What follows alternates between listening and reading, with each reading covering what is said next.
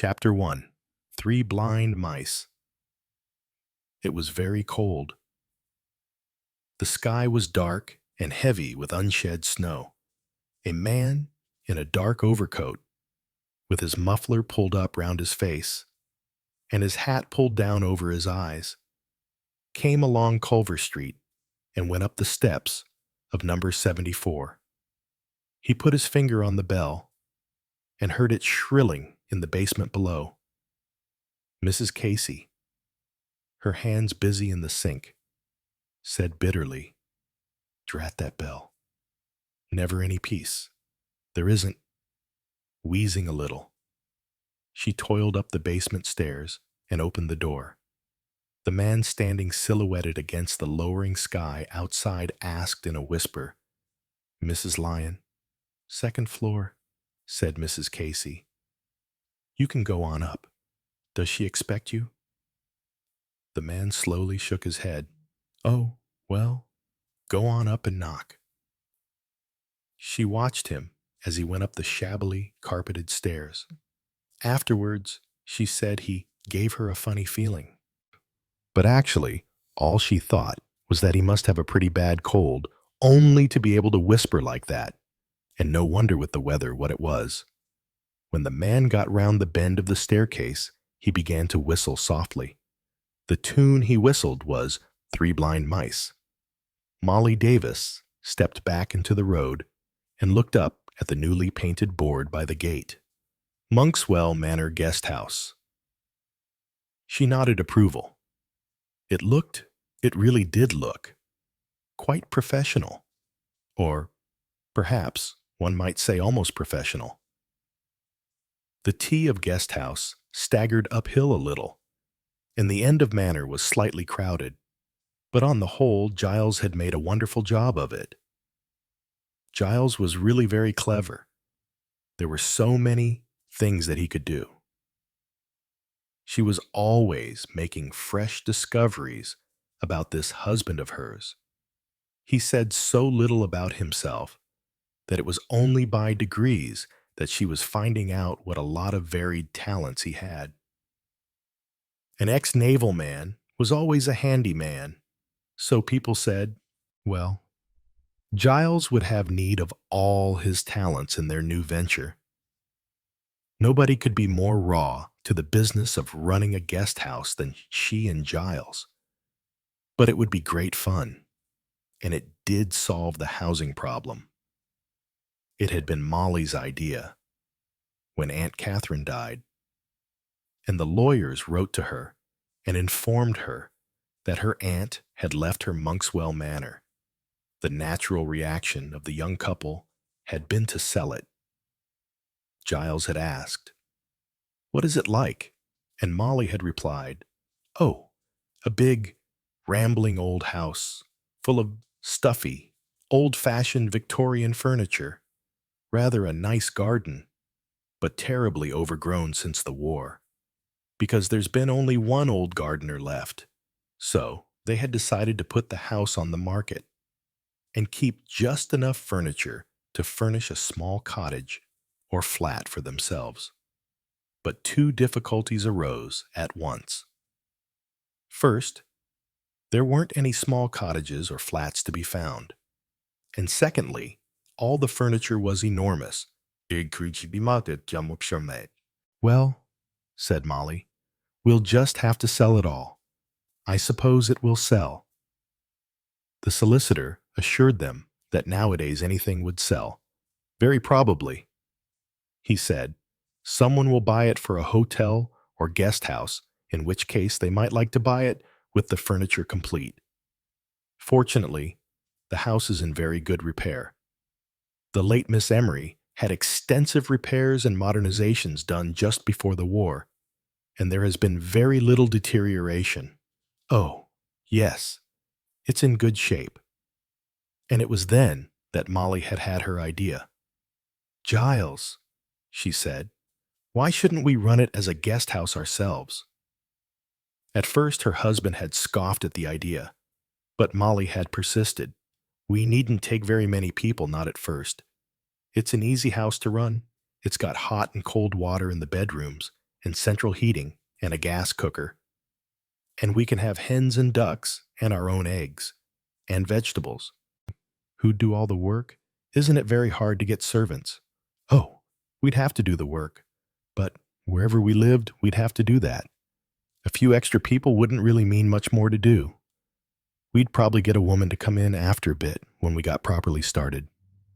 If we had only 5 people, each paying 7 guineas a week, Molly departed into the realms of somewhat optimistic mental arithmetic.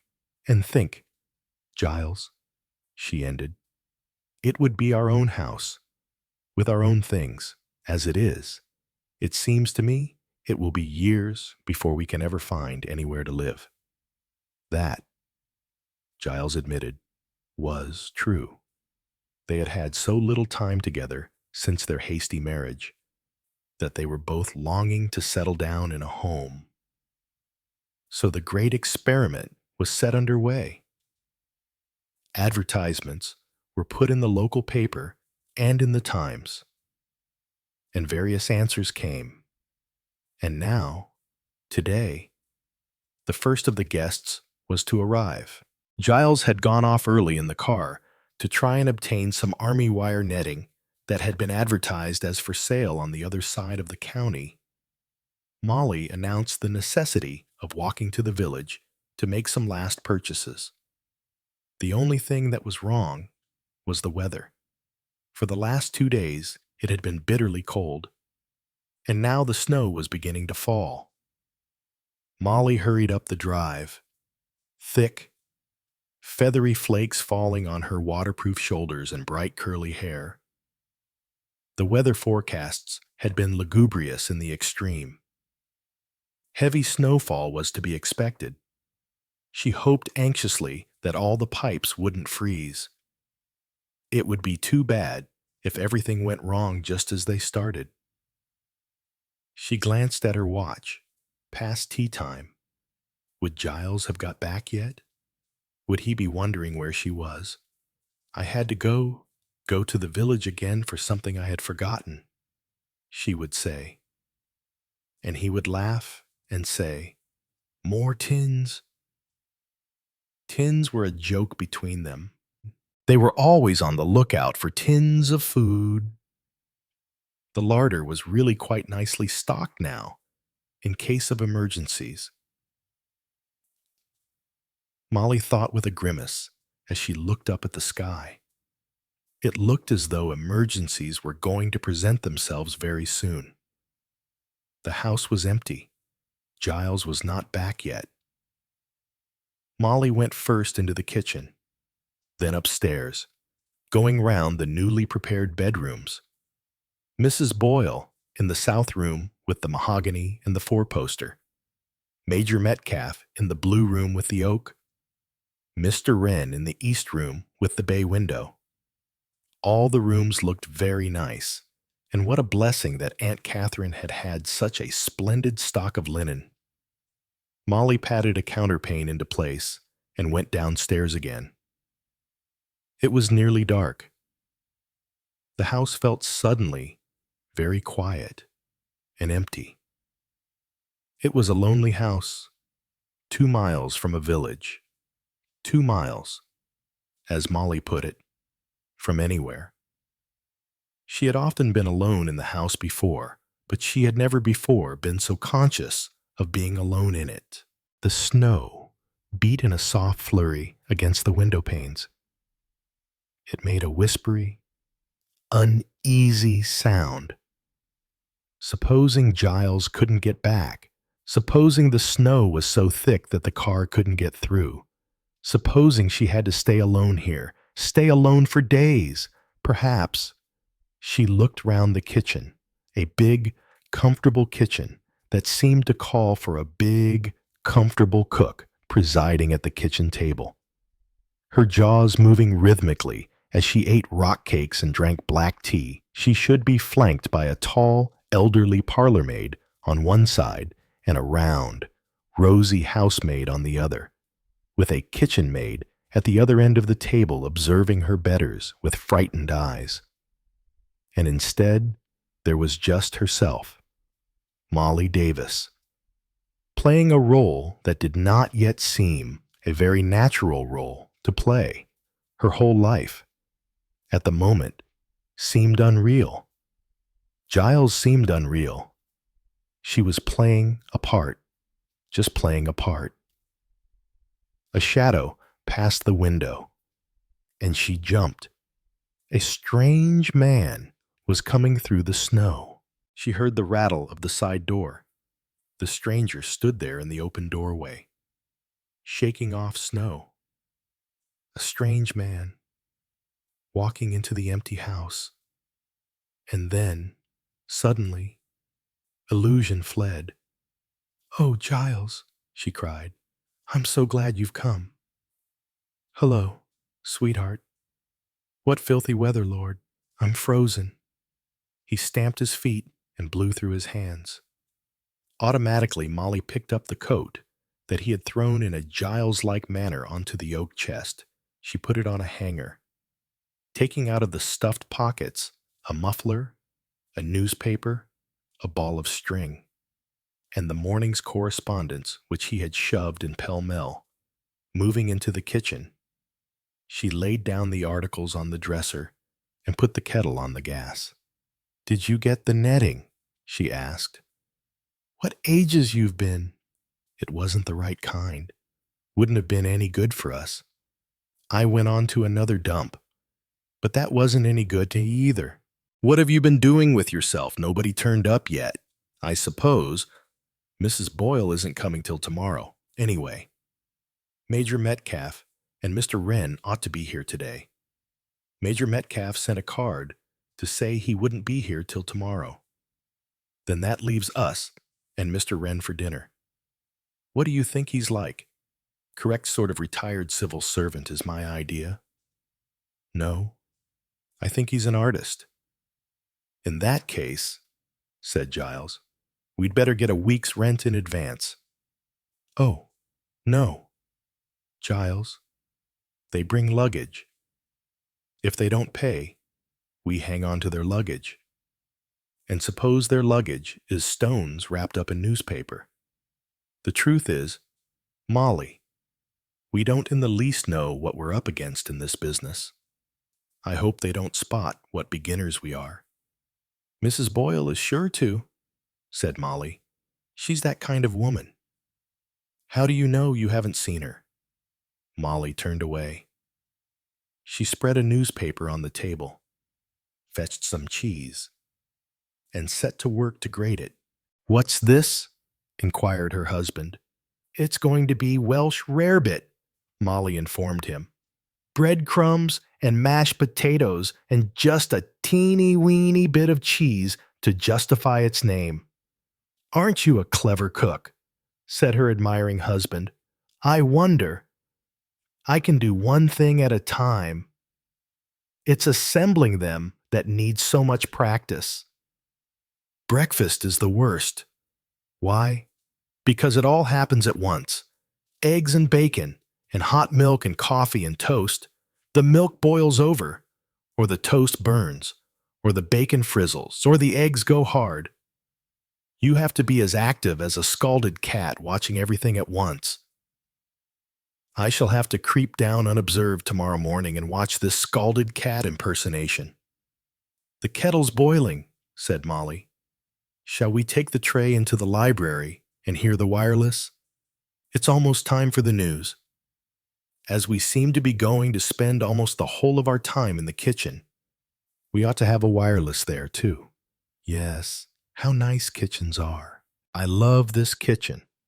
I think it's far and away the nicest room in the house. I like the dresser and the plates, and I simply love the lavish feeling that an absolutely enormous kitchen range gives you, though. Of course, I'm thankful I haven't got to cook on it. I suppose a whole year's fuel ration would go in one day. Almost certainly, I should say. But think of the great joints that were roasted in it, sirloins of beef and saddles of mutton, colossal copper preserving pans full of homemade strawberry jam with pounds and pounds of sugar going into it. What a lovely, comfortable age the Victorian age was. Look at the furniture upstairs. Large and solid and rather ornate, but oh, the heavenly comfort of it, with lots of room for the clothes one used to have, and every drawer sliding in and out so easily. Do you remember that smart modern flat we were lent? Everything built in and sliding only, nothing slid, it always stuck. And the doors pushed shut, only they never stayed shut. Or if they did shut, they wouldn't open. Yes, that's the worst of gadgets. If they don't go right, you're sunk. Well, come on, let's hear the news. The news consisted mainly of grim warnings about the weather, the usual deadlock in foreign affairs, spirited bickerings in Parliament, and a murder in Culver Street. Paddington. Ugh, said Molly, switching it off. Nothing but misery. I'm not going to hear appeals for fuel economy all over again. What do they expect you to do? Sit and freeze. I don't think we ought to have tried to start a guest house in the winter.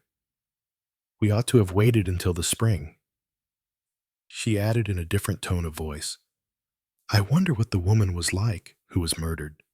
Mrs. Lyon, was that her name? I wonder who wanted to murder her, and why. Perhaps she had a fortune under the floorboards. When it says the police are anxious to interview a man seen in the vicinity, does that mean he's the murderer? I think it's usually that. Just a polite way of putting it. The shrill note of a bell made them both jump. That's the front door, said Giles. Enter a murderer, he added facetiously. It would be, of course, in a play. Hurry up, it must be Mr. Wren. Now, we shall see who's right about him. You or me. Mr. Wren and a flurry of snow came in together with a rush. All that Molly, standing in the library door, could see of the newcomer was his silhouette against the white world outside. How alike, thought Molly, were all men in their livery of civilization. Dark overcoat, gray hat, muffler round the neck. In another moment, Giles had shut the front door against the elements. Mr. Wren was unwinding his muffler and casting down his suitcase and flinging off his hat all, it seemed, at the same time, and also talking. He had a high-pitched, almost querulous voice and stood revealed in the light of the hall as a young man with a shock of light, sunburned hair, and pale, restless eyes. Too frightful, he was saying. The English winter at its worst, a reversion to Dickens Scrooge and Tiny Tim and all that. One had to be so terribly hardy to stand up to it all. Don't you think so? And I've had a terrible cross-country journey from Wales. Are you Mrs. Davis? But how delightful! Molly's hand was seized in a quick, bony clasp. Not at all as I'd imagined you. I'd pictured you, you know, as an Indian Army general's widow, terrifically grim and memsahibish, and Benares whatnot, a real Victorian whatnot. Heavenly, simply heavenly. Have you got any wax flowers or birds of paradise? Oh, but I'm simply going to love this place. I was afraid. You know, it would be very old world, a very, very manor house failing the Benares brass. Instead, it's marvelous real Victorian bedrock respectability. Tell me, have you got one of those beautiful sideboards, mahogany, purple plummy mahogany, with great carved fruits? As a matter of fact, said Molly, rather breathless under this torrent of words, we have. No. Can I see it at once? In here. His quickness was almost disconcerting. He had turned the handle of the dining room door and clicked on the light. Molly followed him in, conscious of Giles's disapproving profile on her left. Mr. Wren passed his long, bony fingers over the rich carving of the massive sideboard with little cries of appreciation. Then he turned a reproachful glance upon his hostess. No big mahogany dining table, all these little tables dotted about instead. "We thought people would prefer it that way," said Molly. "Darling, of course you're quite right. I was being carried away by my feeling for period. Of course, if you had the table, you'd have to have the right family round it.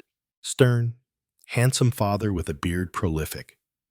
Faded mother, 11 children, a grim governess, and somebody called Poor Harriet, the poor relation who acts as general helper and is very, very grateful for being given a good home. Look at that grate. Think of the flames leaping up the chimney and blistering poor Harriet's back." "I'll take your suitcase upstairs," said Giles. "East room." "Yes," said Molly.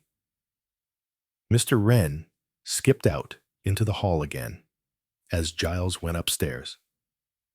"Has it got a 4-poster with little chintz roses?" he asked. "No, it hasn't," said Giles, and disappeared round the bend of the staircase. "I don't believe your husband is going to like me," said Mr. Wren. "What's he been in the Navy?" "Yes." "I thought so. They're much less tolerant than the Army and the Air Force. How long have you been married? Are you very much in love with him? Perhaps you'd like to come up and see your room." Yes, of course that was impertinent. But I did really want to know. I mean, it's interesting, don't you think? To know all about people. What they feel and think. I mean, not just who they are and what they do. "I suppose," said Molly in a demure voice. "You are Mr. Wren." The young man stopped short, clutched his hair in both hands, and tugged at it. "But how frightful! I never put first things first." "Yes, I'm Christopher Wren now. Don't laugh. My parents were a romantic couple. They hoped I'd be an architect. So they thought it a splendid idea to christen me Christopher halfway home, as it were." "And are you an architect?" asked Molly, unable to help smiling. "Yes, I am," said Mr. Wren triumphantly. "At least I'm nearly one. I'm not fully qualified yet, but it's really a remarkable example of wishful thinking coming off for once. Mind you, actually, the name will be a handicap. I shall never be the Christopher Wren. However, Chris Wren's prefab nests may achieve fame." Giles came down the stairs again, and Molly said, "I'll show you your room now, Mr. Wren." When she came down a few minutes later, Giles said, "Well, did he like the pretty oak furniture? He was very anxious to have a 4-poster, so I gave him the rose room instead." Giles grunted and murmured something that ended, "Oh, no, young twerp. Now, look here, Giles." Molly assumed a severe demeanor. "This isn't a house party of guests we're entertaining. This is business. Whether you like Christopher Wren or not, I don't." Giles interjected, "Has nothing whatever to do with it.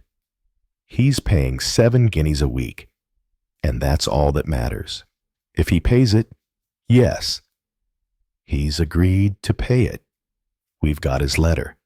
Did you transfer that suitcase of his to the Rose Room? He carried it, of course. Very gallant. But it wouldn't have strained you. There's certainly no question of stones wrapped up in newspaper. It's so light that there seems to me there's probably nothing in it." "Here he comes," said Molly warningly. Christopher Wren was conducted to the library, which looked, Molly thought, Very nice, indeed, with its big chairs and its log fire. Dinner, she told him, would be in half an hour's time. In reply to a question, she explained that there were no other guests at the moment. In that case, Christopher said, how would it be if he came into the kitchen and helped? I can cook you an omelet if you like, he said engagingly. The subsequent proceedings took place in the kitchen, and Christopher helped with the washing up.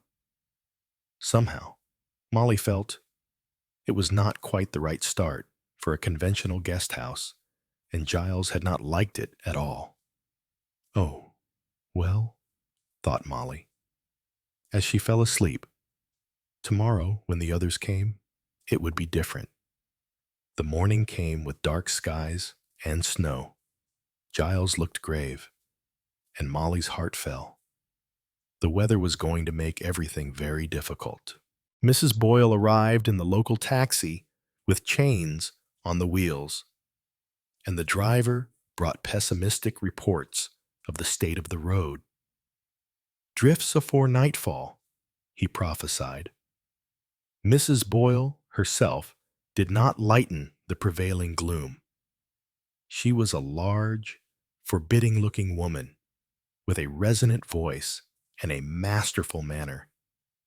Her natural aggressiveness had been heightened by a war career of persistent and militant usefulness.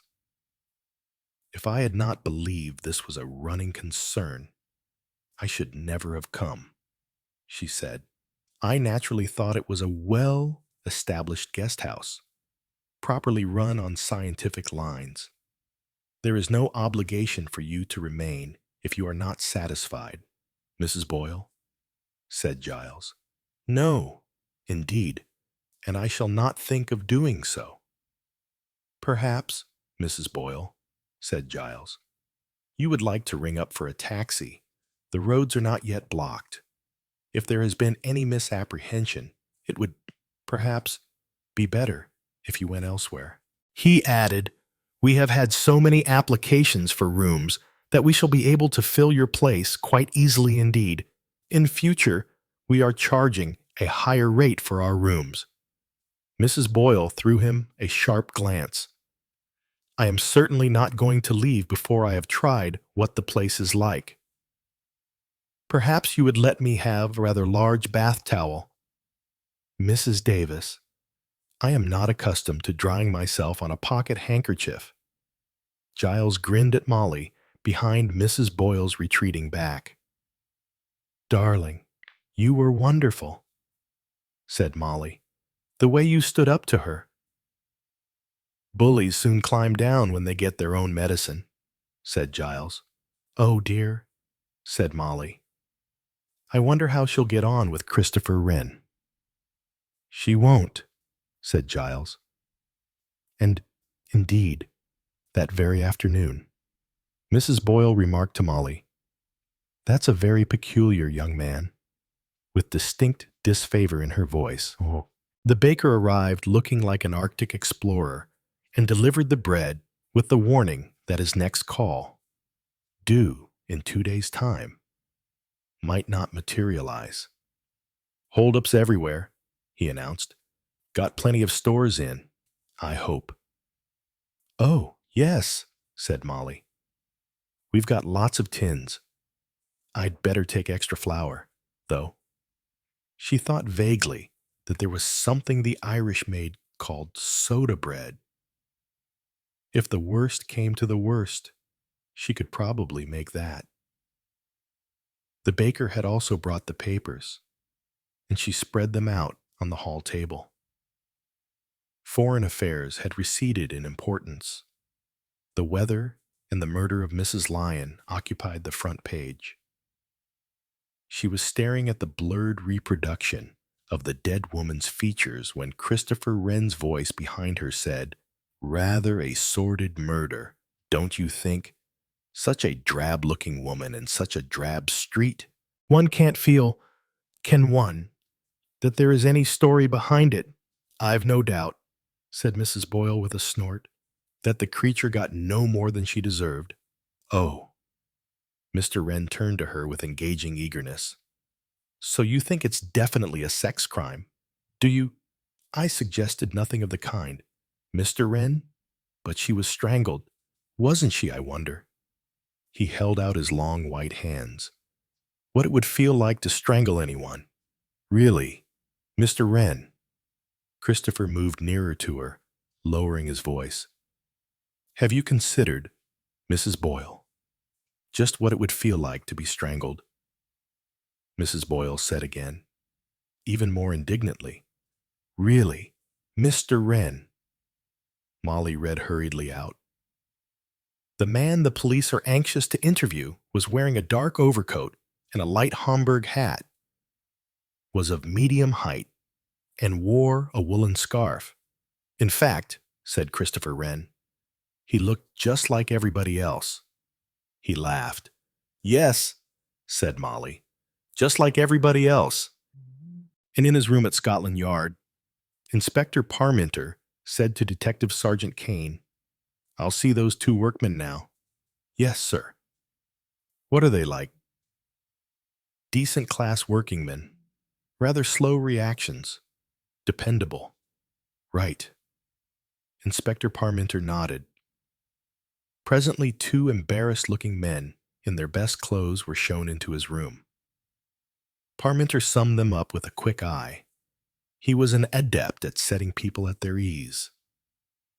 So you think you've some information that might be useful to us on the Lyon case, he said. Good of you to come along. Sit down. Smoke. He waited while they accepted cigarettes and lit up. Pretty awful weather outside. It is that, sir. Well, now, then let's have it. The two men looked at each other, embarrassed now that it came to the difficulties of narration. Go ahead, Joe, said the bigger of the two. Joe went ahead. It was like this. See, we hadn't got a match. Where was this? Jarman Street. We was working on the road. They're gas mains. Inspector Parminter nodded. Later, he would get down to exact details of time and place. Jarman Street. He knew was in the close vicinity of Culver Street, where the tragedy had taken place. You hadn't got a match, he repeated encouragingly. No. Finished my box. I had. And Bill's lighter wouldn't work. And so I spoke to a bloke as was passing. Can you give us a match? Mister, I says. Didn't think nothing particular. I didn't. Not then. He was just passing like lots of others. I just happened to arsk him. Again Parminter nodded. Well, he give us a match. He did. Didn't say nothing. Cruel cold. Bill said to him. And he just answered, whispering like, Yes, it is. Got a cold on his chest. I thought he was all wrapped up. Anyway, thanks, mister, I says and gives him back his matches. And he moves off quick. So quick that when I sees he'd dropped something, it's almost too late to call him back. It was a little notebook, as he must have pulled out of his pocket when he got the matches out. Hi, mister. I calls after him. You've dropped something. But he didn't seem to hear. He just quickens up and bolts round the corner. Didn't he, Bill? That's right, agreed Bill. Like a scurrying rabbit. Into the Harrow Road, that was. And it didn't seem as we'd catch up with him there. Not the rate he was going. And anyway, by then it was a bit late. It was only a little book. Not a wallet or anything like that. Maybe it wasn't important. Funny bloke, I says, his hat pulled down over his eyes, and all buttoned up like a crook on the pictures. I says to Bill, Didn't I, Bill? That's what you said, agreed Bill. Funny I should have said that, not that I thought anything at the time. Just in a hurry to get home. That's what I thought. And I didn't blame him. Not arf cold. It was Crumb. Not Arf, agreed Bill. So I says to Bill, let's have a look at this little book and see if it's important. Well, sir, I took a look. Only a couple of addresses. I says to Bill, 74 Culver Street and some blinking manor house. Ritzy, said Bill with a snort of disapproval. Joe continued his tale with a certain gusto now that he had got wound up. 74 Culver Street, I says to Bill, that's just round the corner from here. When we knock off, we'll take it round, and then I sees something written across the top of the page. What's this, I says to Bill, and he takes it and reads it out. 3 blind mice must be off his knocker, he says. And just at that very moment, yes, it was that very moment, sir, we hear some woman yelling, murder a couple of streets away. Joe paused at this artistic climax. Didn't half yell, did she? He resumed. Here, I says to Bill, you nip along. And by, he comes back and says, there's a big crowd, and the police are there, and some woman's had her throat cut or been strangled, and that was the landlady who found her, yelling for the police. Where was it, I says to him? In Culver Street. He says, what number, I asks. And he says he didn't rightly notice. Bill coughed and shuffled his feet with the sheepish air of one who has not done himself justice. So I says, we'll nip around and make sure. And when we finds it's number 74, we talk it over. And maybe, Bill says, the address in the notebook's got nothing to do with it. And I says as maybe it has. And anyway, after we've talked it over and heard the police want to interview a man who left the house about that time, well, we come along here and ask if we can see the gentleman who's handling the case. And I'm sure I hope as we aren't wasting your time. You acted very properly, said Parminter approvingly. You've brought the notebook with you. Thank you. Now, his questions became brisk and professional. He got places, times, dates. The only thing he did not get was a description of the man who had dropped the notebook. Instead, he got the same description as he had already got from a hysterical landlady. The description of a hat pulled down over the eyes, a buttoned-up coat, a muffler swathed round the lower part of a face, a voice that was only a whisper, gloved hands. When the men had gone, he remained staring down at the little book, lying open on his table. Presently, it would go to the appropriate department to see what evidence, if any, of fingerprints it might reveal. But now his attention was held by the 2 addresses and by the line of small handwriting along the top of the page. He turned his head as Sergeant Kane came into the room. Come here, Kane, look at this. Kane stood behind him and let out a low whistle as he read out, 3 blind mice, well, I'm dashed. Yes. Parminter opened a drawer and took out a half sheet of notepaper, which he laid beside the notebook on his desk. It had been found pinned carefully to the murdered woman. On it was written, "This is the first." Below was a childish drawing of 3 mice and a bar of music. Kane whistled the tune softly. 3 blind mice. See how they run. That's it. All right. That's the signature tune. Crazy, isn't it, sir? Yes. Parminter frowned. The identification of the woman is quite certain. Yes, sir. Here's the report from the fingerprints department. Mrs. Lyon, as she called herself, was really Maureen Gregg. She was released from Holloway 2 months ago on completion of her sentence, Parminter said thoughtfully. She went to 74 Culver Street calling herself Maureen Lyon. She occasionally drank a bit, and she had been known to bring a man home with her once or twice. She displayed no fear of anything or anyone. There's no reason to believe she thought herself in any danger. This man rings the bell, asks for her, and is told by the landlady to go up to the second floor. She can't describe him. Says only that he was of medium height and seemed to have a bad cold and lost his voice. She went back again to the basement and heard nothing of a suspicious nature. She did not hear the man go out. 10 minutes or so later, she took a tea to her lodger and discovered her strangled. This wasn't a casual murder. Cain, it was carefully planned. He paused and then added abruptly, I wonder how many houses there are in England called Monkswell Manor. There might be only one, sir. That would probably be too much luck. But get on with it. There's no time to lose. The sergeant's eye rested appreciatively on 2 entries in the notebook, 74. Culver Street, Monkswell Manor.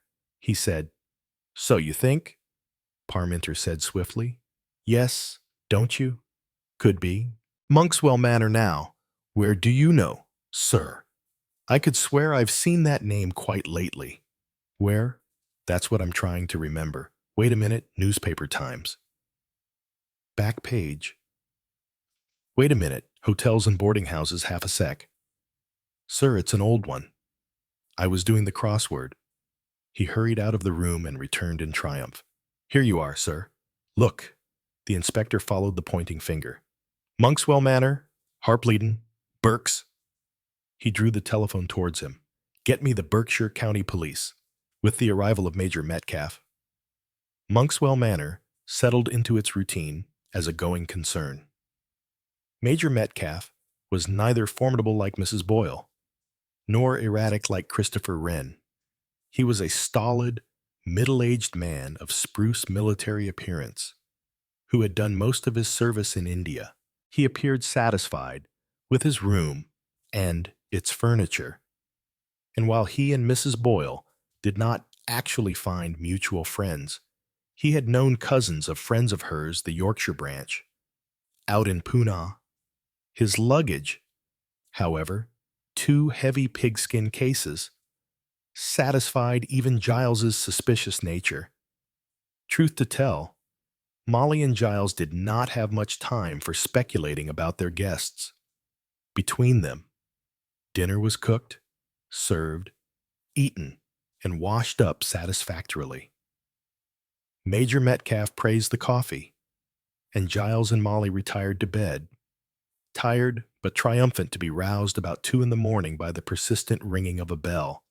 Damn, said Giles. It's the front door. What on earth? Hurry up, said Molly. Go and see. Casting a reproachful glance at her, Giles wrapped his dressing gown round him and descended the stairs. Molly heard the bolts being drawn back and a murmur of voices in the hall. Presently, driven by curiosity, she crept out of bed and went to peep from the top of the stairs. In the hall below, Giles was assisting a bearded stranger out of a snow-covered overcoat. Fragments of conversation floated up to her.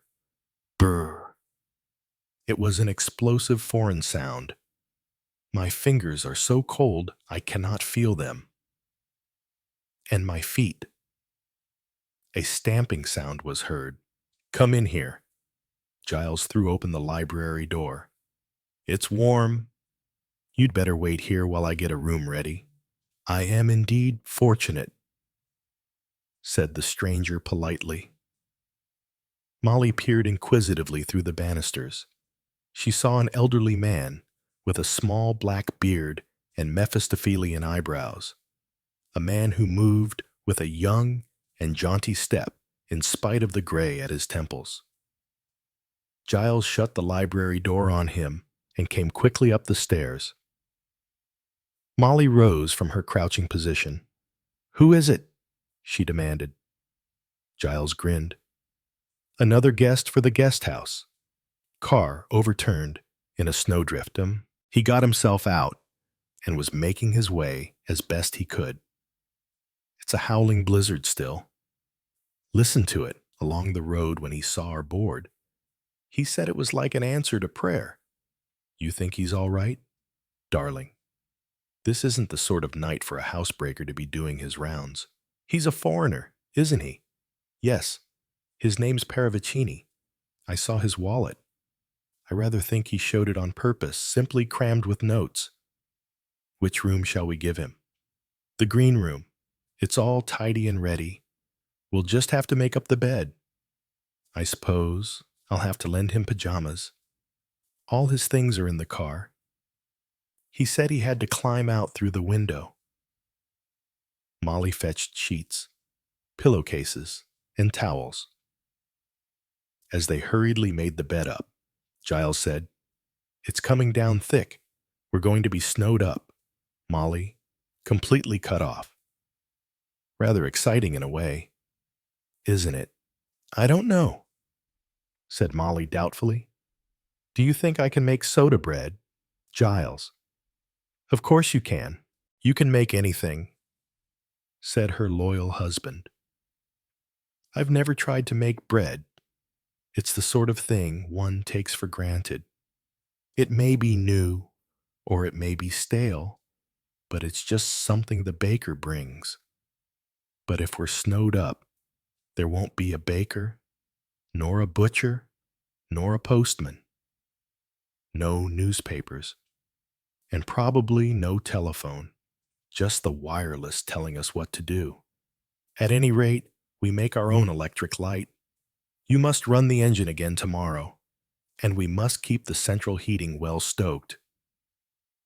I suppose our next lot of coke won't come in now. We're very low." "Oh, bother. Giles, I feel we are in for a simply frightful time. Hurry up and get Para whatever his name is. I'll go back to bed."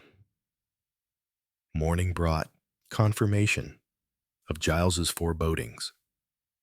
Snow was piled 5 feet high, drifting up against the doors and windows. Outside it was still snowing.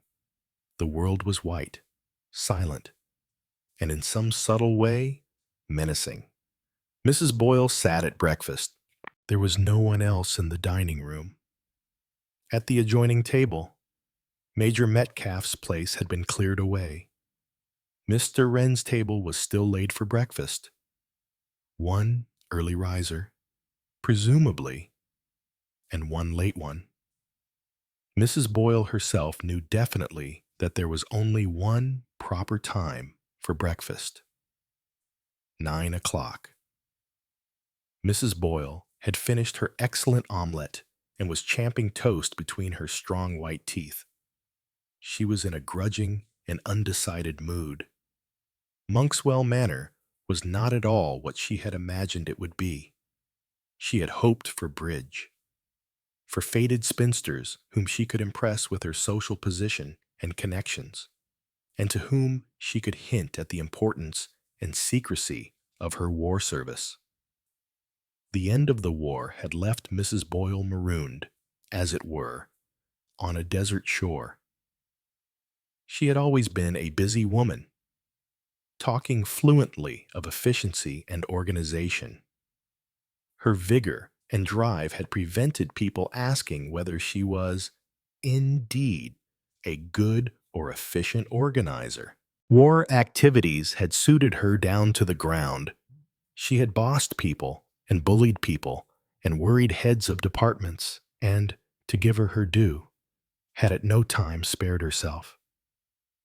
Subservient women had run to and fro, terrified of her slightest frown. And now, all that exciting hustling life was over.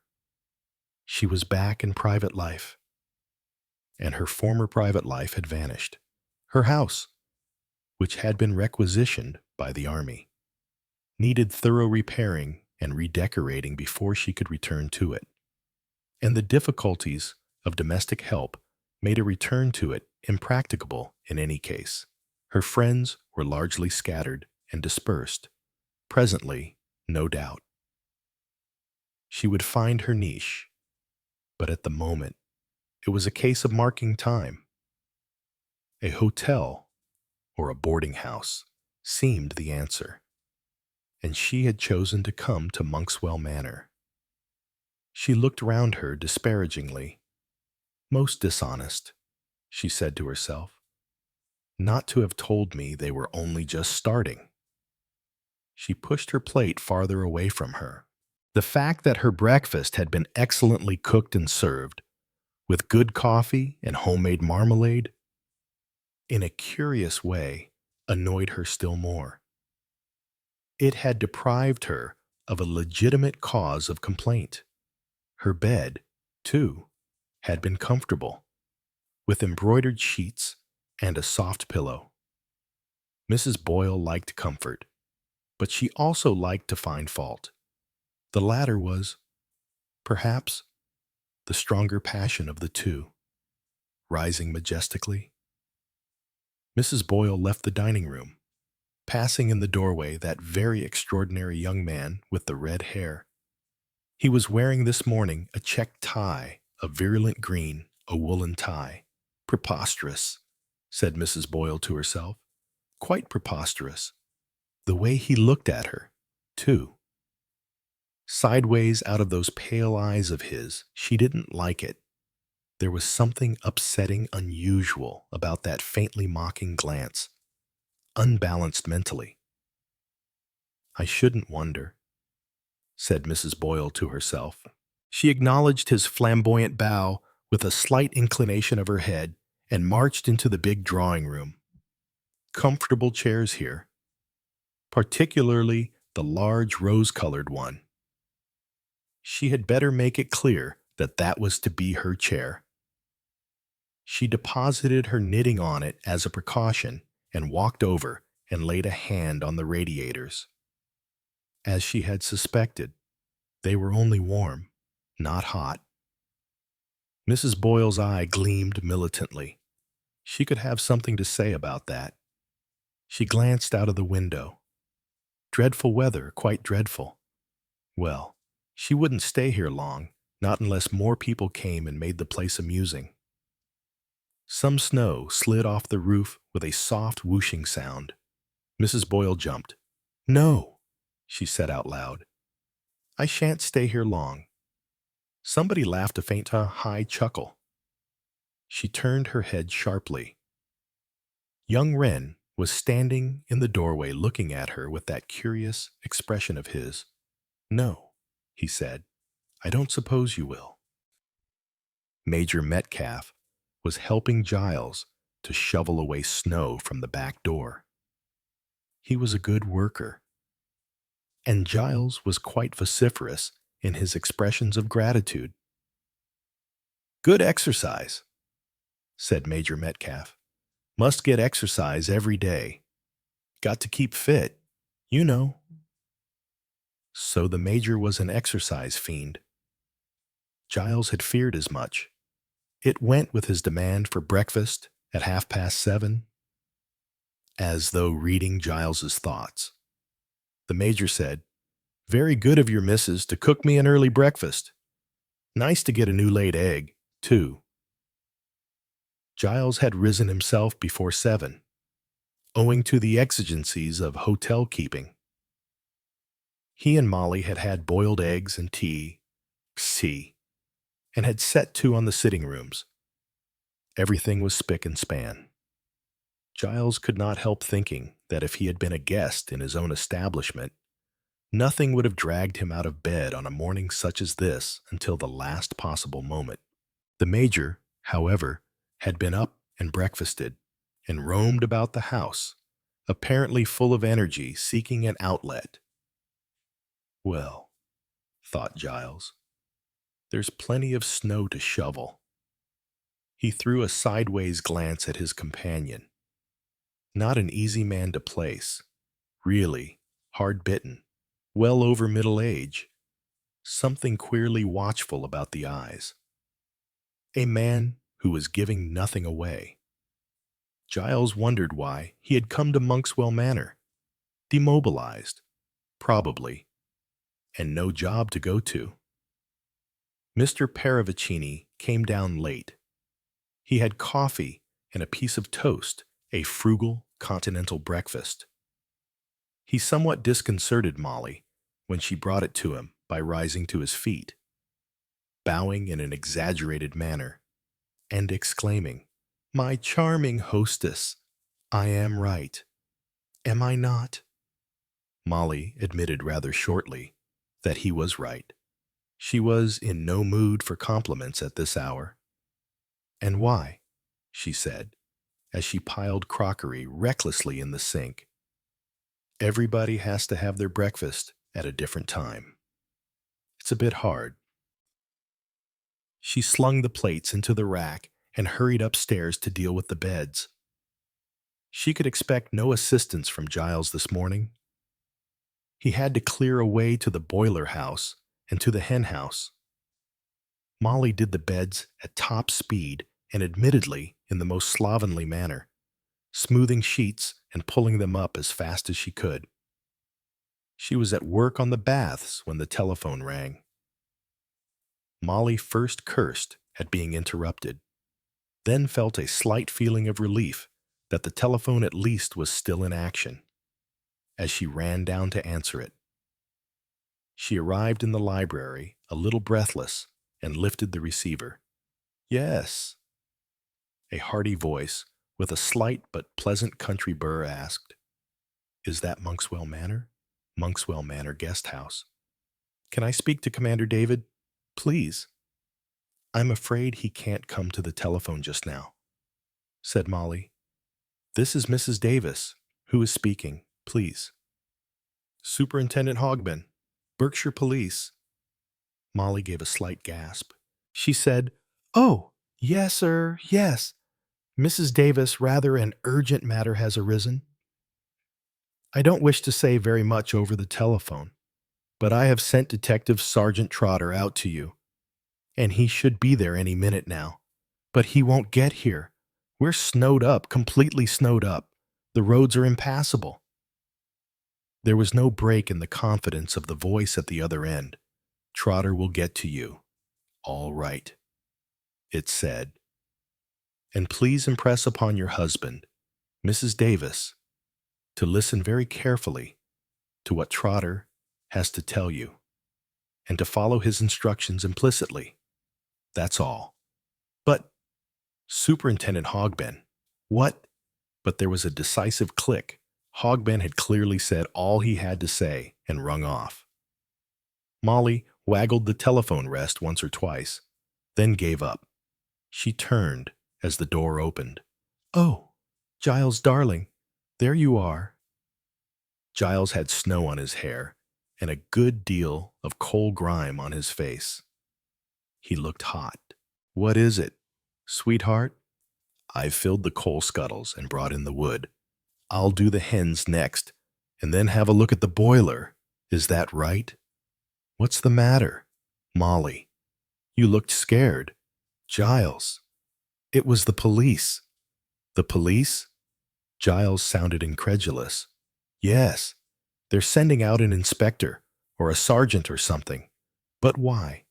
What have we done?" "I don't know.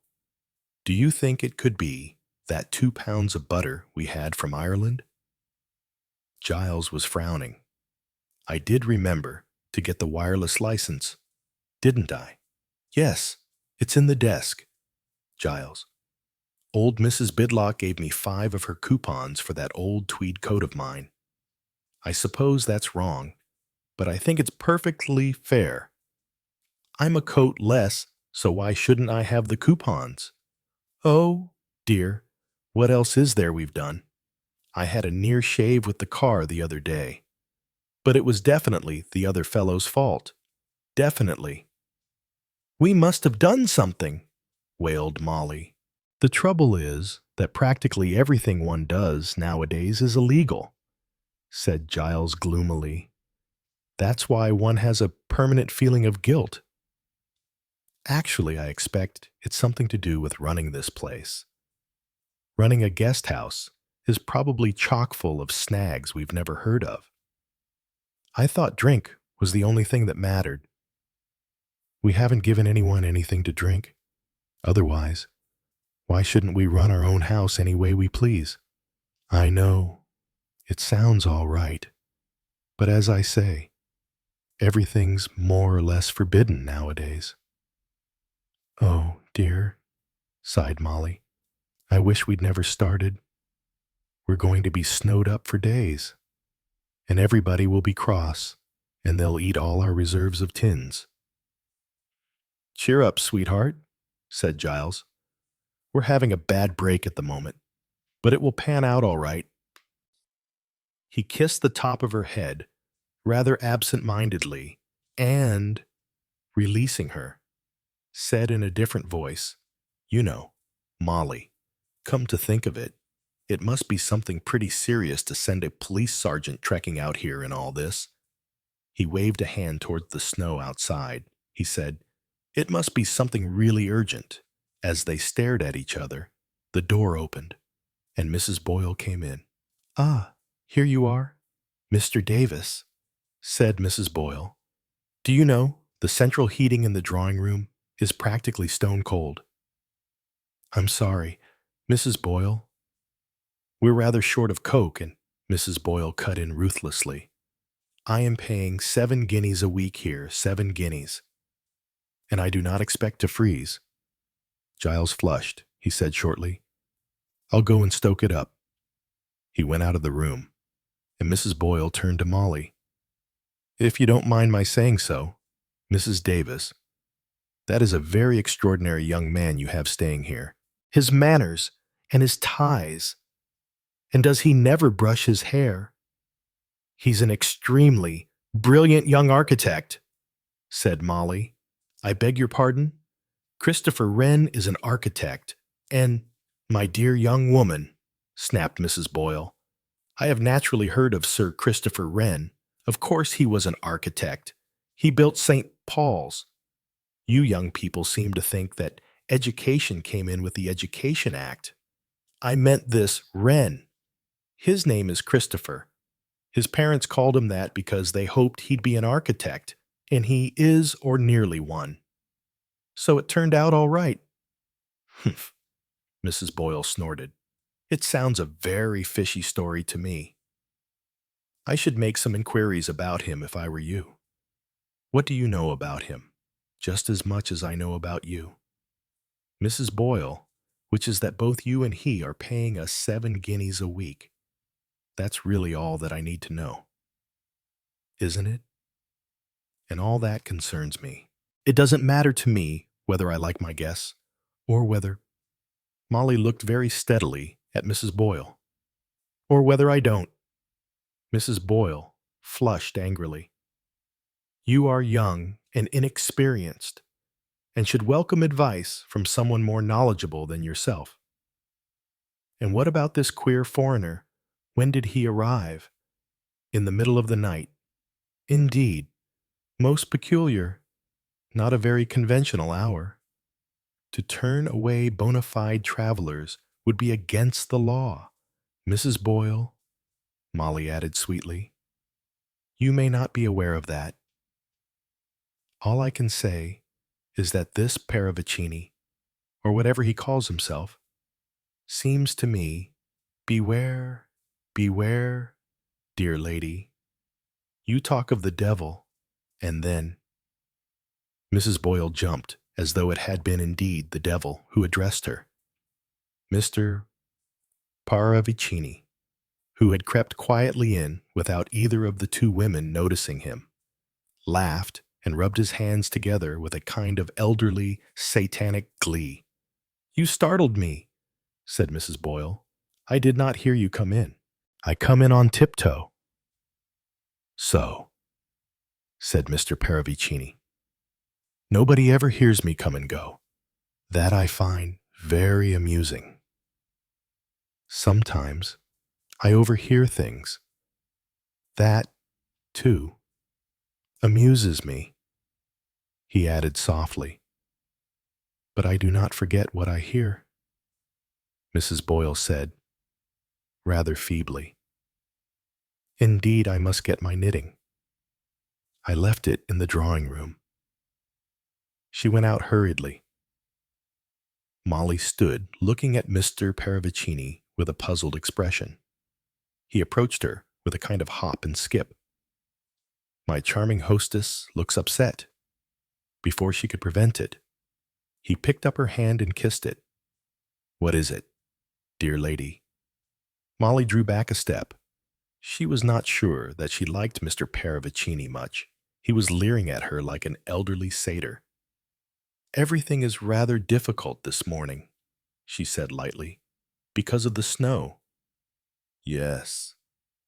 Mr. Paravicini turned his head round to look out of the window. Snow makes everything very difficult, does it not? Or else it makes things very easy. I don't know what you mean. No, he said thoughtfully. There is quite a lot that you do not know. I think, for one thing, that you do not know very much about running a guest house. Molly's chin went up belligerently. I dare say we don't, but we mean to make a go of it. Bravo, bravo. After all, Molly's voice betrayed slight anxiety. I'm not such a very bad cook. You are, without doubt, an enchanting cook, said Mr. Paravicini. What a nuisance foreigners were, thought Molly. Perhaps Mr. Paravicini read her thoughts. At all events, his manner changed. He spoke quietly and quite seriously. May I give you a little word of warning? Mrs. Davis, you and your husband must not be too trusting. You know. Have you references with these guests of yours? Is that usual? Molly looked troubled.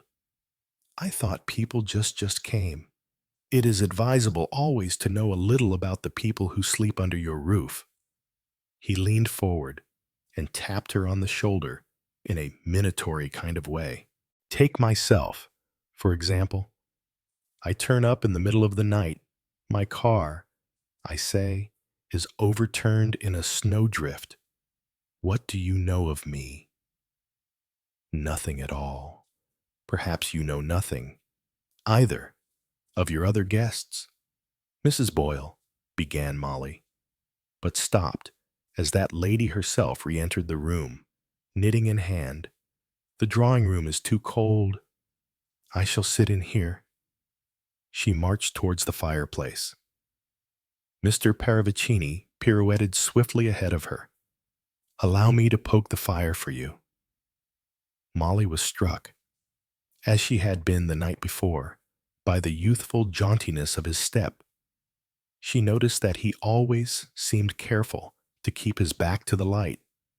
And now, as he knelt, poking the fire, she thought she saw the reason for it. Mr. Paravicini's face was cleverly but decidedly made up. So the old idiot tried to make himself look younger than he was. Did he? Well, he didn't succeed. He looked all his age and more. Only the youthful walk was incongruous. Perhaps that, too, had been carefully counterfeited. She was brought back from speculation to the disagreeable realities by the brisk entrance of Major Metcalfe. Mrs. Davis, I'm afraid the pipes of the ER. He lowered his voice modestly. Downstairs cloakroom are frozen. Oh dear, groaned Molly. What an awful day. First the police, and then the pipes. Mr. Paravicini dropped the poker into the grate with a clatter. Mrs. Boyle stopped knitting. Molly, looking at Major Metcalfe, was puzzled by his sudden stiff immobility and by the indescribable expression on his face. It was an expression she could not place. It was as though all emotion had been drained out of it, leaving something carved out of wood behind. He said in a short staccato voice, "Police, did you say?"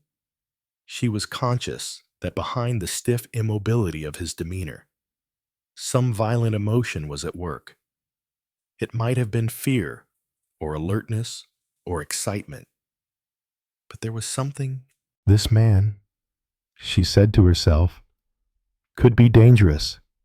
He said again, and this time his voice was just mildly curious. "What's that about the police?" "They rang up," said Molly, "just now, to say they're sending a sergeant out here." She looked towards the window. "But I shouldn't think he'll ever get here," she said hopefully. "Why are they sending the police here?" He took a step nearer to her, but before she could reply, the door opened, and Giles came in. "This ruddy coke's more than half stones, he said angrily. Then he added sharply, "Is anything the matter?" Major Metcalf turned to him. "I hear the police are coming out here." He said, "Why?" "Oh, that's all right," said Giles. "No one can ever get through in this. Why? The drifts are 5 feet deep. The road's all banked up. Nobody will get here today." And at that moment, there came distinctly 3 loud taps on the window. It startled them all.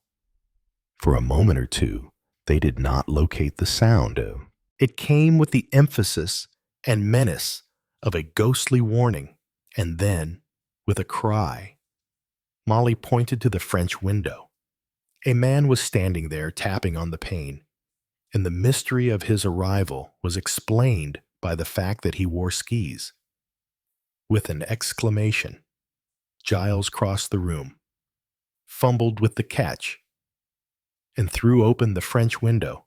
"Thank you, sir," said the new arrival. He had a slightly common, cheerful voice and a well-bronzed face. "Detective Sergeant Trotter," he announced himself. Mrs. Boyle peered at him over her knitting with disfavor. "You can't be a sergeant," she said disapprovingly. "You're too young." The young man, who was indeed very young, looked affronted at this criticism and said in a slightly annoyed tone, "I'm not quite as young as I look, madam." His eye roved over the group and picked out Giles. "Are you Mr. Davis? Can I get these skis off and stow them somewhere?" "Of course. Come with me," Mrs. Boyle said acidly, as the door to the hall closed behind them.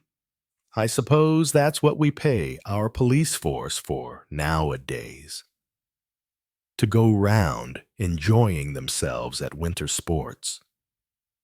Paravicini had come close to Molly.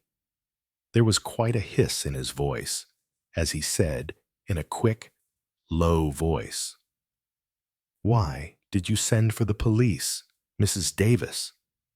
She recoiled a little before the steady malignity of his glance. This was a new Mr. Paravicini. For a moment, she felt afraid. She said helplessly, "But I didn't. And then Christopher Wren came excitedly through the door, saying in a high, penetrating whisper, "Who's that man in the hall? Where did he come from, so terribly hardy, and all over snow?"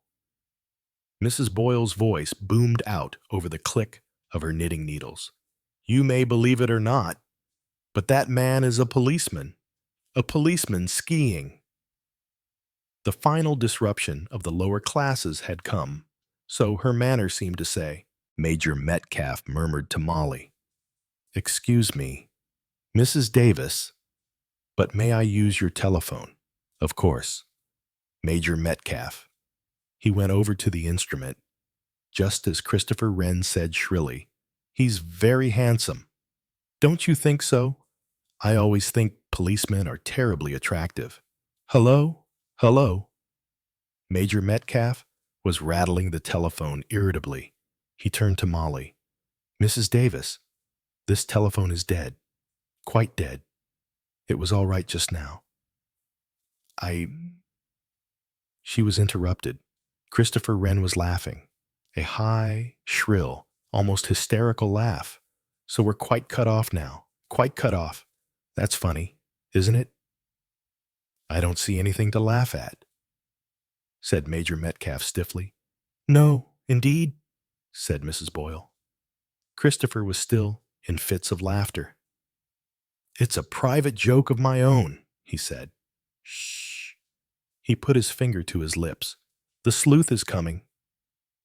Giles came in with Sergeant Trotter. The latter had got rid of his skis and brushed off the snow and was holding in his hand a large notebook and pencil. He brought an atmosphere of unhurried judicial procedure with him. Molly, said Giles, Sergeant Trotter wants a word with us alone.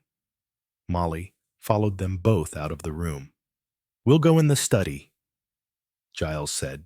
They went into the small room at the back of the hall, which was dignified by that name.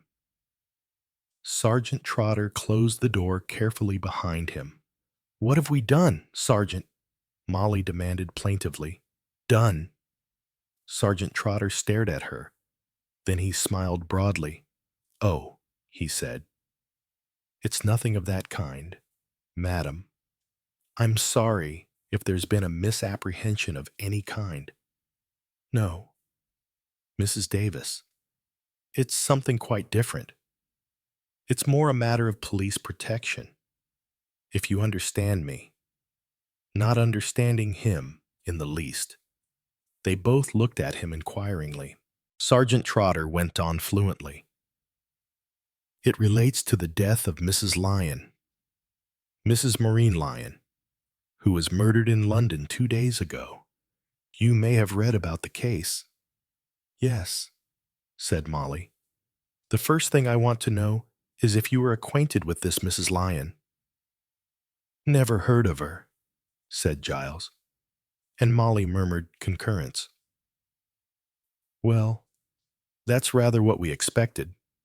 But as a matter of fact, Lyon wasn't the murdered woman's real name. She had a police record, and her fingerprints were on file. So we were able to identify her without any difficulty.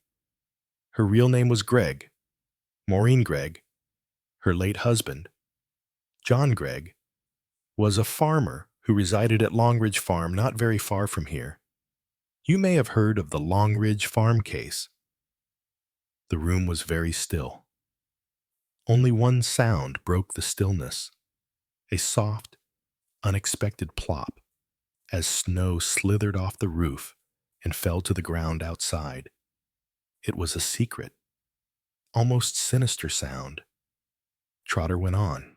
3 evacuee children were billeted on the Greggs at Longridge Farm in 1940.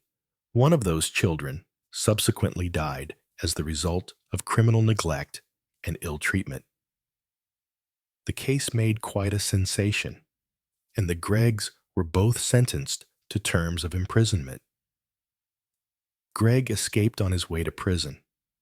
He stole a car and had a crash while trying to evade the police. He was killed outright. Mrs. Gregg served her sentence and was released 2 months ago. And now she's been murdered, said Giles. Who do they think did it? But Sergeant Trotter was not to be hurried. You remember the case, sir? He asked. Giles shook his head.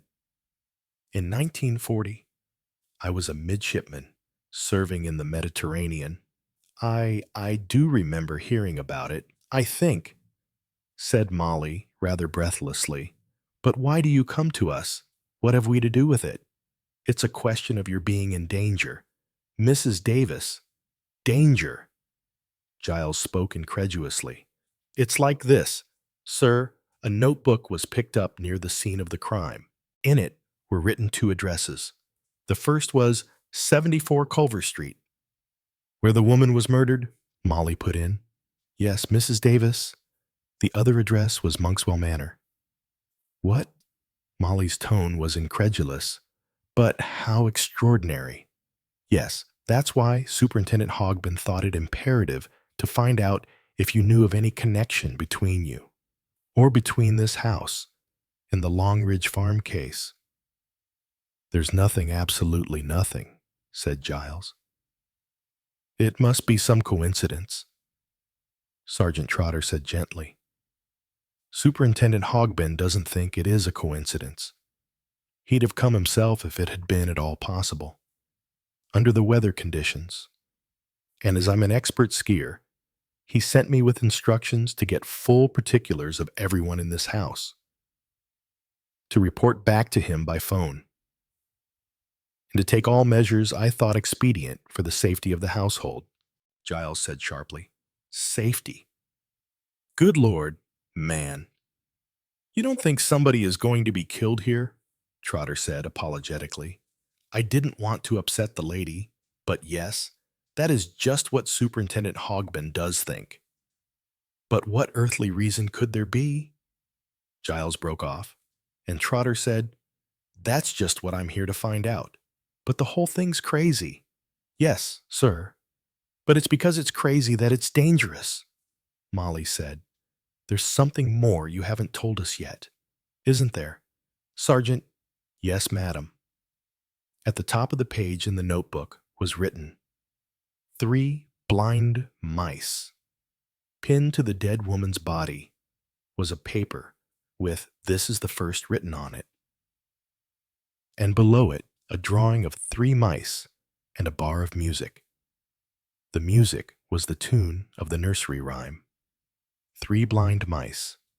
Molly sang softly. 3 blind mice. See how they run. They all ran after the farmer's wife. She broke off.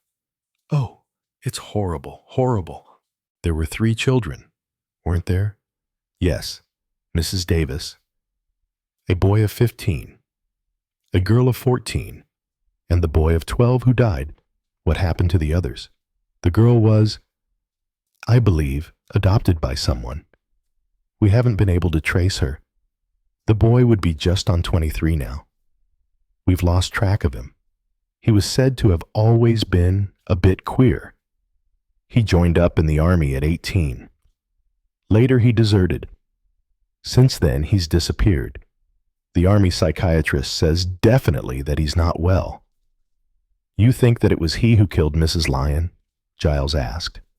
And that he's a homicidal maniac and may turn up here for some unknown reason. We think that there must be a connection between someone here and the Long Ridge Farm business.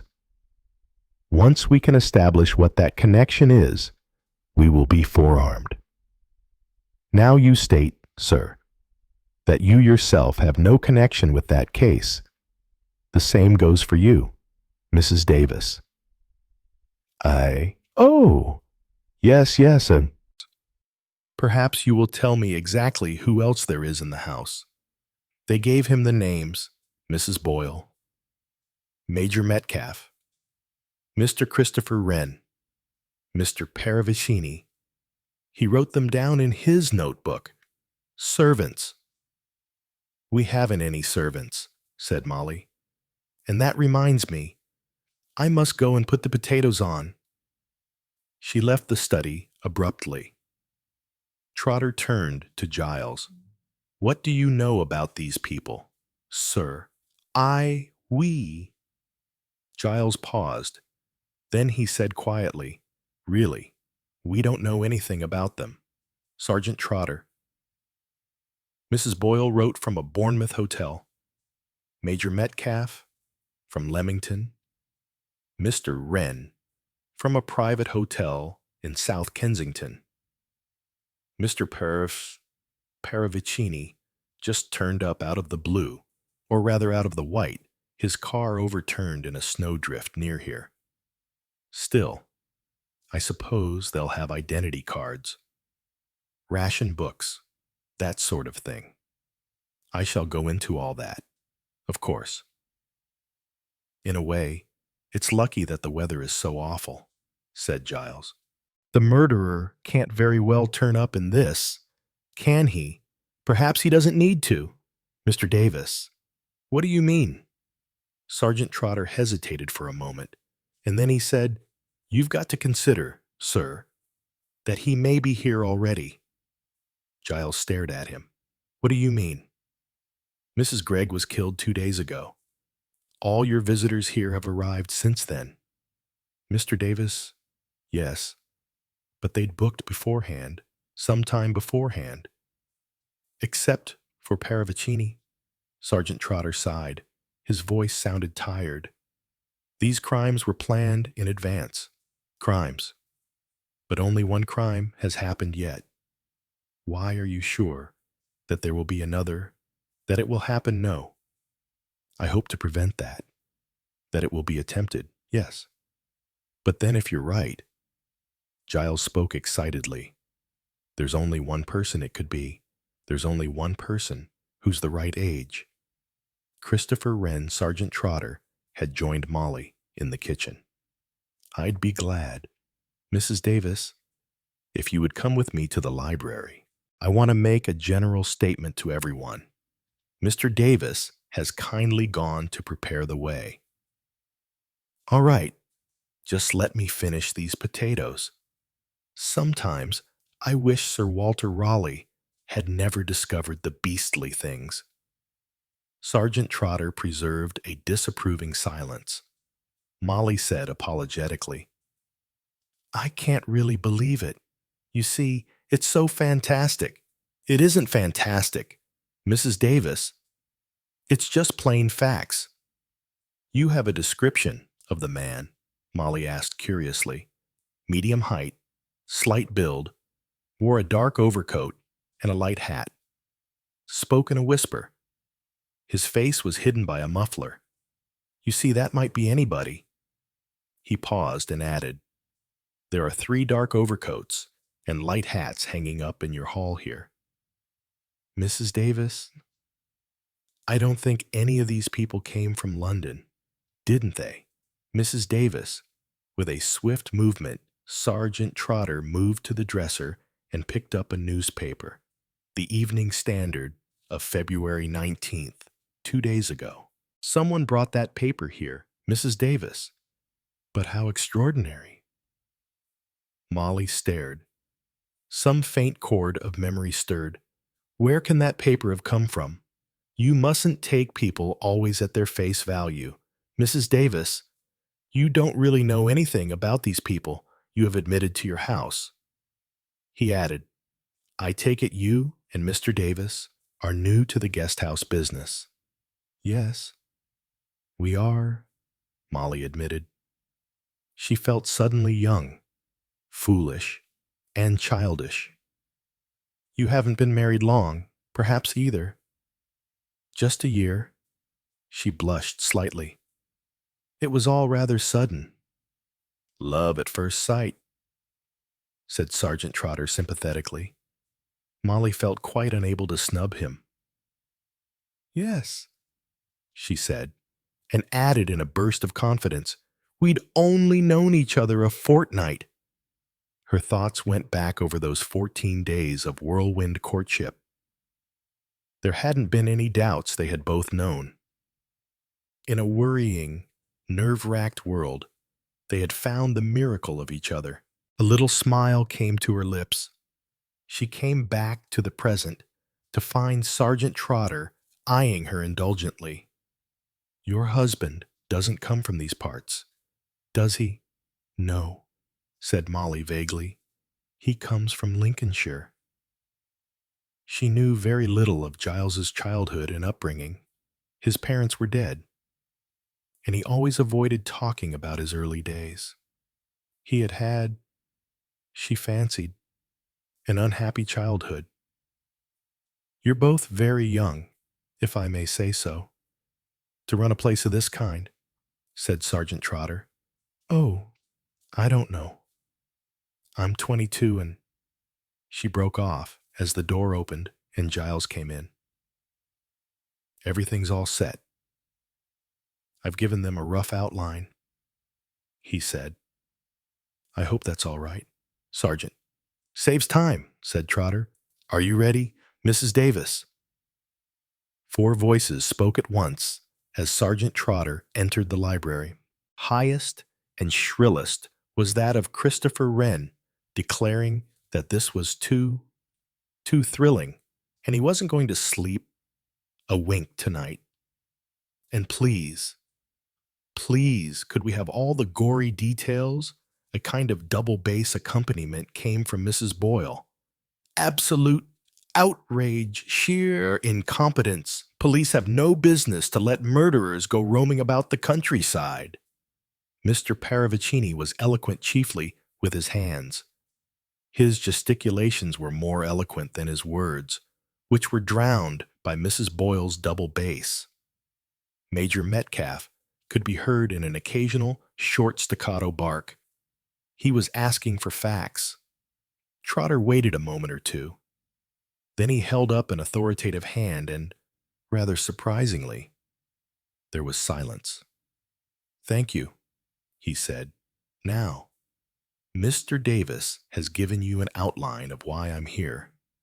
I want to know one thing, and one thing only.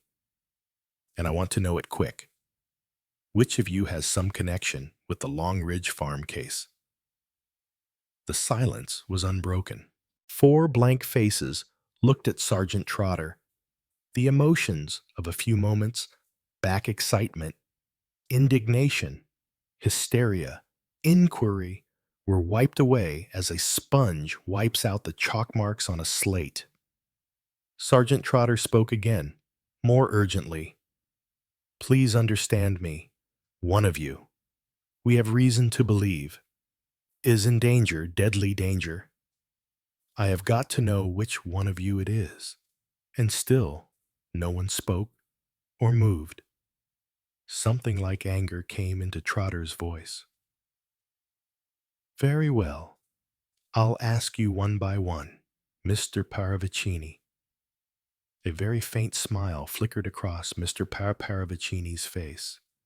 He raised his hands in a protesting foreign gesture.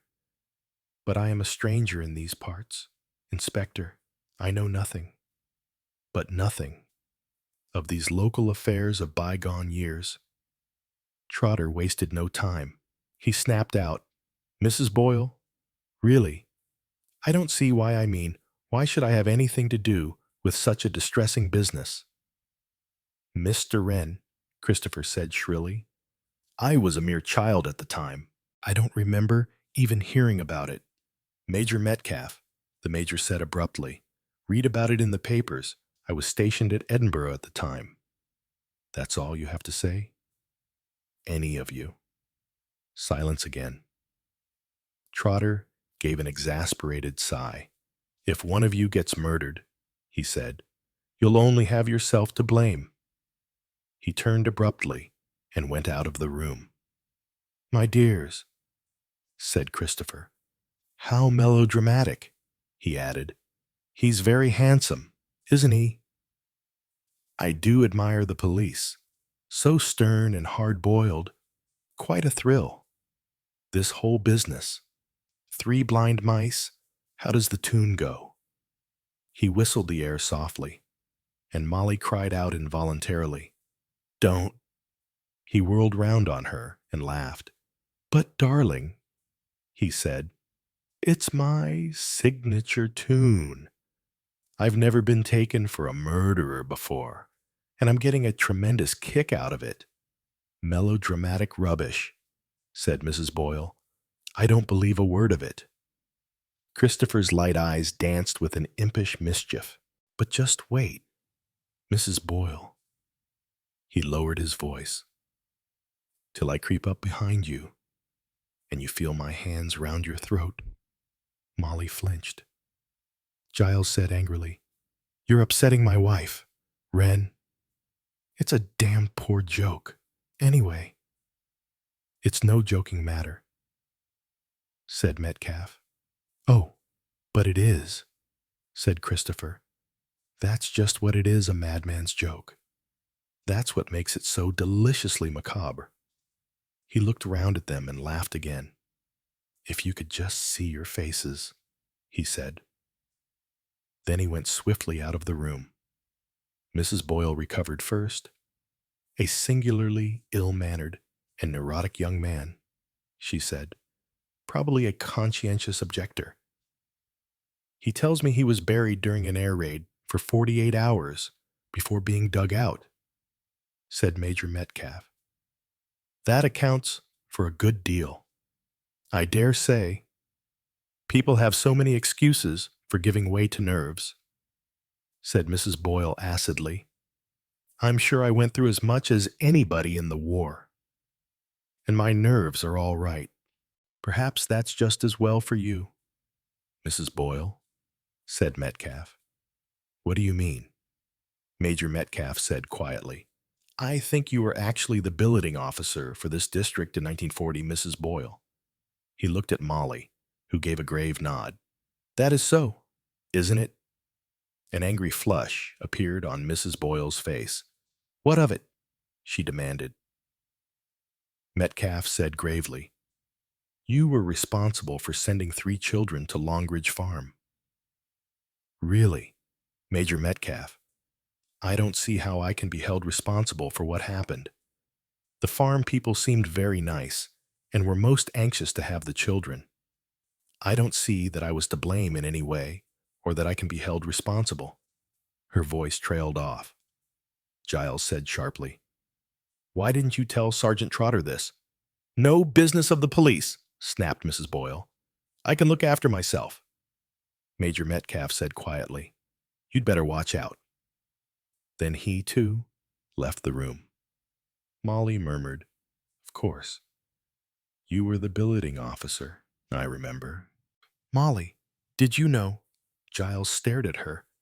You had the big house on the common, didn't you? Requisitioned, said Mrs. Boyle, and completely ruined. She added bitterly, devastated, iniquitous. Then, very softly, Mr. Paravicini began to laugh. He threw his head back and laughed without restraint. You must forgive me, he gasped. But, indeed, I find all this most amusing. I enjoy myself, yes, I enjoy myself greatly. Sergeant Trotter re-entered the room at that moment. He threw a glance of disapproval at Mr. Paravicini. I'm glad, he said acidly, that everyone finds this so funny. I apologize. My dear Inspector, I do apologize. I am spoiling the effect of your solemn warning.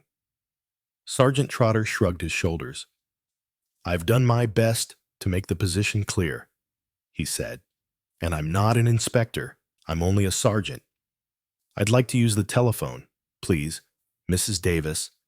I abase myself, said Mr. Paravicini. I creep away, far from creeping.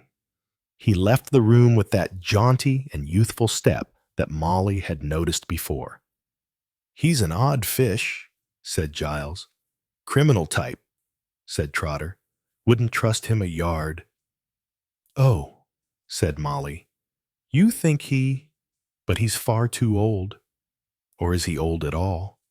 He uses makeup, quite a lot of it, and his walk is young. Perhaps he's made up to look old. Sergeant Trotter, do you think?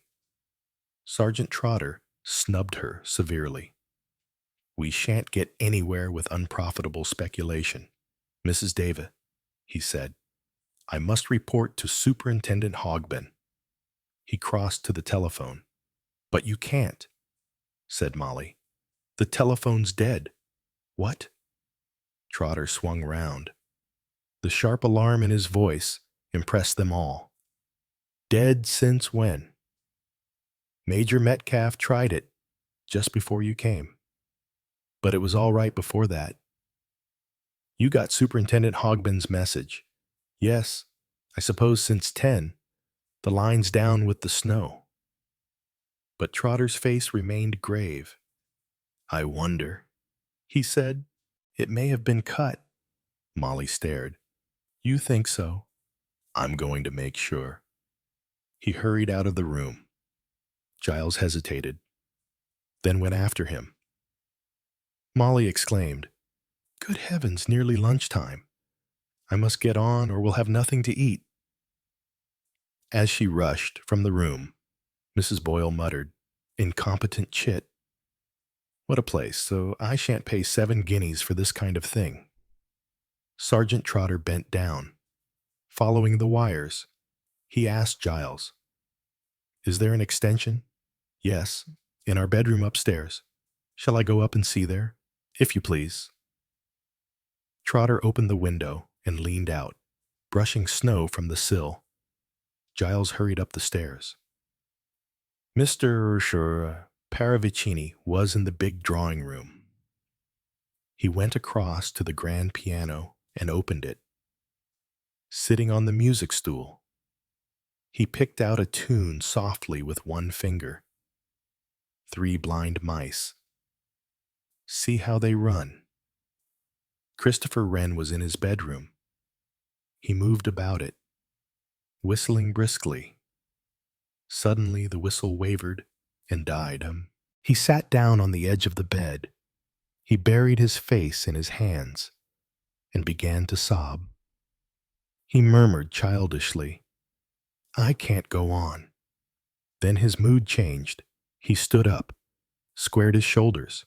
"I've got to go on," he said. "I've got to go through with it."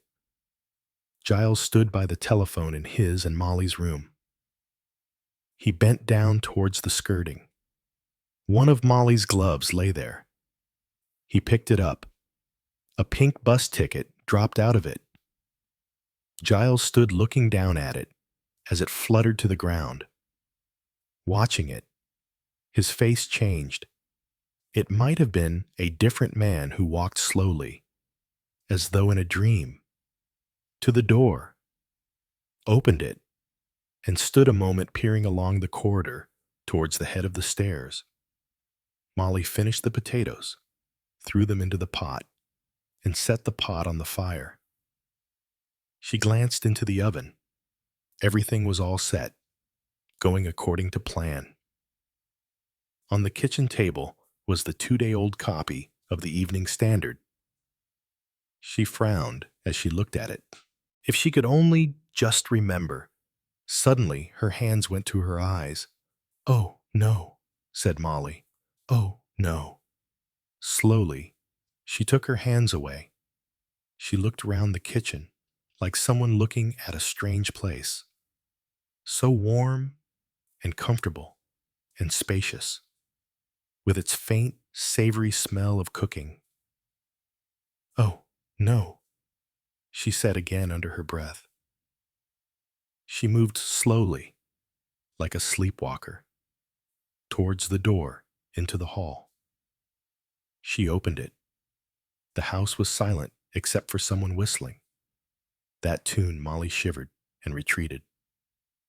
She waited a minute or two, glancing once more around the familiar kitchen. Yeah, everything was in order and progressing. She went once more towards the kitchen door. Major Metcalf came quietly down the back stairs. He waited a moment or two in the hall. Then he opened the big cupboard under the stairs and peered in. Everything seemed quiet. Nobody about. As good a time as any to do what he had set out to do, Mrs. Boyle, in the library. Turned the knobs of the radio with some irritation. Her first attempt had brought her into the middle of a talk on the origin and significance of nursery rhymes. The last thing she wanted to hear. Twirling impatiently, she was informed by a cultured voice. The psychology of fear must be thoroughly understood. Say, you are alone in a room. A door opens softly behind you. A door did open. Mrs. Boyle, with a violent start, turned sharply. "Oh, it's you," she said with relief. "Idiotic programs they have on this thing. I can't find anything worth listening to. I shouldn't bother to listen." "Mrs. Boyle." Mrs. Boyle snorted. "What else is there for me to do?" she demanded. "Shut up in a house with a possible murderer Not that I believe that melodramatic story for a moment. Don't you, Mrs. Boyle? Why, what do you mean? The belt of the raincoat was slipped round her neck so quickly that she hardly realized its significance. The knob of the radio amplifier was turned higher. The lecturer on the psychology of fear shouted his learned remarks into the room and drowned what incidental noises there were attendant on Mrs. Boyle's demise. But there wasn't much noise. The killer was too expert for that. They were all huddled in the kitchen. On the gas cooker, the potatoes bubbled merrily. The savory smell from the oven of steak and kidney pie was stronger than ever. 4 shaken people stared at each other. The 5th, Molly, white and shivering, sipped at the glass of whiskey that the 6th, Sergeant Trotter, had forced her to drink. Sergeant Trotter himself, his face set and angry, looked round at the assembled people. Just 5 minutes had elapsed since Molly's terrified screams had brought him and the others racing to the library. She'd only just been killed when you got to her, Mrs. Davis, he said. Are you sure you didn't see or hear anybody as you came across the hall? Whistling, said Molly faintly. But that was earlier. I'm not sure. I think I heard a door shut softly, somewhere just as I went into the library. Which door? I don't know. Think. Mrs. Davis, try and think upstairs, downstairs, right, left. I don't know. I tell you, cried Molly. I'm not even sure I heard anything. Can't you stop bullying her? Said Giles angrily. Can't you see she's all in? I'm investigating a murder. Mr. Davis, I beg your pardon, Commander Davis. I don't use my war rank, Sergeant. Quite so, sir. Trotter paused, as though he had made some subtle point. As I say, I'm investigating a murder.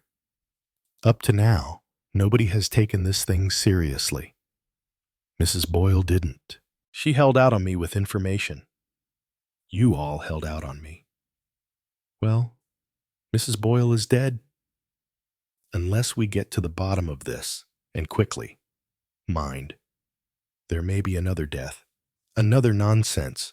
Why? Because, said Sergeant Trotter gravely. There were 3 little blind mice. Giles said incredulously. A death for each of them. But there would have to be a connection. I mean another connection with the case.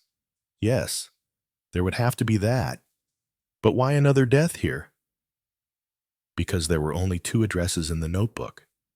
There was only one possible victim at 74 Culver Street. She's dead. But at Monkswell Manor, there is a wider field. Nonsense. Trotter. It would be a most unlikely coincidence that there should be 2 people brought here by chance, both of them with a share in the Long Ridge farm case. Given certain circumstances, it wouldn't be so much of a coincidence. Think it out. Davis. He turned towards the others. I've had your accounts of where you all were when Mrs. Boyle was killed. I'll check them over. You were in your room, Mr. Wren, when you heard Mrs. Davis scream. Yes, Sergeant. Mr. Davis. You were upstairs in your bedroom examining the telephone extension there. Yes, said Giles. Mr. Paravicini was in the drawing room playing tunes on the piano. Nobody heard you. By the way, Mr. Paravicini, I was playing very, very softly, Sergeant, just with one finger. What tune was it? 3 Blind Mice. Sergeant. He smiled. The same tune that Mr. Wren was whistling upstairs. The tune that's running through everybody's head. It's a horrid tune, said Molly. How about the telephone wire? Asked Metcalf. Was it deliberately cut? Yes. Major Metcalf. A section had been cut out just outside the dining room window. I had just located the break when Mrs. Davis screamed. "But it's crazy. How can he hope to get away with it?" demanded Christopher shrilly. The sergeant measured him carefully with his eye. "Perhaps he doesn't very much care about that," he said. "Or again, he may be quite sure he's too clever for us. Murderers get like that," he added. "We take a psychology course. You know, in our training, a schizophrenic's mentality is very interesting." "Shall we cut out the long words?" said Giles. "Certainly. Mr. Davis, 2 six-letter words are all that concern us at the moment. One's murder and the other's danger. That's what we've got to concentrate upon.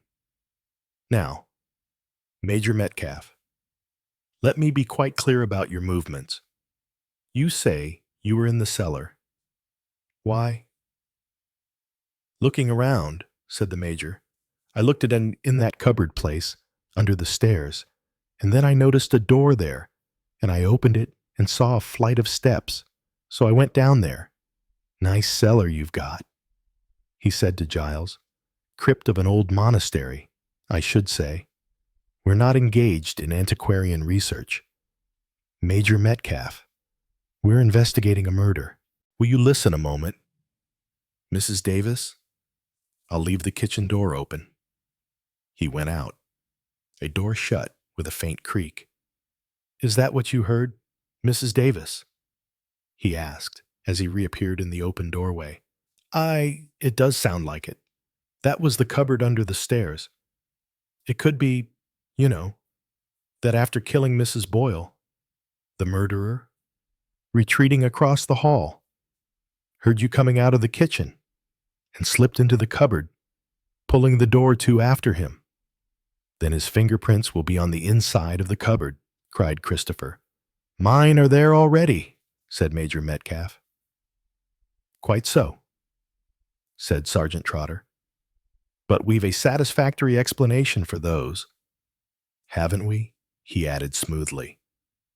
"Look here."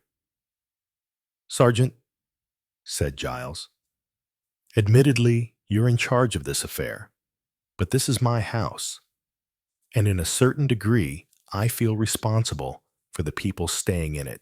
Oughtn't we to take precautionary measures, such as Mr. Davis?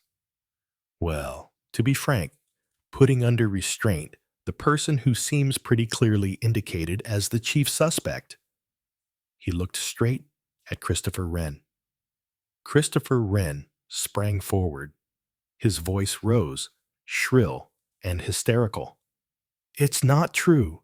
It's not true. You're all against me. Everyone's always against me. You're going to frame me for this. It's persecution, persecution." "Steady on, lad," said Major Metcalf. "It's all right, Chris."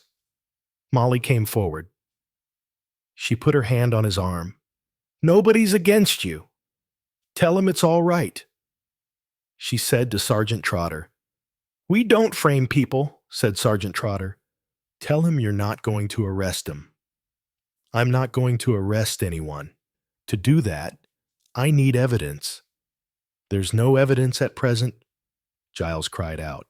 "I think you're crazy. Molly, and you, too. Sergeant, there's only one person who fits the bill, and—" "Wait, Giles, wait," Molly broke in. "Oh, do be quiet. Sergeant Trotter, can I speak to you a minute?" "I'm staying," said Giles. "No, Giles, you too, please." Giles's face grew as dark as thunder. He said, "I don't know what's come over you, Molly." He followed the others out of the room, banging the door behind him. "Yes, Mrs. Davis, what is it?" "Sergeant Trotter, when you told us about the Long Ridge Farm case, you seemed to think that it must be the eldest boy who is responsible for all this. But you don't know that." "That's perfectly true, Mrs. Davis, but the probabilities lie that way: mental instability, desertion from the army, Psychiatrists report. Oh, I know. And therefore it all seems to point to Christopher. But I don't believe it is Christopher. There must be other possibilities. Hadn't those three children any relations' parents? For instance, yes, the mother was dead, but the father was serving abroad. Well, what about him? Where is he now? We've no information. He obtained his demobilization papers last year. And if the son was mentally unstable, the father may have been, too. That is so. So the murderer may be middle-aged or old. Major Metcalf, remember, was frightfully upset when I told him the police had rung up. He really was, Sergeant Trotter said quietly. Please believe me, Mrs. Davis, I've had all the possibilities in mind since the beginning. The boy, Jim the father, even the sister. It could have been a woman. You know, I haven't overlooked anything. I may be pretty sure in my own mind, but I don't know yet. It's very hard, really, to know about anything or anyone, especially in these days. You'd be surprised what we see in the police force. With marriages, especially. Hasty marriages. War marriages. There's no background.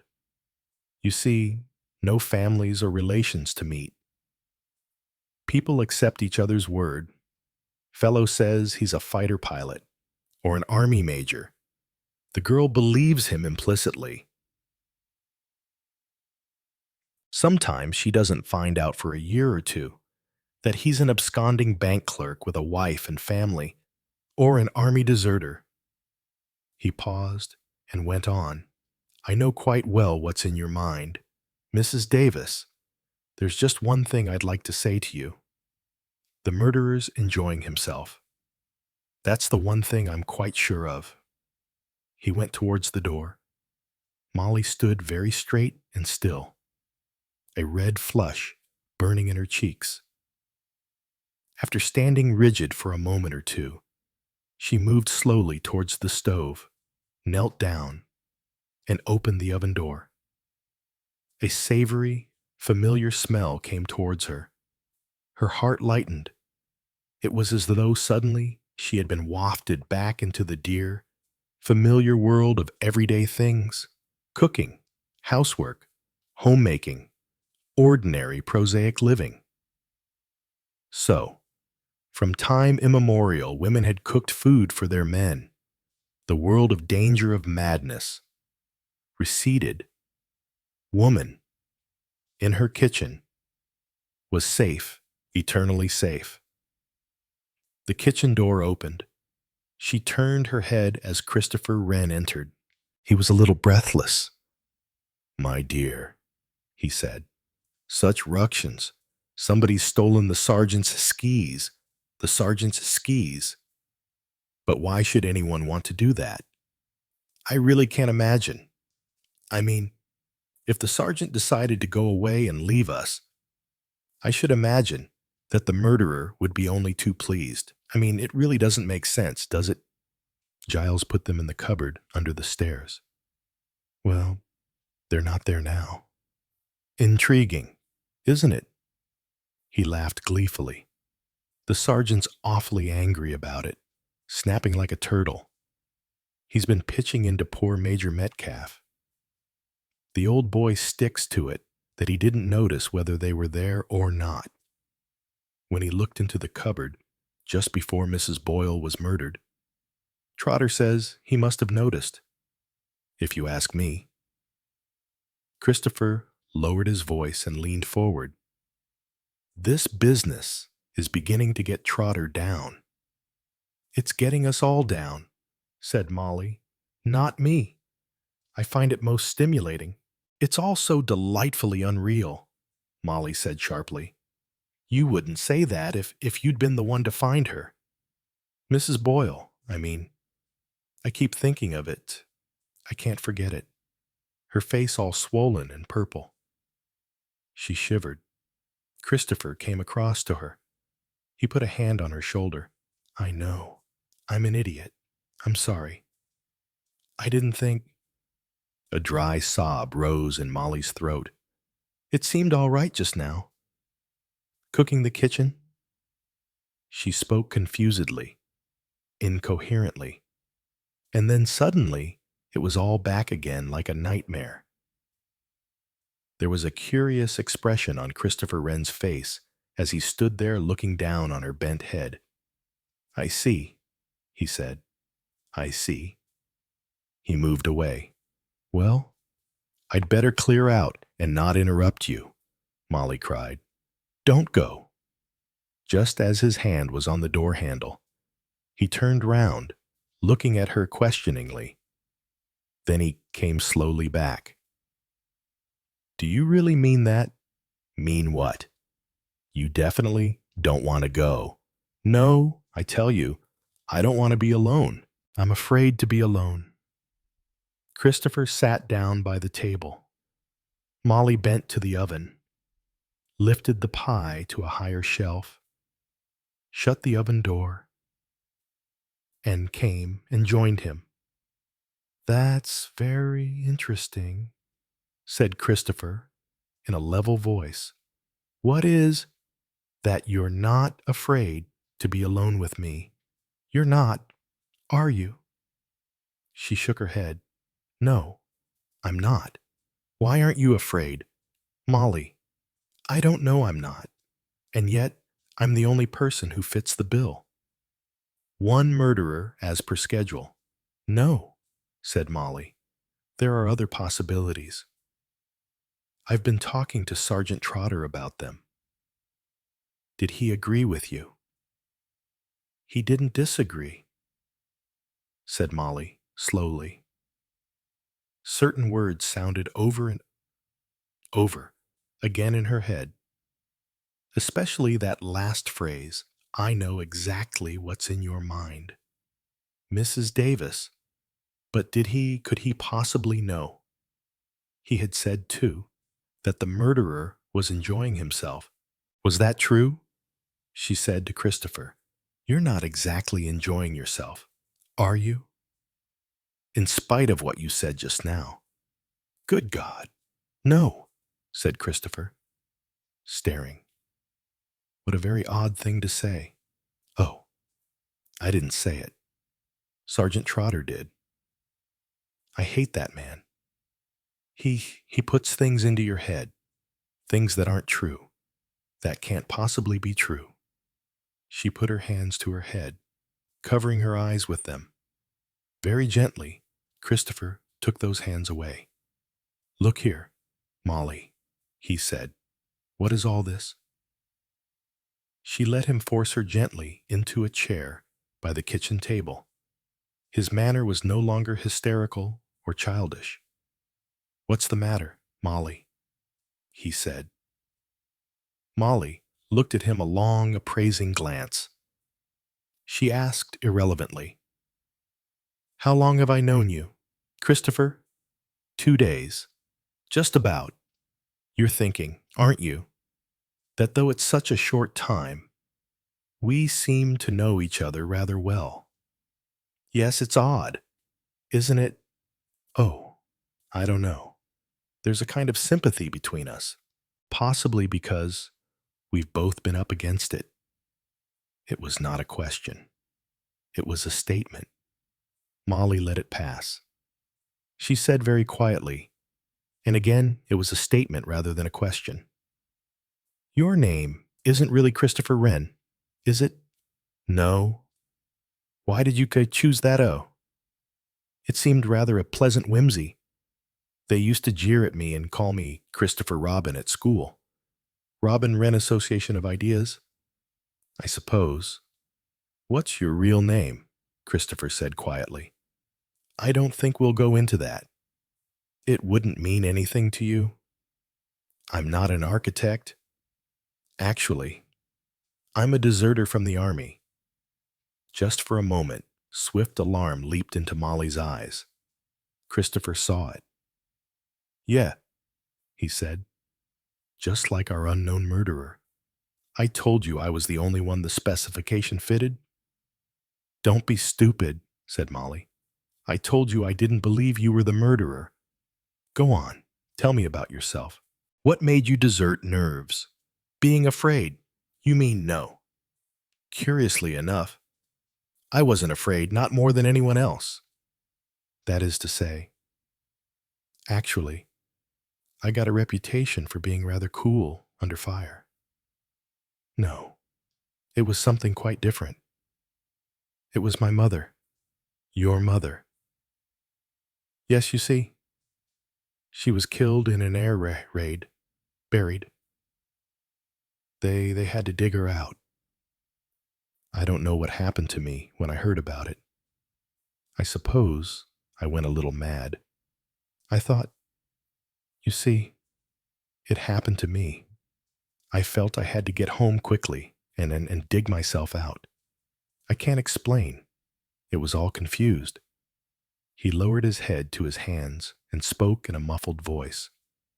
I wandered about a long time, looking for her, or for myself, I don't know which. And then, when my mind cleared up, I was afraid to go back, or to report I knew I could never explain. Since then, I've just been nothing. He stared at her, his young face hollow with despair. You mustn't feel like that, said Molly gently. You can start again. Can one ever do that? Of course you're quite young. Yes, but you see I've come to the end. No, said Molly. You haven't come to the end. You only think you have. I believe everyone has that feeling once. At least, in their lives, that it's the end, that they can't go on. You've had it, haven't you? Molly, you must have to be able to speak like that. Yes. What was yours? Mine was just what happened to a lot of people. I was engaged to a young fighter pilot, and he was killed. Wasn't there more to it than that? I suppose there was. I'd had a nasty shock when I was younger. I came up against something that was rather cruel and beastly. It predisposed me to think that life was always horrible. When Jack was killed, it just confirmed my belief that the whole of life was cruel and treacherous. I know. And then, I suppose, said Christopher, watching her, Giles came along. Yes. He saw the smile, tender, almost shy, that trembled on her mouth. Giles came, everything felt right and safe and happy. Giles. The smile fled from her lips. Her face was suddenly stricken. She shivered, as though with cold. What's the matter, Molly? What's frightening you? You are frightened, aren't you? She nodded. And it's something to do with Giles. Something he's said or done. It's not Giles, really. It's that horrible man. What horrible man? Christopher was surprised. Paravicini. No. Sergeant Trotter. Sergeant Trotter. Suggesting things, hinting things, putting horrible thoughts into my mind about Giles, thoughts that I didn't know were there. Oh, I hate him. I hate him. Christopher's eyebrows rose in slow surprise. Giles. Yes, of course. He and I are much of an age. He seems to me much older than I am, but I suppose he isn't, really. Yes, Giles might fit the bill equally well, but look here, Molly, that's all nonsense. Giles was down here with you the day that woman was killed in London. Molly did not answer. Christopher looked at her sharply. Wasn't he here? Molly spoke breathlessly, the words coming out in an incoherent jumble. He was out all day in the car. He went over to the other side of the county about some wire netting in a sale there, at least that's what he said. That's what I thought, until what? Slowly, Molly's hand reached out and traced the date of the Evening Standard that covered a portion of the kitchen table. Christopher looked at it and said, "London edition, 2 days ago." It was in Giles's pocket when he came back. He must have been in London. Christopher stared. He stared at the paper, and he stared at Molly. He pursed up his lips and began to whistle, then checked himself abruptly. It wouldn't do to whistle that tune just now. Choosing his words very carefully and avoiding her eye, he said, "How much do you actually know about Giles?" "Don't!" cried Molly. "Don't. That's just what that beast trotter said or hinted, that women often didn't know anything about the men that they married, especially in wartime. They just took the man's own account of himself. That's true enough, I suppose. Don't you say it, too. I can't bear it. It's just because we're all in such a state, so worked up. We'd believe any fantastic suggestion. It's not true. She stopped. The kitchen door had opened. Giles came in. There was rather a grim look on his face. "Am I interrupting anything?" he asked. Christopher slipped from the table. "I'm just taking a few cookery lessons," he said. "Indeed. Well, look here, Wren, tete-a-tetes aren't very healthy things at the present time. You keep out of the kitchen. Do you hear? Oh, but surely, you keep away from my wife. Wren, she's not going to be the next victim." "That," said Christopher, "is just what I'm worrying about." If there was significance in the words, Giles did not apparently notice them. He merely turned a rather darker shade of brick red. "I'll do the worrying," he said. "I can look after my own wife." "Get the hell out of here," Molly said in a clear voice. "Please go." "Christopher." "Yes, really?" Christopher moved slowly towards the door. "I shan't go very far," he said, and the words were addressed to Molly and held a very definite meaning. "Will you get out of here?" Christopher gave a high, childish giggle. "Aye, Commander," he said. The door shut behind him. Giles turned on Molly. "For God's sake, Molly, haven't you got any sense? Shut in here alone with a dangerous homicidal maniac. He isn't the—" She changed her phrase quickly. "He isn't dangerous. Anyway, I'm on my guard. I can look after myself." Giles laughed unpleasantly. "So could Mrs. Boyle." "Oh, Giles, don't. Sorry, my dear. But I'm head up.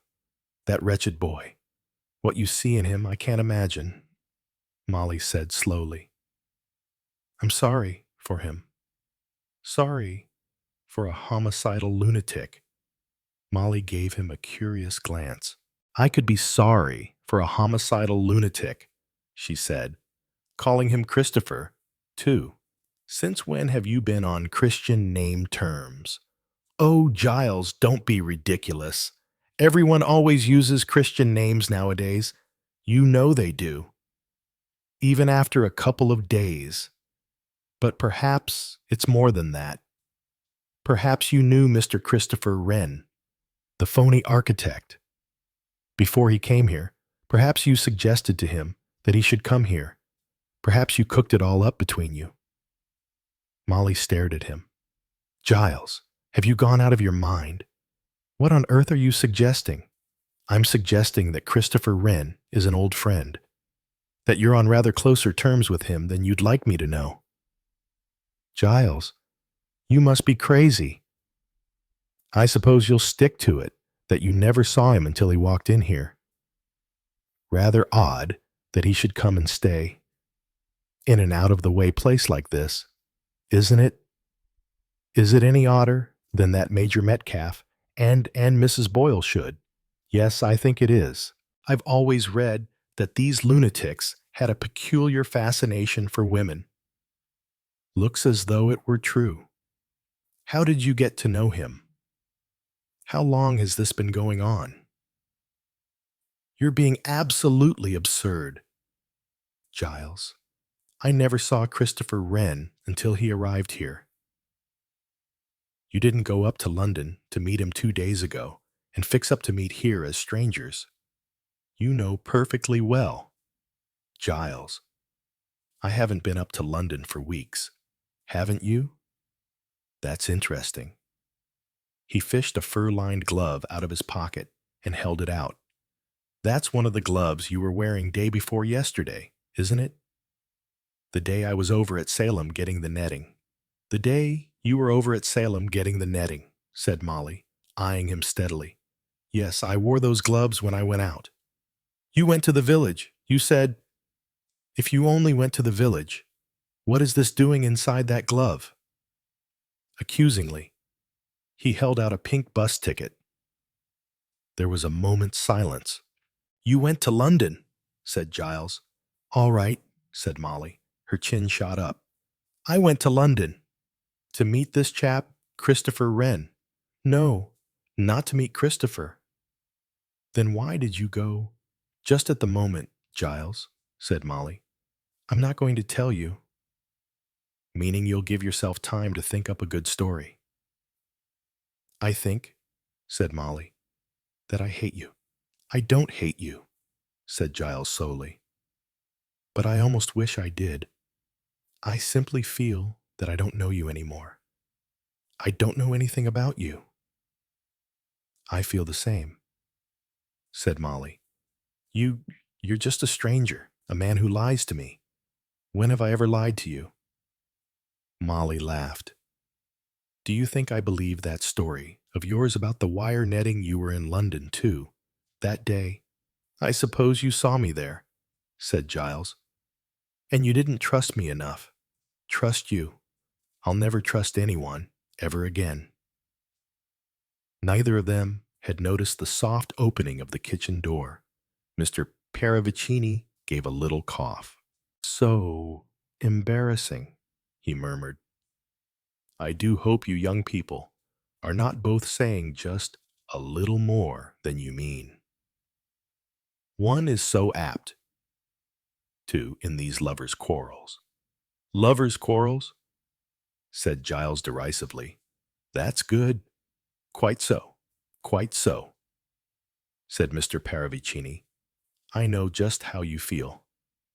I have been through all this myself when I was a younger man. But what I came to say was that the inspector person is simply insisting that we should all come into the drawing room. It appears that he has an idea. Mr. Paravicini sniggered gently. The police have a clue, yes. One hears that frequently, but an idea I very much doubt it. A zealous and painstaking officer, no doubt. Our Sergeant Trotter, but not, I think, over-endowed with brains. Go on, Giles, said Molly. I've got the cooking to see to. Sergeant Trotter can do without me. Talking of cooking, said Mr. Paravicini, skipping nimbly across the kitchen to Molly's side. Have you ever tried chicken livers served on toast that has been thickly spread with foie gras and a very thin rasher of bacon smeared with French mustard?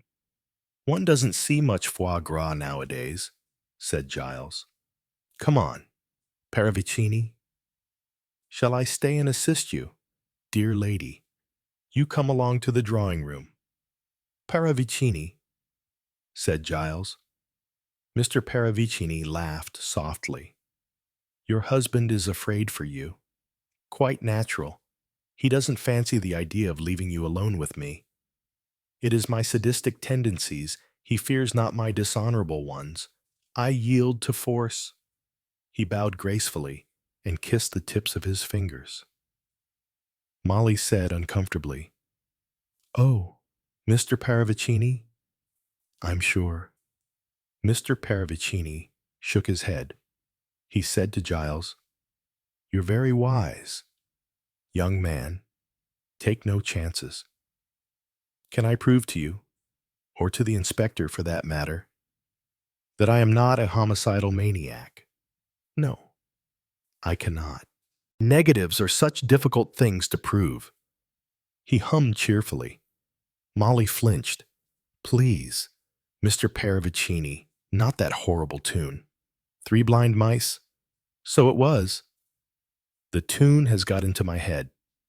Now I come to think of it, it is a gruesome little rhyme. Not a nice little rhyme at all. But children like gruesome things. You may have noticed that that rhyme is very English. The bucolic, cruel English countryside. She cut off their tails with a carving knife. Of course a child would love that I could tell you things about children." "Please don't," said Molly faintly. "I think you're cruel, too." Her voice rose hysterically. "You laugh and smile. You're like a cat playing with a mouse playing." She began to laugh. "Steady, Molly," said Giles. "Come along. We'll all go into the drawing room together. Trotter will be getting impatient. Never mind the cooking. Murder is more important than food." "I'm not sure that I agree with you," said Mr. Paravicini, as he followed them with little skipping steps. "The condemned man ate a hearty breakfast, that's what they always say." Christopher Wren joined them in the hall and received a scowl from Giles. He looked at Molly with a quick, anxious glance. But Molly, her head held high, walked, looking straight ahead of her. They marched, almost like a procession, to the drawing-room door. Mr. Paravicini brought up the rear with his little skipping steps. Sergeant Trotter and Major Metcalf were standing waiting in the drawing-room. The Major was looking sulky. Sergeant Trotter was looking flushed and energetic. "That's right," he said, as they entered. "I wanted you all together. I want to make a certain experiment, and for that I shall require your cooperation." "Will it take long?" Molly asked. "I'm rather busy in the kitchen. After all, we've got to have a meal sometime." "Yes," said Trotter. "I appreciate that. Mrs. Davis, but if you'll excuse me, there are more important things than meals, Mrs. Boyle. For instance, won't need another meal." "Really?" "Sergeant," said Major Metcalf, "that's an extraordinarily tactless way of putting things." "I'm sorry, Major Metcalf, but I want everyone to cooperate in this." "Have you found your skis, Sergeant Trotter?" asked Molly. The young man reddened. "No, I have not, Mrs. Davis, but I may say I have a very shrewd suspicion who took them, and of why they were taken. I won't say any more at present." "Please don't," begged Mr. Paravicini. "I always think explanations should be kept to the very end, that exciting last chapter, you know." "This isn't a game, sir. Isn't it? Now there I think you're wrong. I think it is a game to somebody." "The murderer is enjoying himself," murmured Molly softly. The others looked at her in astonishment. She flushed. "I'm only quoting what Sergeant Trotter said to me." Sergeant Trotter did not look too pleased. "It's all very well, Mr. Paravicini, mentioning last chapters, and speaking as though this was a mystery thriller," he said. "This is real. This is happening." "So long," said Christopher Wren, fingering his neck gingerly, "as it doesn't happen to me." "Now, then," said Major Metcalf, "none of that, young fellow. The sergeant here is going to tell us just what he wants us to do." Sergeant Trotter cleared his throat. His voice became official. "I took certain statements from you all a short time ago," he said. "Those statements related to your positions at the time when the murder of Mrs. Boyle occurred. Mr. Wren and Mr. Davis were in their separate bedrooms. Mrs. Davis was in the kitchen.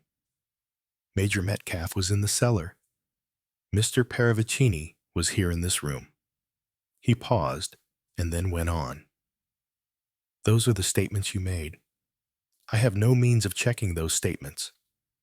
They may be true, they may not. To put it quite clearly, 4 of those statements are true, but one of them is false. Which one? He looked from face to face. Nobody spoke. 4 of you are speaking the truth. One is lying. I have a plan that may help me to discover the liar. And if I discover that one of you lied to me, then I know who the murderer is. Giles said sharply. Not necessarily. Someone might have lied for some other reason. I rather doubt that, Mr. Davis.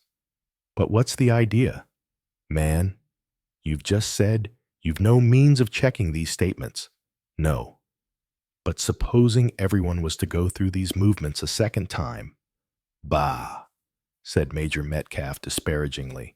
Reconstruction of the crime. For an idea. Not a reconstruction of the crime. Major Metcalf. A reconstruction of the movements of apparently innocent persons. And what do you expect to learn from that? You will forgive me if I don't make that clear just at the moment. You want, asked Molly, a repeat performance. More or less. Mrs. Davis? There was a silence. It was somehow an uneasy silence. It's a trap, thought Molly. It's a trap, but I don't see how. You might have thought that there were 5 guilty people in the room. Instead of 1 guilty, and 4 innocent ones. One and all cast doubtful sideways glances at the assured, smiling young man who proposed this innocent-sounding maneuver. Christopher burst out shrilly. But I simply can't see what you can possibly hope to find out just by making people do the same thing they did before. It seems to me just nonsense. Does it, Mr. Wren? Of course, said Giles slowly. What you say goes. Sergeant, we'll cooperate. Are we all to do exactly what we did before? The same actions will be performed. Yes. A faint ambiguity in the phrase made Major Metcalf look up sharply. Sergeant Trotter went on. Mr. Paravicini has told us that he sat at the piano and played a certain tune. Perhaps. Mr. Paravicini, you would kindly show us exactly what you did do. But certainly, my dear Sergeant. But Paravicini skipped nimbly across the room to the grand piano and settled himself on the music stool. The maestro at the piano will play the signature tune to a murder, he said with a flourish. He grinned, and with elaborate mannerisms, he picked out with one finger the tune of 3 Blind Mice. He's enjoying himself, thought Molly. He's enjoying himself. In the big room, the soft, muted notes had an almost eerie effect. Thank you, Mr. Paravicini, said Sergeant Trotter. That, I take it, is exactly how you played the tune on the former occasion? Yes, Sergeant, it is. I repeated it 3 times. Sergeant Trotter turned to Molly. Do you play the piano, Mrs. Davis? Yes. Sergeant Trotter, could you pick out the tune, as Mr. Paravicini has done, playing it in exactly the same manner? Certainly I could. Then will you go and sit at the piano and be ready to do so when I give the signal? Molly looked slightly bewildered. Then she crossed slowly to the piano. Mr. Paravicini rose from the piano stool with a shrill protest. But, Sergeant, I understood that we were each to repeat our former roles. I was at the piano here. The same actions will be performed as on the former occasion, but they will not necessarily be performed by the same people. I don't see the point of that, said Giles. There is a point, Mr. Davis, it is a means of checking up on the original statements, and I may say of one statement in particular. Now, then, please, I will assign you your various stations. Mrs. Davis will be here at the piano. Mr. Wren, will you kindly go to the kitchen? Just keep an eye on Mrs. Davis's dinner. Mr. Paravicini, will you go to Mr. Wren's bedroom? There you can exercise your musical talents by whistling. Three Blind Mice, just as he did. Major Metcalf, will you go up to Mr. Davis's bedroom and examine the telephone there? And you, Mr. Davis, will you look into the cupboard in the hall and then go down to the cellar? There was a moment's silence. Then 4 people moved slowly towards the door. Trotter followed them. He looked over his shoulder. Count up to 50 and then begin to play. Mrs. Davis, he said. He followed the others out.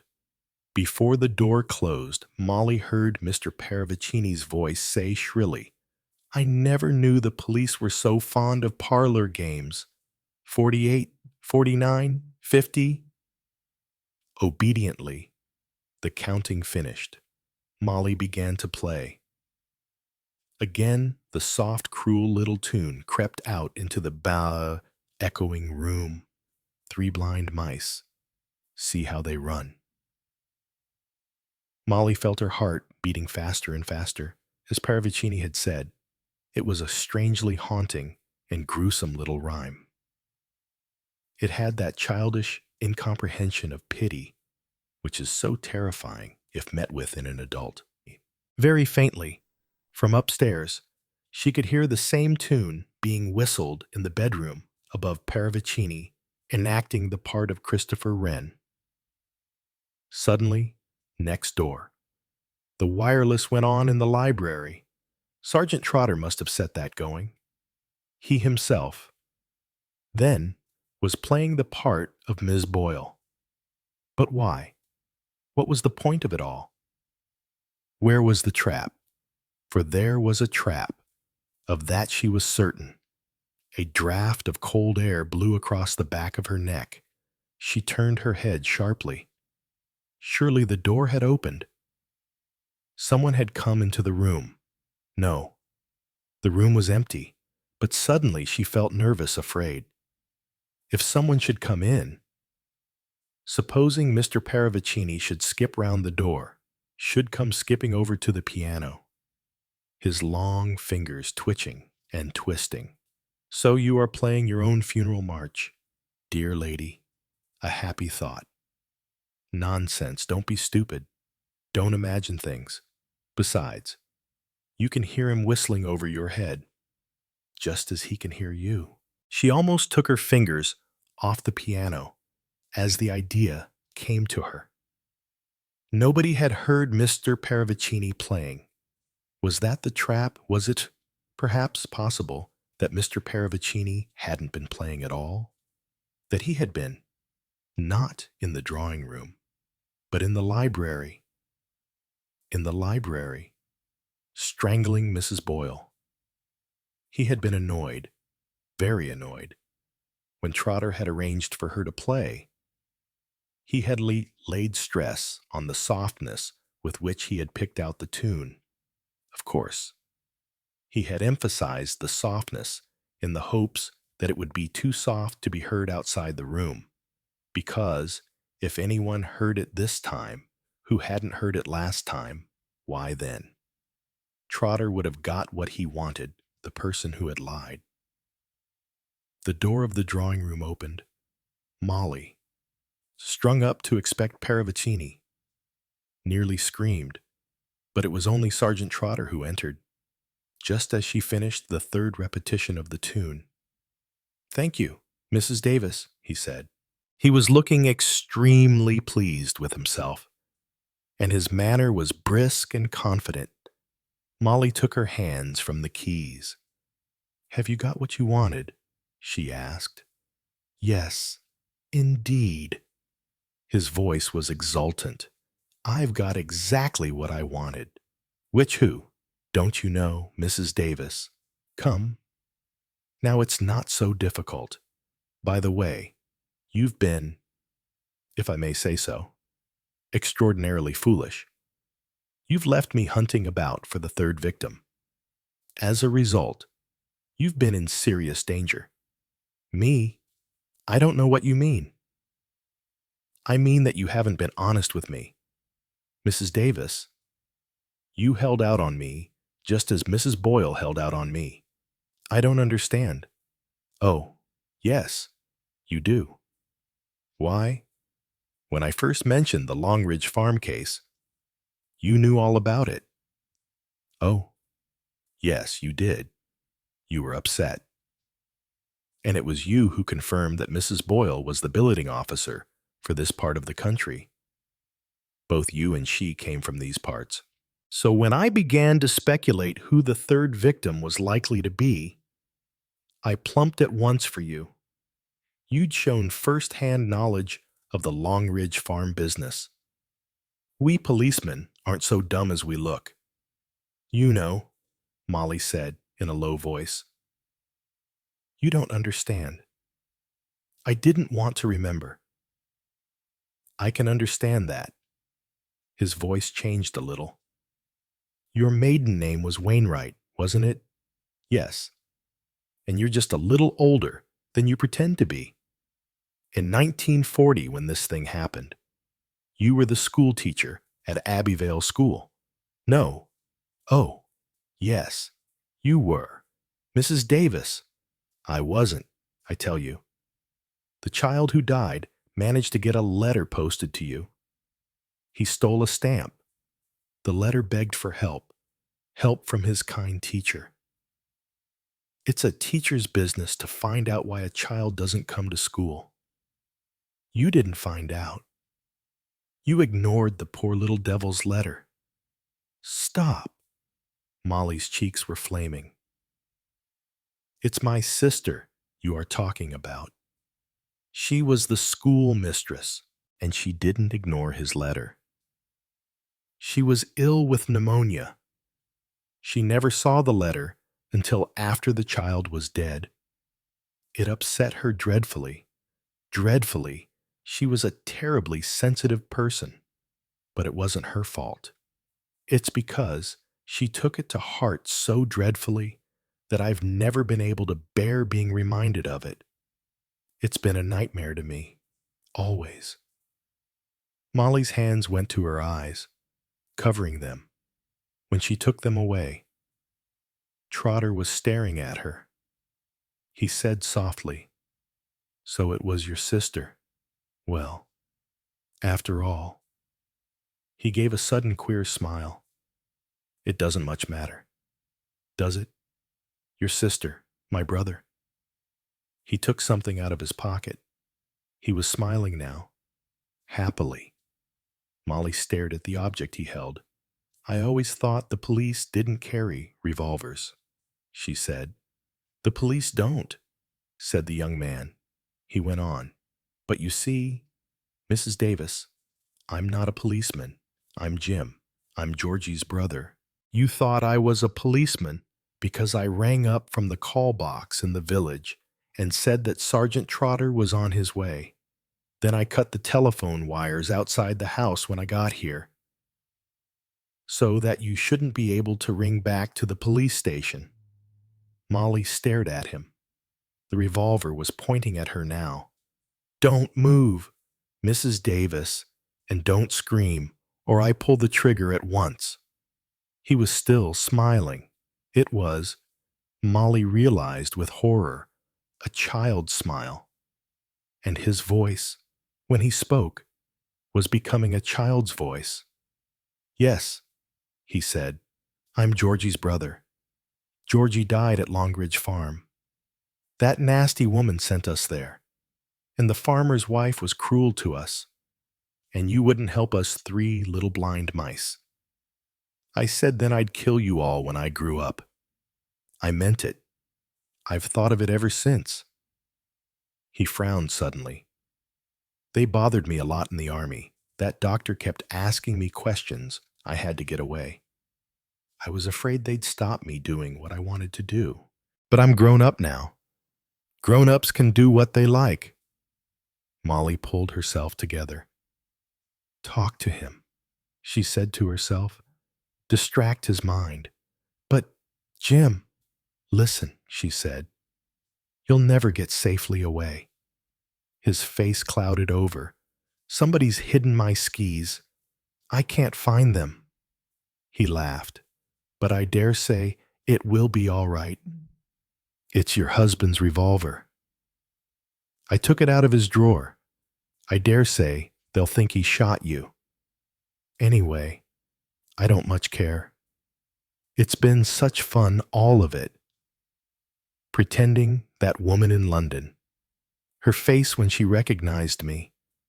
That stupid woman this morning. He nodded his head, clearly. With eerie effect came a whistle. Someone whistling the tune of Three Blind Mice. Trotter started. The revolver wavered. A voice shouted, "Down, Mrs. Davis!" Molly dropped to the floor as Major Metcalf, rising from behind the concealment of the sofa by the door, flung himself upon Trotter. The revolver went off, and the bullet lodged in one of the somewhat mediocre oil paintings dear to the heart of the late Miss Emery. A moment later, all was pandemonium. Giles rushed in, followed by Christopher and Mr. Paravicini. Major Metcalf, retaining his grasp of Trotter, spoke in short, explosive sentences. Came in while you were playing slipped behind the sofa. I've been on to him from the beginning. That's to say, I knew he wasn't a police officer. I'm a police officer. Inspector Tanner. We arranged with Metcalf. I should take his place. Scotland Yard thought it advisable to have someone on the spot. Now, my lad, he spoke quite gently to the now docile Trotter. You come with me. No one will hurt you. You'll be all right. We'll look after you. In a piteous child's voice, the bronzed young man asked, Georgie won't be angry with me, Metcalf said. No, Georgie won't be angry, he murmured to Giles as he passed him. Mad as a hatter, poor devil. They went out together. Mr. Paravicini touched Christopher Wren on the arm. You, also, my friend, he said. Come with me. Giles and Molly, left alone, looked at each other. In another moment, they were in each other's arms.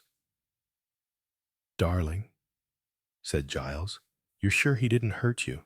No, I'm quite all right. Giles, I've been so terribly mixed up. I almost thought you... Why did you go to London that day? Darling, I wanted to get you an anniversary present. For tomorrow, I didn't want you to know. How extraordinary.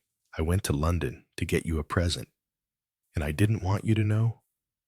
I was insanely jealous of that neurotic ass. I must have been mad. Forgive me, darling. The door opened, and Mr. Paravicini skipped in his goat-like way. He was beaming, interrupting the reconciliation. Such a charming scene, but, alas, I must bid you adieu. A police jeep has managed to get through. I shall persuade them to take me with them. He bent and whispered mysteriously in Molly's ear. I may have a few embarrassments in the near future, but I am confident I can arrange matters. And if you should receive a case with a goose, say, a turkey, some tins of foie gras, a ham, some nylon stockings. Yes, well, you understand. It will be with my compliments to a very charming lady. Mr. Davis, my check is on the hall table. He kissed Molly's hand and skipped to the door. Nylons, murmured Molly. Foie gras. Who is Mr. Paravicini Santa Claus? Black market style, I suspect, said Giles. Christopher Wren poked a diffident head in. My dears, he said, I hope I'm not intruding, but there's a terrible smell of burning from the kitchen. Ought I to do something about it? With an anguished cry of my pie, Molly fled from the room. Chapter 2. The Chocolate Box. It was a wild night. Outside, the wind howled malevolently, and the rain beat against the windows in great gusts. Poirot and I sat facing the hearth, our legs stretched out to the cheerful blaze. Between us was a small table. On my side of it stood some carefully brewed hot toddy. On Poirot's was a cup of thick, rich chocolate, which I would not have drunk for 100 pounds. Poirot sipped the thick brown mess in the pink china cup and sighed with contentment. Quelle belle vie, he murmured. Yes, it's a good old world. I agreed. Here am I with a job, and a good job too. And here are you, famous. Oh, mon ami, protested Poirot. But you are, and rightly so. When I think back on your long line of successes, I am positively amazed. I don't believe you know what failure is. He would be a droll kind of original who could say that. No, but seriously, have you ever failed? Innumerable times, my friend. What would you la bonne chance? It cannot always be on your side. I have been called in too late. Very often, another, working towards the same goal, has arrived there first. Twice have I been stricken down with illness, just as I was on the point of success. One must take the downs with the ups. My friend, I didn't quite mean that, I said. I meant, had you ever been completely down and out, over a case through your own fault? Ah, I comprehend. You ask if I have ever made the complete prize ass of myself. As you say over here once, my friend. A slow, reflective smile hovered over his face. Yes, once I made a fool of myself. He sat up suddenly in his chair. See here, my friend, you have, I know, kept a record of my little successes. You shall add one more story to the collection. The story of a failure. He leaned forward and placed a log on the fire. Then, after carefully wiping his hands on a little duster that hung on a nail by the fireplace, he leaned back and commenced his story. That of which I tell you, said Mon. Poirot took place in Belgium many years ago. It was at the time of the terrible struggle in France between church and state. Paul Deroulard was a French deputy of note. It was an open secret that the portfolio of a minister awaited him. He was among the bitterest of the anti-Catholic party, and it was certain that on his accession to power, he would have to face violent enmity. He was in many ways a peculiar man. Though he neither drank nor smoked, he was nevertheless not so scrupulous in other ways, you comprehend. Hastings, c'était des femmes, toujours des femmes? He had married some years earlier, a young lady from Brussels who had brought him a substantial dot. Undoubtedly, the money was useful to him in his career, as his family was not rich, though on the other hand, he was entitled to call himself Le Baron, if he chose. There were no children of the marriage, and his wife died after 2 years, the result of a fall downstairs. Among the property which she bequeathed to him was a house on the Avenue Louise in Brussels. It was in this house that his sudden death took place. the event coinciding with the resignation of the minister whose portfolio he was to inherit. All the papers printed long notices of his career. His death, which had taken place quite suddenly in the evening after dinner, was attributed to heart failure. At that time, mon ami, I was, as you know, a member of the Belgian detective force. The death of Paul Deroulard was not particularly interesting to me. I am, as you also know, bon catholique, and his demise seemed to me fortunate. It was some 3 days afterwards, when my vacation had just begun, that I received a visitor at my own apartments, a lady, heavily veiled, but evidently quite young, and I perceived at once that she was a jeune fille tout à fait comme il faut. "You are Monsieur Hercule Poirot?" she asked in a low, sweet voice. I bowed. "Of the detective service." Again I bowed. "Be seated, I pray of you, mademoiselle," I said. She accepted a chair and drew aside her veil. Her face was charming, though marred with tears, and haunted as though with some poignant anxiety. "Monsieur," she said, "I understand that you are now taking a vacation. Therefore, you will be free to take up a private case. You understand that I do not wish to call in the police." I shook my head. "I fear what you ask is impossible, mademoiselle. Even though on vacation, I am still of the police." She leaned forward. "Écoutez, monsieur, all that I ask of you is to investigate. The result of your investigations you are at perfect liberty to report to the police. If what I believe to be true is true, we shall need all the machinery of the law." That placed a somewhat different complexion on the matter, and I placed myself at her service without more ado. A slight color rose in her cheeks. "I thank you, monsieur. It is the death of Monsieur Paul Deroulard that I ask you to investigate." "Comment?" I exclaimed, surprised. "Monsieur, I have nothing to go upon, nothing but my woman's instinct. But I am convinced. I tell you that Monsieur Deroulard did not die a natural death." "But surely the doctors may be mistaken. He was so robust, so strong." "Ah, Monsieur Poirot, I beseech of you to help me." The poor child was almost beside herself. She would have knelt to me. I soothed her as best I could. "I will help you, mademoiselle.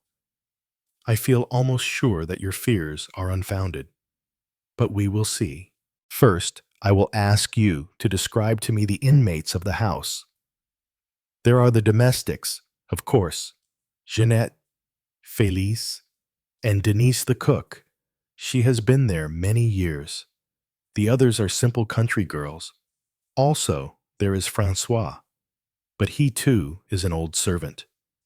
Then there is Monsieur Deroulard's mother, who lived with him, and myself. My name is Virginie Mesnard. I am a poor cousin of the late Madame Deroulard, Paul's wife, and I have been a member of their ménage for over 3 years. I have now described to you the household. There were also 2 guests staying in the house, and they were de Saint-Allard, a neighbor of me, Deroulard's in France, also an English friend. Mr. John Wilson, are they still with you? Mr. Wilson, yes, but de Saint-Allard departed yesterday. And what is your plan, Mademoiselle Maynard?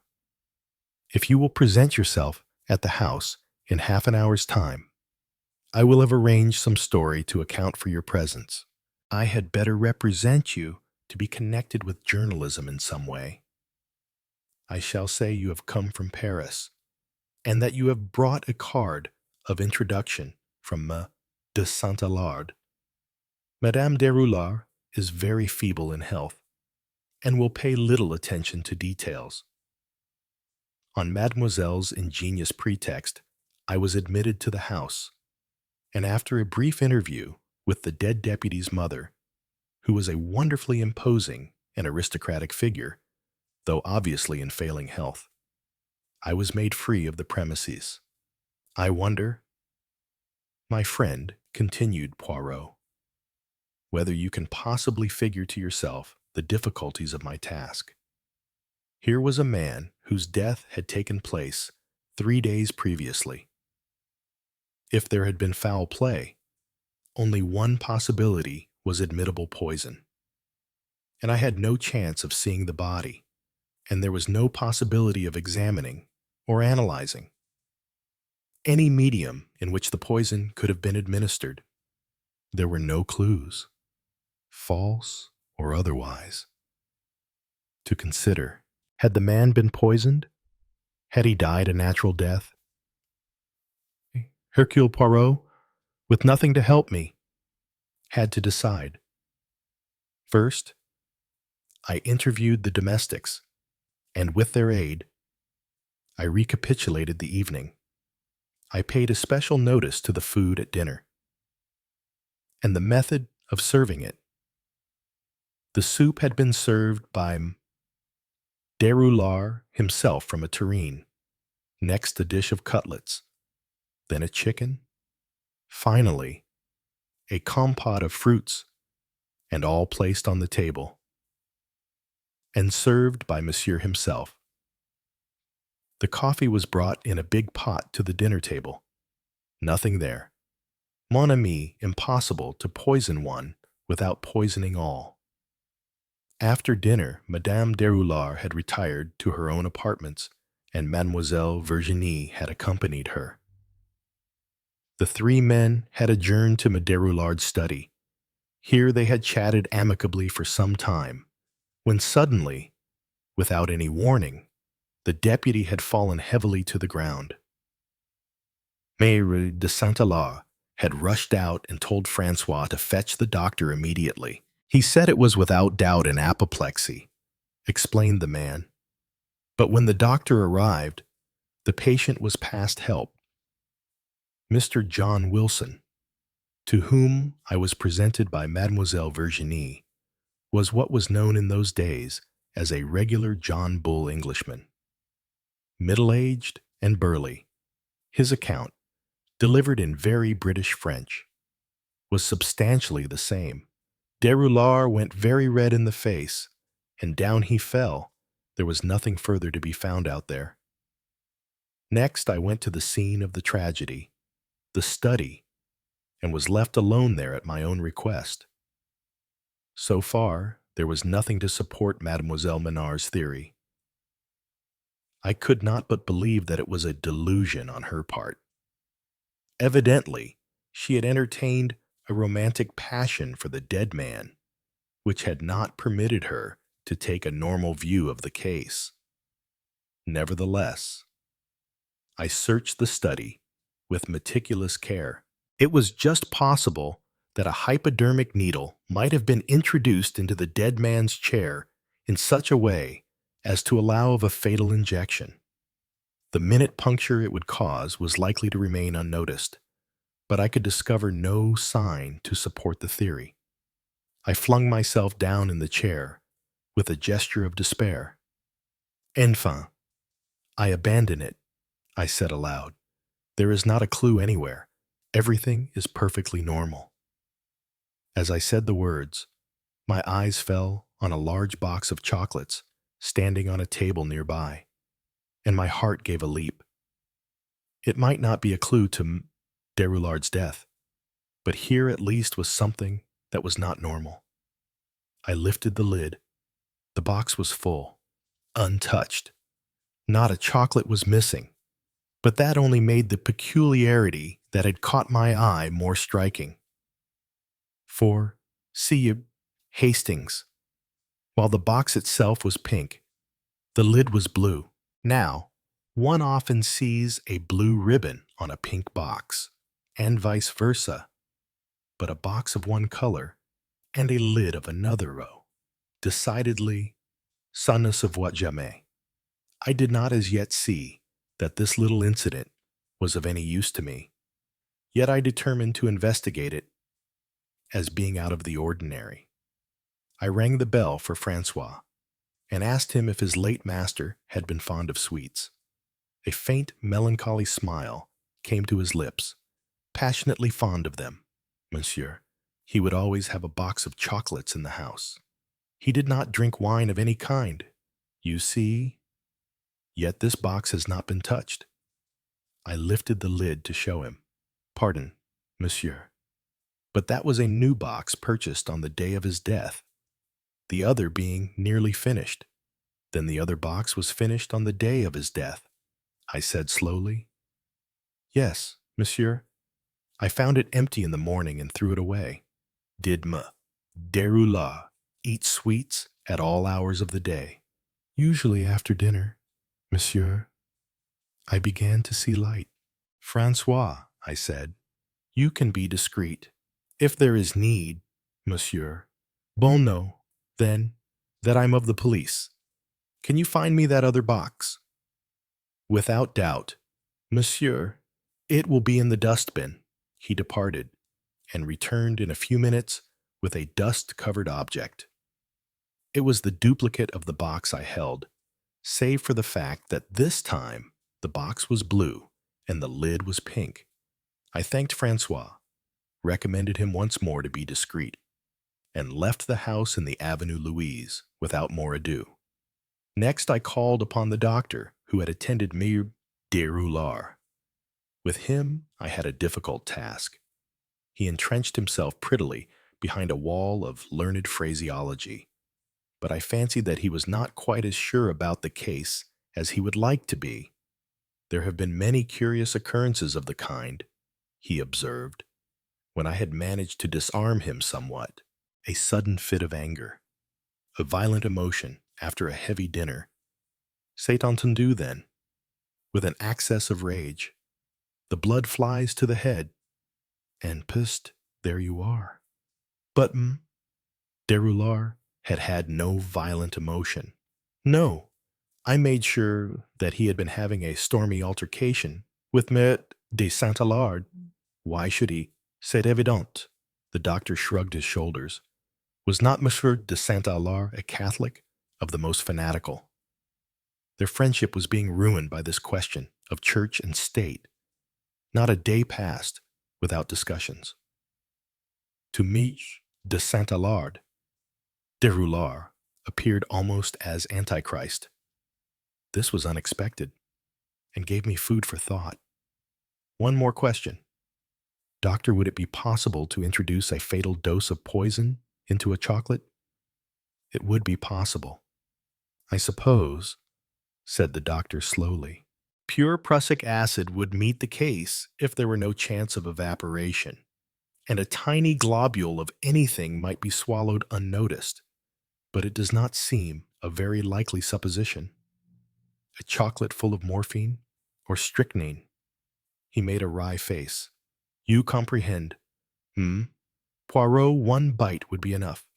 The unwary one would not stand upon ceremony. Thank you. Le docteur. I withdrew. Next I made inquiries of the chemists, especially those in the neighborhood of the Avenue Louise.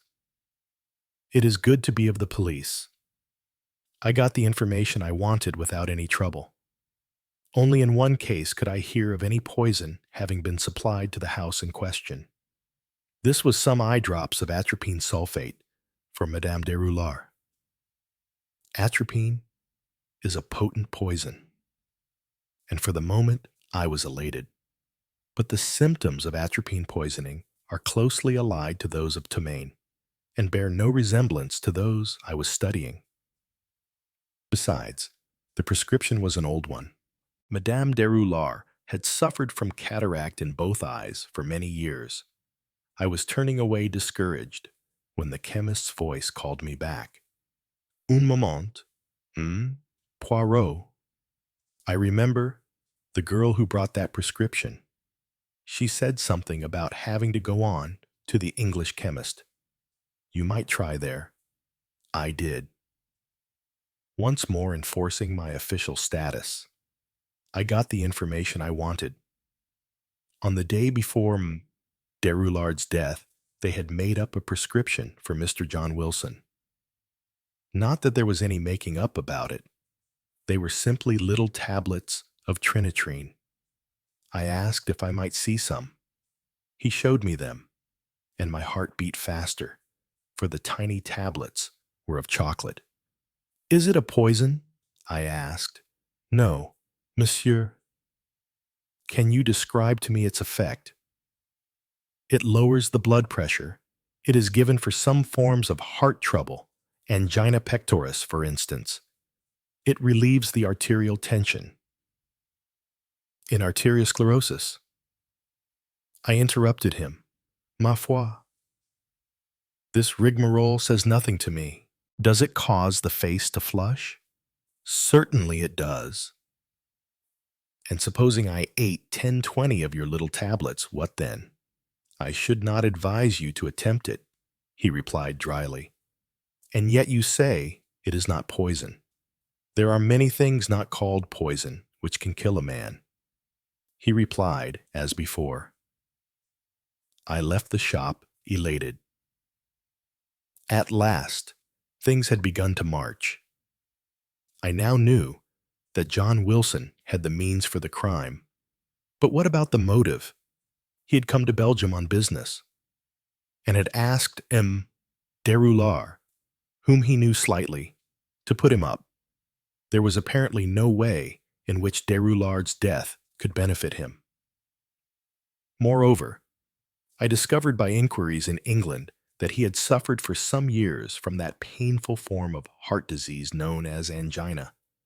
Therefore, he had a genuine right to have those tablets in his possession.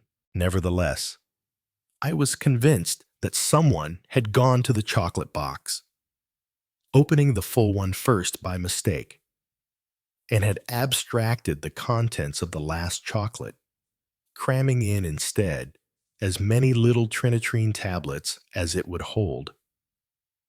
The chocolates were large ones, between 20 or 30 tablets, I felt sure, could have been inserted.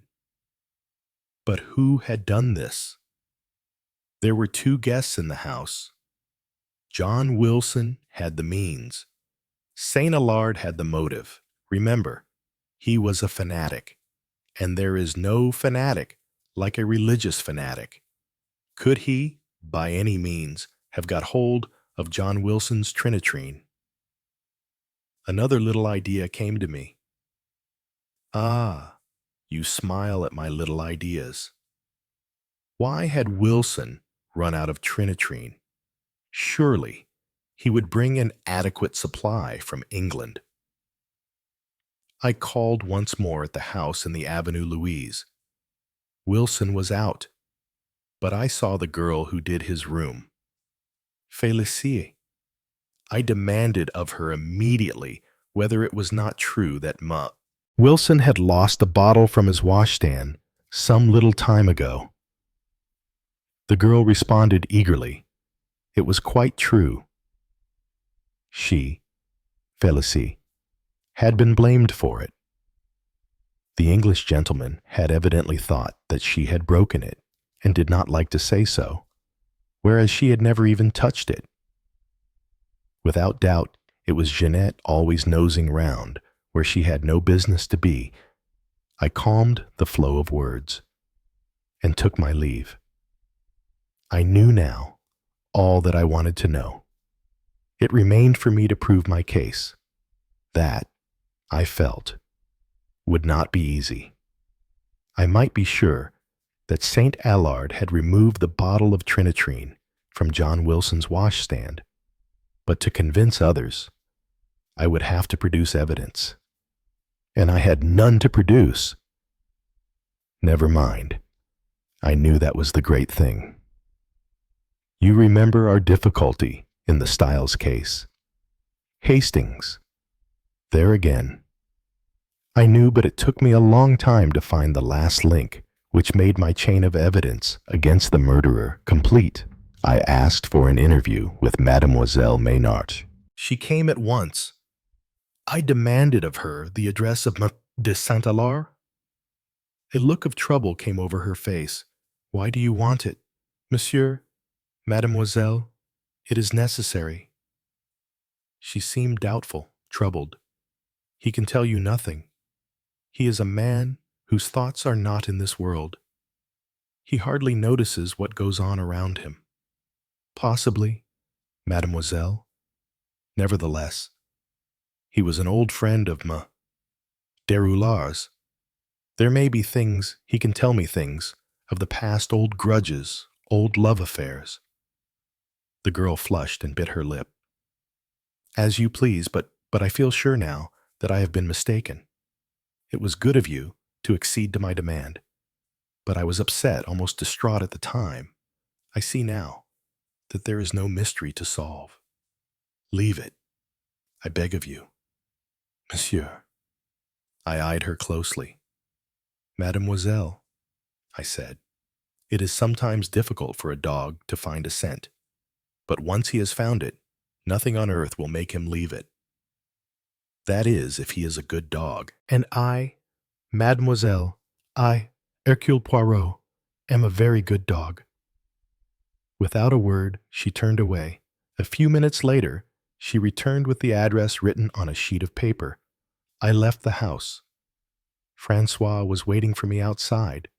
He looked at me anxiously. There is no news. Monsieur, none as yet. My friend, ah pauvre, Monsieur Deroullard. He sighed. I, too, was of his way of thinking.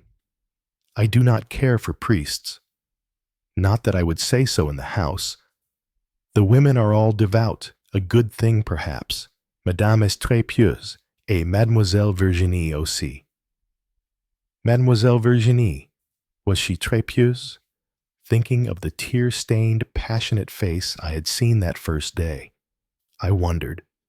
Having obtained the address of M. de Saint-Alard, I wasted no time. I arrived in the neighborhood of his chateau in the Ardennes, but it was some days before I could find a pretext for gaining admission to the house. In the end, I did. How do you think, as a plumber, mon ami? It was the affair of a moment to arrange a neat little gas leak in his bedroom. I departed for my tools and took care to return with them at an hour when I knew I should have the field pretty well to myself. What I was searching for, I hardly knew.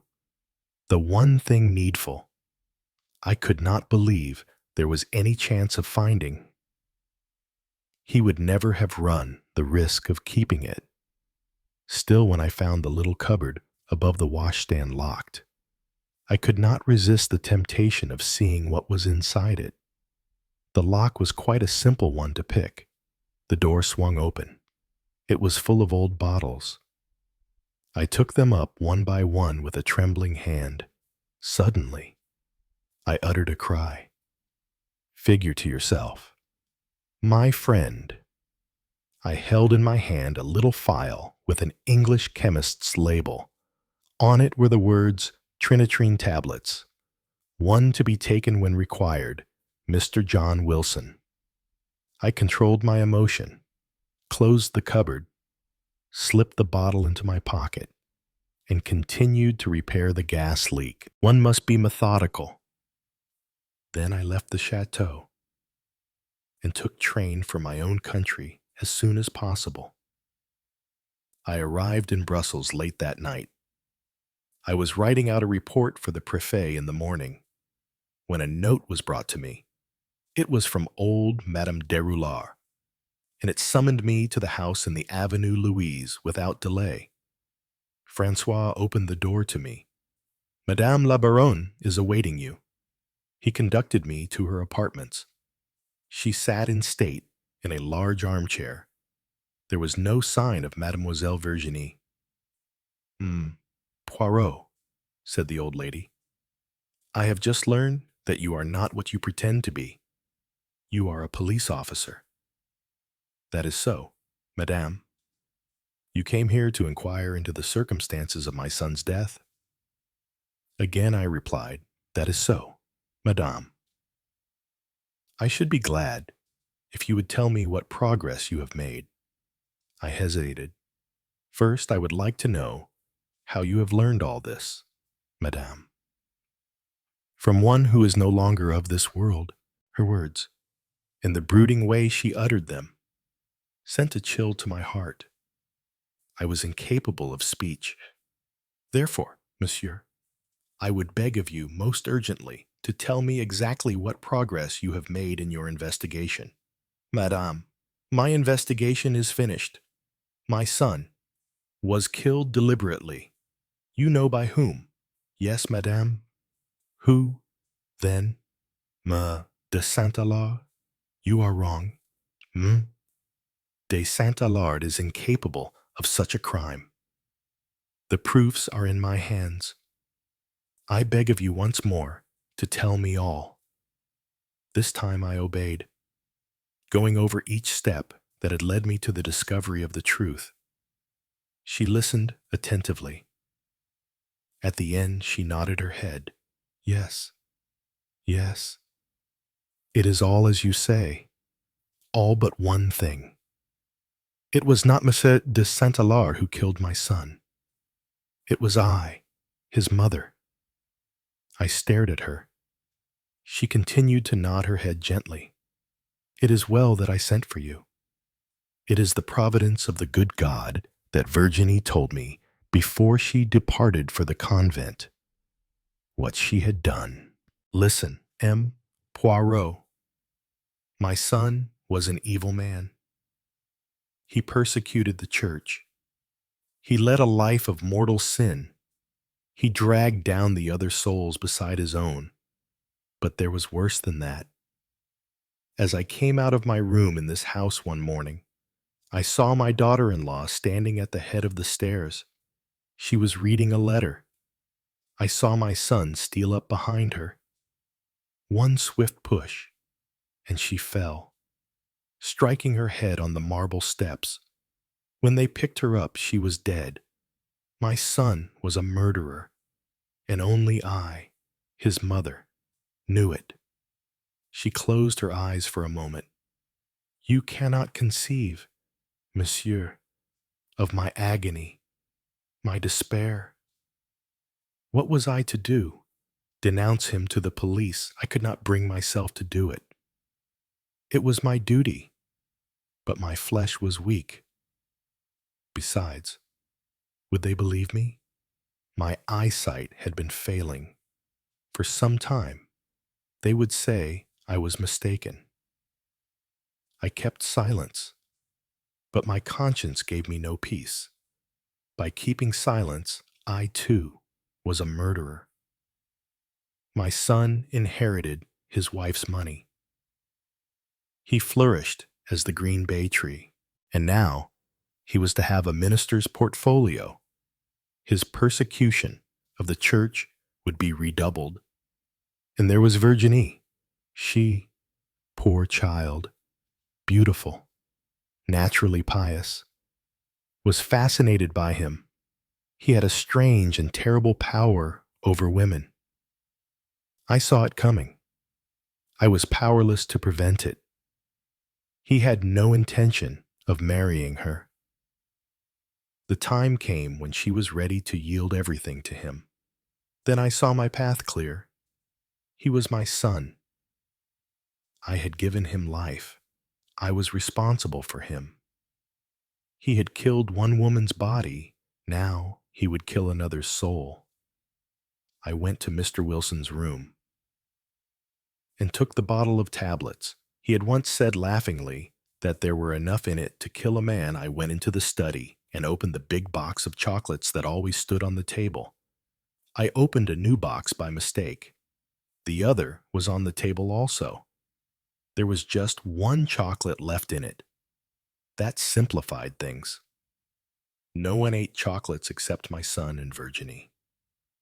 I would keep her with me that night. All went as I had planned. She paused, closing her eyes a minute, then opened them again. Poirot, I am in your hands. They tell me I have not many days to live. I am willing to answer for my action before the good God. Must I answer for it on earth also? I hesitated. But the empty bottle, Madame, I said to gain time. How came that into Mem de Saint-Alard's possession? When he came to say goodbye to me, monsieur, I slipped it into his pocket. I did not know how to get rid of it. You see, I cannot move about much without help, and finding it empty in my rooms might have caused suspicion. You understand, monsieur? She drew herself up to her full height. It was with no idea of casting suspicion on Madame de Saint-Alard. I never dreamed of such a thing. I thought his valet would find an empty bottle and throw it away without question. I bowed my head. I comprehend, madame, I said. And your decision, monsieur? Her voice was firm and unfaltering. Her head held as high as ever. I rose to my feet. Madame, I said, I have the honor to wish you good day. I have made my investigations and failed. The matter is closed. He was silent for a moment, then said quietly, She died just a week later. Mademoiselle Virginie passed through her novitiate and duly took the veil. That, my friend, is the story. I must admit that I do not make a fine figure in it. But that was hardly a failure, I expostulated. What else could you have thought under the circumstances? Ah, sacré, mon ami, cried Poirot, becoming suddenly animated. Is it that you do not see? But I was 36 times an idiot. My gray cells, they functioned not at all. The whole time I had the clue in my hands. What clue? The chocolate box. Do you not see? Would anyone in possession of their full eyesight make such a mistake? I knew. Madame Deroulard had cataract. The atropine drops told me that. There was only one person in the household whose eyesight was such that she could not see which lid to replace. It was the chocolate box that started me on the track. And yet, up to the end, I failed consistently to perceive its real significance. Also, my psychology was at fault. Had Mathieu de Saint-Alard been the criminal, he would never have kept an incriminating bottle. Finding it was a proof of his innocence. I had learned already from Mademoiselle Virginie that he was absent-minded. Altogether, it was a miserable affair that I have recounted to you. There only to you have I told the story. You comprehend. I do not figure well in it. An old lady commits a crime in such a simple and clever fashion that I, Hercule Poirot, am completely deceived. Sapristi. It does not bear thinking of. Forget it. Or no, remember it. And if you think at any time that I'm growing conceited, it is not likely. But it might arise. I concealed a smile. Eh bien, my friend, you shall say to me, chocolate box. Is it agreed? It's a bargain. After all, said Poirot reflectively, it was an experienced I, who have undoubtedly the finest brain in Europe at present, can afford to be magnanimous.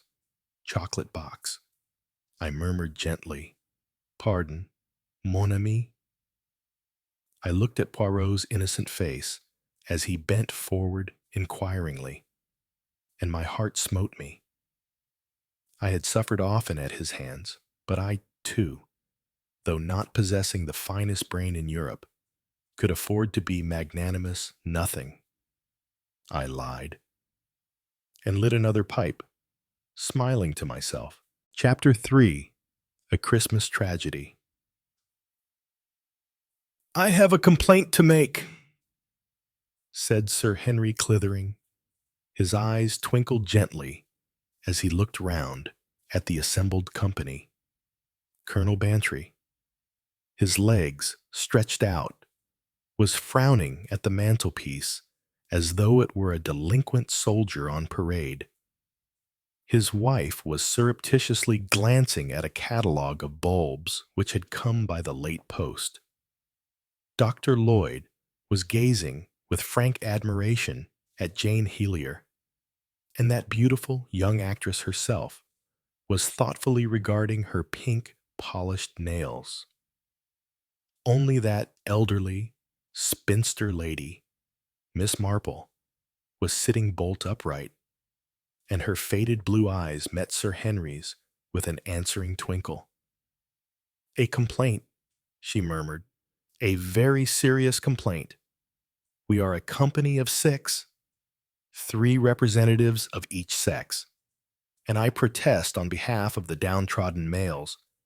We have had 3 stories told tonight, and told by the 3 men I protest that the ladies have not done their fair share." "Oh," said Mrs. Bantry, with indignation, "I'm sure we have. We've listened with the most intelligent appreciation. We've displayed the true womanly attitude, not wishing to thrust ourselves in the limelight." "It's an excellent excuse," said Sir Henry, "but it won't do, and there's a very good precedent in the Arabian Nights. So, forward, Scheherazade."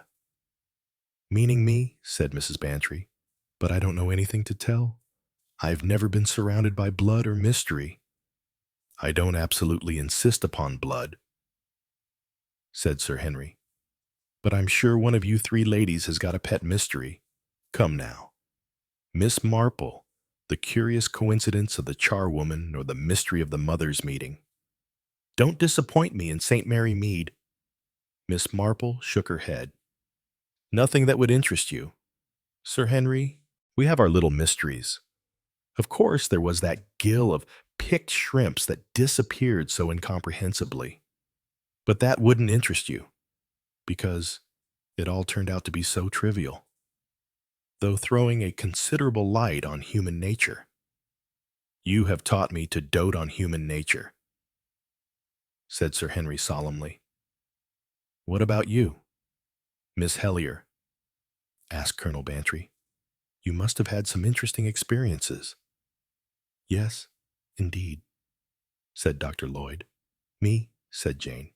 "You mean you want me to tell you something that happened to me, or to one of your friends," amended Sir Henry. "Oh," said Jane vaguely, "I don't think anything has ever happened to me. I mean, not that kind of thing. Flowers, of course, and queer messages, but that's just men, isn't it? I don't think—" She paused and appeared lost in thought. "I see we shall have to have that epic of the shrimps," said Sir Henry. "Now then, Miss Marple, you're so fond of your joke, Sir Henry. The shrimps are only nonsense. But now I come to think of it, I do remember one incident, at least not exactly an incident, something very much more serious, a tragedy. And I was, in a way, mixed up in it, and for what I did, I have never had any regrets, no regrets at all. But it didn't happen in St. Mary Mead. That disappoints me," said Sir Henry, "but I will endeavor to bear up. I knew we should not rely upon you in vain." He settled himself in the attitude of a listener. Miss Marple grew slightly pink. "I hope I shall be able to tell it properly," she said anxiously. "I fear I am very inclined to become rambling. One wanders from the point altogether without knowing that one is doing so, and it is so hard to remember each fact in its proper order. You must all bear with me if I tell my story badly. It happened a very long time ago now. As I say, it was not connected with St. Mary Mead. As a matter of fact, it had to do with a hydro." "Do you mean a seaplane?" asked Jane with wide eyes. "You wouldn't know, dear," said Mrs. Bantry, and explained. Her husband added his quota. "Beastly places, absolutely beastly. Got to get up early and drink filthy tasting water. Lot of old women sitting about. Ill-natured tittle-tattle. God, when I think— Now, Arthur, said Mrs. Bantry placidly, you know, it did you all the good in the world. Lot of old women sitting round talking scandal, grunted Colonel Bantry. That I'm afraid is true, said Miss Marple. I myself— My dear Miss Marple, cried the Colonel, horrified.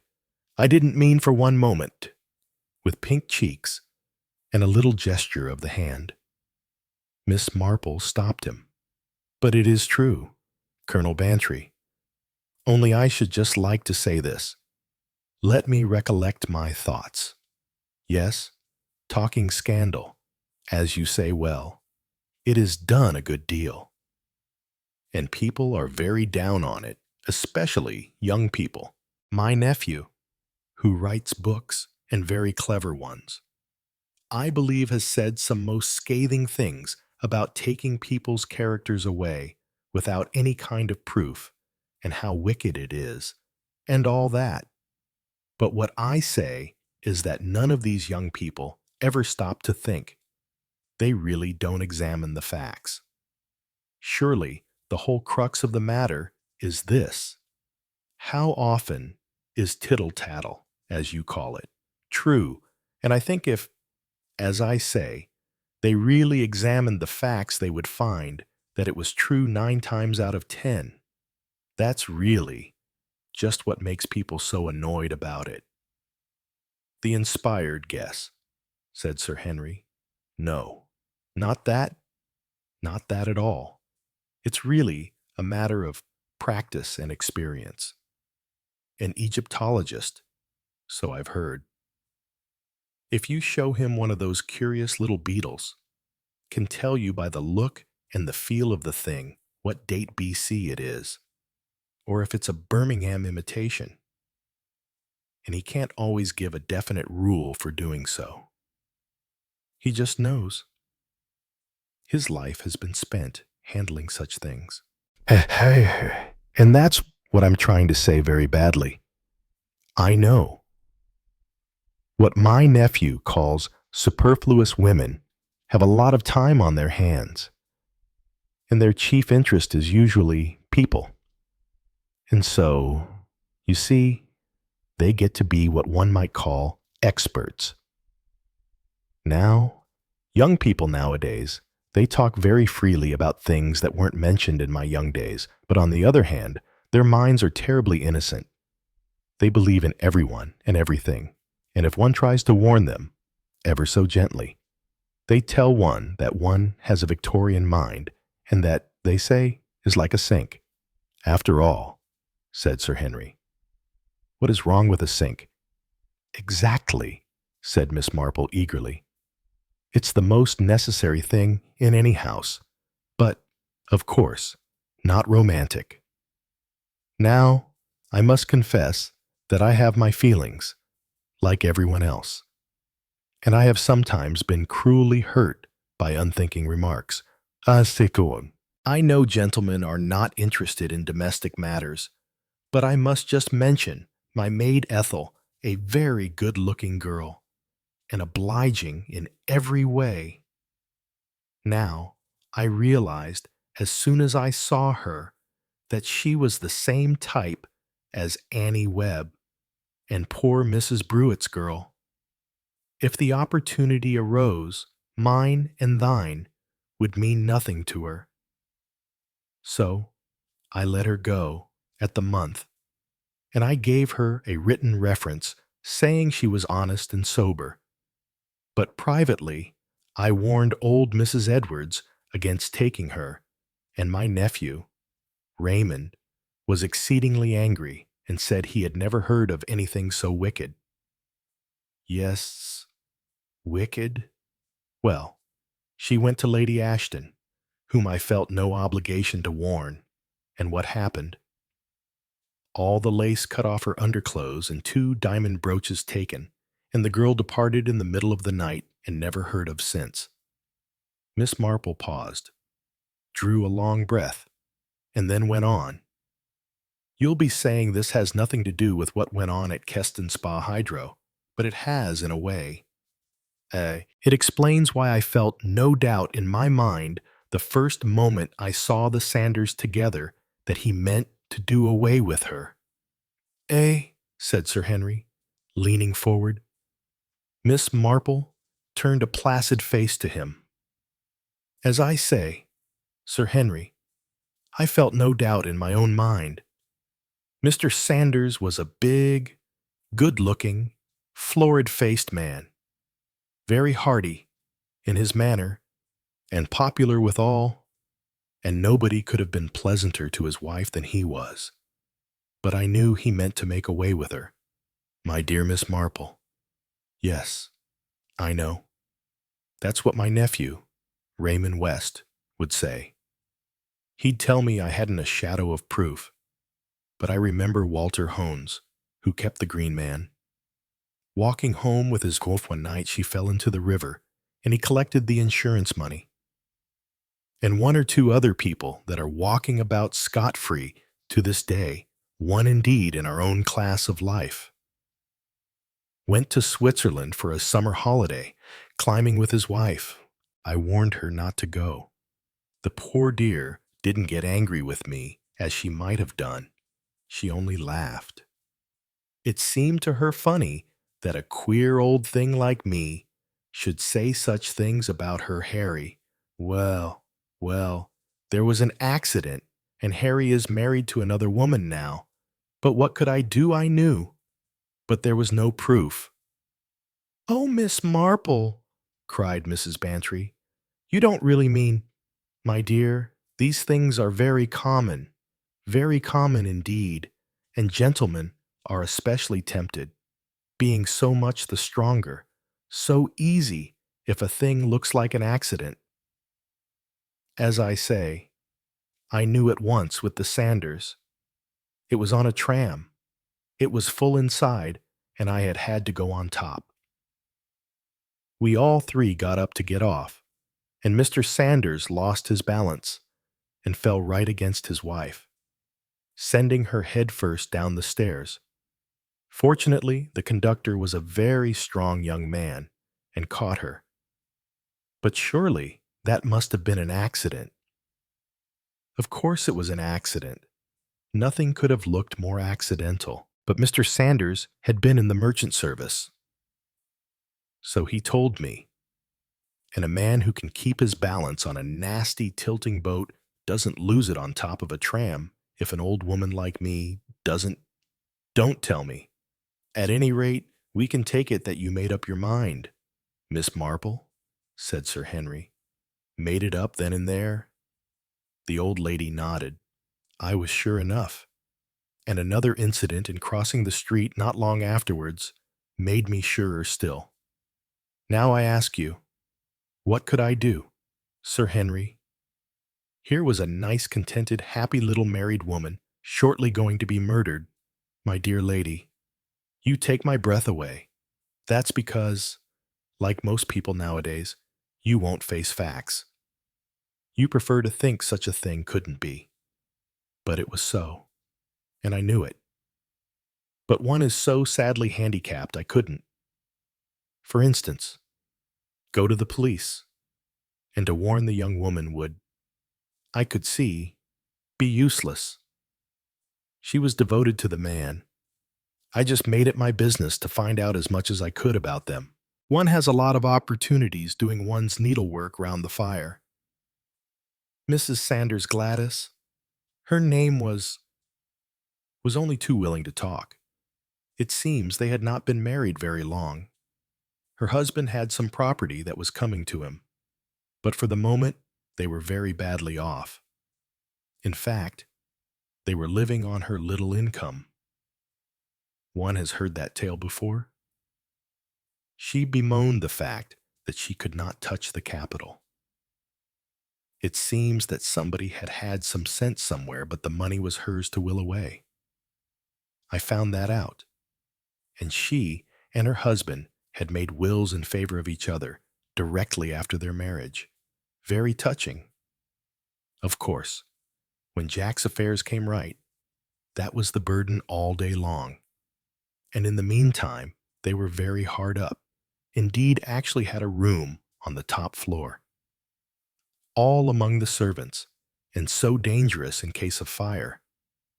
Though, as it happened, there was a fire escape just outside their window.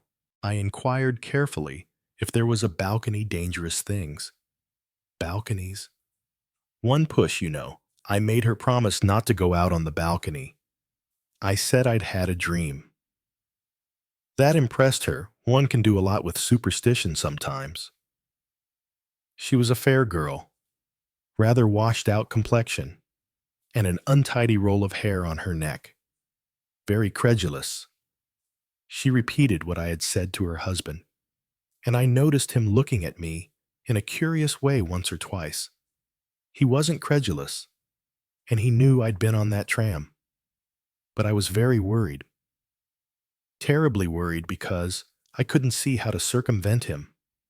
I could prevent anything happening at the hydro, just by saying a few words to show him I suspected. But that only meant his putting off his plan till later. No. I began to believe that the Ulm policy was a bold one somehow or other to lay a trap for him. If I could induce him to attempt her life in a way of my own choosing well, then he would be unmasked, and she would be forced to face the truth, however much of a shock it was to her. "You take my breath away," said Dr. Lloyd. "What conceivable plan could you adopt?" "I'd have found one, never fear," said Miss Marple. "But the man was too clever for me. He didn't wait. He thought I might suspect, and so he struck before I could be sure.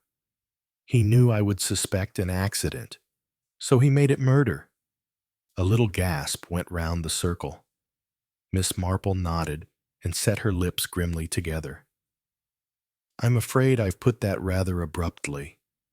I must try and tell you exactly what occurred. I've always felt very bitterly about it. It seems to me that I ought, somehow, to have prevented it, but doubtless Providence knew best. I did what I could, at all events. There was what I can only describe as a curiously eerie feeling in the air. There seemed to be something weighing on us all, a feeling of misfortune. To begin with, there was George, the hall porter, had been there for years and knew everybody, bronchitis and pneumonia, and passed away on the 4th day. Terribly sad. A real blow to everybody. And 4 days before Christmas, too. And then one of the housemaids, such a nice girl, a septic finger, actually died in 24 hours.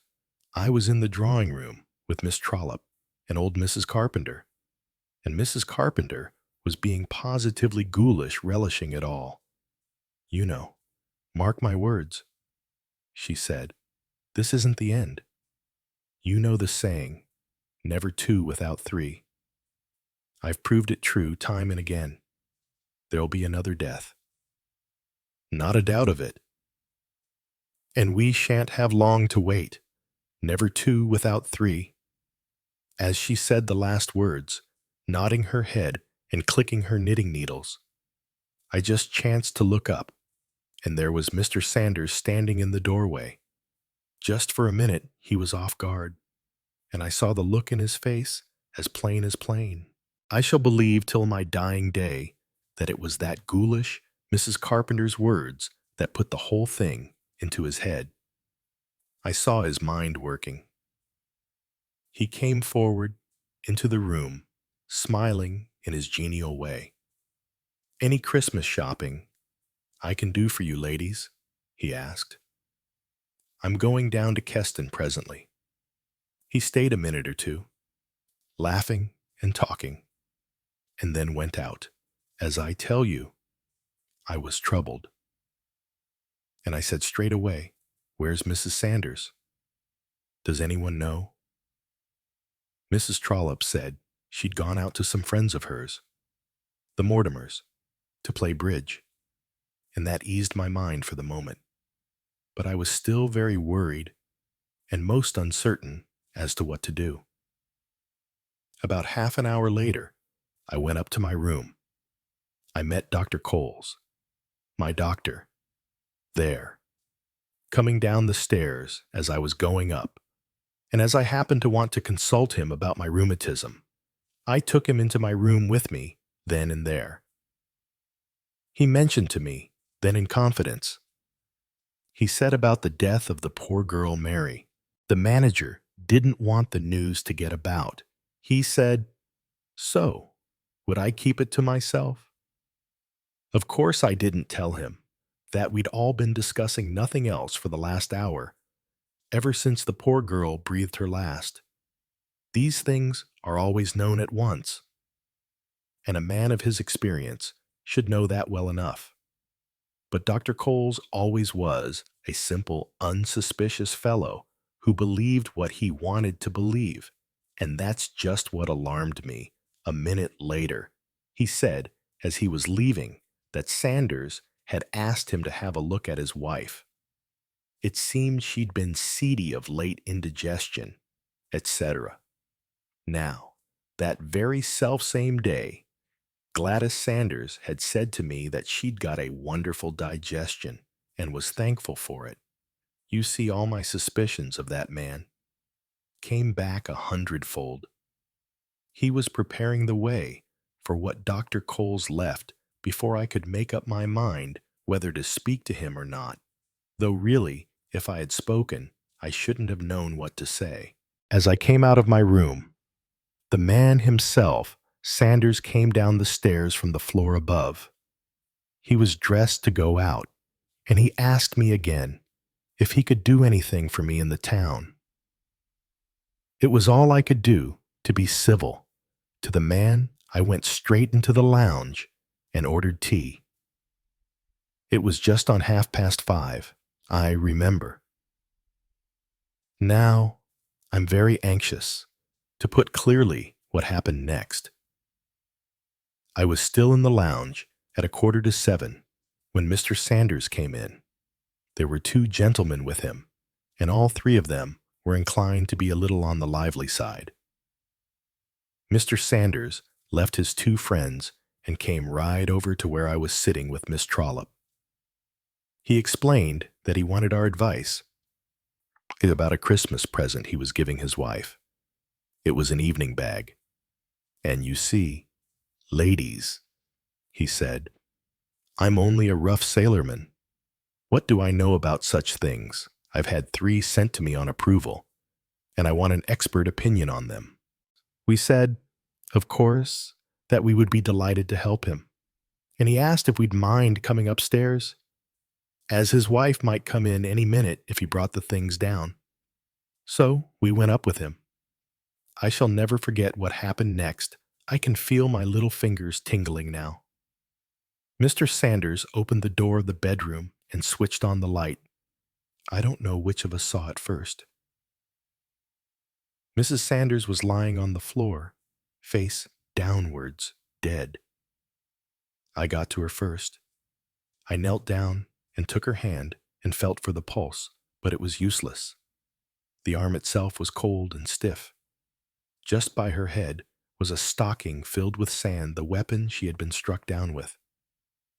Miss Trollope, silly creature, was moaning and moaning by the door and holding her head. Sanders gave a great cry of, "My wife! My wife!" and rushed to her. I stopped him touching her. You see, I was sure at the moment he had done it, and there might have been something that he wanted to take away or hide. Nothing must be touched. I said, "Pull yourself together. Mr. Sanders, Miss Trollope, please go down and fetch the manager." I stayed there, kneeling by the body. I wasn't going to leave Sanders alone with it, and yet I was forced to admit that if the man was acting, he was acting marvelously. He looked dazed and bewildered and scared out of his wits. The manager was with us in no time. He made a quick inspection of the room, then turned us all out and locked the door, the key of which he took. Then he went off and telephoned to the police. It seemed a positive age before they came.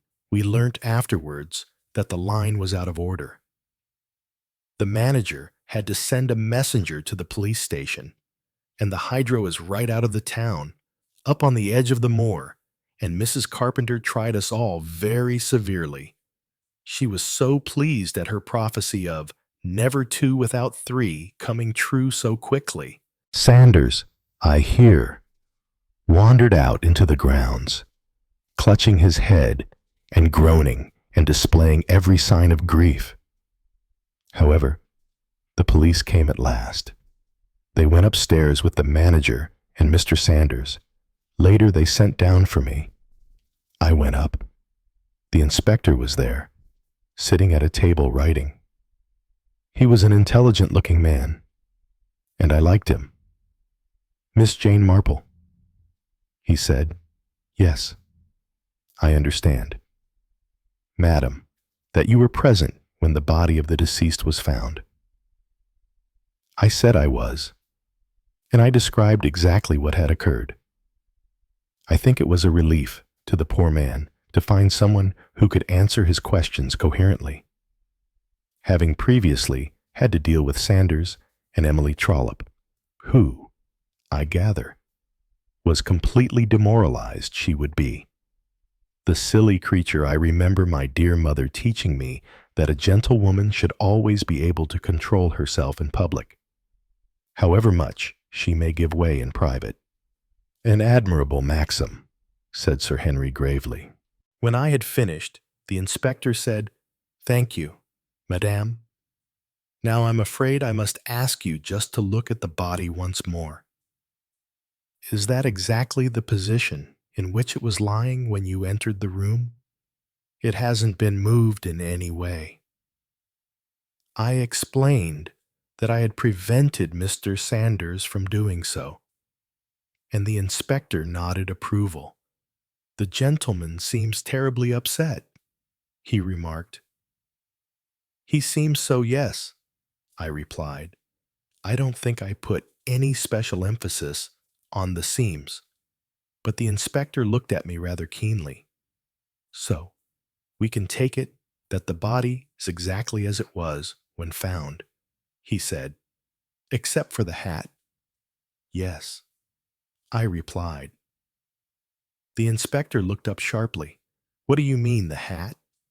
I explained that the hat had been on poor Gladys's head, whereas now it was lying beside her. I thought, of course, that the police had done this. The inspector, however, denied it emphatically. Nothing had, as yet, been moved or touched. He stood looking down at that poor prone figure with a puzzled frown. Gladys was dressed in her outdoor clothes, a big dark red tweed coat with a gray fur collar. The hat, a cheap affair of red felt, lay just by her head. The inspector stood for some minutes in silence, frowning to himself. Then an idea struck him. "Can you, by any chance, remember, madam, whether there were earrings in the ears, or whether the deceased habitually wore earrings?" Now, fortunately, I am in the habit of observing closely. I remembered that there had been a glint of pearls just below the hat brim, though I had paid no particular notice to it at the time.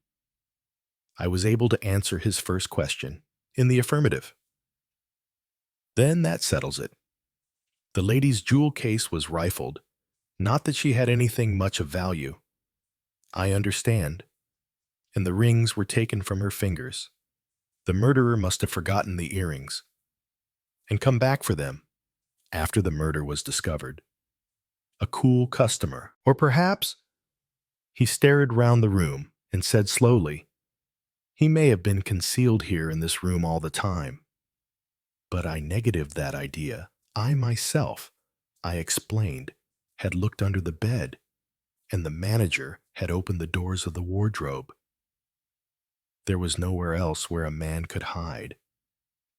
It is true, the hat cupboard was locked in the middle of the wardrobe, but as that was only a shallow affair with shelves, no one could have been concealed there. The inspector nodded his head slowly whilst I explained all this.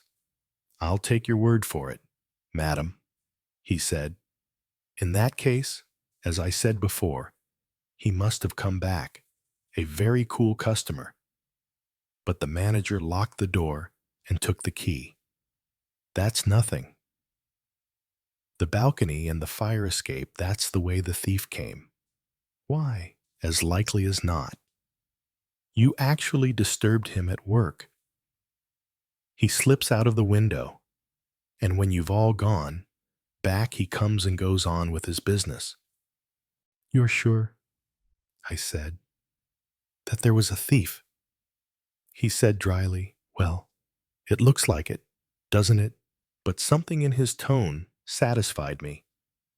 I felt that he wouldn't take Mr. Sanders in the role of the bereaved widower too seriously. You see, I admit it frankly, I was absolutely under the opinion of what I believe our neighbors, the French, call the idée fixe. I knew that that man, Sanders, intended his wife to die. What I didn't allow for was that strange and fantastic thing, coincidence. My views about Mr. Sanders were, I was sure of it absolutely, right and true. The man was a scoundrel. But although his hypocritical assumptions of grief didn't deceive me for a minute, I do remember feeling at the time that his surprise and bewilderment were marvelously well done. They seemed absolutely natural, if you know what I mean. I must admit that after my conversation with the inspector, a curious feeling of doubt crept over me. Because if Sanders had done this dreadful thing, I couldn't imagine any conceivable reason why he should creep back by means of the fire escape and take the earrings from his wife's ears. It wouldn't have been a sensible thing to do. And Sanders was such a very sensible man. That's just why I always felt he was so dangerous. Miss Marple looked round at her audience. "You see, perhaps, what I am coming to, it is, so often, the unexpected that happens in this world. I was so sure, and that, I think, was what blinded me. The result came as a shock to me, for it was proved, beyond any possible doubt, that Mr. Sanders could not possibly have committed the crime." A surprised gasp came from Mrs. Bantry. Miss Marple turned to her. "I know, my dear, that isn't what you expected when I began this story. It wasn't what I expected either. But facts are facts, and if one is proved to be wrong, one must just be humble about it and start again. That Mr. Sanders was a murderer at heart I knew, and nothing ever occurred to upset that firm conviction of mine. And now, I expect, you would like to hear the actual facts themselves. Mrs. Sanders, as you know, spent the afternoon playing bridge with some friends, the Mortimers. She left them at about 6:15. From her friend's house to the hydro was about 1/4 walk less if one hurried. She must have come in then, about 6:30. No one saw her come in, so she must have entered by the side door and hurried straight up to her room. There she changed the fawn coat and skirt she wore to the bridge party were hanging up in the cupboard, and was evidently preparing to go out again, when the blow fell. Quite possibly, they say. She never even knew who struck her. The sandbag, I understand, is a very efficient weapon. That looks as though the attackers were concealed in the room, possibly in one of the big wardrobe cupboards, the one she didn't open. Now, as to the movements of Mr. Sanders, he went out, as I have said, at about 5:30 or a little after. He did some shopping at a couple of shops, and at about 6 o'clock, he entered the Grand Spa Hotel, where he encountered two friends, the same with whom he returned to the Hydro later. They played billiards and, I gather, had a good many whiskeys and sodas together. These two men, Hitchcock and Spender, their names were actually with him the whole time from 6 o'clock onwards. They walked back to the Hydro with him, and he only left them to come across to me and Miss Trollope. That, as I told you, was about 6:45, at which time his wife must have been already dead. I must tell you that I talked myself to these two friends of his. I did not like them. They were neither pleasant nor gentlemanly men. But I was quite certain of one thing, that they were speaking the absolute truth when they said that Sanders had been the whole time in their company.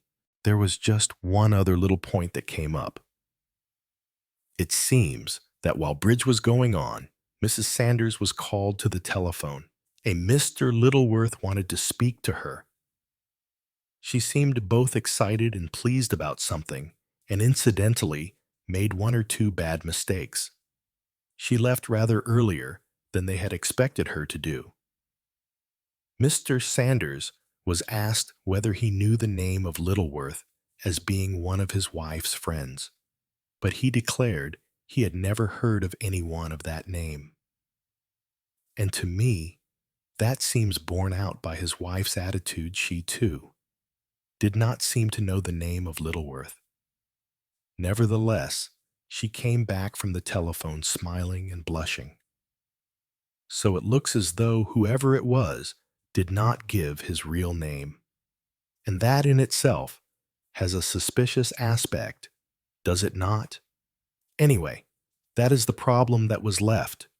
The burglar story, which seems unlikely, or the alternative theory that Mrs. Sanders was preparing to go out and meet somebody. Did that somebody come to her room by means of the fire escape? Was there a quarrel, or did he treacherously attack her? Miss Marple stopped. "Well," said Sir Henry, "what is the answer?" "I wondered if any of you could guess." "I'm never good at guessing," said Mrs. Bantry. "It seems a pity that Sanders had such a wonderful alibi, but if it satisfied you, it must have been all right." Jane Hellier moved her beautiful head and asked a question. "Why?" she said. "Was the hat cupboard locked? How very clever of you." "My dear," said Miss Marple, beaming, "that's just what I wondered myself, though the explanation was quite simple. In it were a pair of embroidered slippers and some pocket handkerchiefs that the poor girl was embroidering for her husband for Christmas. That's why she locked the cupboard. The key was found in her handbag." "Oh," said Jane. "Then it isn't very interesting after all." "Oh, but it is," said Miss Marple. "It's just the one really interesting thing, the thing that made all the murderer's plans go wrong." Everyone stared at the old lady. "I didn't see it myself for 2 days," said Miss Marple. "I puzzled, and then suddenly there it was, all clear. I went to the inspector and asked him to try something, and he did." "What did you ask him to try?" "I asked him to fit that hat on the poor girl's head, and of course he couldn't. It wouldn't go on. It wasn't her hat. You see—" Mrs. Bantry stared. "But it was on her head to begin with." "Not on her head." Miss Marple stopped a moment to let her words sink in, and then went on. "We took it for granted that it was poor Gladys's body there, but we never looked at the face. She was face downwards, remember, and the hat hid everything. But she was killed, yes, later. At the moment that we were telephoning to the police, Gladys Sanders was alive and well. You mean it was someone pretending to be her? But surely when you touched her, it was a dead body. Right enough, said Miss Marple gravely. But, dash it all, said Colonel Bantry, you can't get hold of dead bodies right and left. What did they do with the first corpse afterwards? He put it back, said Miss Marple. It was a wicked idea, but a very clever one. It was our talk in the drawing room that put it into his head, the body of poor Mary, the housemaid. Why not use it? Remember, the Sanders room was up amongst the servants' quarters. Mary's room was 2 doors off. The undertakers wouldn't come till after dark. He counted on that. He carried the body along the balcony. It was dark at 5, dressed it in one of his wife's dresses and her big red coat. And then he found the hat cupboard locked. There was only one thing to be done. He fetched one of the poor girl's own hats. No one would notice. He put the sandbag down beside her. Then he went off to establish his alibi. He telephoned to his wife, calling himself Mr. Littleworth. I don't know what he said to her. She was a credulous girl, as I said just now. But he got her to leave the bridge party early and not to go back to the Hydro, and arranged with her to meet him in the grounds of the Hydro near the fire escape at 7 o'clock. He probably told her he had some surprise for her. He returns to the Hydro with his friends and arranges that Miss Trollope and I shall discover the crime with him. He even pretends to turn the body over, and I stop him. Then the police are sent for, and he staggers out into the grounds. Nobody asked him for an alibi after the crime. He meets his wife, takes her up the fire escape. They enter their room. Perhaps he has already told her some story about the body. She stoops over it, and he picks up his sandbag and strikes. Oh, dear. It makes me sick to think of, even now. Then quickly, he strips off her coat and skirt, hangs them up, and dresses her in the clothes from the other body. But the hat won't go on. Mary's head is shingled. Gladys Sanders, as I say, had a great bun of hair. He is forced to leave it beside the body and hope no one will notice. Then he carries poor Mary's body back to her own room and arranges it decorously once more. It seems incredible, said Dr. Lloyd. The risks he took. The police might have arrived too soon. You remember, the line was out of order, said Miss Marple. That was a piece of his work. He couldn't afford to have the police on the spot too soon. When they did come, they spent some time in the manager's office before going up to the bedroom. That was the weakest point, the chance that someone might notice the difference between a body that had been dead 2 hours and one that had been dead just over half an hour. But he counted on the fact that the people who first discovered the crime would have no expert knowledge. Dr. Lloyd nodded. The crime would be supposed to have been committed about 6:45 or thereabouts. I suppose, he said, it was actually committed at 7 or a few minutes after. When the police surgeon examined the body, it would be about 7:30 at the earliest. He couldn't possibly tell. I am the person who should have known, said Miss Marple. I felt the poor girl's hand, and it was icy cold. Yet a short time later, the inspector spoke as though the murder must have been committed just before we arrived, and I saw nothing. I think you saw a good deal, Miss Marple, said Sir Henry. The case was before my time. I don't even remember hearing of it. What happened? Sanders was hanged, said Miss Marple crisply. And a good job, too. I have never regretted my part in bringing that man to justice. I've no patience with modern humanitarian scruples about capital punishment. Her stern face softened, but I have often reproached myself bitterly with failing to save the life of that poor girl. But who would have listened to an old woman jumping to conclusions?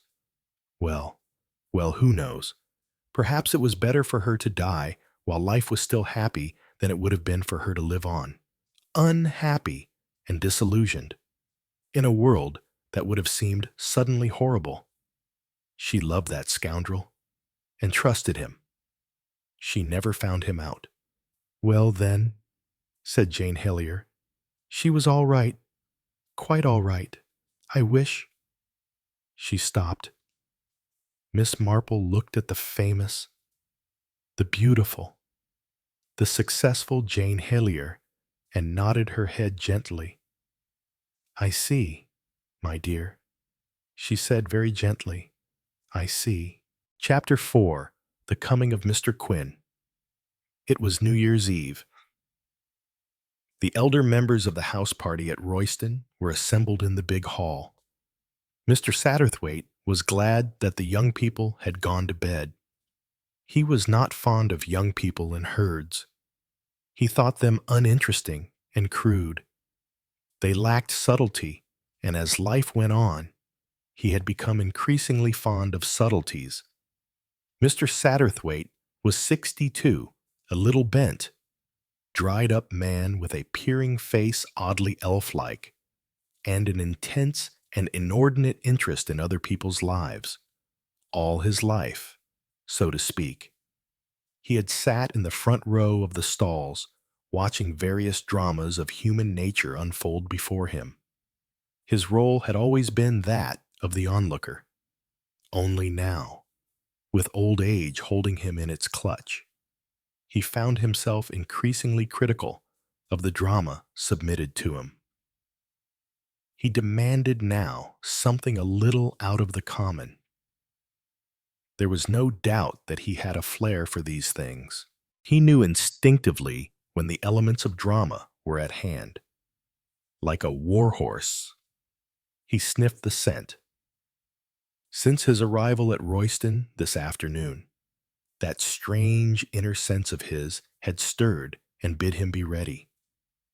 Something interesting was happening or going to happen. The house party was not a large one.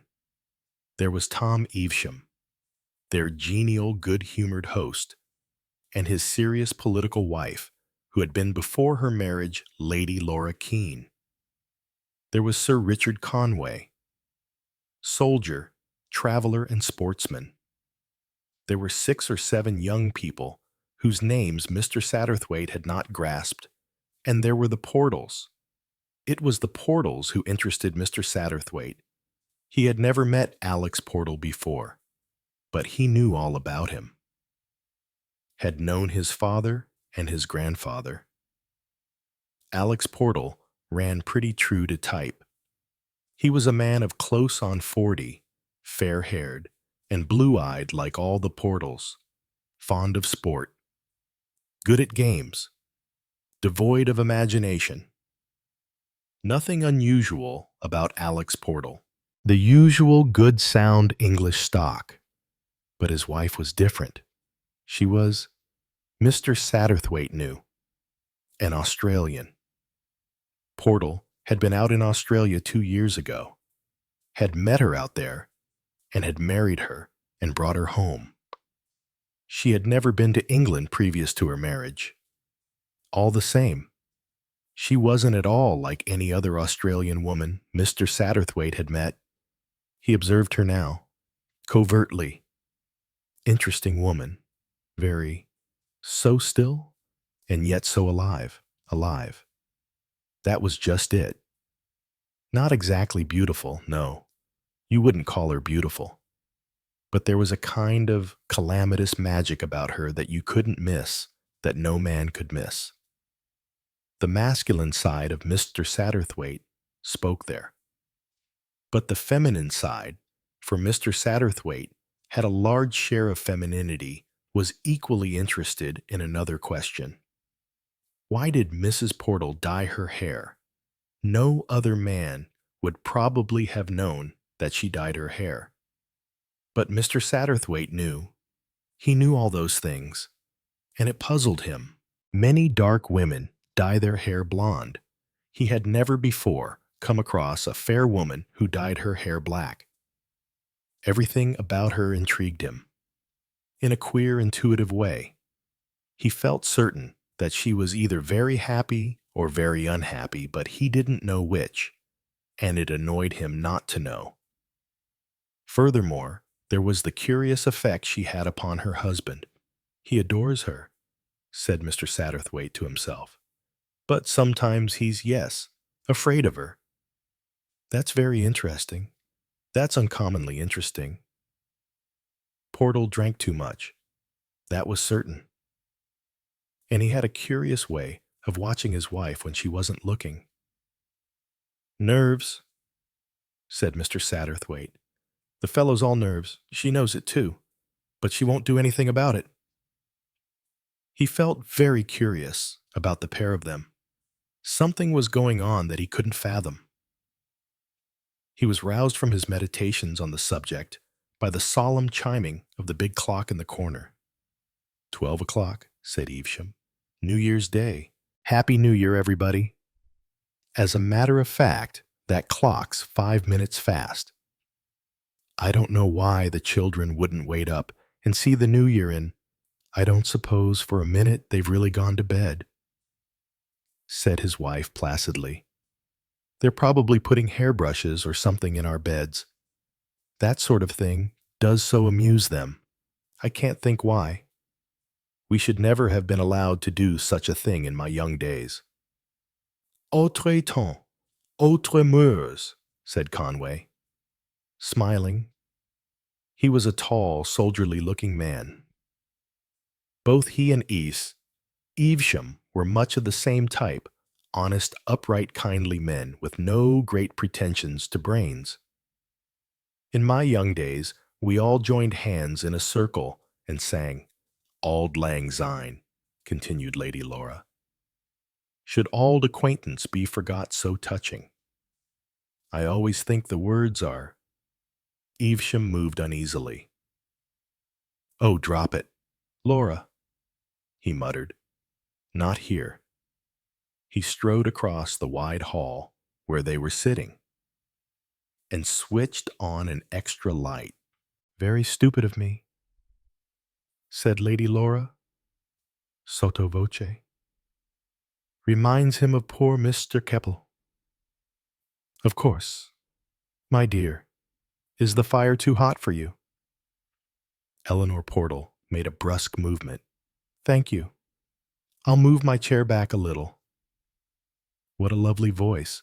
She had one of those low, murmuring, echoing voices that stay in your memory, thought Mr. Satterthwaite. Her face was in shadow now. What a pity. From her place in the shadow, she spoke again. Mr. Capel?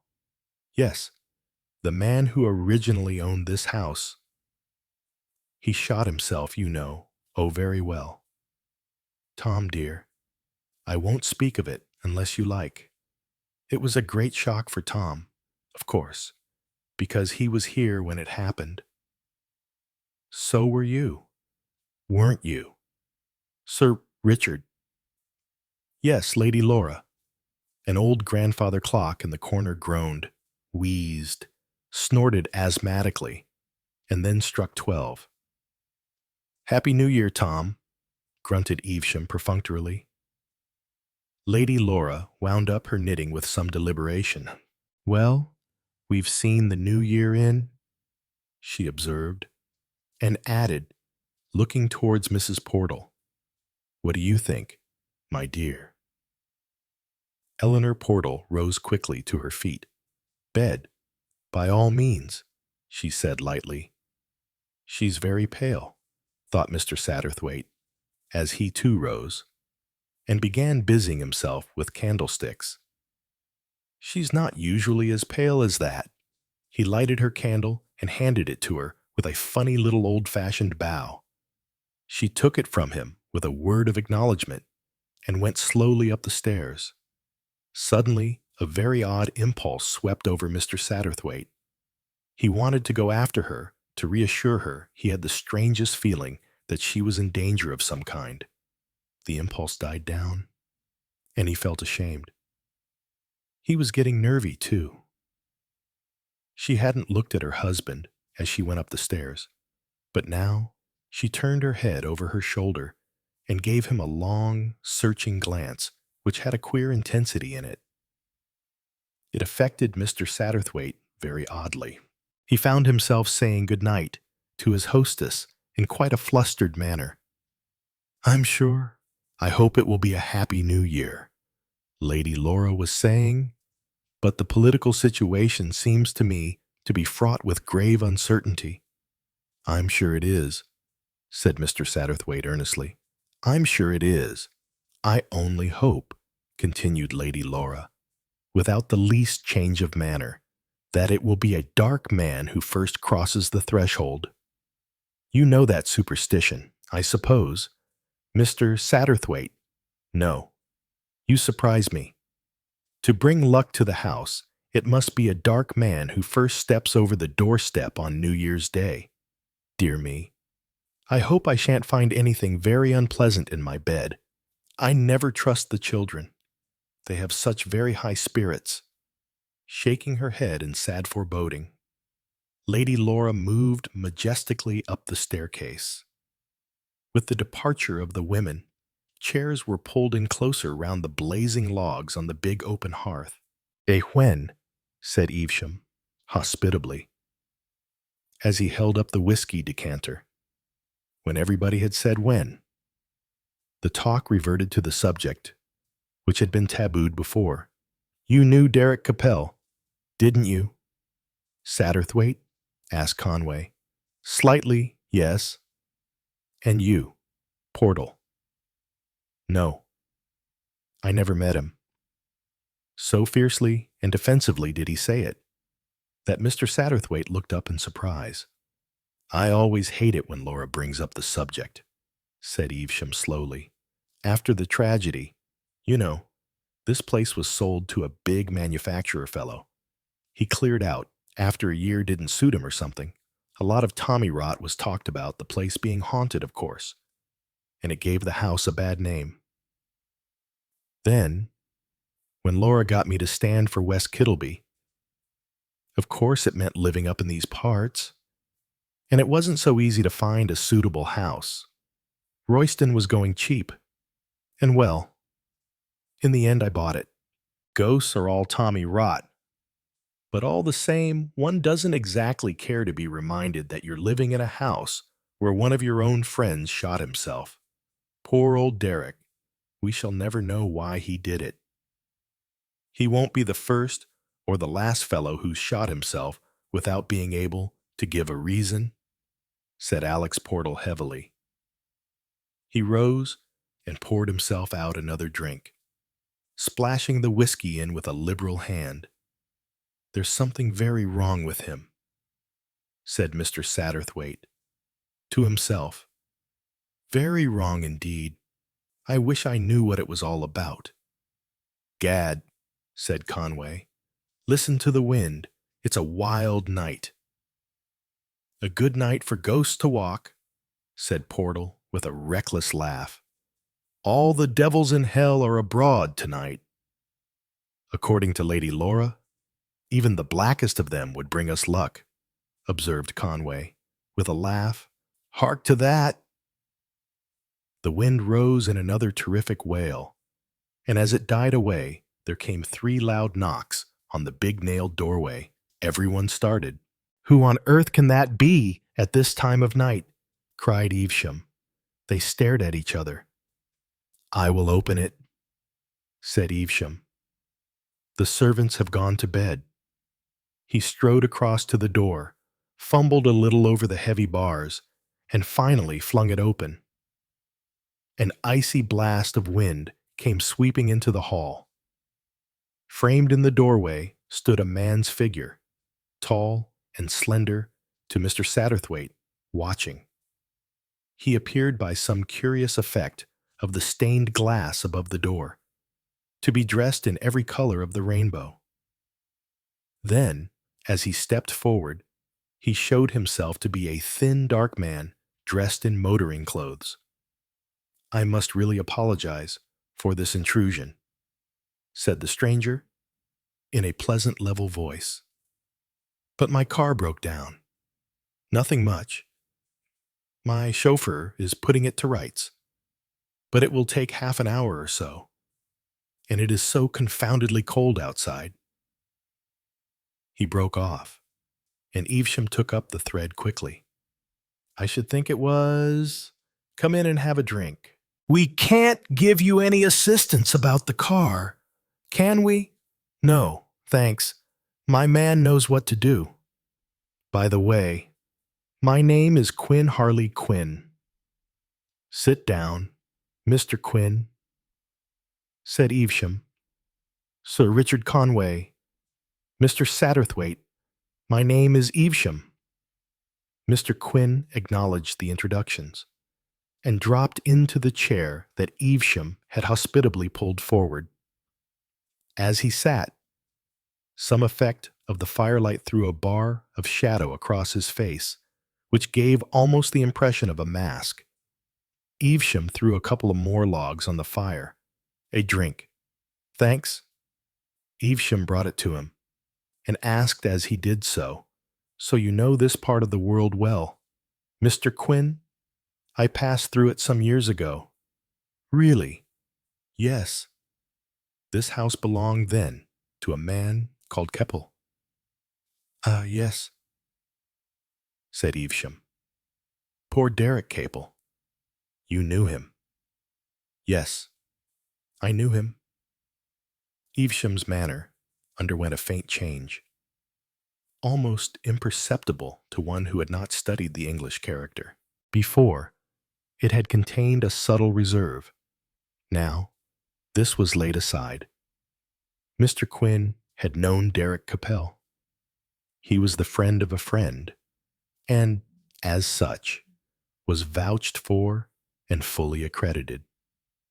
"Astounding affair, that," he said confidentially. "We were just talking about it.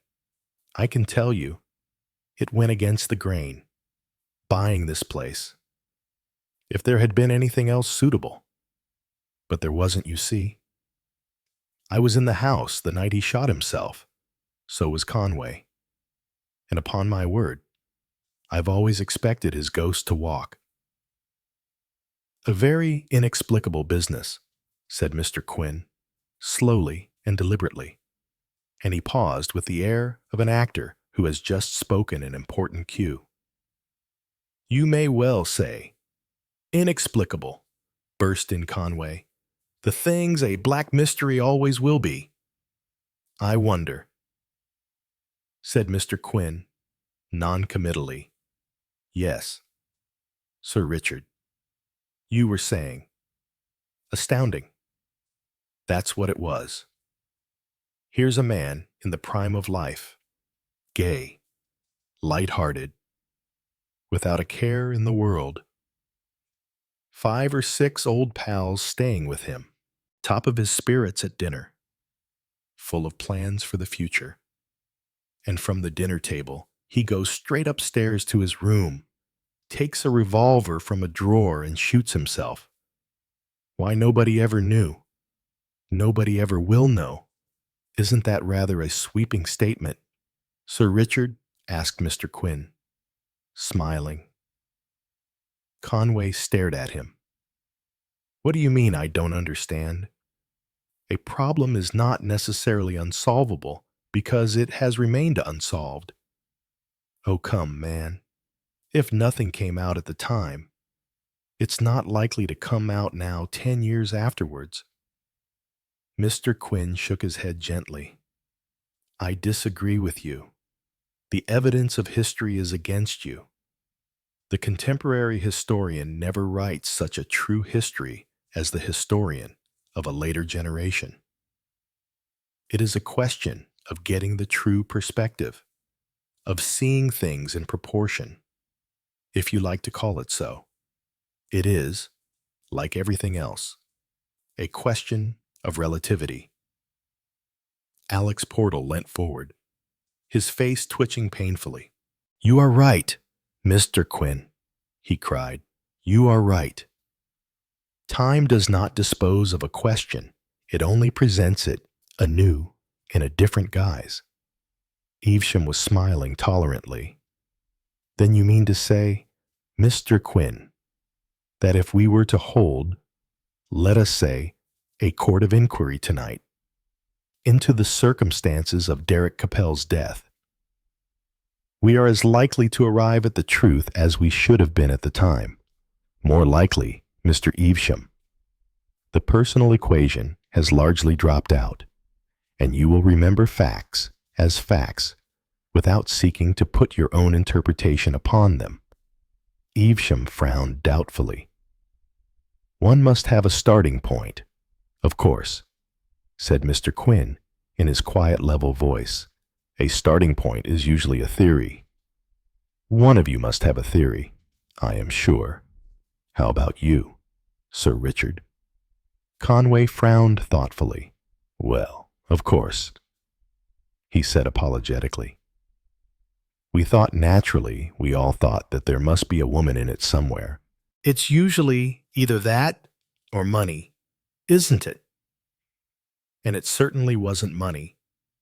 No trouble of that description. So what else could it have been?" Mr. Satterthwaite started.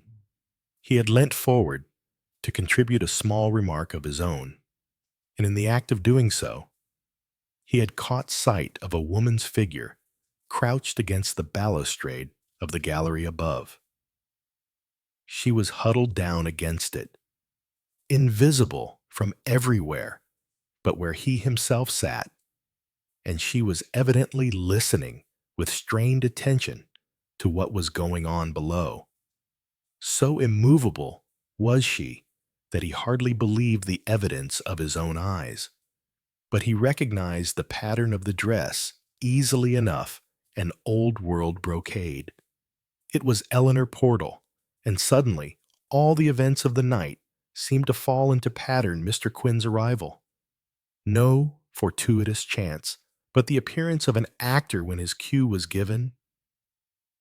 There was a drama being played in the big hall at Royston tonight, a drama none the less real in that one of the actors was dead. Oh, yes, Derek Capel had a part in the play. Mr. Satterthwaite was sure of that. And, again, suddenly, a new illumination came to him. This was Mr. Quinn's doing.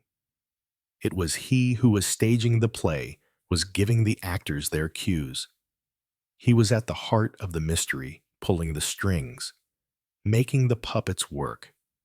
He knew everything, even to the presence of the woman crouched against the woodwork upstairs. Yes, he knew. Sitting well back in his chair, secure in his role of audience, Mr. Satterthwaite watched the drama unfold before his eyes, quietly and naturally. Mr. Quinn was pulling the strings, setting his puppets in motion. "A woman, yes," he murmured thoughtfully. There was no mention of any woman at dinner. "Why, of course," cried Evesham. "He announced his engagement. That's just what made it seem so absolutely mad. Very bucked about it, he was. Said it wasn't to be announced just yet, but gave us the hint that he was in the running for the Benedict Stakes. Of course we all guessed who the lady was," said Conway. "Marjorie Dilke. Nice girl." It seemed to be Mr. Quinn's turn to speak, but he did not do so, and something about his silence seemed oddly provocative. It was as though he challenged the last statement. It had the effect of putting Conway in a defensive position. Who else could it have been? Evesham. "I don't know," said Tom Evesham slowly. "What did he say?" "Exactly now." Something about being in the running for the Benedict Stakes, that he couldn't tell us the lady's name till he had her permission.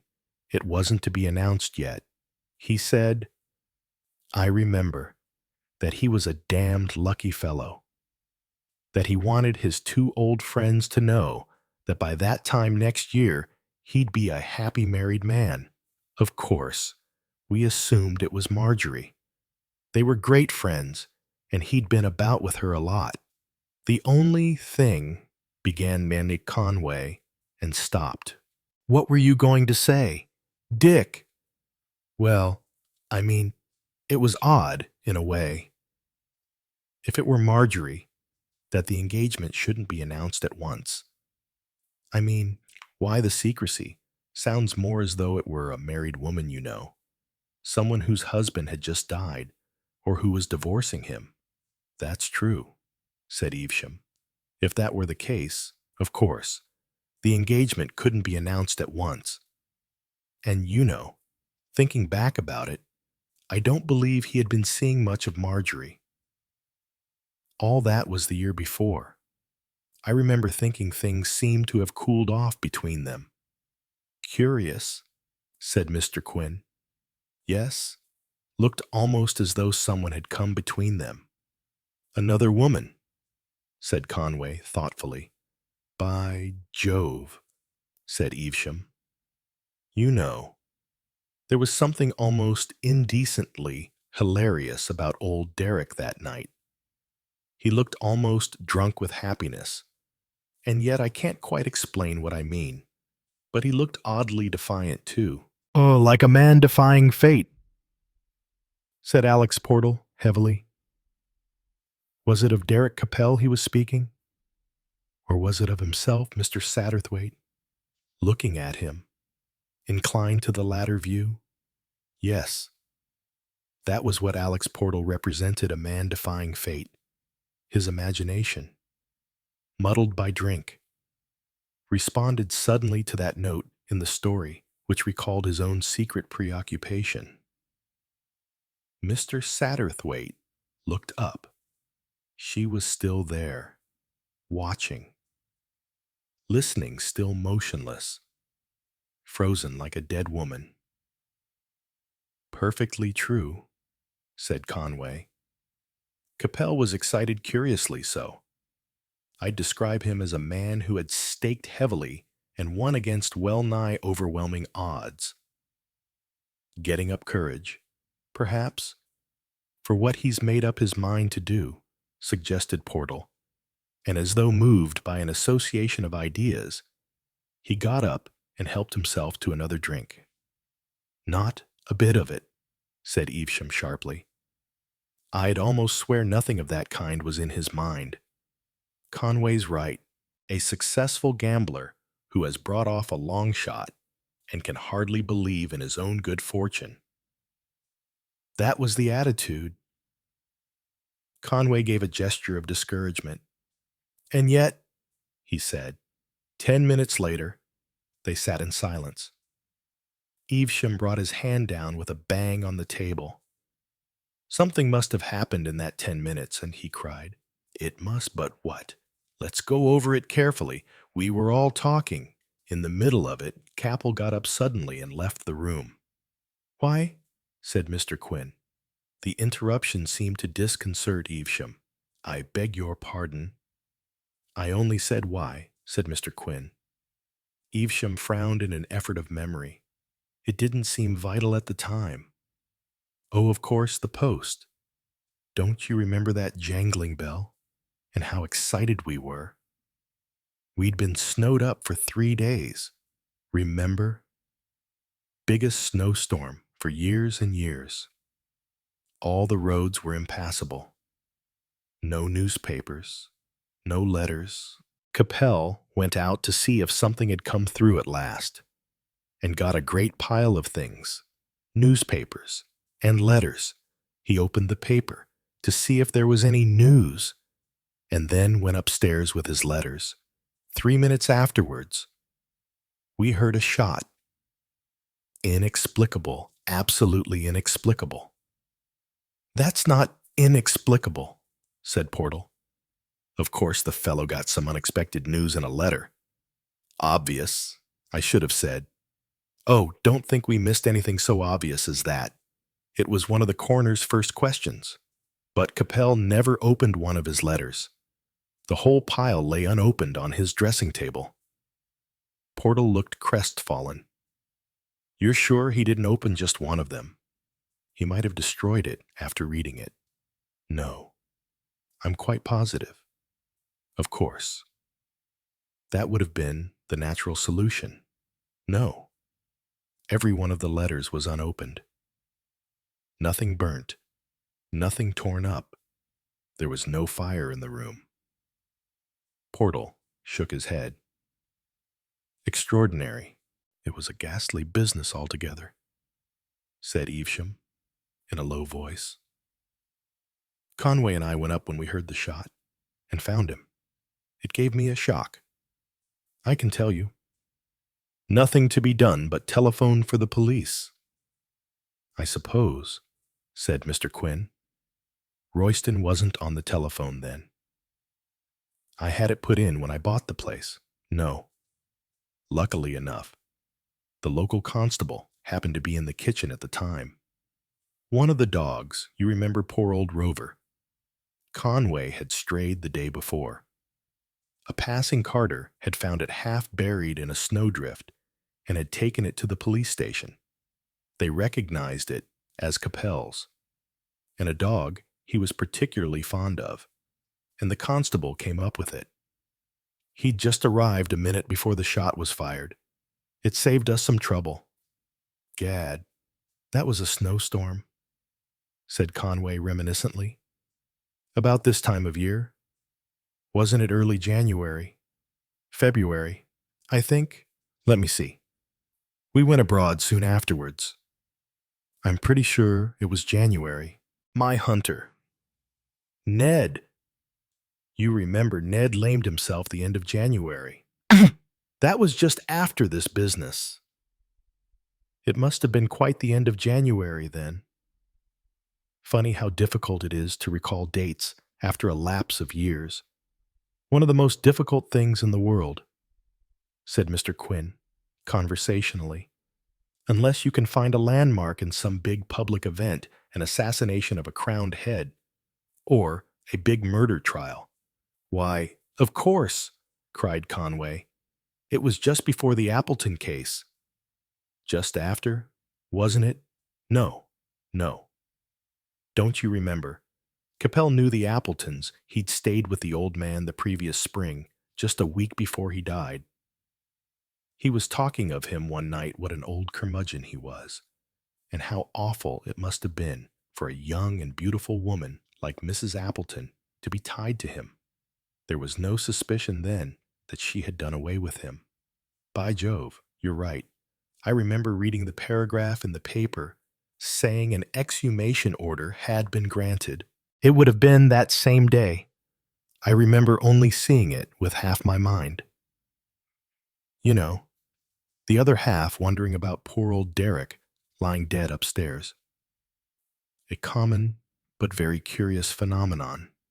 That, observed Mr. Quinn, in moments of great stress, the mind focuses itself upon some quite unimportant matter which is remembered long afterwards with the utmost fidelity, driven in, as it were, by the mental stress of the moment.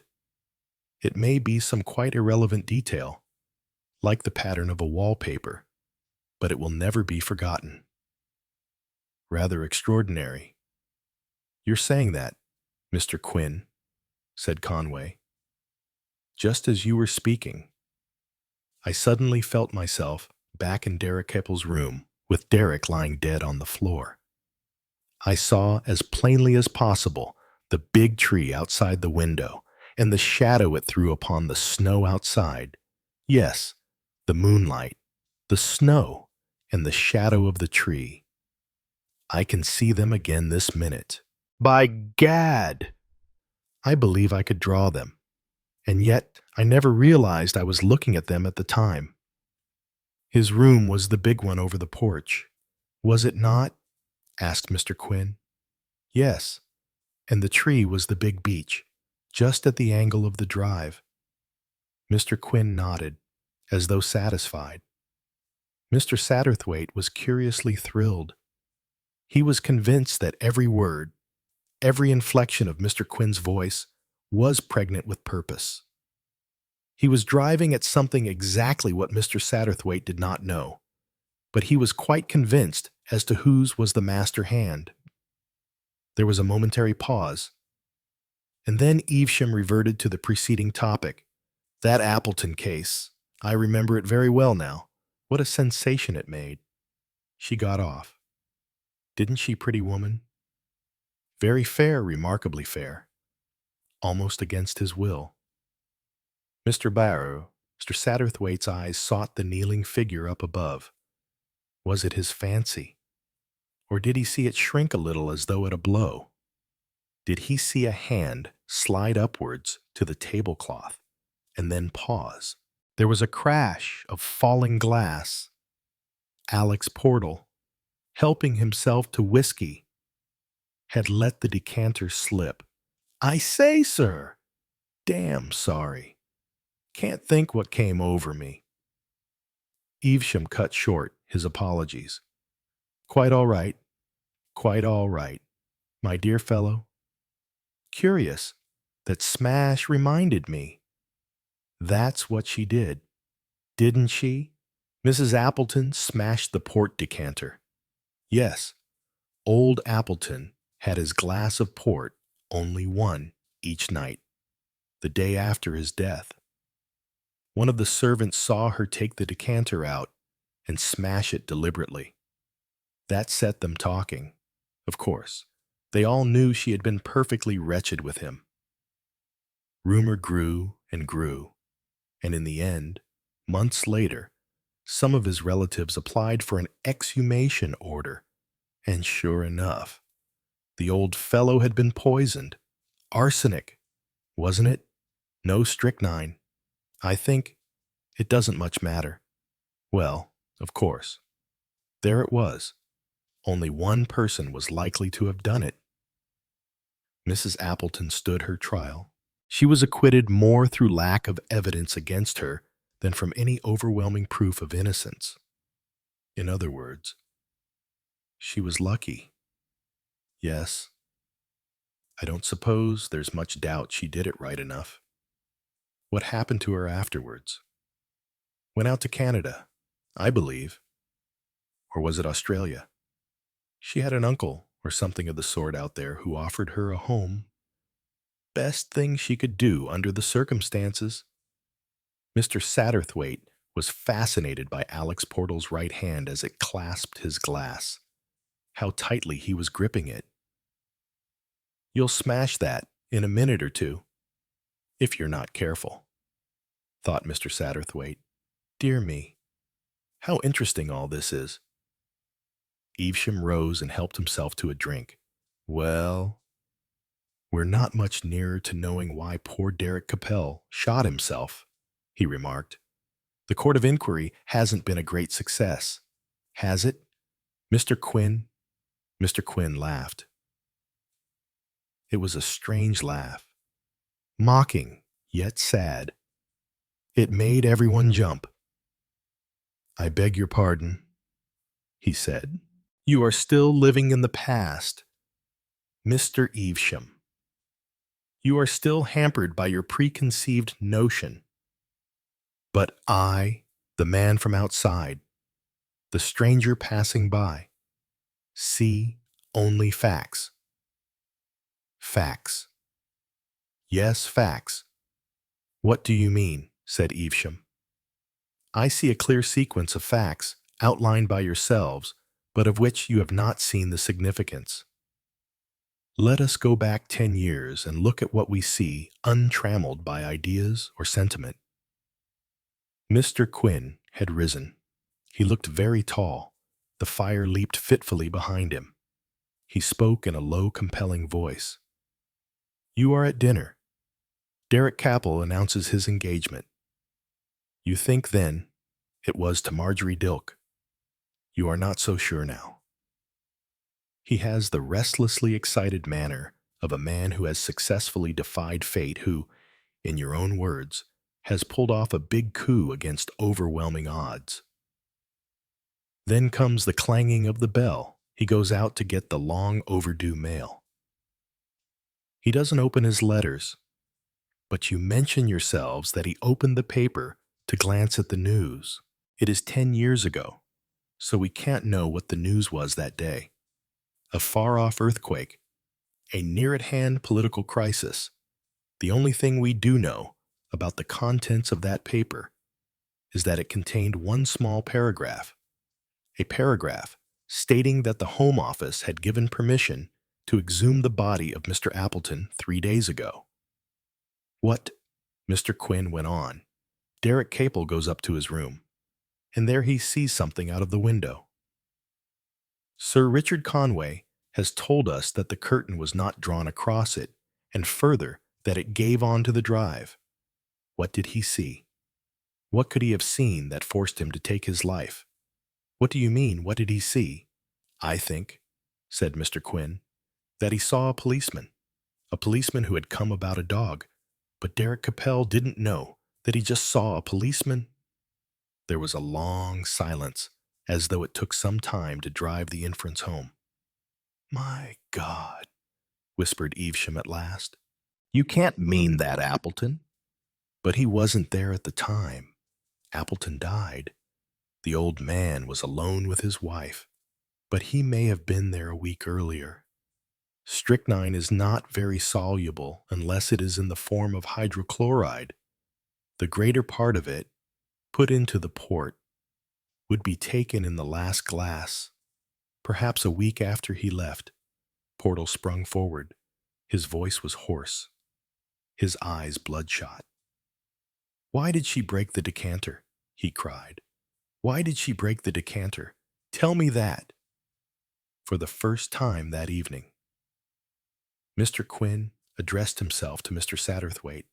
You have a wide experience of life. Mr. Satterthwaite, perhaps you can tell us that. Mr. Satterthwaite's voice trembled a little. His cue had come at last. He was to speak some of the most important lines in the play.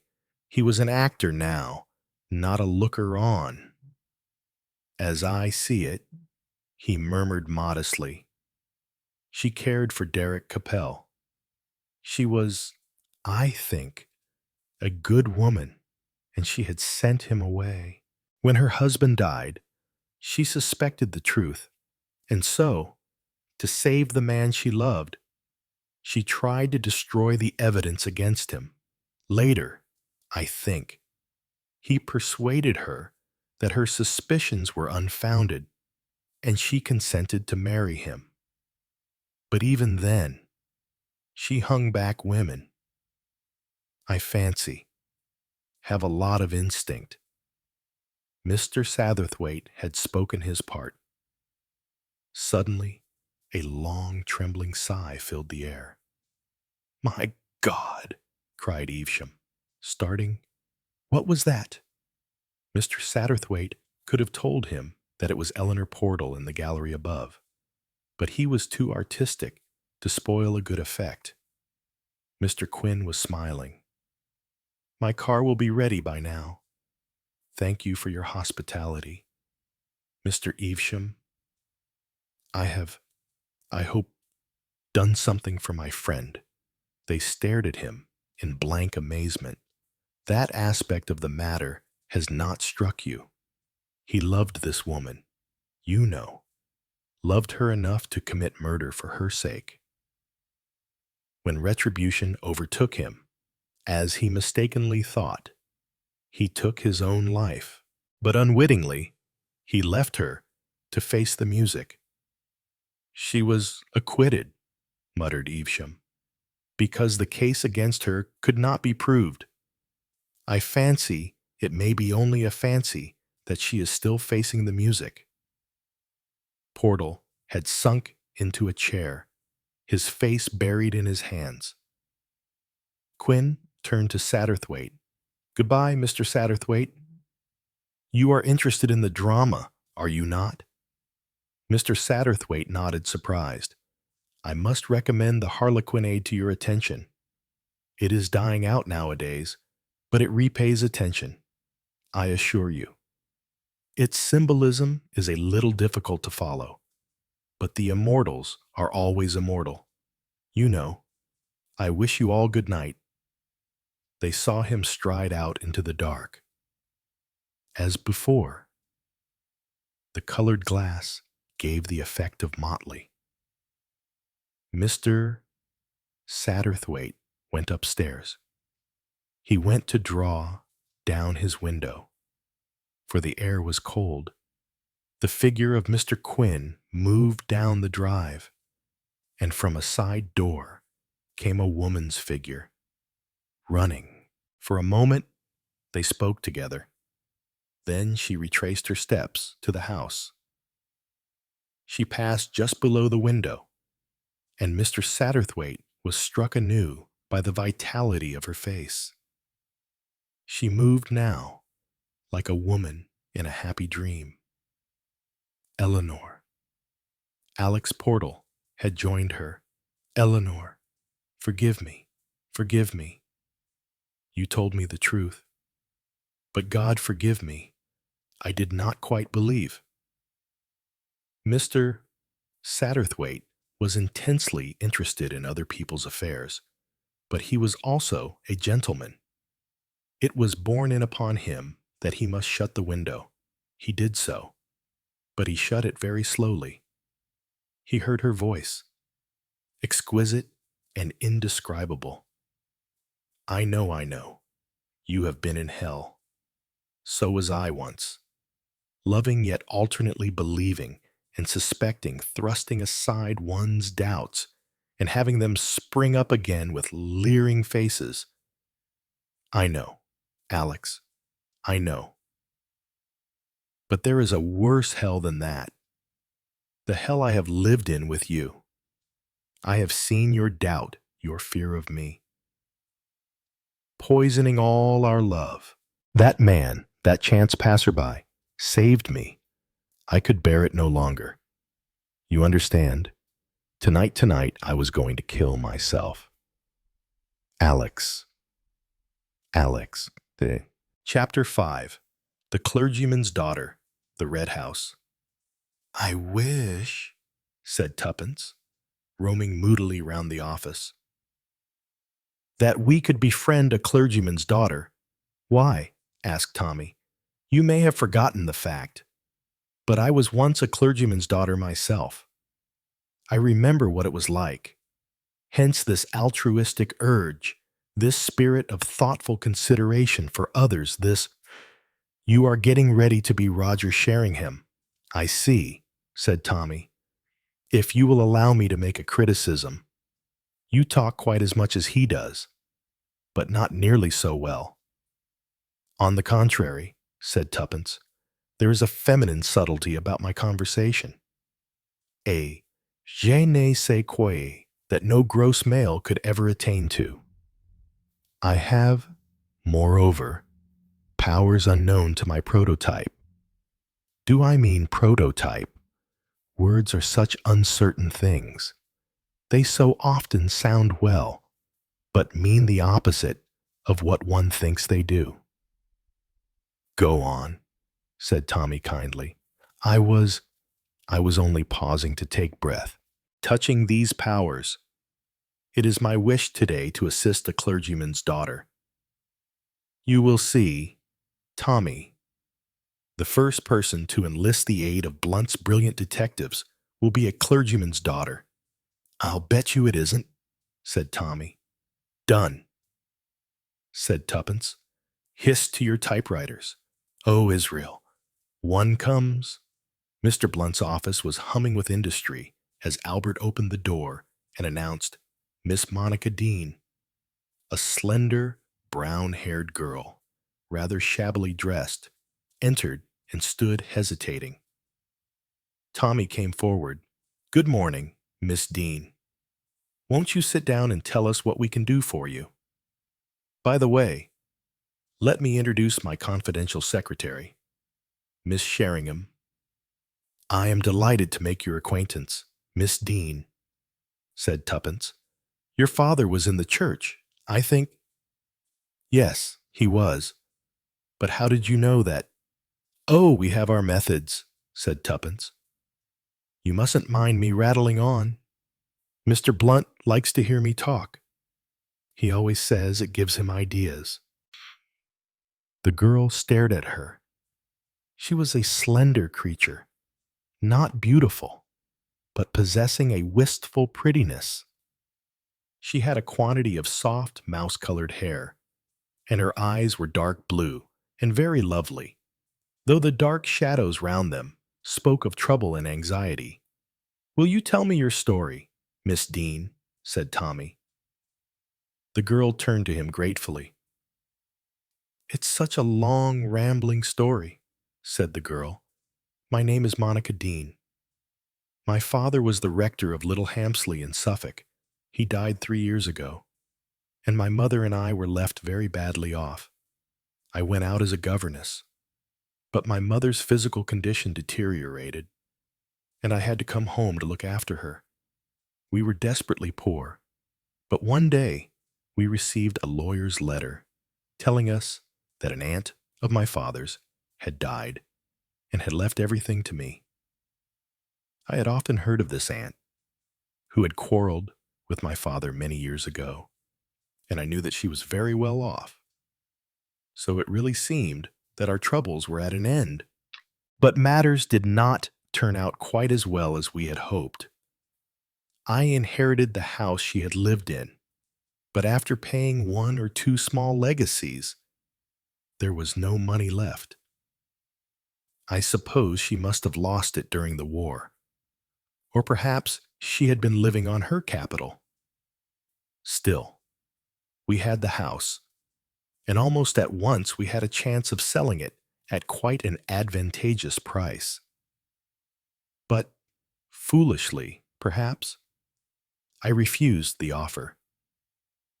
We were in tiny but expensive lodgings, and I thought it would be much nicer to live in the Red House, where my mother could have comfortable rooms and take in paying guests to cover our expenses. I adhered to this plan, notwithstanding a further tempting offer from the gentleman who wanted to buy. We moved in, and I advertised for paying guests. For a time, all went well. We had several answers to our advertisement. My aunt's old servant remained on with us, and she and I between us did the work of the house. And then these unaccountable things began to happen. What things? The queerest things. The whole place seemed bewitched. Pictures fell down. Crockery flew across the room and broke. One morning we came down to find all the furniture moved round. At first, we thought someone was playing a practical joke, but we had to give up that explanation. Sometimes, when we were all sitting down to dinner, a terrific crash would be heard overhead. We would go up and find no one there, but a piece of furniture thrown violently to the ground. "A poltergeist!" cried Tuppence, much interested. "Yes, that's what Dr. O'Neill said, though I don't know what it means."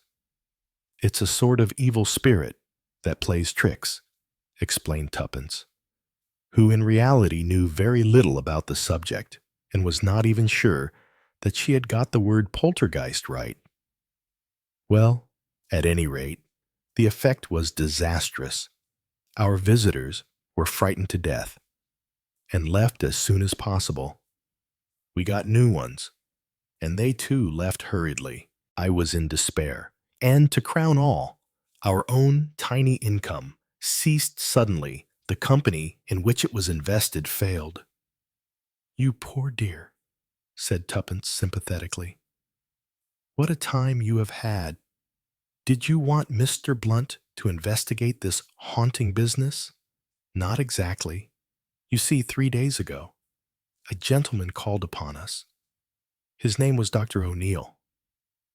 He told us that he was a member of the Society for Physical Research, and that he had heard about the curious manifestations that had taken place in our house and was much interested, so much so that he was prepared to buy it from us and conduct a series of experiments there.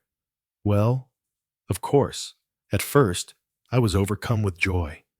It seemed the way out of all our difficulties. But, yes, perhaps you will think me fanciful. Perhaps I am. But oh, I'm sure I haven't made a mistake. It was the same man. What same man? The same man who wanted to buy it before. Oh, I'm sure I'm right. But why shouldn't it be? You don't understand. The two men were quite different. Different name and everything. The first man was quite young, a spruce, dark young man of 30-odd. Dr. O'Neill is about 50. He has a gray beard and wears glasses and stoops. But when he talked, I saw a gold tooth one side of his mouth. It only shows when he laughs. The other man had a tooth in just the same position.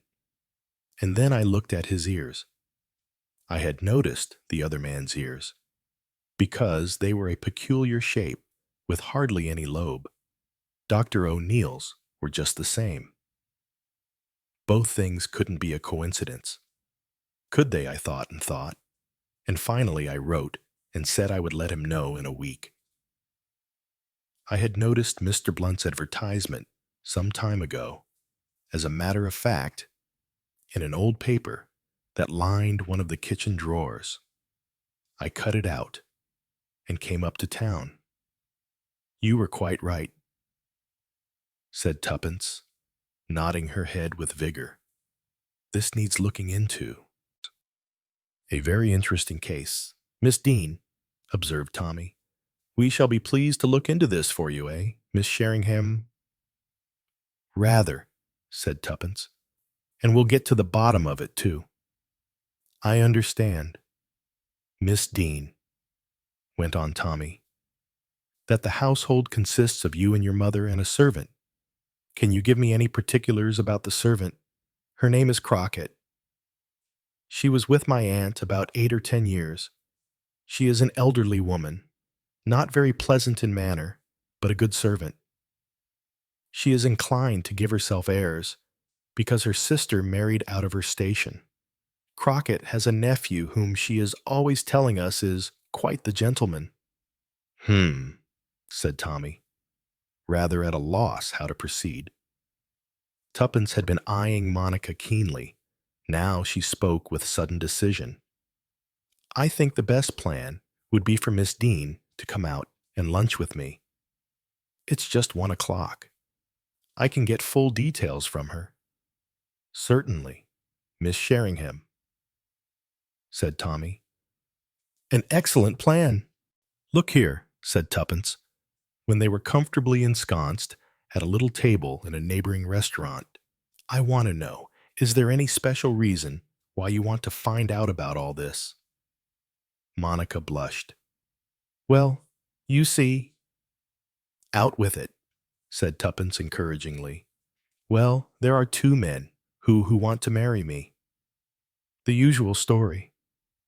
I suppose 1 rich, 1 poor, and the poor one is the one you like. I don't know how you know all these things, murmured the girl. That's a sort of law of nature, explained Tuppence. It happens to everybody. It happened to me.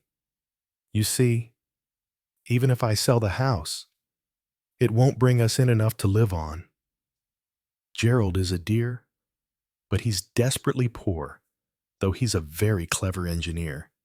And if only he had a little capital, his firm would take him into partnership. The other, Mr. Partridge, is a very good man, I am sure, and well off. And if I married him, it would be an end to all our troubles on that case. But, I know, said Tuppence sympathetically. It isn't the same thing at all.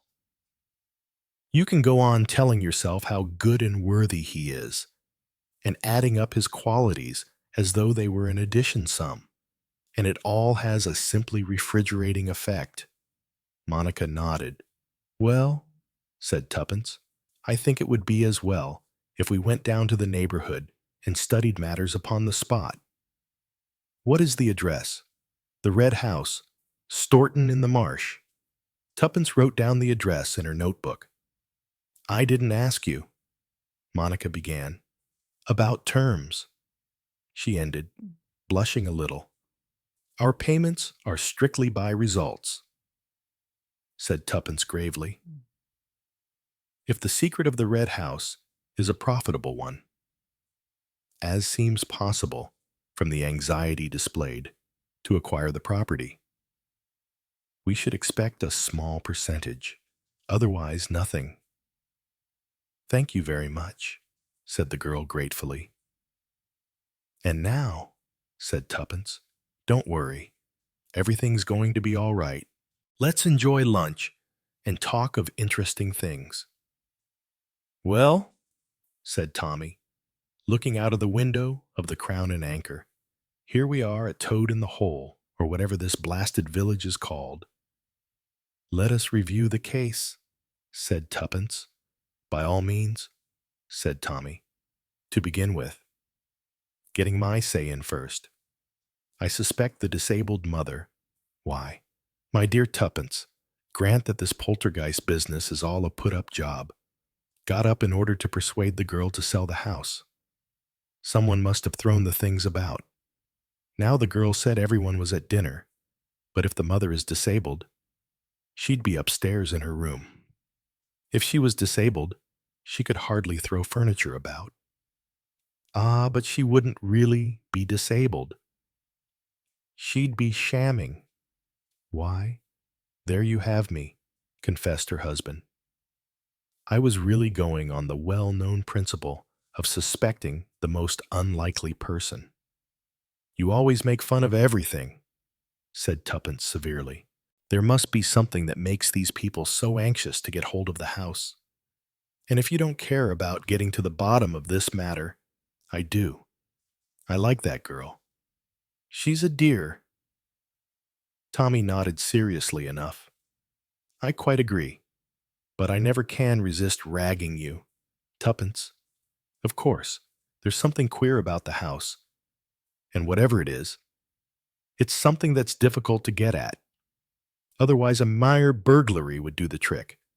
But to be willing to buy the house means either that you've got to take up floors or pull down walls, or else that there's a coal mine under the back garden. I don't want it to be a coal mine. Buried treasure is much more romantic." Said Tommy. "In that case, I think that I shall pay a visit to the local bank manager, explain that I am staying here over Christmas and probably buying the Red House, and discuss the question of opening an account. But why? Wait and see." Tommy returned at the end of half an hour. His eyes were twinkling. "We advance. Tuppence." Our interview proceeded on the lines indicated. I then asked casually whether he had had much gold paid in. As is often the case nowadays, in these small country banks, small farmers who hoarded it during the war. You understand. From that we proceeded quite naturally to the extraordinary vagaries of old ladies. I invented an aunt who, on the outbreak of war, drove to the Army and Navy stores in a four-wheeler and returned with 16 hams. He immediately mentioned a client of his own who had insisted on drawing out every penny of money she had in gold as far as possible, and who also insisted on having her securities, bearer bonds and such things, given into her own custody. I exclaimed on such an act of folly, and he mentioned casually that she was the former owner of the Red House. You see, Tuppence, she drew out all this money, and she hid it somewhere. You remember that Monica Dean mentioned that they were astonished at the small amount of her estate? Yes, she hid it in the Red House, and someone knows about it. I can make a pretty good guess who that someone is, too. Who? What about the faithful Crockett? She would know all about her mistress's peculiarities. And that gold-toothed Dr. O'Neill. The gentlemanly nephew. Of course that's it. But whereabouts did she hide it? You know more about old ladies than I do. Tuppence. Where do they hide things? Wrapped up in stockings and petticoats, under mattresses? Tommy nodded. I expect you're right. All the same, she can't have done that because it would have been found when her things were turned over. It worries me, you see. An old lady like that can't have taken up floors or dug holes in the garden. All the same, it's there in the red house somewhere. Crockett hasn't found it, but she knows it's there. And once they get the house to themselves, she and her precious nephew, they can turn it upside down until they find what they're after. We've got to get ahead of them. Come on. Tuppence, we'll go to the red house. Monica Dean received them. To her mother and Crockett, they were represented as would-be purchasers of the red house, which would account for their being taken all over the house and grounds. Tommy did not tell Monica of the conclusions he had come to, but he asked her various searching questions of the garments and personal belongings of the dead woman. Some had been given to Crockett and the others sent to various poor families. Everything had been gone through and turned out. Did your aunt leave any papers? The desk was full, and there were some in a drawer in her bedroom. But there was nothing of importance amongst them.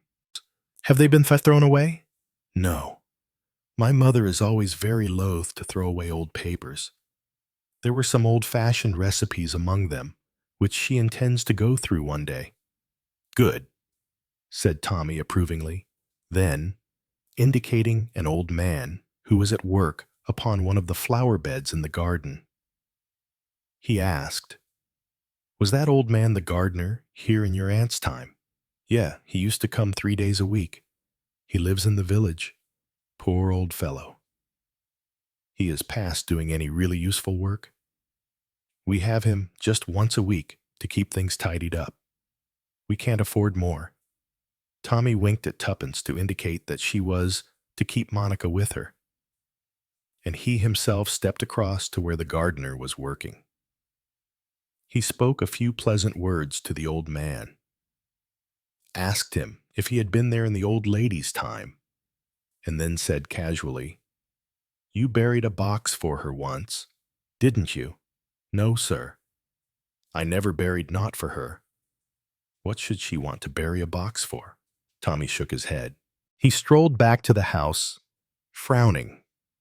It was to be hoped that a study of the old lady's papers would yield some clue. Otherwise, the problem was a hard one to solve. The house itself was old-fashioned, but not old enough to contain a secret room or passage. Before leaving, Monica brought them down a big cardboard box tied with string. I've collected all the papers, she whispered, and they're in here. I thought you could take it away with you, and then you'll have plenty of time to go over them, but I'm sure you won't find anything to throw light on the mysterious happenings in this house. Her words were interrupted by a terrific crash overhead.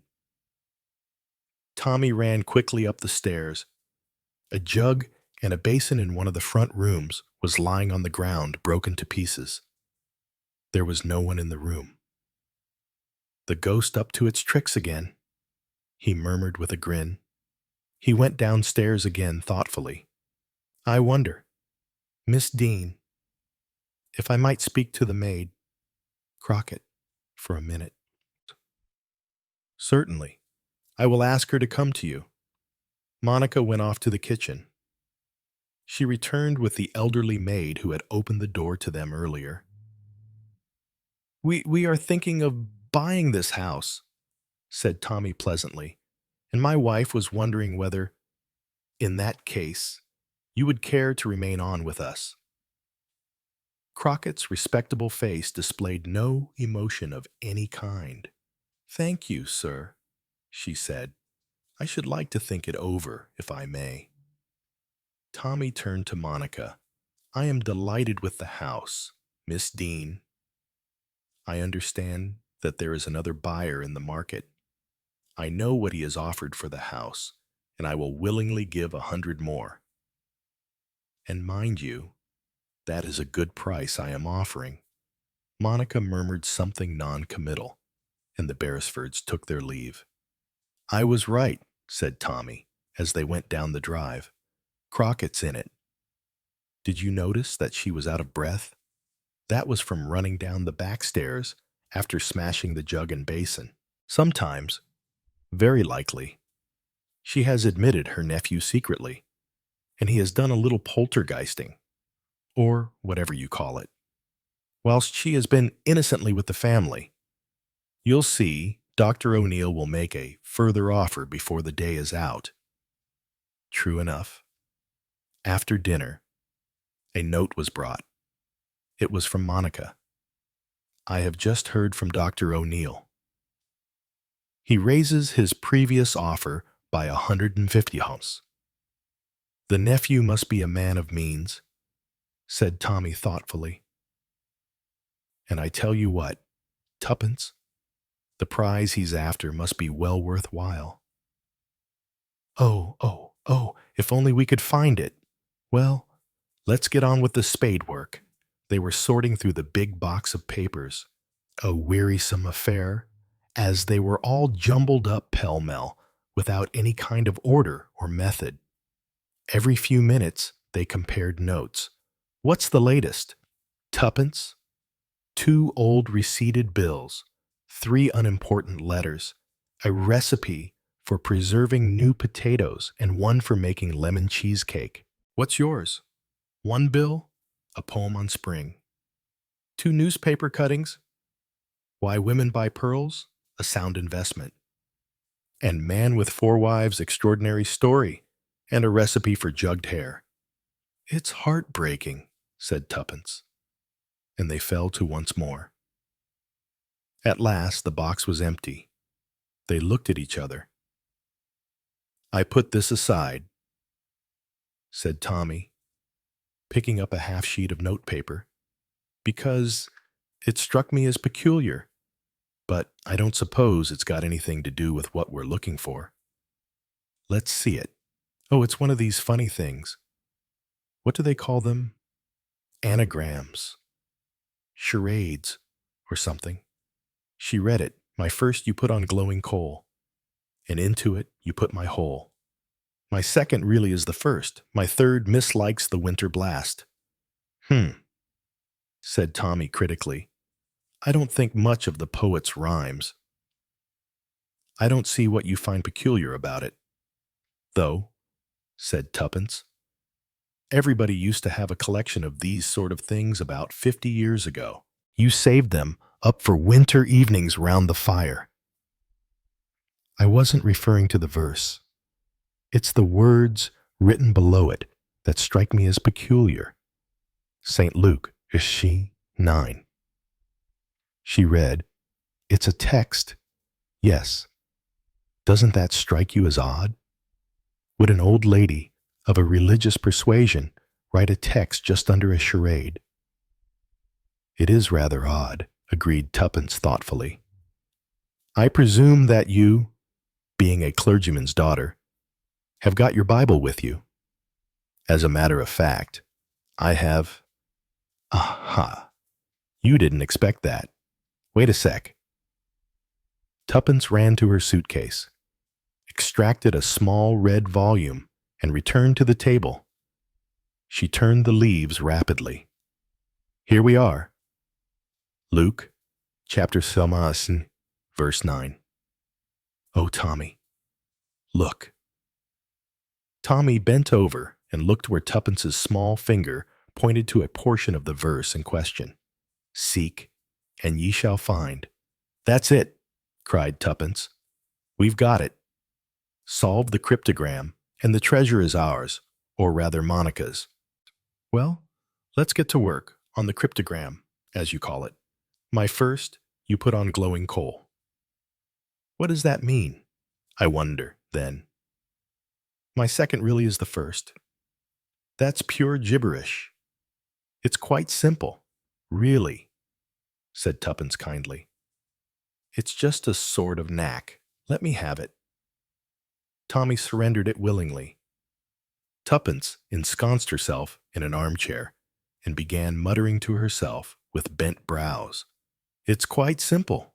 Really, murmured Tommy when half an hour had elapsed. Don't crow. We're the wrong generation for this. I've a good mind to go back to town tomorrow and call on some old pussy who would probably read it as easy as winking. It's a knack, that's all. Well, let's have one more try. There aren't many things you can put on glowing coal, said Tuppence thoughtfully. There's water, to put it out, or wood, or a kettle. It must be one syllable. I suppose. What about wood? Then you couldn't put anything into wood. Though there's no one-syllable word instead of water. But there must be one syllable. Things you can put on a fire in the kettle line. Saucepans, mused Tuppence. Frying pans. How about pan or pot? What's a word beginning pan or pot that is something you cook? Pottery, suggested Tommy.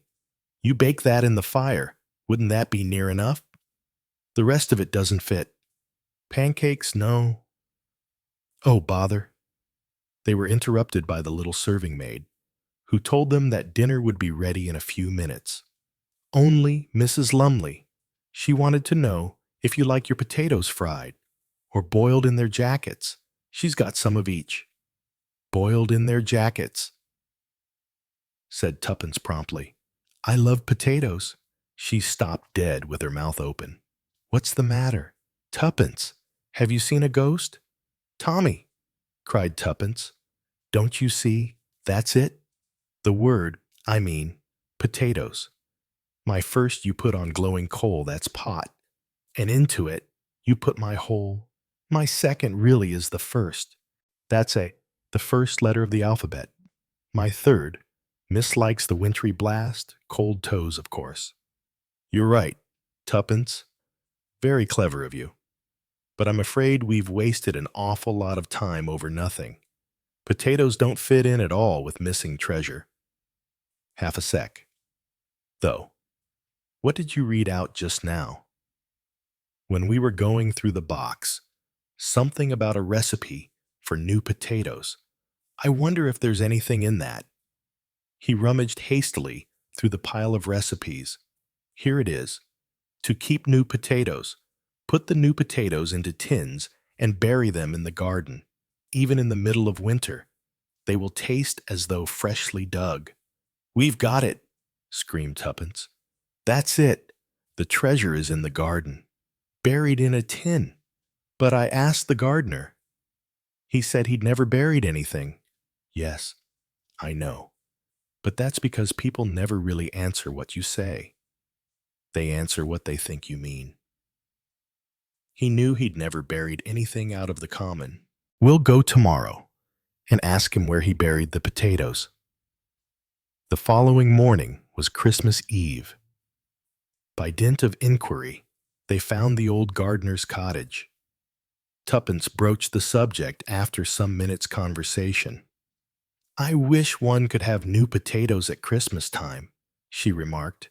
Wouldn't they be good with turkey?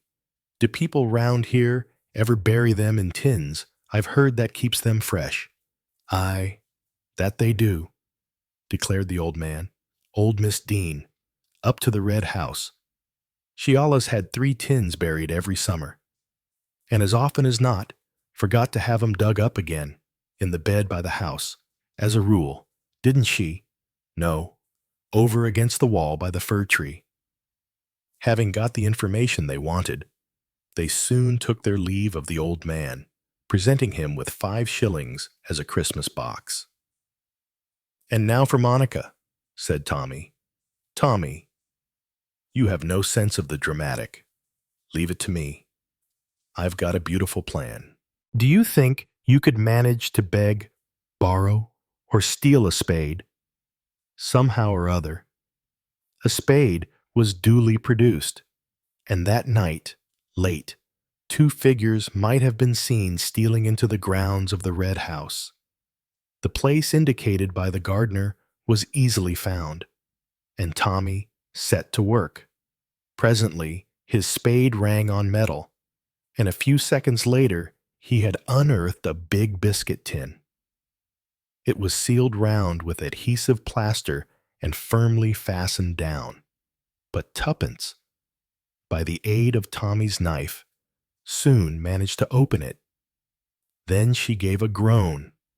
The tin was full of potatoes.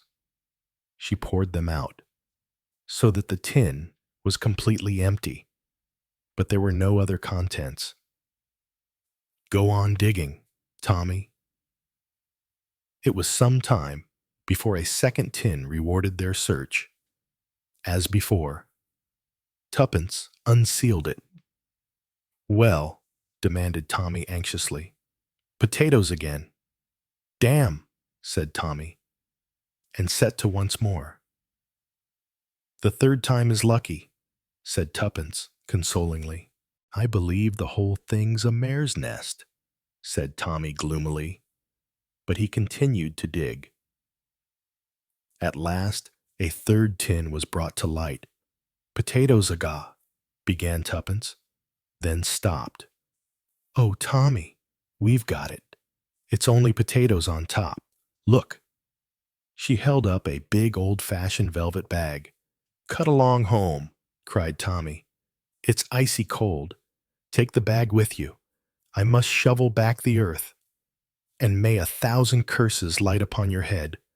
Tuppence, if you open that bag before I come, I'll play fair. Ouch, I'm frozen." She beat a speedy retreat. On arrival at the inn, she had not long to wait.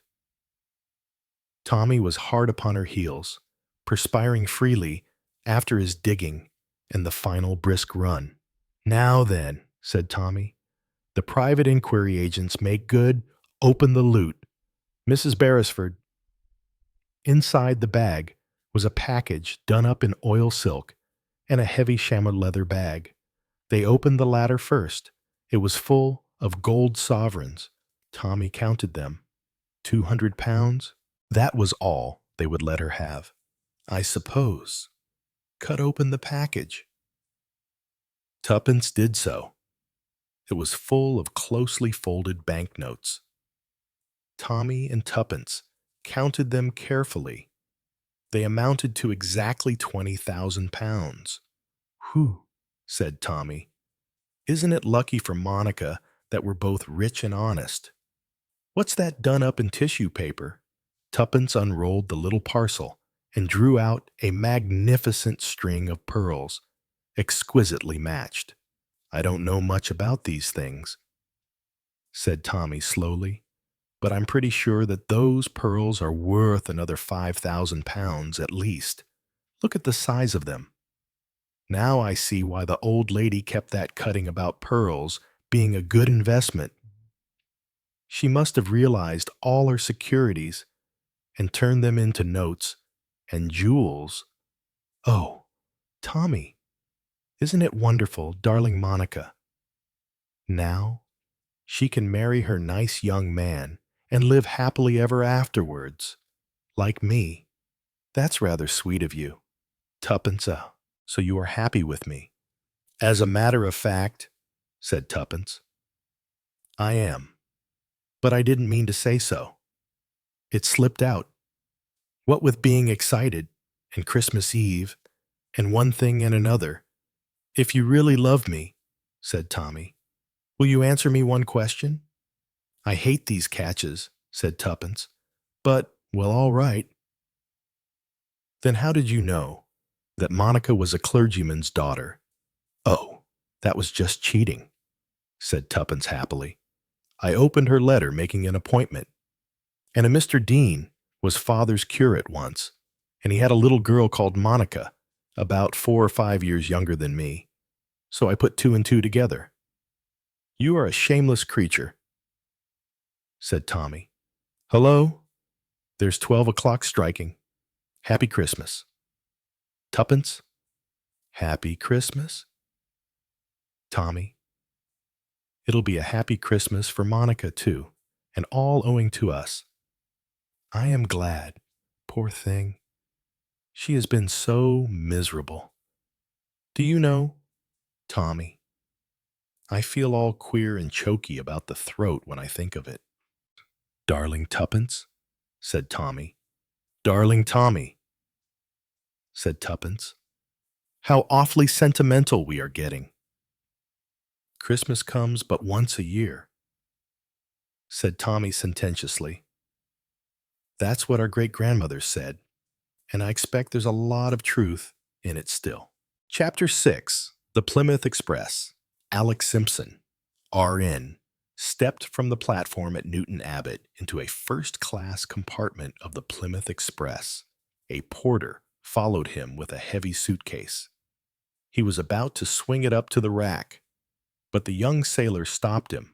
No, leave it on the seat. I'll put it up later. Here you are. Thank you, sir. The porter, generously tipped, withdrew. Doors banged. A stentorian voice shouted, Plymouth only. Change for Torquay. Plymouth next stop. Then a whistle blew, and the train drew slowly out of the station. Lieutenant Simpson had the carriage to himself. The December air was chilly, and he pulled up the window. Then he sniffed vaguely and frowned. What a smell there was reminded him of that time in hospital. And the operation on his leg. Yes, chloroform. That was it. He let the window down again, changing his seat to one with its back to the engine. He pulled a pipe out of his pocket and lit it. For a little time, he sat inactive, looking out into the night and smoking. At last, he roused himself, and opening the suitcase, took out some papers and magazines, then closed the suitcase again and endeavored to shove it under the opposite seat without success. Some obstacle resisted it. He shoved harder with rising impatience, but it still stuck out halfway into the carriage. Why the devil won't it go in? He muttered, and hauling it out completely. He stooped down and peered under the seat. A moment later, a cry rang out into the night, and the great train came to an unwilling halt in obedience to the imperative jerking of the communication cord. Mon ami, said Poirot, you have, I know, been deeply interested in this mystery of the Plymouth Express. Read this. I picked up the note he flicked across the table to me. It was brief and to the point. Dear Sir, I shall be obliged if you will call upon me at your earliest convenience. Yours faithfully, Ebenezer Halliday. The connection was not clear to my mind, and I looked inquiringly at Poirot. For answer, he took up the newspaper and read aloud. A sensational discovery was made last night.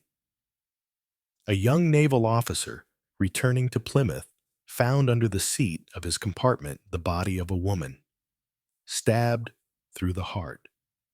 The officer at once pulled the communication cord, and the train was brought to a standstill. The woman, who was about 30 years of age and richly dressed, has not yet been identified. And later we have this, the woman found dead in the Plymouth Express has been identified as the Honorable Mrs. Rupert Carrington. You see now, my friend, or if you do not, I will add this. Mrs. Rupert Carrington was, before her marriage, Flossie Halliday, daughter of Old Man Halliday, the Steel King of America, and he has sent for you splendid.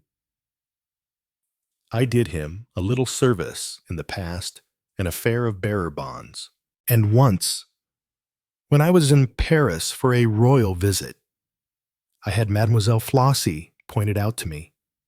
La jolie petite pensionnaire. She had the jolie dot too. It caused trouble. She nearly made a bad affair. How was that?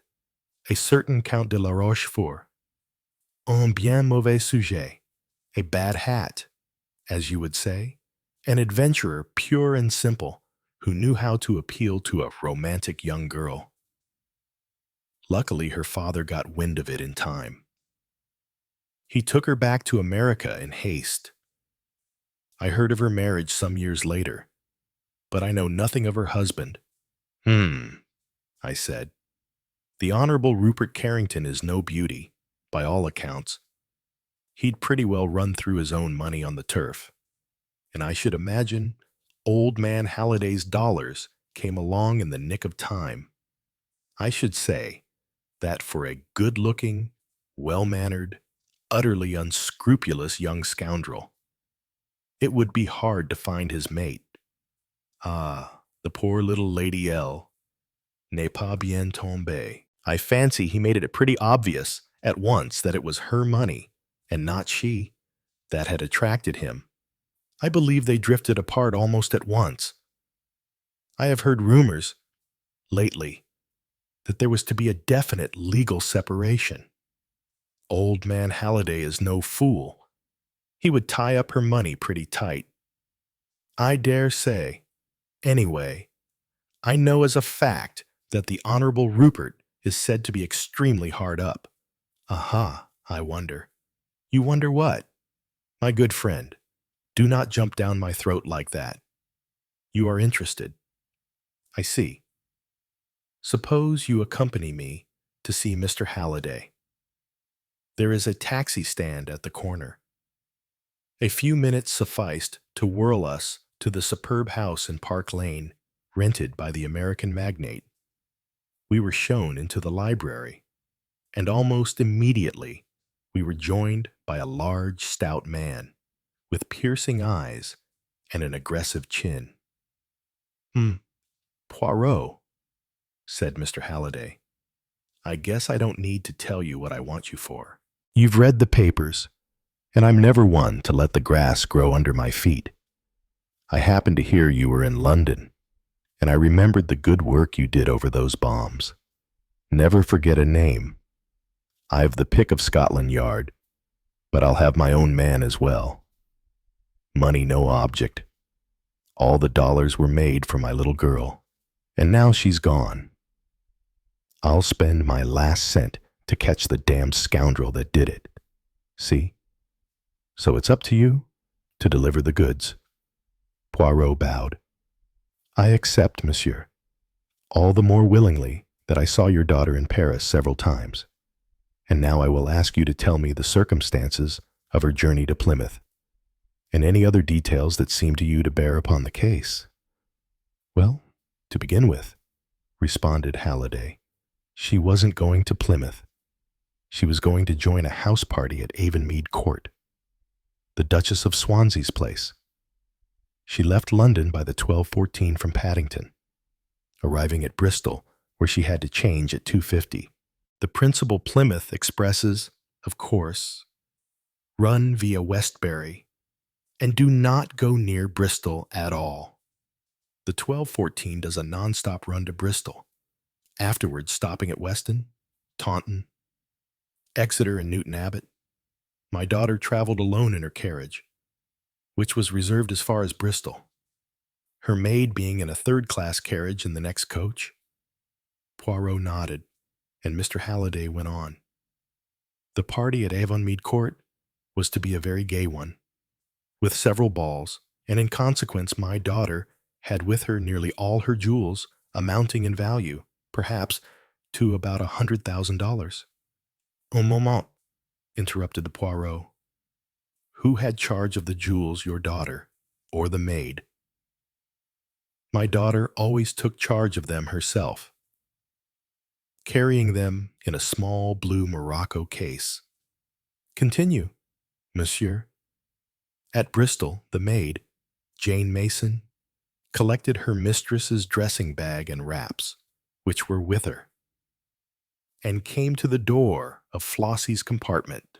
To her intense surprise, my daughter told her that she was not getting out at Bristol, but was going on farther.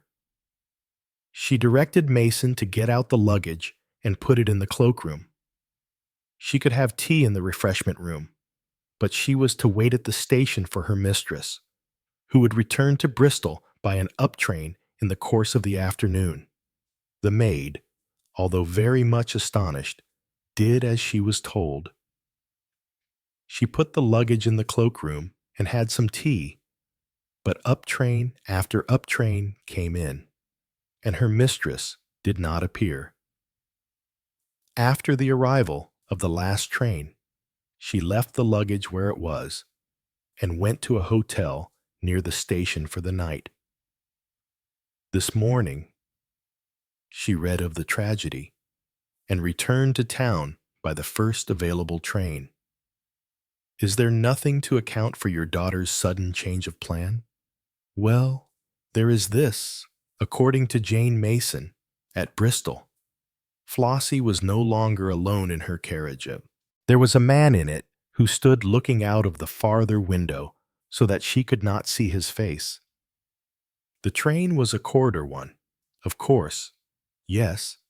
Which side was the corridor? On the platform side. My daughter was standing in the corridor as she talked to Mason, and there is no doubt in your mind. Excuse me? He got up and carefully straightened the inkstand, which was a little askew. Je vous demande pardon, he continued, reseating himself. It affects my nerves to see anything crooked. Strange, is it not? I was saying, monsieur, that there is no doubt in your mind as to this probably unexpected meeting being the cause of your daughter's sudden change of plan. It seems the only reasonable supposition. You have no idea as to who the gentleman in question might be. The millionaire hesitated for a moment and then replied, No, I do not know at all. Now, as to the discovery of the body. It was discovered by a young naval officer who at once gave the alarm. There was a doctor on the train. He examined the body. She had been first chloroformed and then stabbed.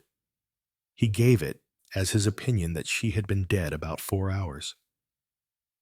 So it must have been done not long after leaving Bristol, probably between there and Weston, possibly between Weston and Taunton. And the jewel case M. Poirot, was missing. One thing more. Monsieur, your daughter's fortune, to whom does it pass at her death?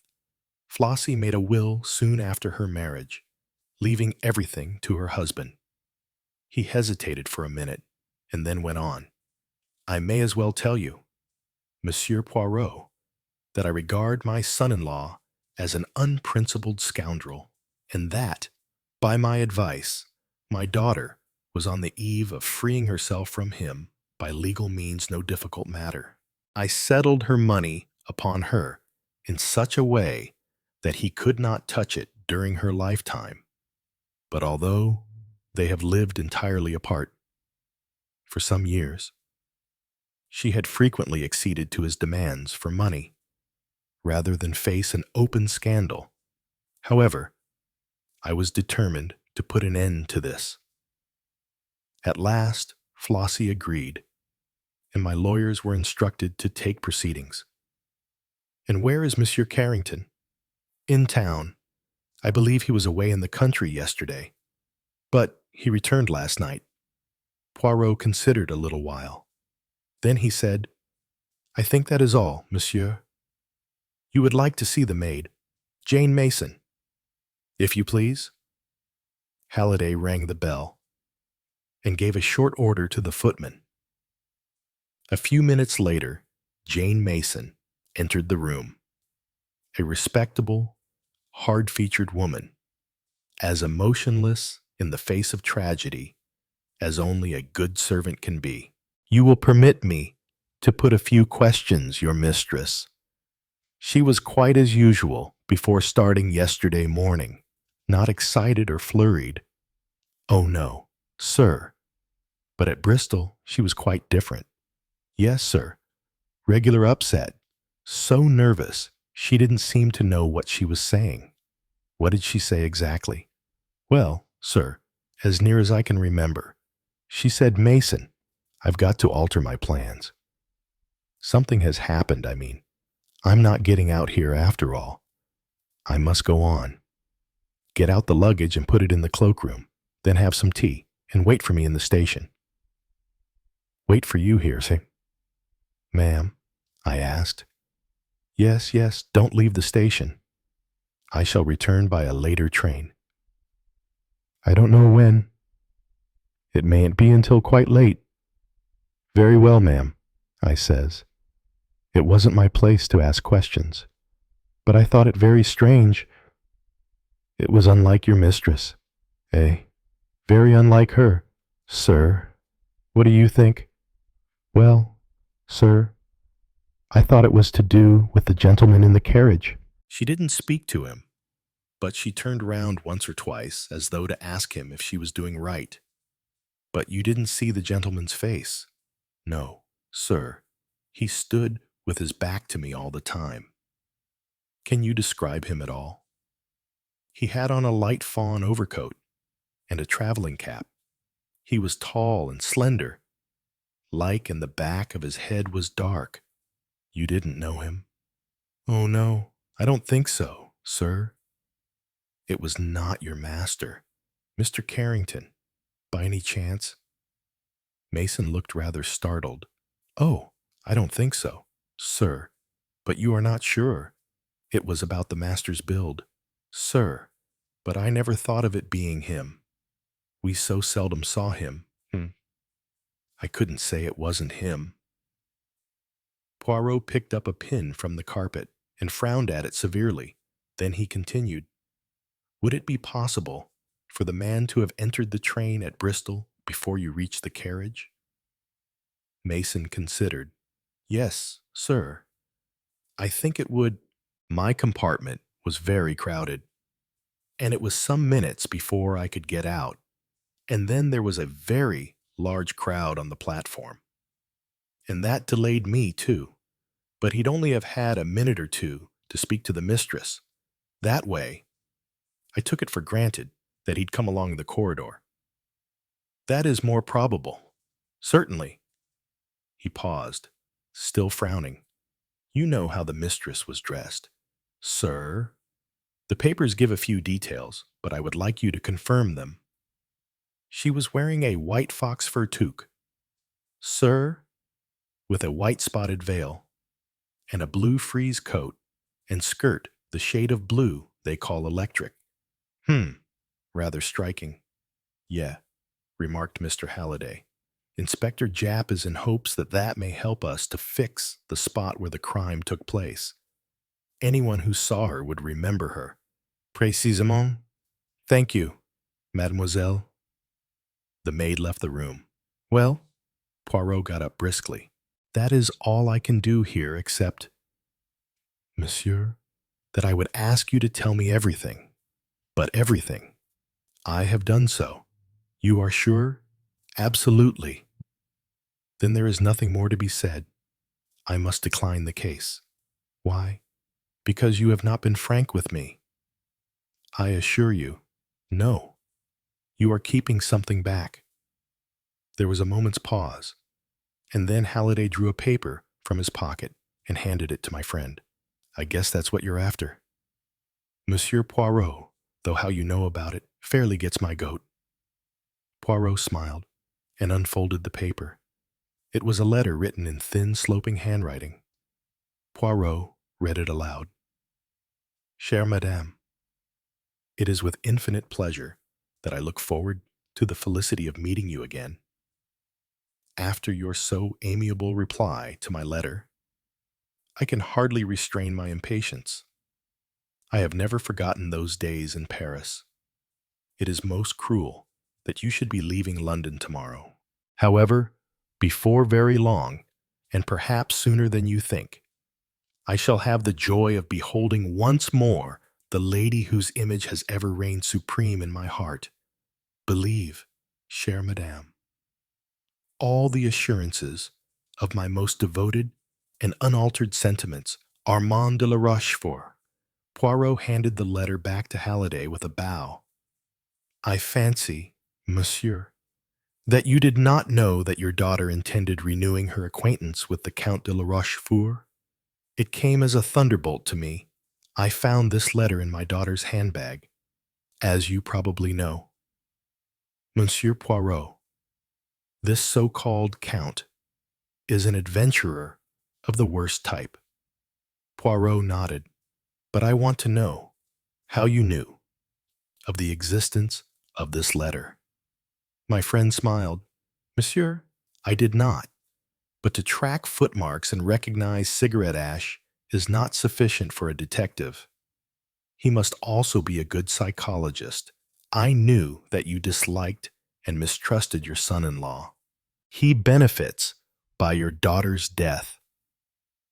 The maid's description of the mysterious man bears a sufficient resemblance to him. Yet you are not keen on his track. Why, surely? Because your suspicions lie in another direction. Therefore, you were keeping something back. You're right, Monsieur Poirot. I was sure of Rupert's guilt until I found this letter. It unsettled me horribly. Yes, the Count says before very long, and perhaps sooner than you think. Obviously, he would not want to wait until you should get wind of his reappearance. Was it he who traveled down from London by the 12:14 and came along the corridor to your daughter's compartment? The Count de la Rochefoucauld is also, if I remember rightly, tall and dark. The millionaire nodded. Well, monsieur, I will wish you good day. Scotland Yard has, I presume, a list of the jewels. Yes.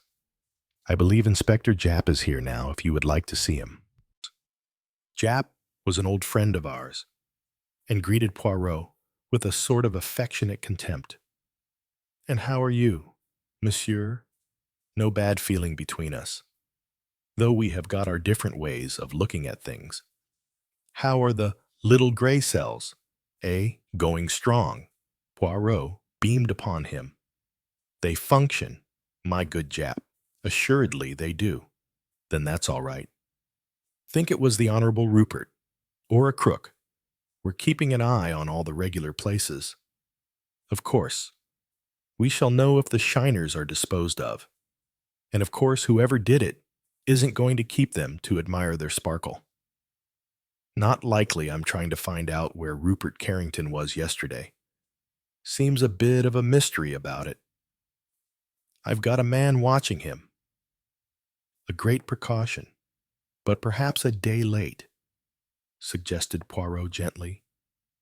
You always will have your joke, Monsieur Poirot.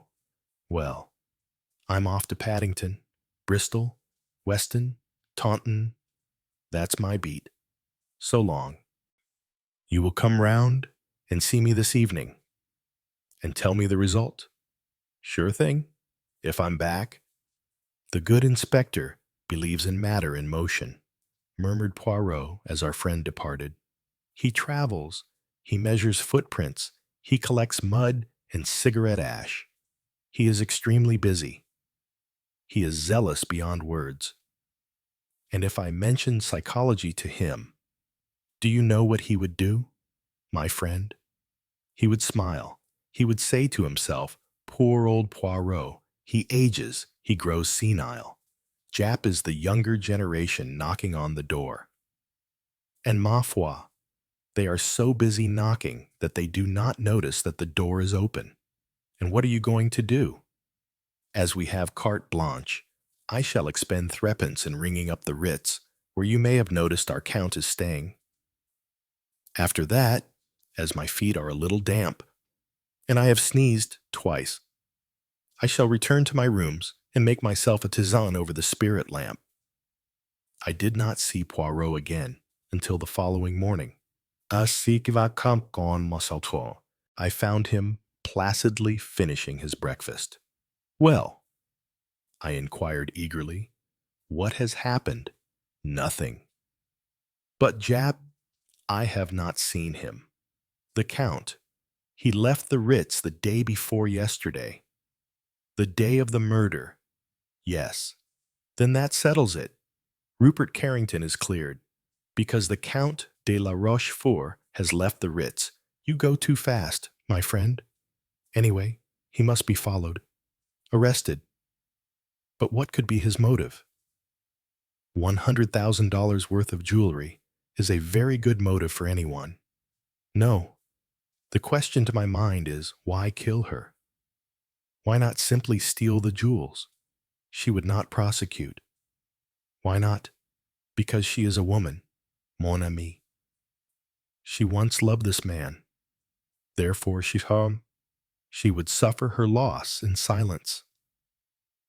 And the Count, who is an extremely good psychologist, where women are concerned, hence his successes, would know that perfectly well. On the other hand, if Rupert Carrington killed her, why take the jewels, which would incriminate him fatally, as a blind? Perhaps you are right, my friend.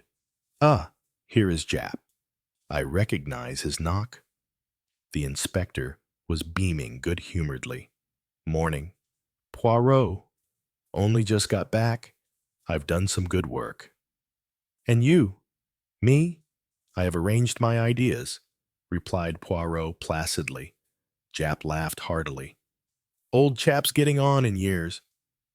He observed beneath his breath to me. That won't do for us young folk, he said aloud. Quel dommage, ça? Poirot inquired. Well, do you want to hear what I've done? You permit me to make a guess. You have found the knife with which the crime was committed by the side of the line between Weston and Taunton, and you have interviewed the paper boy who spoke to Mrs. Carrington at Weston. Jap's jaw fell. How on earth did you know? Don't tell me it was those almighty little gray cells of yours. I am glad you admit for once that they are almighty. Tell me, did she give the paper boy a shilling for himself? No, it was half a crown. Jap had recovered his temper and grinned. Pretty extravagant, these rich Americans. And in consequence, the boy did not forget her. Not he. Half-crowns don't come his way every day. She hailed him and bought 2 magazines. One had a picture of a girl in blue on the cover. That'll match me, she said. Oh, he remembered her perfectly. Well, that was enough for me. By the doctor's evidence, the crime must have been committed before Taunton. I guessed they'd throw the knife away at once, and I walked down the line looking for it, and sure enough, there it was. I made inquiries at Taunton about our man, but of course it's a big station, and it wasn't likely they'd notice him. He probably got back to London by a later train. Poirot nodded. Very likely. But I found another bit of news when I got back. They're passing the jewels, all right. That large emerald was pawned last night by one of the regular lot. Who do you think it was? I don't know, except that he was a short man. Jap stared. Well, you're right there. He's short enough. It was Red Narky. Who is Red Narky? I asked. A particularly sharp jewel thief, sir, and not one to stick at murder. Usually works with a woman Gracie Kidd, but she doesn't seem to be in it this time, unless she's got off to Holland with the rest of the swag. You've arrested Narky. Sure thing. But mind you, it's the other man we want, the man who went down with Mrs. Carrington in the train. He was the one who planned the job, right enough. But Narky won't squeal on a pal. I noticed Poirot's eyes had become very green. I think, he said gently, that I can find Narky's pal for you. All right. One of your little ideas, eh? Jap eyed Poirot sharply. Wonderful how you manage to deliver the goods sometimes, at your age and all. Devil's own luck, of course. Perhaps, murmured my friend. Hastings, my hat, and the brush, so my galoshes. If it still rains, we must not undo the good work of that tisane. Au revoir, Jap. Good luck to you, Poirot. Poirot hailed the first taxi we met and directed the driver to Park Lane. When we drew up before Halliday's house, he skipped out nimbly, paid the driver, and rang the bell. To the footman who opened the door, he made a request in a low voice, and we were immediately taken upstairs. We went up to the top of the house and were shown into a small, neat bedroom. Poirot's eyes roved round the room and fastened themselves on a small black trunk. He knelt in front of it, scrutinized the labels on it, and took a small twist of wire from his pocket. "Ask Mr. Halliday if he will be so kind as to mount to me here," he said over his shoulder to the footman. The man departed, and Poirot gently coaxed the lock of the trunk with a practiced hand. In a few minutes, the lock gave, and he raised the lid of the trunk. Swiftly, he began rummaging among the clothes it contained, flinging them out on the floor. There was a heavy step on the stairs, and Halliday entered the room. "What in hell are you doing here?" he demanded, staring. "I was looking, monsieur, for this." Poirot withdrew from the trunk a coat and skirt of bright blue frieze and a small toque of white fox fur. "What are you doing with my trunk?" I turned to see that the maid, Jane Mason, had entered the room. "If you will just shut the door, Hastings. Thank you. Yes, and stand with your back against it. Now, Mr. Halliday, let me introduce you to Gracie Kidd, otherwise Jane Mason, who will shortly rejoin her accomplice, Red Narky, under the kind escort of Inspector Japp." Poirot waved a deprecating hand. "It was of the most simple." He helped himself to more caviar. "It was the maid's insistence on the clothes that her mistress was wearing that first struck me.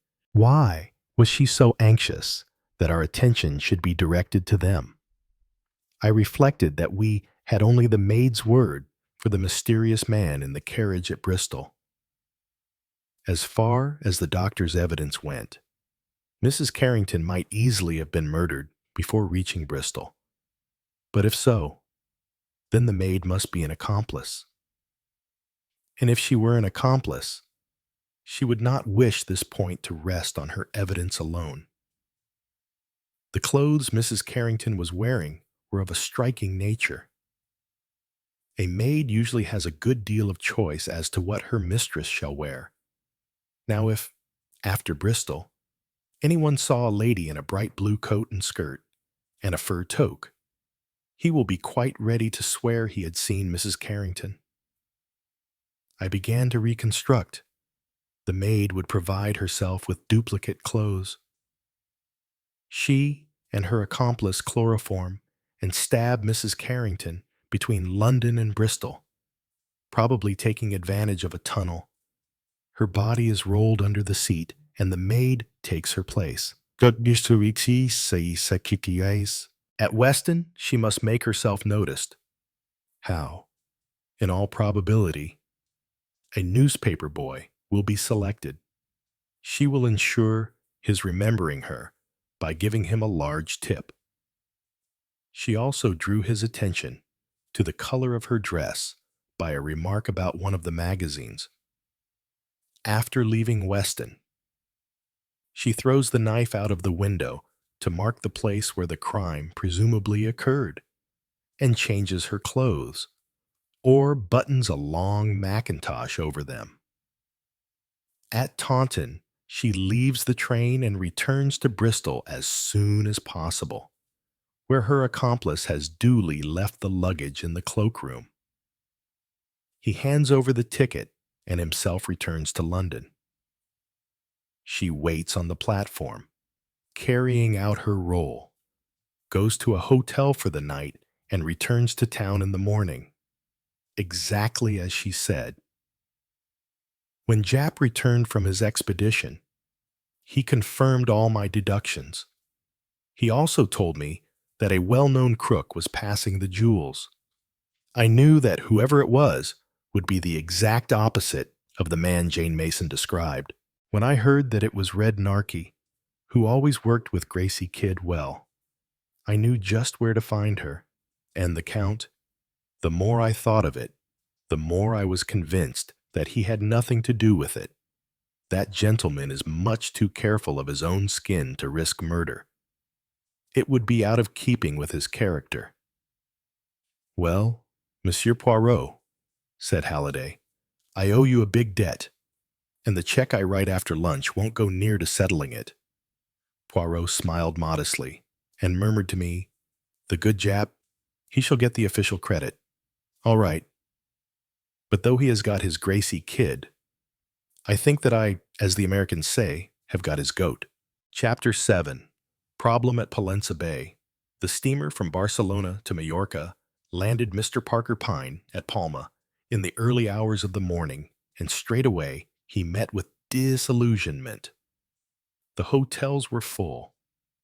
The best that could be done for him was an airless cupboard overlooking an inner court in a hotel in the center of the town, and with that Mr. Parker Pyne was not prepared to put up. The proprietor of the hotel was indifferent to his disappointment. "What will you?" he observed with a shrug. Palma was popular now. The exchange was favorable. Everyone the English. The Americans, they all came to Majorca in the winter. The whole place was crowded. It was doubtful if the English gentlemen would be able to get in anywhere, except perhaps at Formentor, where the prices were so ruinous that even foreigners blenched at them. Mr. Parker Pyne partook of some coffee and a roll and went out to view the cathedral, but found himself in no mood for appreciating the beauties of architecture. He next had a conference with a friendly taxi driver in inadequate French interlarded with native Spanish, and they discussed the merits and possibilities of Solar, Alcudia, Pollença, and Formentor, where there were fine hotels, but very expensive. Mr. Parker Pyne was goaded to inquire how expensive. "They asked," said the taxi driver, "an amount that it would be absurd and ridiculous to pay." Was it not well known that the English came here because prices were cheap and reasonable? Mr. Parker Pyne said that that was quite so. But all the same, what sums did they charge at Formentor? A price incredible. Perfectly, but what price exactly?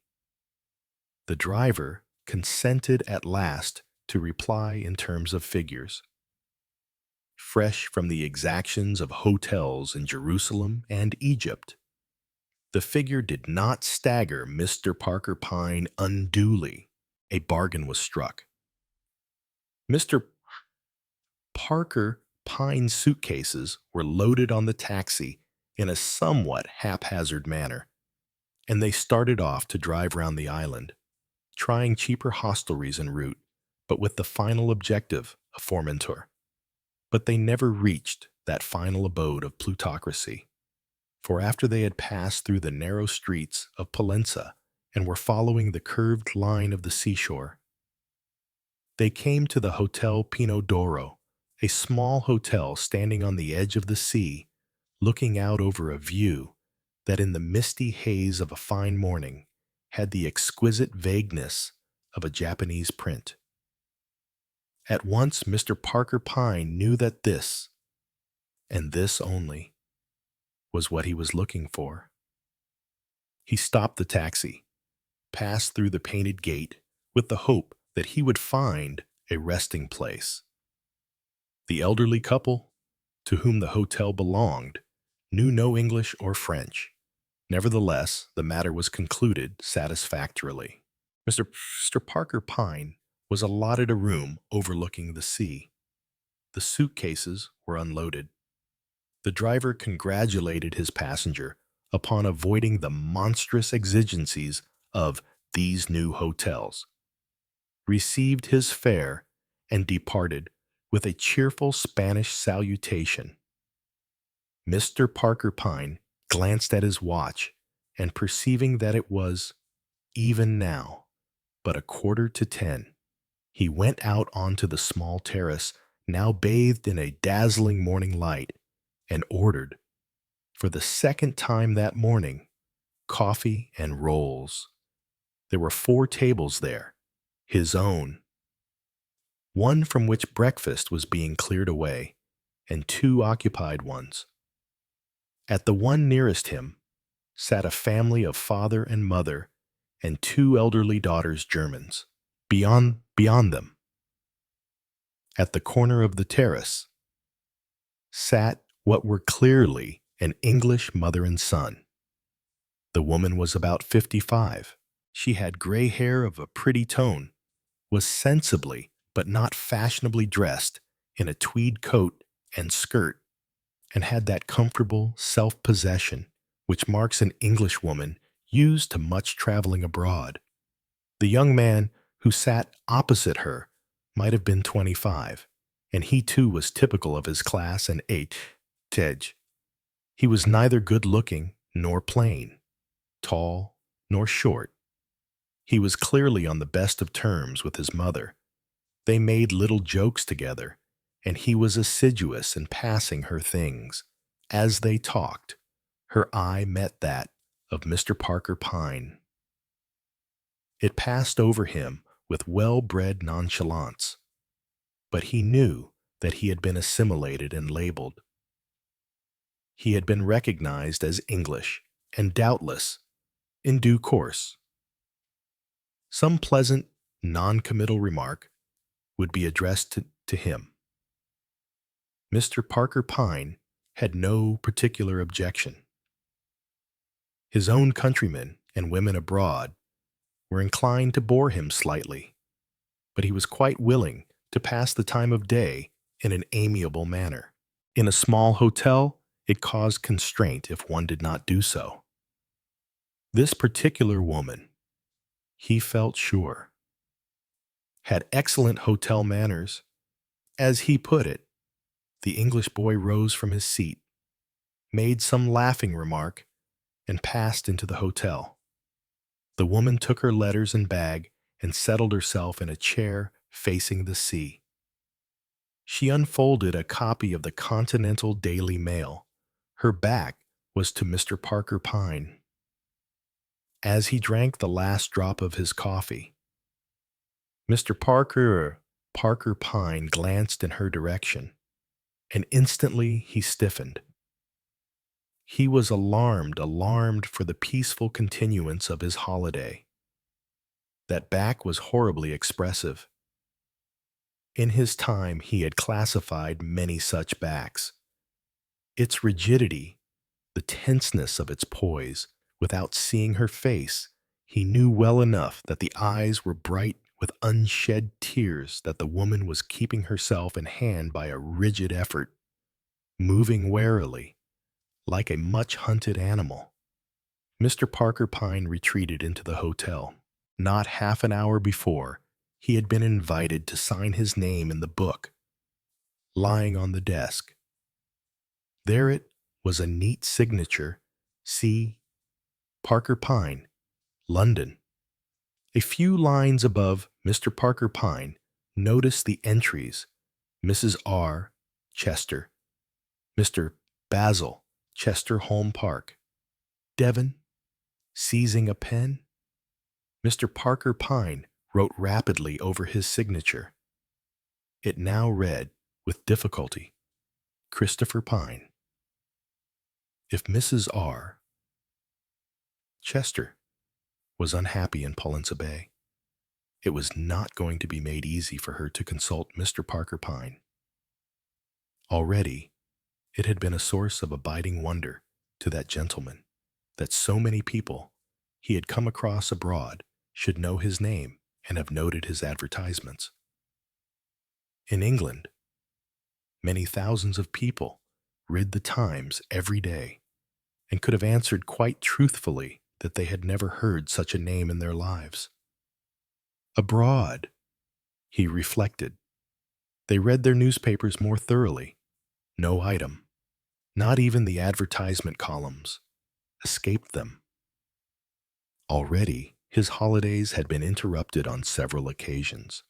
He had dealt with a whole series of problems from murder to attempted blackmail. He was determined in Majorca to have peace. He felt instinctively that a distressed mother might trouble that peace considerably. Mr. Parker Pyne settled down at the Pino d'Oro very happily.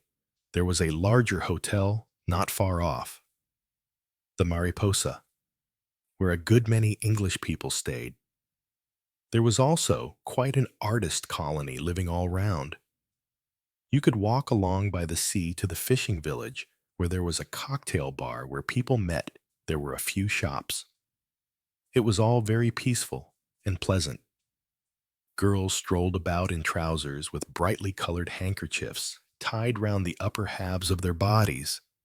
Young men in berets with rather long hair held forth in Mac's bar on such subjects as plastic values and abstraction in art. On the day after Mr. Parker Pyne's arrival, Mrs. Chester made a few conventional remarks to him on the subject of the view and the likelihood of the weather keeping fine. She then chatted a little with the German lady about knitting and had a few pleasant words about the sadness of the political situation with two Danish gentlemen who spent their time rising at dawn and walking for 11 hours. Mr. Parker Pyne found Basil Chester a most likable young man.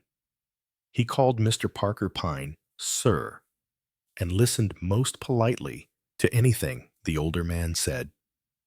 Sometimes the three English people had coffee together after dinner in the evening.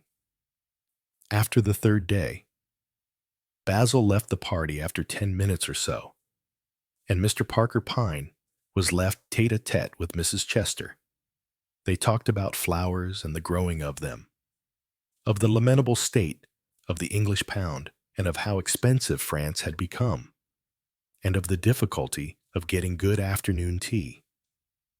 Every evening, when her son departed, Mr. Parker Pyne saw the quickly concealed tremor of her lips. But immediately she recovered and discoursed pleasantly on the above-mentioned subjects. Little by little, she began to talk of Basil, of how well he had done at school. He was in the first 11, you know, of how everyone liked him, of how proud his father would have been of the boy had he lived, of how thankful she had been that Basil had never been wild. Of course, I always urge him to be with young people, but he really seems to prefer being with me. She said it with a kind of nice, modest pleasure in the fact, but for once, Mr. Parker Pyne did not make the usual tactful response he could usually achieve so easily. He said instead, "Oh well, there seem to be plenty of young people here not in the hotel, but round about." At that, he noticed. Mrs. Chester stiffened. She said, "Of course there were a lot of artists. Perhaps she was very old-fashioned, real art, of course, was different. But a lot of young people just made that sort of thing an excuse for lounging about and doing nothing, and the girls drank a lot too much." On the following day, Basil said to Mr. Parker Pyne, "I'm awfully glad you turned up here, sir, especially for my mother's sake. She likes having you to talk to in the evenings. What did you do when you were first here?" "As a matter of fact, we used to play piquet." "I see. Of course, one gets rather tired of piquet. As a matter of fact, I've got some friends here, frightfully cheery crowd. I don't really think my mother approves of them." He laughed, as though he felt this ought to be amusing. The mater's very old-fashioned. Even girls in trousers shock her. Quite so, said Mr. Parker Pine. What I tell her is one's got to move with the times. The girls at home round us are frightfully dull. I see, said Mr. Parker Pine. All this interested him well enough. He was a spectator of a miniature drama, but he was not called upon to take part in it. And then the worst from Mr. Parker Pine's point of view happened. A gushing lady of his acquaintance came to stay at the Mariposa. They met in the tea shop in the presence of Mrs. Chester. The newcomer screamed, "Why, if it isn't Mr. Parker Pine, the one and only Mr. Parker Pine, and Adela Chester, do you know each other?" "Oh, you do. You're staying at the same hotel?" "He's the one and only original wizard, Adela, the marvel of the century. All your troubles smoothed out while you wait. Didn't you know? You must have heard about him. Haven't you read his advertisements? Are you in trouble? Consult Mr. Parker Pine. There's just nothing he can't do." Husbands and wives flying at each other's throats, and he brings them together. If you've lost interest in life, he gives you the most thrilling adventures. As I say, the man's just a wizard. It went on a good deal longer. Mr. Parker Pine at intervals making modest disclaimers. He disliked the look that Mrs. Chester turned upon him, and he disliked even more seeing her return along the beach in close confabulation with the garrulous singer of his praises. The climax came quicker than he expected. That evening, after coffee, Mrs. Chester said abruptly, "Will you come into the little salon, Mr. Pine? There is something I want to say to you." He could but bow and submit. Mrs. Chester's self-control had been wearing thin as the door of the little salon closed behind them. It snapped. She sat down and burst into tears. "My boy, Mr. Parker Pine, you must save him. We must save him. It's breaking my heart. My dear lady, as a mere outsider, Nina Wycherley says you can do anything. She said I was to have the utmost confidence in you. She advised me to tell you everything, and that you'd put the whole thing right." Inwardly, Mr. Parker Pine cursed the obtrusive Mrs. Wycherley. Resigning himself, he said, "Well, let us thrash the matter out. A girl, I suppose. Did he tell you about her?" "Only indirectly." Words poured in a vehement stream from Mrs. Chester. The girl was dreadful. She drank. She swore she wore no clothes to speak of. Her sister lived out here, was married to an artist, a Dutchman. The whole set was most undesirable. Half of them were living together without being married. Basil was completely changed. He had always been so quiet, so interested in serious subjects. He had thought at one time of taking up archaeology. "Well, well," said Mr. Parker Pine, "nature will have her revenge." "What do you mean? It isn't healthy for a young man to be interested in serious subjects. He ought to be making an idiot of himself over one girl after another." "Please be serious, Mr. Pine." "I'm perfectly serious." "Is the young lady, by any chance, the one who had tea with you yesterday?"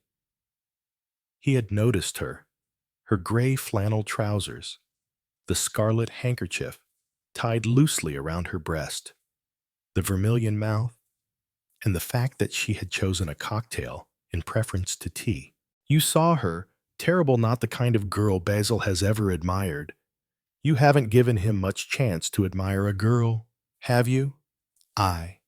He's been too fond of your company bad. However, I dare say he'll get over this if you don't precipitate matters. You don't understand.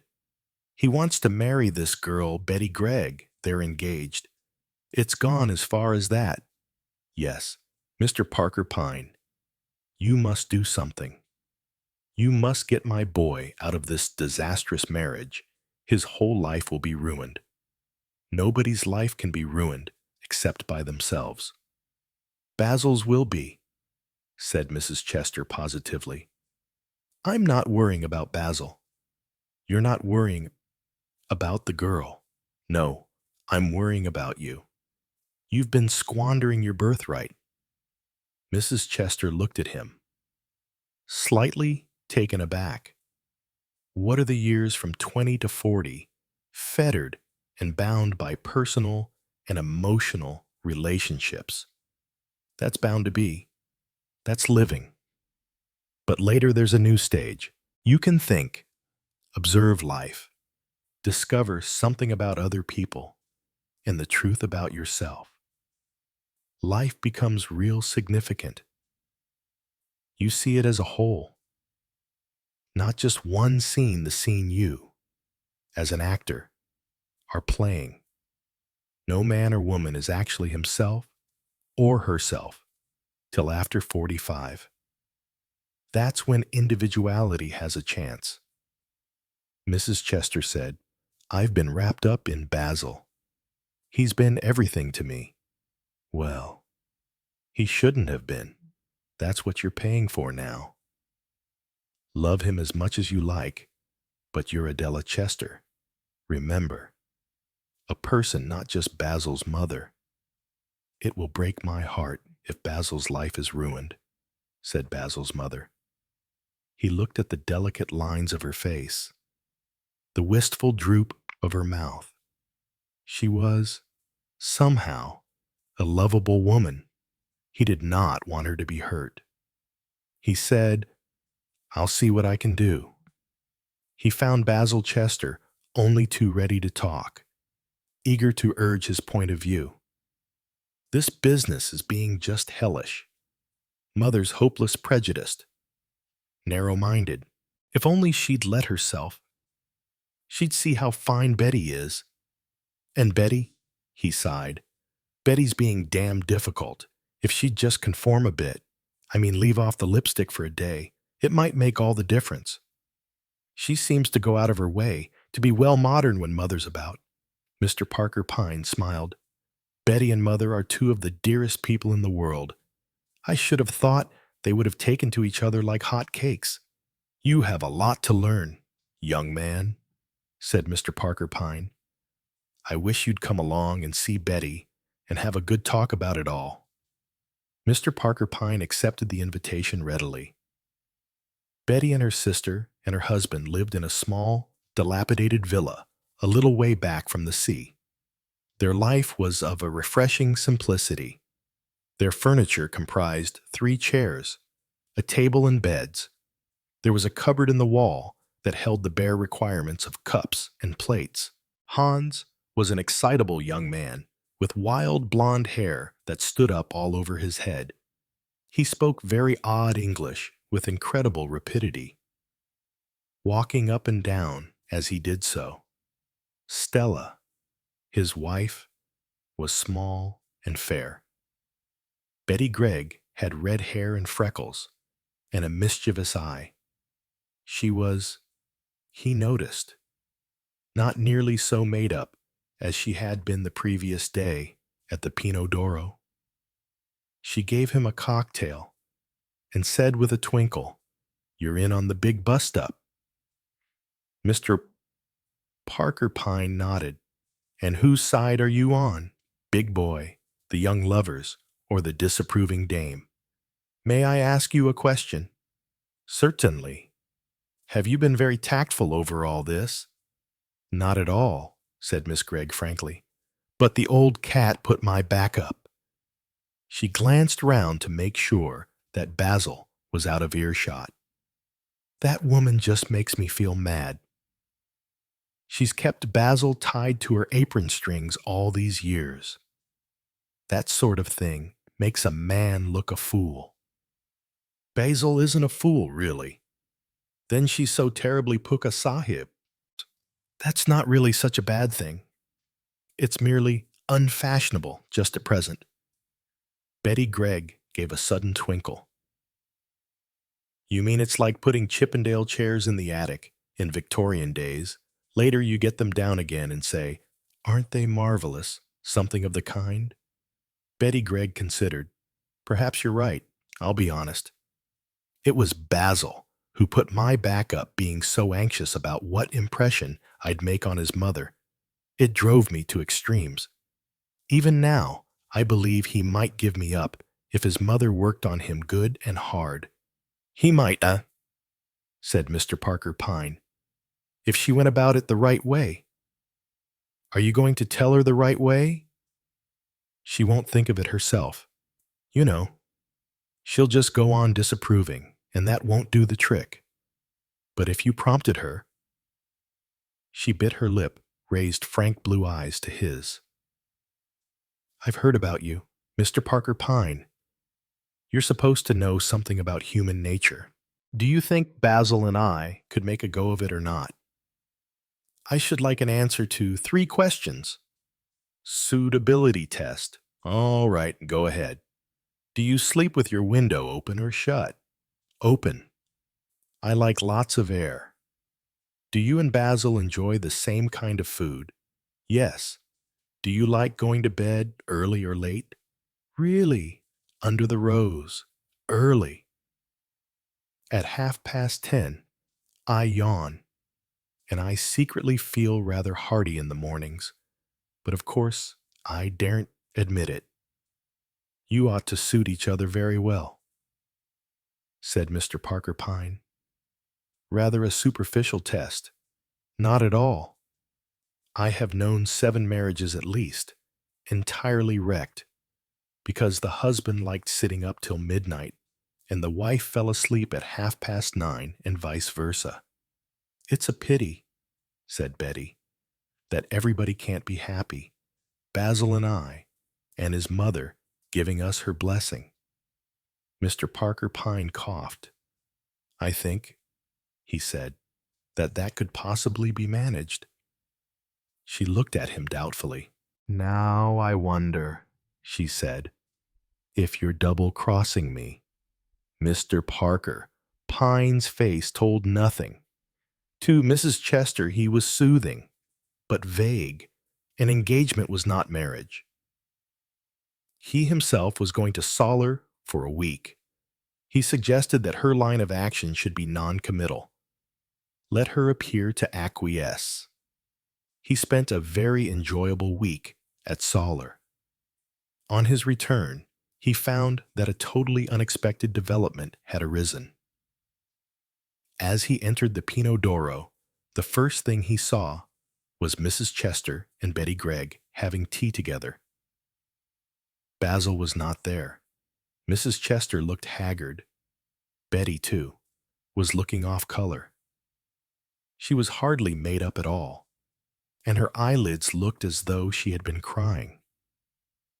They greeted him in a friendly fashion, but neither of them mentioned Basil. Suddenly, he heard the girl beside him draw in her breath sharply, as though something had hurt her. Mr. Parker Pine turned his head. Basil Chester was coming up the steps from the seafront. With him was a girl so exotically beautiful that it quite took your breath away. She was dark, and her figure was marvelous. No one could fail to notice the fact, since she wore nothing but a single garment of pale blue crepe.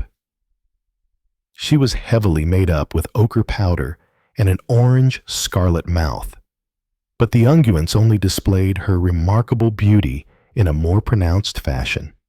As for young Basil, he seemed unable to take his eyes from her face.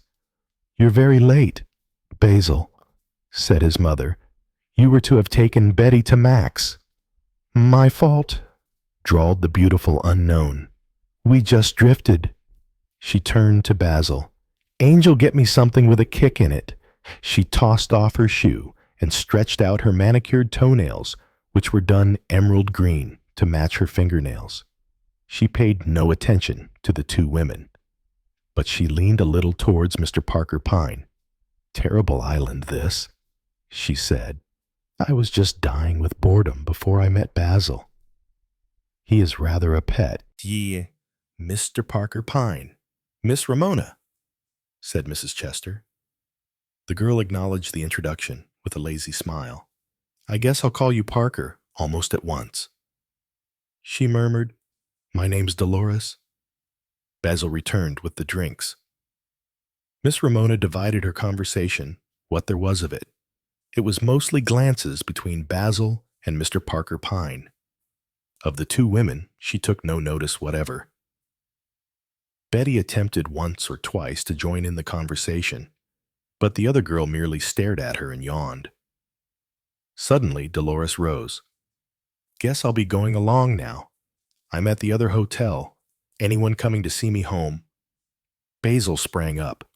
"I'll come with you," Mrs. Chester said. "Basil, my dear, I'll be back presently. Mother?" "Isn't he the mother's boy?" Miss Ramona asked of the world at large. "Just toots round after her, don't you?" Basil flushed and looked awkward. Miss Ramona gave a nod in Mrs. Chester's direction, a dazzling smile to Mr. Parker Pine, and she and Basil moved off together. After they had gone, there was rather an awkward silence. Mr. Parker Pine did not like to speak first. Betty Gregg was twisting her fingers and looking out to sea. Mrs. Chester looked flushed and angry.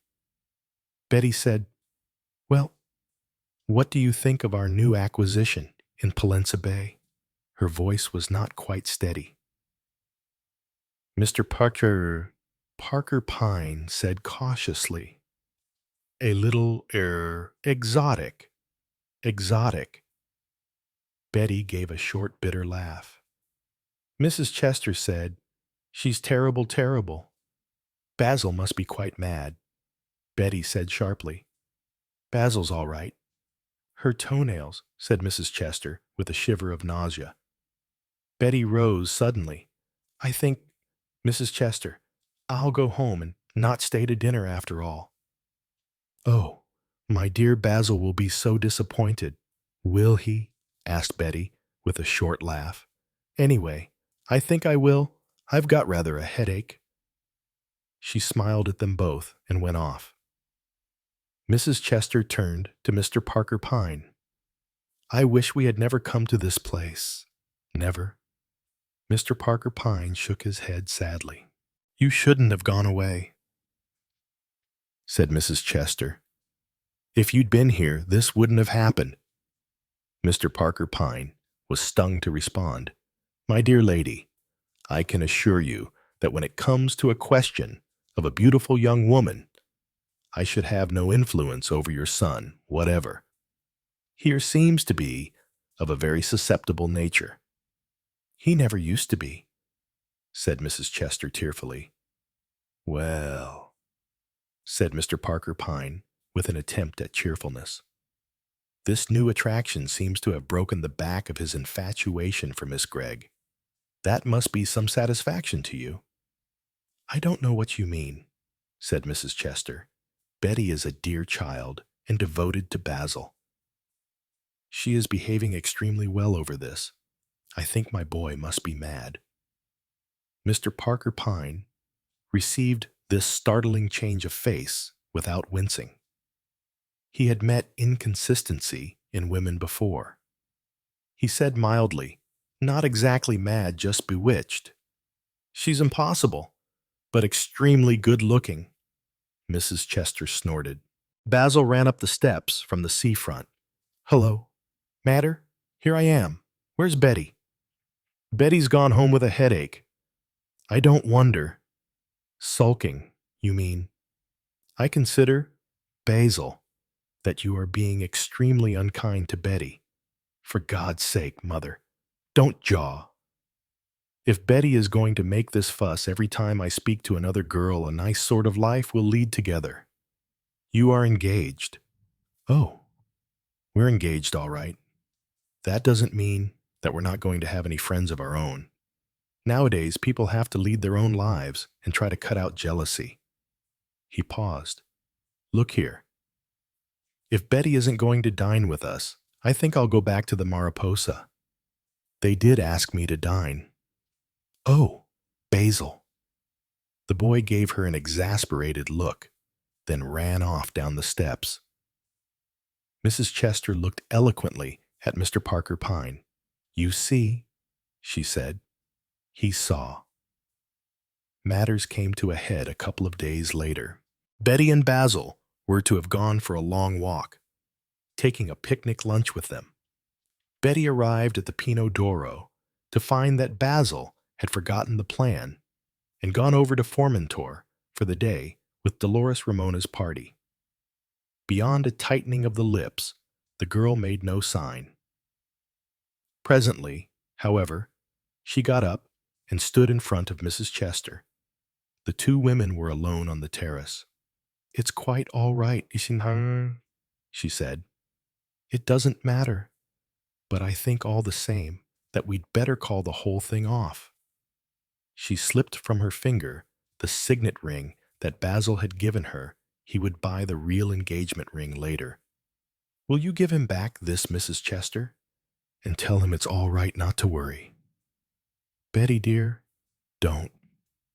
He does love you, really. It looks like it, doesn't it? Said the girl with a short laugh. No, I've got some pride. Tell him everything's all right and that I wish him luck. When Basil returned at sunset, he was greeted by a storm. He flushed a little at the sight of his ring. So, that's how she feels, is it? Well, I dare say it's the best thing. Basil, well, frankly, Mother, we don't seem to have been hitting it off lately. Whose fault was that? I don't see that it was mine particularly. Jealousy's beastly, and I really don't see why you should get all worked up about it. You begged me yourself not to marry Betty. That was before I knew her.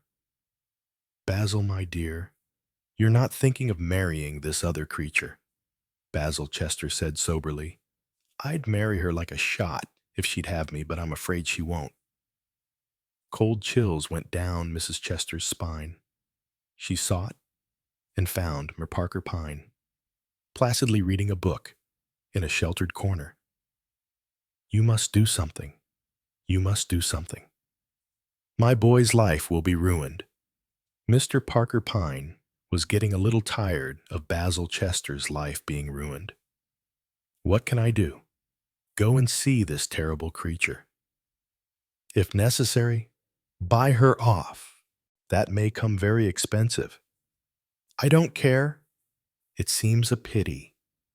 Still, there are, possibly, other ways. She looked a question. He shook his head. I'll make no promises, but I'll see what I can do. I have handled that kind before. By the way, not a word to Basil. That would be fatal. Of course not. Mr. Parker Pine returned from the Mariposa at midnight. Mrs. Chester was sitting up for him. Well, she demanded breathlessly. His eyes twinkled. The Senorita Dolores Ramona will leave Pollenza tomorrow morning and the island tomorrow night. Oh, Mr. Parker Pine, how did you manage it? It won't cost a cent, said Mr. Parker Pine. Again, his eyes twinkled. I rather fancied I might have a hold over her. And I was right. You are wonderful. Nina Wycherley was quite right. You must let me know your fees. Mr. Parker Pine held up a well-manicured hand. Not a penny. It has been a pleasure. I hope all will go well. Of course the boy will be very upset at first when he finds she's disappeared and left no address. Just go easy with him for a week or two.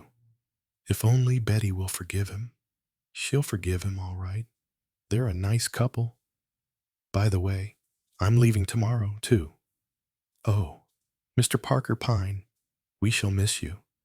Perhaps it's just as well I should go before that boy of yours gets infatuated with yet a third girl."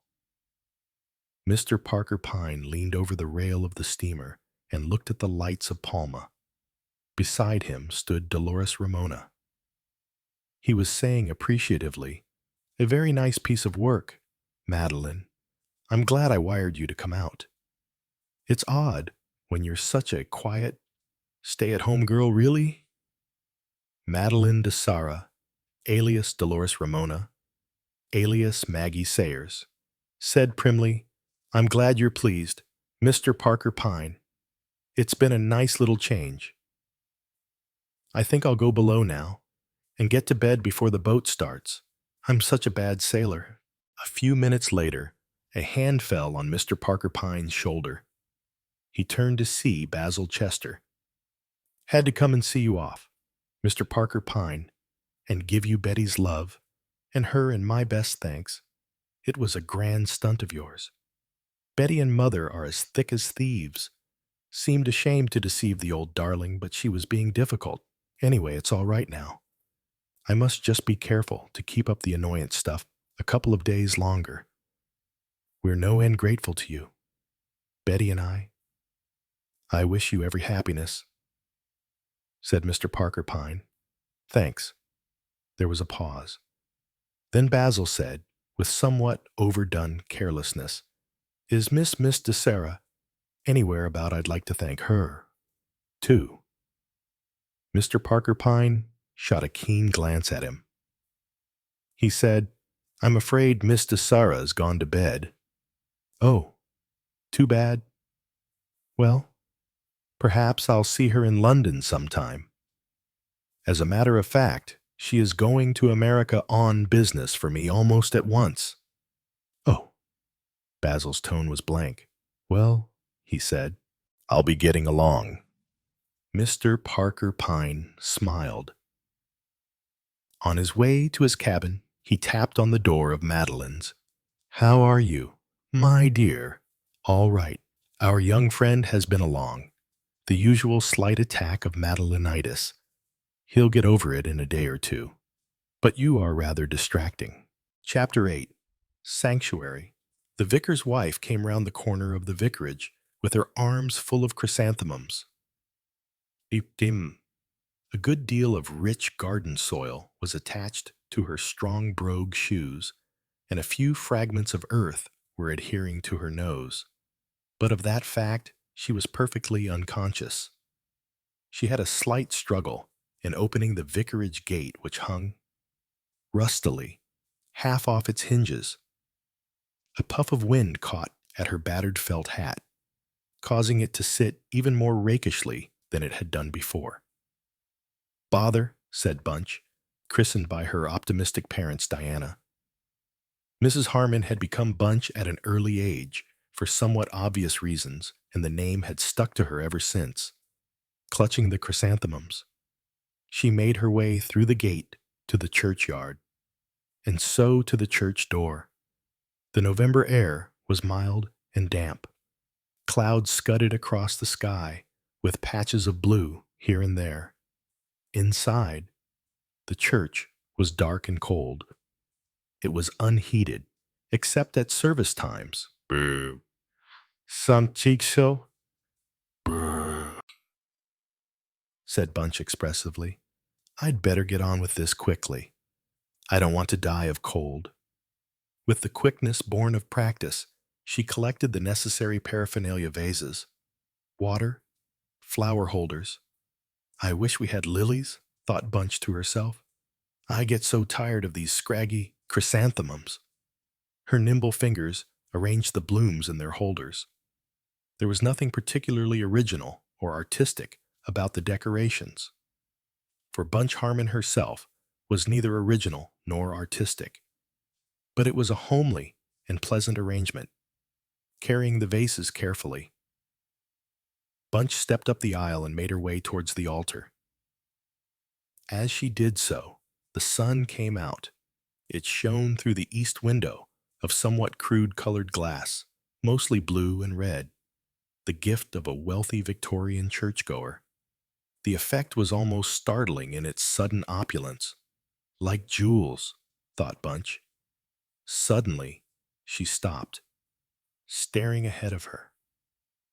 On the chancel steps was a huddled dark form, putting down the flowers carefully. Bunch went up to it and bent over it. It was a man, lying there, huddled over on himself. Bunch knelt down by him, and slowly, carefully, she turned him over. Her fingers went to his pulse, a pulse so feeble and fluttering that it told its own story, as did the almost greenish pallor of his face. There was no doubt, Bunch thought, that the man was dying.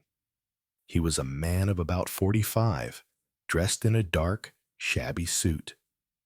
She laid down the limp hand she had picked up and looked at his other hand. This seemed clenched like a fist on his breast.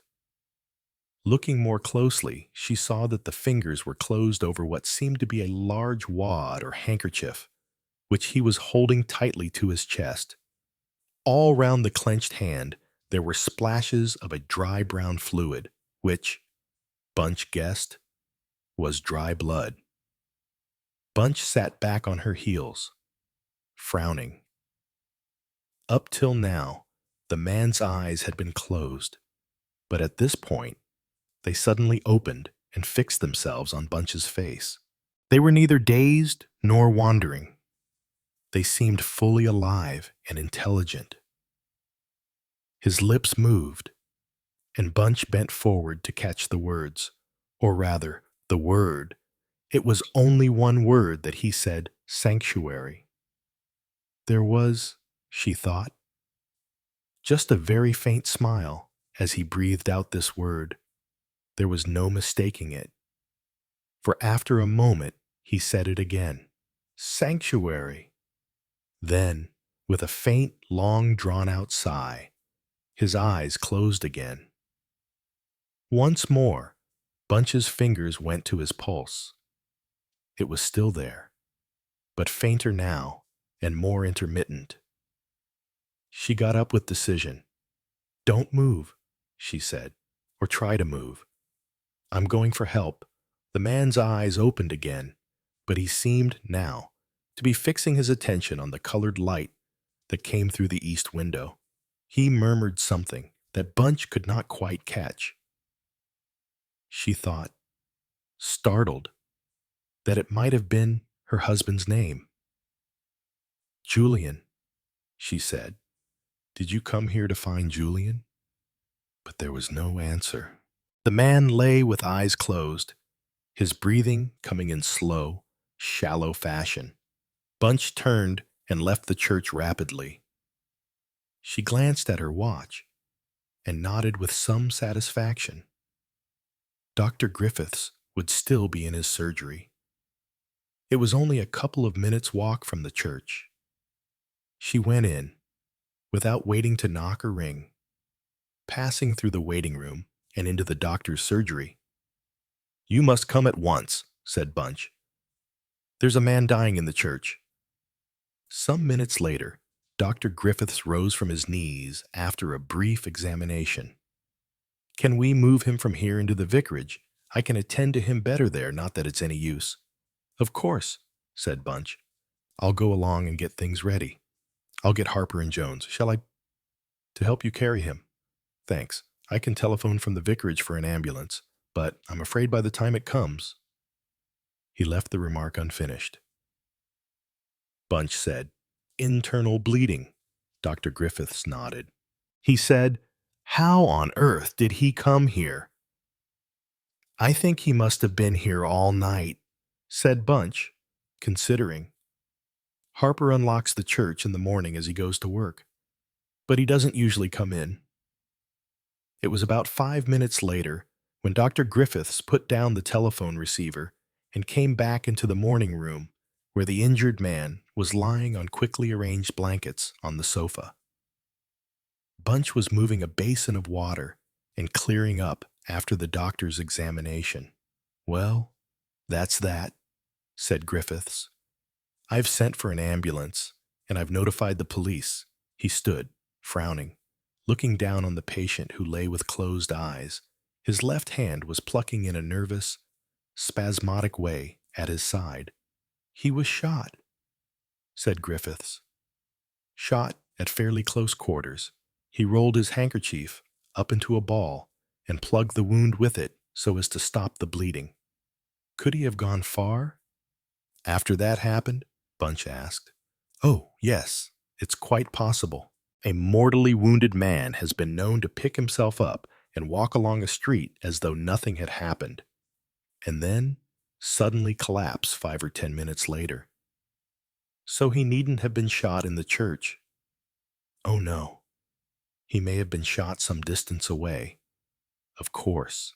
He may have shot himself and then dropped the revolver and staggered blindly towards the church. I don't quite know why he made for the church and not for the vicarage." "Oh, I know that," said Bunch. "He said it's sanctuary." The doctor stared at her. "Sanctuary. Here's Julian," said Bunch, turning her head as she heard her husband's steps in the hall. "Julian, come here." The Reverend Julian Harmon entered the room.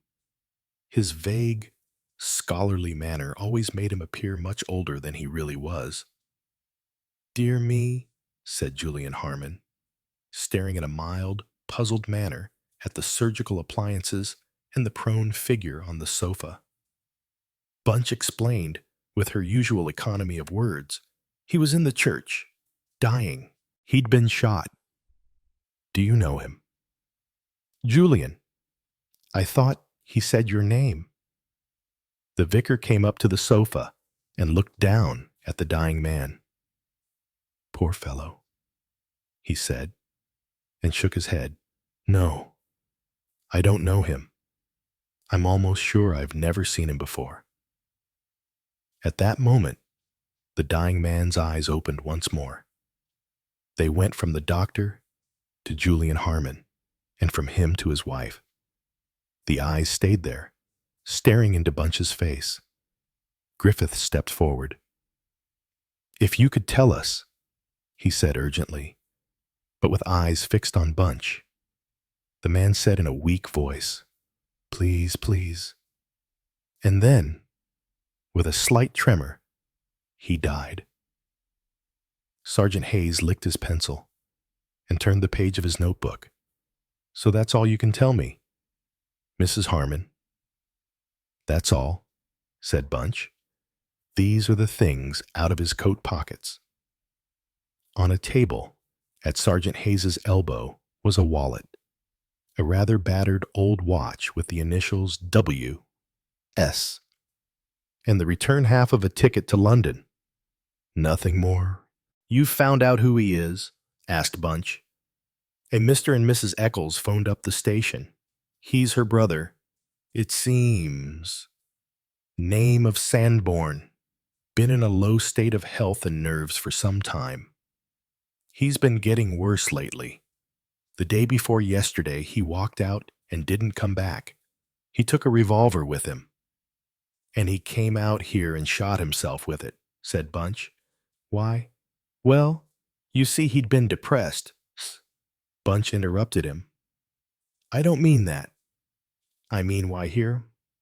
Since Sergeant Hayes obviously did not know the answer to that one, he replied in an oblique fashion. "Come out here, he did. On the 5:10 bus." "Yes," said Bunch again. "But why?" "I don't know, Mrs. Harmon," said Sergeant Hayes. "There's no accounting. If the balance of the mind is disturbed," Bunch finished for him, "they may do it anywhere. But it still seems to me unnecessary to take a bus out to a small country place like this.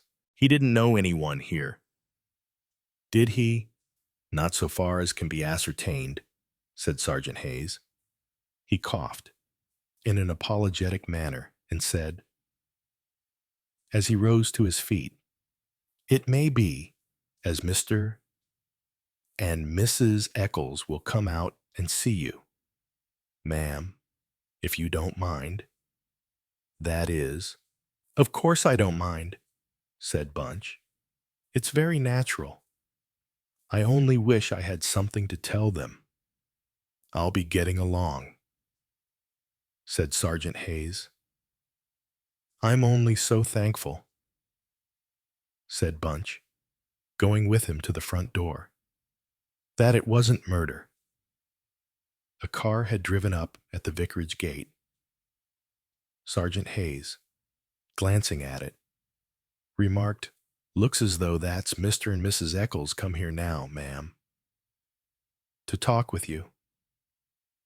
Bunch braced herself to endure what she felt might be rather a difficult ordeal. However, she thought, I can always call Julian to help me.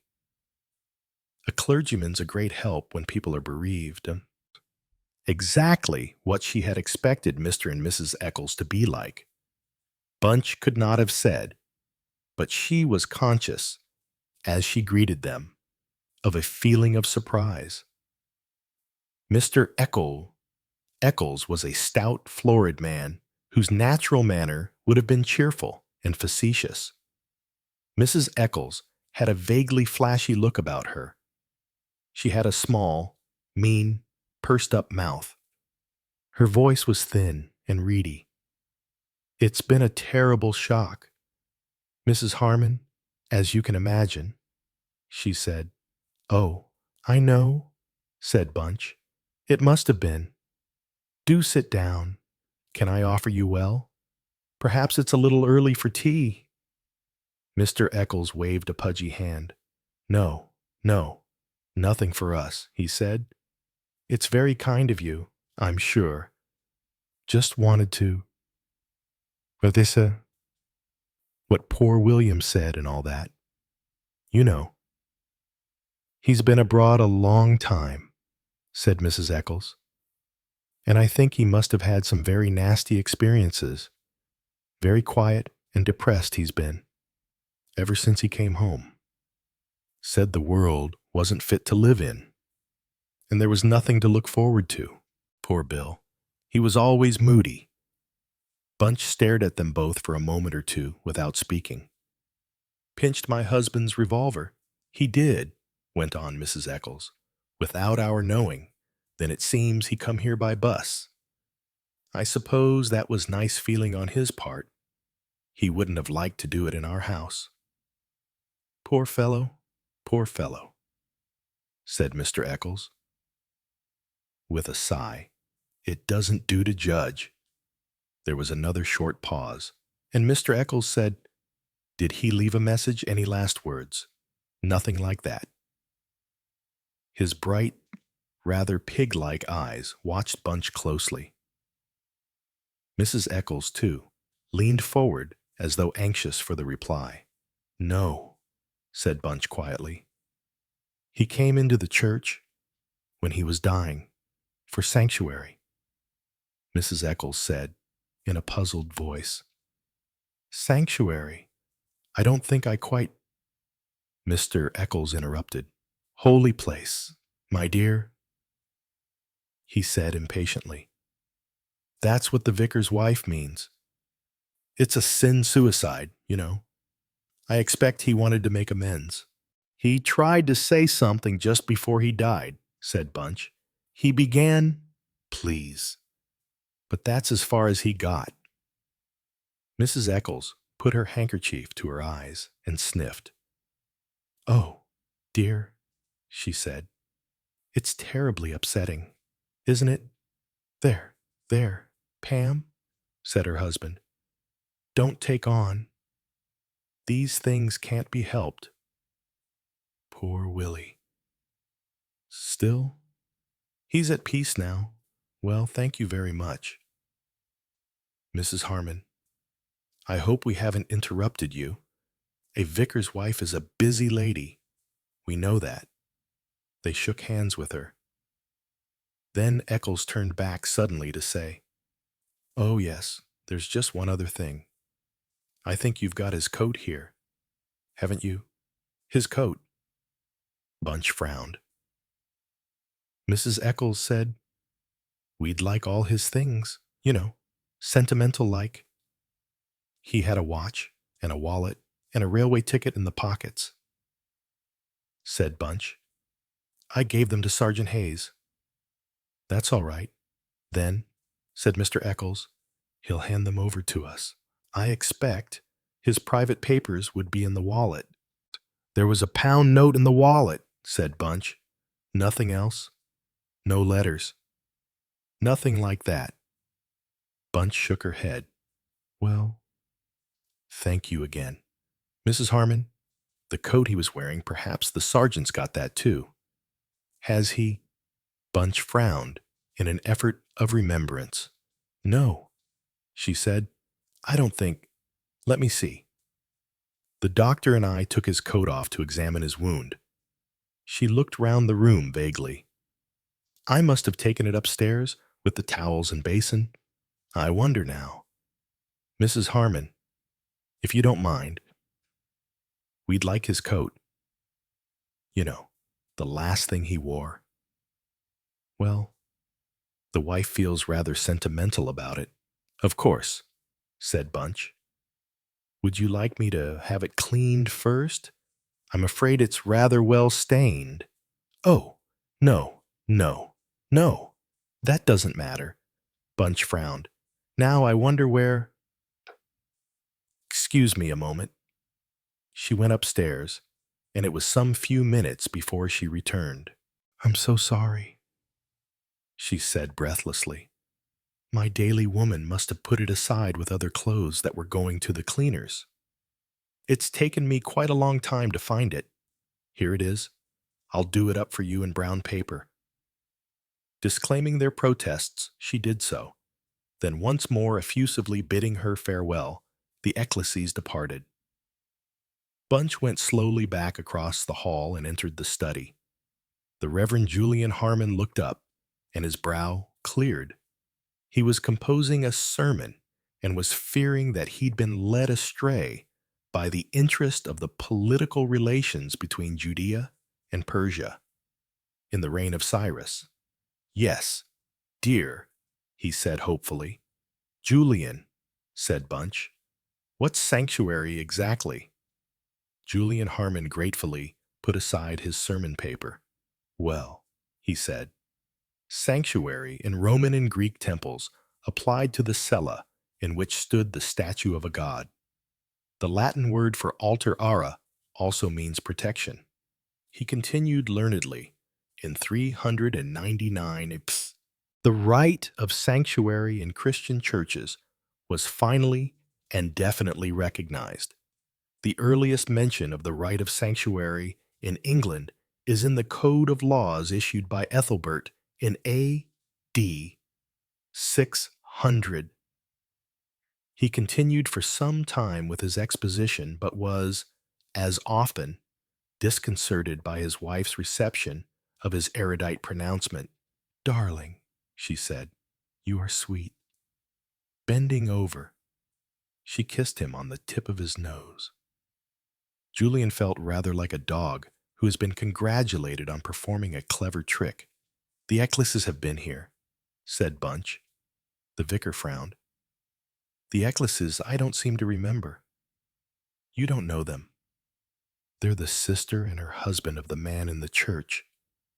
My dear, you ought to have called me. There wasn't any need, said Bunch. They were not in need of consolation. I wonder now. She frowned. If I put a casserole in the oven tomorrow, can you manage? Julian, I think I shall go up to London for the sales. The sales? Her husband looked at her blankly. Do you mean a yacht or a boat or something? Bunch laughed. No, darling. There's a special white sale at Burroughs and Portman's. You know, sheets, tablecloths and towels and glass cloths. I don't know what we do with our glass cloths. The way they wear through. Besides, she added thoughtfully, I think I ought to go and see Aunt Jane. That sweet old lady, Miss Jane Marple, was enjoying the delights of the metropolis for a fortnight, comfortably installed in her nephew's studio flat. "So kind of dear Raymond," she murmured. "He and Joan have gone to America for a fortnight, and they insisted I should come up here and enjoy myself. And now, dear Bunch, do tell me what it is that's worrying you." Bunch was Miss Marple's favorite godchild, and the old lady looked at her with great affection as Bunch, thrusting her best felt hat farther on the back of her head, started her story. Bunch's recital was concise and clear. Miss Marple nodded her head as Bunch finished. "I see," she said. "Yes, I see." "That's why I felt I had to see you," said Bunch. "You see, not being clever, but you are clever, my dear." "No, I'm not. Not clever like Julian. Julian, of course, has a very solid intellect," said Miss Marple. "That's it," said Bunch. "Julian's got the intellect, but on the other hand, I've got the sense. You have a lot of common sense, Bunch, and you're very intelligent.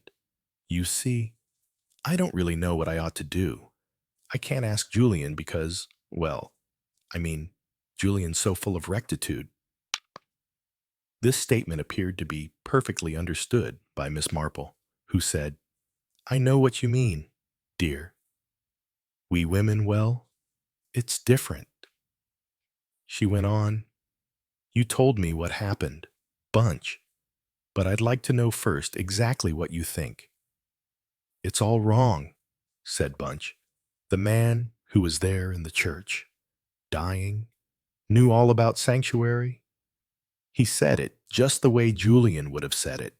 I mean, he was a well-read, educated man, and if he'd shot himself, he wouldn't drag himself to a church afterwards and say sanctuary. Sanctuary means that you're pursued, and when you get into a church, you're safe. Your pursuers can't touch you. At one time, even the law couldn't get at you." She looked questioningly at Miss Marple. The latter nodded. Bunch went on. "Those people, the Ecclesies, were quite different, ignorant and coarse. And there's another thing. That watch, the dead man's watch, it had the initials W.S. on the back of it. But inside, I opened it in very small lettering. There was to Walter from his father and a date, Walter.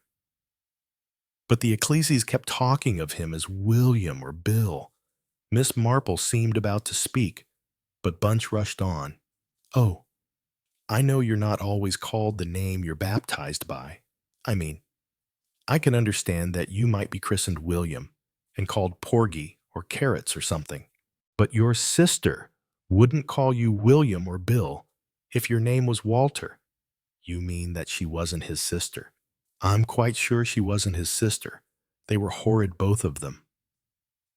They came to the vicarage to get his things and to find out if he'd said anything before he died. When I said he hadn't, I saw it in their faces' relief. I think myself," finished Bunch, "it was Eccles who shot him." "Murder," said Miss Marple. "Yes," said Bunch, "murder. That's why I came to you." Darling. Bunch's remark might have seemed incongruous to an ignorant listener, but in certain spheres, Miss Marple had a reputation for dealing with murder. "He said please to me before he died," said Bunch. "He wanted me to do something for him. The awful thing is, I've no idea what." Miss Marple considered for a moment or two, and then pounced on the point that had already occurred to Bunch. "But why was he there at all?" she asked him. "You mean," said Bunch, "if you wanted sanctuary, you might pop into a church anywhere. There's no need to take a bus that only goes 4 times a day and come out to a lonely spot like ours for it. He must have come there for a purpose."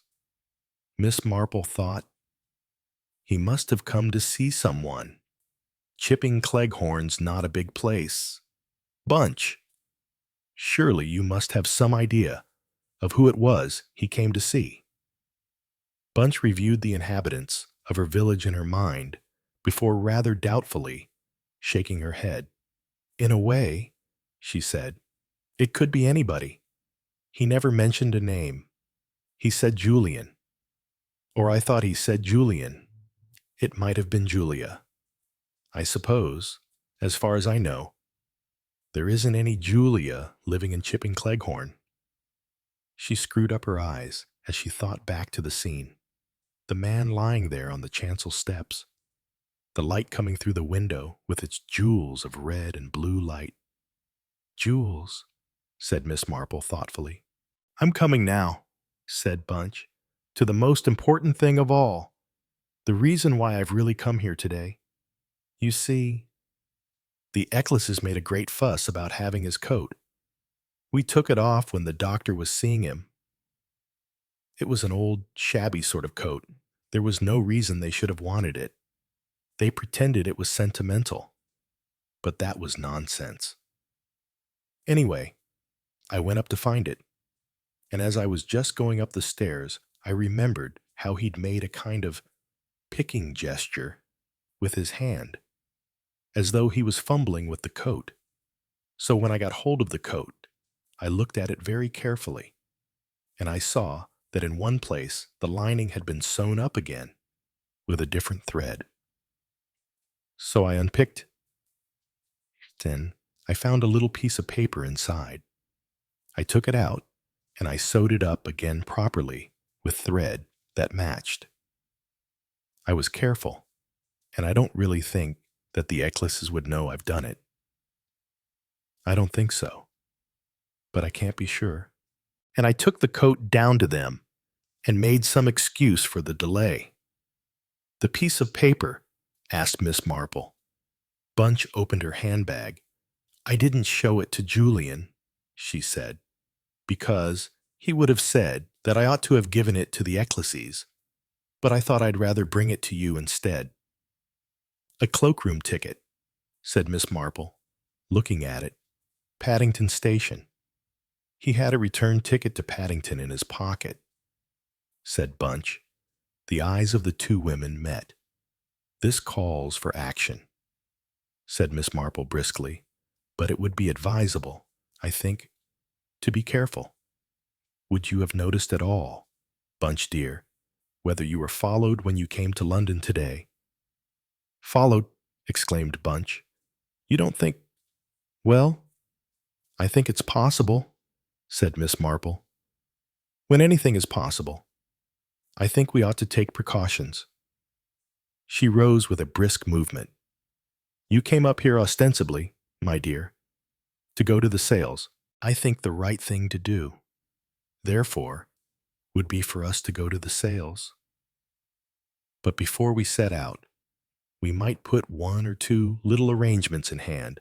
I don't suppose, Miss Marple added obscurely, that I shall need the old speckled tweed with the beaver collar just at present. It was about an hour and a half later that the two ladies, rather the worse for wear and battered in appearance, and both clasping parcels of hardly won household linen, sat down at a small and sequestered hostelry called the Apple Bough to restore their forces with steak and kidney pudding, followed by apple tart and custard. Really a pre-war quality face towel, gasped Miss Marple, slightly out of breath. With a J on it, too. So fortunate that Raymond's wife's name is Joan. I shall put them aside until I really need them, and then they will do for her if I pass on sooner than I expect. I really did need the glass cloths, said Bunch, and they were very cheap, though not as cheap as the ones that woman with the ginger hair managed to snatch from me. A smart young woman with a lavish application of rouge and lipstick entered the Apple Bough at that moment. After looking around vaguely for a moment or two, she hurried to their table. She laid down an envelope by Miss Marple's elbow. "There you are, miss," she said briskly.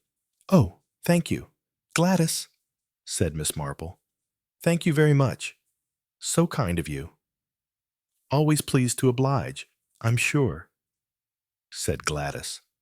"Ernie always says to me, 'Everything, what's good, you learned from that Miss Marple of yours that you were in service with.' And I'm sure I'm always glad to oblige you, Miss." "Such a dear girl," said Miss Marple, as Gladys departed again. "Always so willing and so kind." She looked inside the envelope and then passed it on to Bunch. "Now, be very careful." "Dear," she said, "by the way, is there still that nice young inspector at Melchester that I remember?" "I don't know," said Bunch. "I expect so." "Well, if not," said Miss Marple thoughtfully, "I can always ring up the chief constable. I think he would remember me." "Of course he'd remember you," said Bunch. "Everybody would remember you. You're quite unique." She rose, arrived at Paddington. Bunch went to the luggage office and produced the cloakroom ticket. A moment or two later, a rather shabby old suitcase was passed across to her, and carrying this, she made her way to the platform. The journey home was uneventful. Bunch rose as the train approached Chipping Cleghorn and picked up the old suitcase. She had just left her carriage when a man, sprinting along the platform, suddenly seized the suitcase from her hand and rushed off with it. "Stop!" Bunch yelled. "Stop him! Stop him! He's taken my suitcase." The ticket collector, who, at this rural station, was a man of somewhat slow processes, had just begun to say, "Now, look here, you can't do that," when a smart blow on the chest pushed him aside, and the man with the suitcase rushed out from the station. He made his way towards a waiting car, tossing the suitcase in. He was about to climb after it, but before he could move, a hand fell on his shoulder, and the voice of Police Constable Abel said, "Now then, what's all this?" Bunch arrived, panting, from the station. "He snatched my suitcase. I just got out of the train with it." "Nonsense," said the man. "I don't know what this lady means. It's my suitcase. I just got out of the train with it." He looked at Bunch with a bovine and impartial stare. Nobody would have guessed that Police Constable Abel and Mrs. Harmon spent long half hours in Police Constable Abel's off time discussing the respective merits of manure and bone meal for rose bushes. "You say, madam, that this is your suitcase," said Police Constable Abel. "Yes," said Bunch, "definitely. And you, sir, I say this suitcase is mine." The man was tall, dark and well-dressed, with a drawling voice and a superior manner. A feminine voice from inside the car said, "Of course it's your suitcase. Edwin, I don't know what this woman means." "We'll have to get this clear," said Police Constable Abel. "If it's your suitcase, madam, what do you say is inside it?" "Clothes," said Bunch. "A long speckled coat with a beaver collar, 2 wool jumpers, and a pair of shoes." "Well, that's clear enough," said Police Constable Abel. He turned to the other. "I am a theatrical costumer," said the dark man importantly. "This suitcase contains theatrical properties which I have brought down here for an amateur performance." "Right, sir," said Police Constable Abel. "Well, we'll just look inside, shall we, and see. We can go along to the police station. Or, if you're in a hurry, we'll take the suitcase back to the station and open it there." "It'll suit me," said the dark man.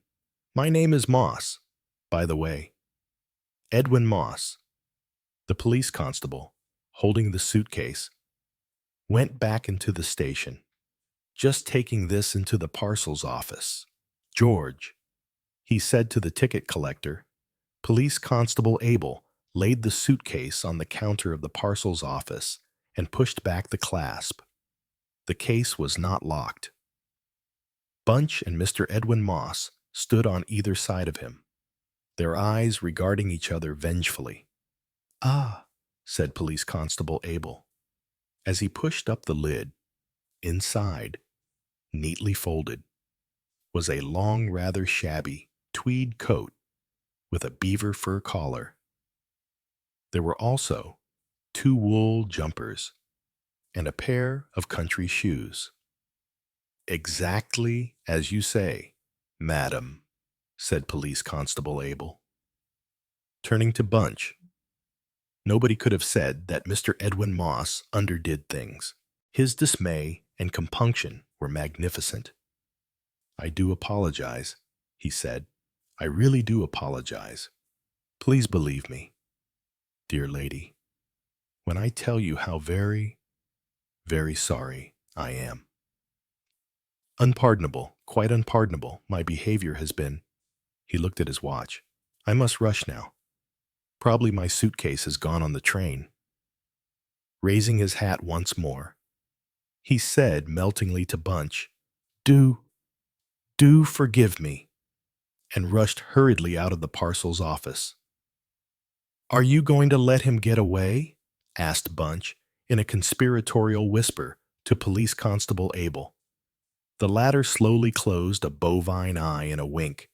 "He won't get too far, ma'am," he said. "That's to say, he won't get far unobserved, if you take my meaning." "Oh," said Bunch, relieved. "That old lady's been on the phone," said Police Constable Abel. "The one as was down here a few years ago. Bright she is, isn't she? But there's been a lot cooking up all today. Shouldn't wonder if the inspector or sergeant was out to see you about it tomorrow morning." It was the inspector who came. The Inspector Craddock, whom Miss Marple remembered. He greeted Bunch with a smile as an old friend. "Crime and chipping Cleghorn again?" he said cheerfully. "You don't lack for sensation here, do you? Mrs. Harmon, I could do with rather less," said Bunch. "Have you come to ask me questions, or are you going to tell me things for a change?" "I'll tell you some things first," said the inspector. "To begin with, Mr. and Ms. Eccles have been having an eye kept on them for some time. There's reason to believe they've been connected with several robberies in this part of the world. For another thing, although Mrs. Eccles has a brother called Sanborn, who has recently come back from abroad, the man you found dying in the church yesterday was definitely not Sanborn." "I knew that he wasn't," said Bunch. "His name was Walter, to begin with, not William." The inspector nodded. "His name was Walter St. John, and he escaped 48 hours ago from Charrington Prison." "Of course," said Bunch softly to herself. "He was being hunted down by the law, and he took sanctuary." Then she asked, "What had he done?" "I'll have to go back rather a long way. It's a complicated story. Several years ago, there was a certain dancer doing turns at the music halls. I don't expect you'll have ever heard of her, but she specialized in an Arabian night turn. Aladdin in the Cave of Jewels, it was called. She wore bits of rhinestone and not much else. She wasn't much of a dancer, I believe, but she was well attractive. Anyway, a certain Asian royalty fell for her in a big way. Amongst other things, he gave her a very magnificent emerald necklace." "The historic jewels of a Raja," murmured Bunch ecstatically. Inspector Craddock coughed. "Well, a rather more modern version. Mrs. Harmon, the affair didn't last very long. Broke up when our potentate's attention was captured by a certain film star whose demands were not quite so modest. Zobeida, to give the dancer her stage name, hung on to the necklace, and in due course it was stolen. It disappeared from her dressing room at the theater, and there was a lingering suspicion in the minds of the authorities that she herself might have engineered its disappearance. Such things have been known as a publicity stunt, or indeed from more dishonest motives. The necklace was never recovered, but during the course of the investigation, the attention of the police was drawn to this man, Walter St. John. He was a man of education and breeding who had come down in the world, and who was employed as a working jeweler with a rather obscure firm which was suspected of acting as a fence for jewel robberies. There was evidence that this necklace had passed through his hands. It was, however, in connection with the theft of some other jewelry that he was finally brought to trial and convicted and sent to prison. He had not very much longer to serve, so his escape was rather a surprise. "But why did he come here?" asked Bunch. "We'd like to know that very much." Mrs. Harmon, following up his trial, "It seems that he went first to London. He didn't visit any of his old associates, but he visited an elderly woman, a Mrs. Jacobs, who had formerly been a theatrical dresser. She won't say a word of what he came for, but according to other lodgers in the house, he left carrying a suitcase." "I see," said Bunch. "He left it in the cloakroom at Paddington, and then he came down here. By that time," said Inspector Craddock, "Eccles and the man who calls himself Edwin Moss were on his trail. They wanted that suitcase. They saw him get on the bus. They must have driven out in a car ahead of him and been waiting for him when he left the bus." "And he was murdered," said Bunch. "Yes," said Craddock. "He was shot. It was Eccles's revolver, but I rather fancy it was Moss who did the shooting. Now, Mrs. Harmon, what we want to know is, where is the suitcase that Walter St. John actually deposited at Paddington Station?" Bunch grinned. "I expect Aunt Jane's got it by now," she said. "Miss Marple, that was her plan. She sent a former maid of hers with a suitcase packed with her things to the cloakroom at Paddington, and we exchanged tickets. I collected her suitcase and brought it down by train. She seemed to expect that an attempt would be made to get it from me." It was Inspector Craddock's turn to grin. "So she said when she rang up, 'I'm driving up to London to see her. Do you want to come too, Mrs. Harmon?'" "Well," said Bunch, considering. "Well, as a matter of fact, it's very fortunate. I had a toothache last night, so I really ought to go to London to see the dentist. Oughtn't I?" "Definitely," said Inspector Craddock. "Tschüss." Miss Marple looked from Inspector Craddock's face to the eager face of Bunch Harmon. The suitcase lay on the table. "Of course, I haven't opened it," the old lady said.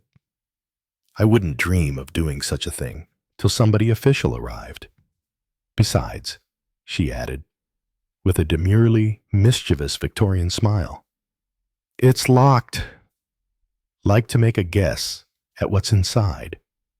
"Miss Marple?" asked the inspector. "I should imagine, said Miss Marple, "that it would be Zobeida's theatrical costumes. Would you like a chisel, Inspector?" The chisel soon did its work. Both women gave a slight gasp as the lid flew up. The sunlight coming through the window lit up what seemed like an inexhaustible treasure of sparkling jewels. Red, blue, green, orange. "Aladdin's cave," said Miss Marple. "The flashing jewels the girl wore to dance." "Ah," said Inspector Craddock. "Now, what's so precious about it, do you think?" that a man was murdered to get hold of it. She was a shrewd girl, I expect, said Miss Marple thoughtfully. She's dead, isn't she, Inspector? Yes, died 3 years ago. She had this valuable emerald necklace, said Miss Marple, musingly. Had the stones taken out of their setting and fastened here and there on her theatrical costume, where everyone would take them for merely colored rhinestones. Then she had a replica made of the real necklace, and that, of course, was what was stolen. No wonder it never came on the market. The thief soon discovered the stones were false. Here is an envelope, said Bunch, pulling aside some of the glittering stones. Inspector Craddock took it from her and extracted 2 official-looking papers from it. He read aloud, "Marriage certificate between Walter Edmund St. John and Mary Moss." That was Zobeida's real name. So they were married, said Miss Marple. I see. What's the other? Asked Bunch. A birth certificate of a daughter. Jewel. Jewel, cried Bunch. Why, of course, Jewel Jill. That's it. I see now why he came to Chipping Cleghorn. That's what he was trying to say to me. Jewel, the Mundys, you know, Laburnum Cottage. They look after a little girl for someone. They're devoted to her. She's been like their own granddaughter. Yes, I remember now. Her name was Jewel. Only, of course, they call her Jill. Mrs. Mundy had a stroke about a week ago, and the old man's been very ill with pneumonia. They were both going to go to the infirmary. I've been trying hard to find a good home for Jill somewhere. I didn't want her taken away to an institution. I suppose her father heard about it in prison, and he managed to break away and get hold of this suitcase from the old dresser he or his wife left it with. I suppose if the jewels really belong to her mother, they can be used for the child now. I should imagine so. Mrs. Harmon, if they're here. Oh, they'll be here all right, said Miss Marple cheerfully. Thank goodness you're back. Dear, said the Reverend Julian Harmon, greeting his wife with affection and a sigh of content. Mrs. Burt always tries to do her best when you're away, but she really gave me some very peculiar fish cakes for lunch. I didn't want to hurt her feelings, so I gave them to Tiglath-Pileser, but even he wouldn't eat them, so I had to throw them out of the window. Tiglath-Pileser, said Bunch, stroking the vicarage cat, who was purring against her knee, is very particular about what fish he eats. I often tell him he's got a proud stomach.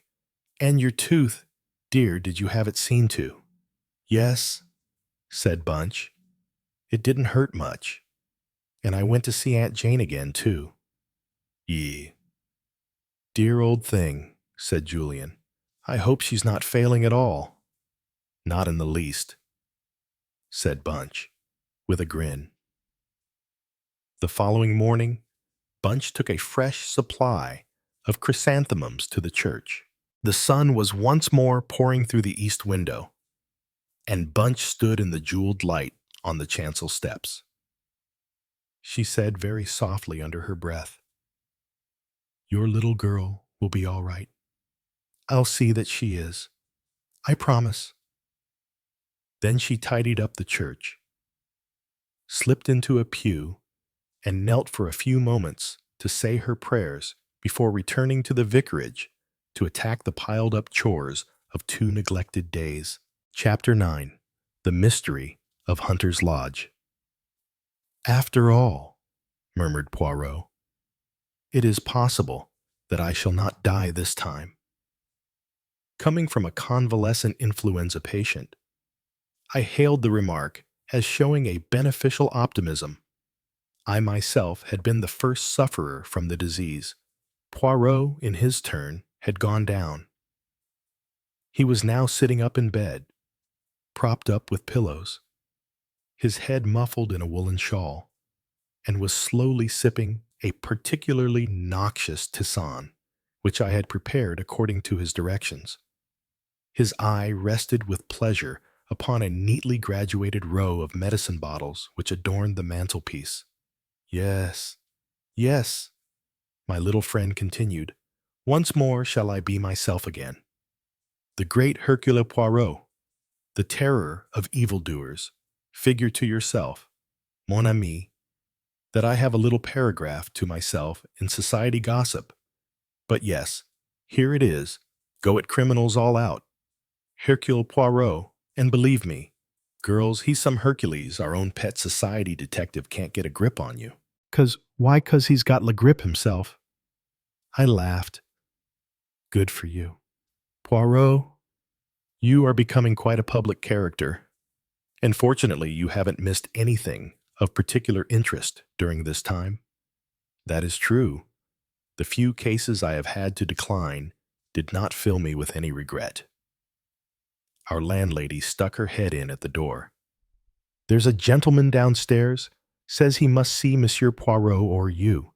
Captain, seeing as he was in a great to-do, and with all that quite the gentleman I brought up his card, she handed me a bit of pasteboard. Mr. Roger Havering. I read. Poirot motioned with his head towards the bookcase, and I obediently pulled forth Who's Who. Poirot took it from me and scanned the pages rapidly. Second son of 5th Baron Windsor, married 1913. Zoe, 4th daughter of William Crabbe. I said. I rather fancy that's the girl who used to act at the Frivolity, only she called herself Zoe Carisbrooke. I remember she married some young man about town just before the war. Would it interest you, Hastings, to go down and hear what our visitor's particular little trouble is, make him all my excuses? Roger Havering was a man of about 40, well set up and of smart appearance. His face, however, was haggard, and he was evidently laboring under great agitation. Captain Hastings, you are Monsieur Poirot's partner. I understand. It is imperative that he should come with me to Derbyshire today. I'm afraid that's impossible, I replied. Poirot is ill in bed. Influenza. His face fell. Dear me, that is a great blow to me. The matter on which you want to consult him is serious. My God. Yes, my uncle, the best friend I have in the world, was foully murdered last night. Here in London. No, in Derbyshire. I was in town and received a telegram from my wife this morning. Immediately upon its receipt, I determined to come round and beg Monsieur Poirot to undertake the case. If you will excuse me a minute, I said, struck by a sudden idea.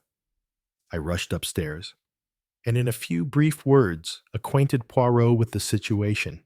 He took any further words out of my mouth. I see. You want to go yourself. Is it not so? Well, why not? You should know my methods by now. All I ask is that you should report to me fully every day, and follow implicitly any instructions I may wire you. To this I willingly agreed. An hour later, I was sitting opposite Mr. Havering in a first-class carriage on the Midland Railway, speeding rapidly away from London. To begin with, Captain Hastings, you must understand that Hunter's Lodge, where we are going, and where the tragedy took place, is only a small shooting box in the heart of the Derbyshire moors.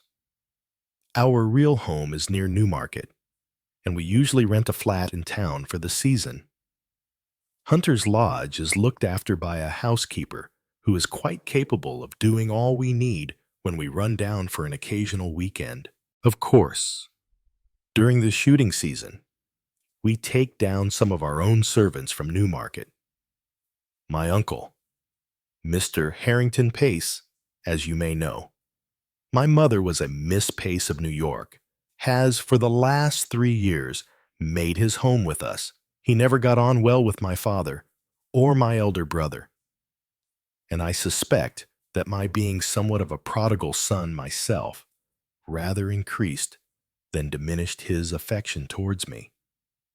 Of course, I am a poor man, and my uncle was a rich one. In other words, he paid the piper. But, though exacting in many ways, he was not really hard to get on with, and we all three lived very harmoniously together. 2 days ago, my uncle, rather wearied with some recent gaieties of ours in town, suggested that we should run down to Derbyshire for a day or two. My wife telegraphed to Mrs. Middleton, the housekeeper, and we went down that same afternoon. Yesterday evening, I was forced to return to town, but my wife and my uncle remained on. This morning I received this telegram. He handed it over to me. Come at once, Uncle Harrington murdered last night. Bring good detective if you can, but do come, Zoe. Then, as yet, you know no details. No. I suppose it will be in the evening papers. Without doubt, the police are in charge. It was about 3 o'clock when we arrived at the little station of Elmersdale. From there, a 5-mile drive brought us to a small gray stone building in the midst of the rugged moors.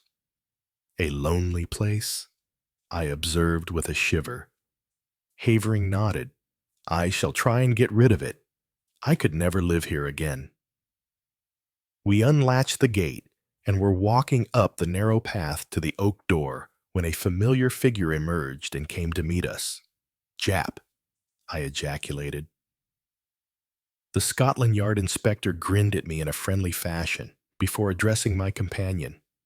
Mr. Havering, I think I've been sent down from London to take charge of this case, and I'd like a word with you, if I may.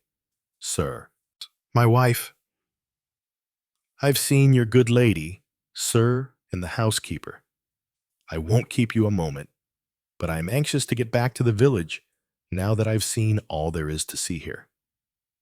I know nothing as yet as to what exactly, said Jap soothingly.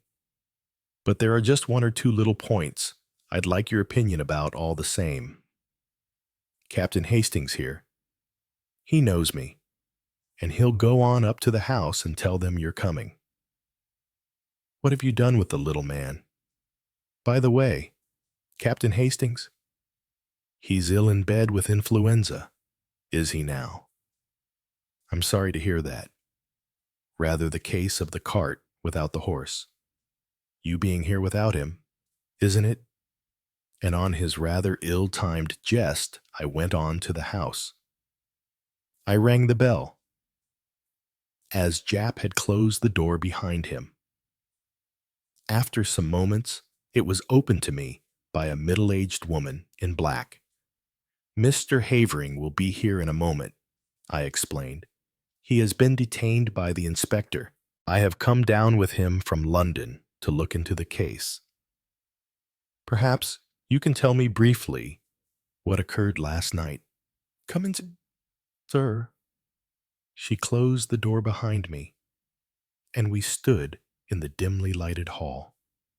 It was after dinner last night, sir, that the man came. He asked to see Mr. Pace, sir, and seeing that he spoke the same way, I thought it was an American gentleman, friend of Mr. Pace's, and I showed him into the gun room, and then went to tell Mr. Pace. He wouldn't give any name, which, of course, was a bit odd. Now, I come to think of it, I told Mr. Pace, and he seemed puzzled like, but he said to the mistress, "Excuse me, Zoe, while I see what this fellow wants." He went off to the gun room, and I went back to the kitchen. But after a while I heard loud voices, as if they were quarreling, and I came out into the hall. At the same time, The mistress, she comes out too. And just then there was a shot, and then a dreadful silence. We both ran to the gun room door, but it was locked, and we had to go round to the window. It was open, and there inside was Mr. Pace, all shot and bleeding. What became of the man? He must have got away through the window, sir, before we got to it.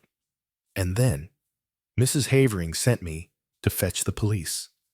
5 miles to walk it was. They came back with me, and the constable, he stayed all night. And this morning, the police gentleman from London arrived. What was this man like who called to see Mr. Pace? The housekeeper reflected. He had a black beard, sir, and was about middle-aged, and had on a light overcoat. Beyond the fact that he spoke like an American, I didn't notice much about him. I see. Now I wonder if I can see Mrs. Havering. She's upstairs. Sir, shall I tell her? If you please. Tell her that Mr. Havering is outside with Inspector Japp, and that the gentleman he has brought back with him from London is anxious to speak to her as soon as possible. Very good, sir. I was in a fever of impatience to get all the facts. Japp had 2 or 3 hours' start on me, and his anxiety to be gone made me keen to be close at his heels. Mrs. Havering did not keep me waiting long.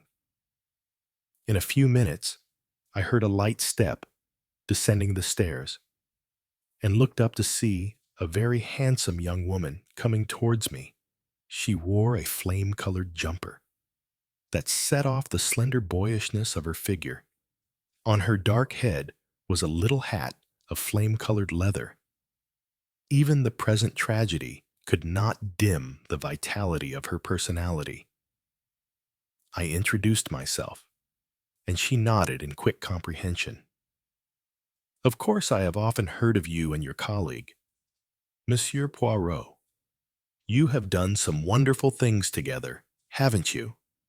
It was very clever of my husband to get you so promptly. Now will you ask me questions? That is the easiest way, isn't it, of getting to know all you want to about this dreadful affair. Thank you, Mrs. Havering. Now, what time was it that this man arrived? It must have been just before 9 o'clock. We had finished dinner and were sitting over our coffee and cigarettes.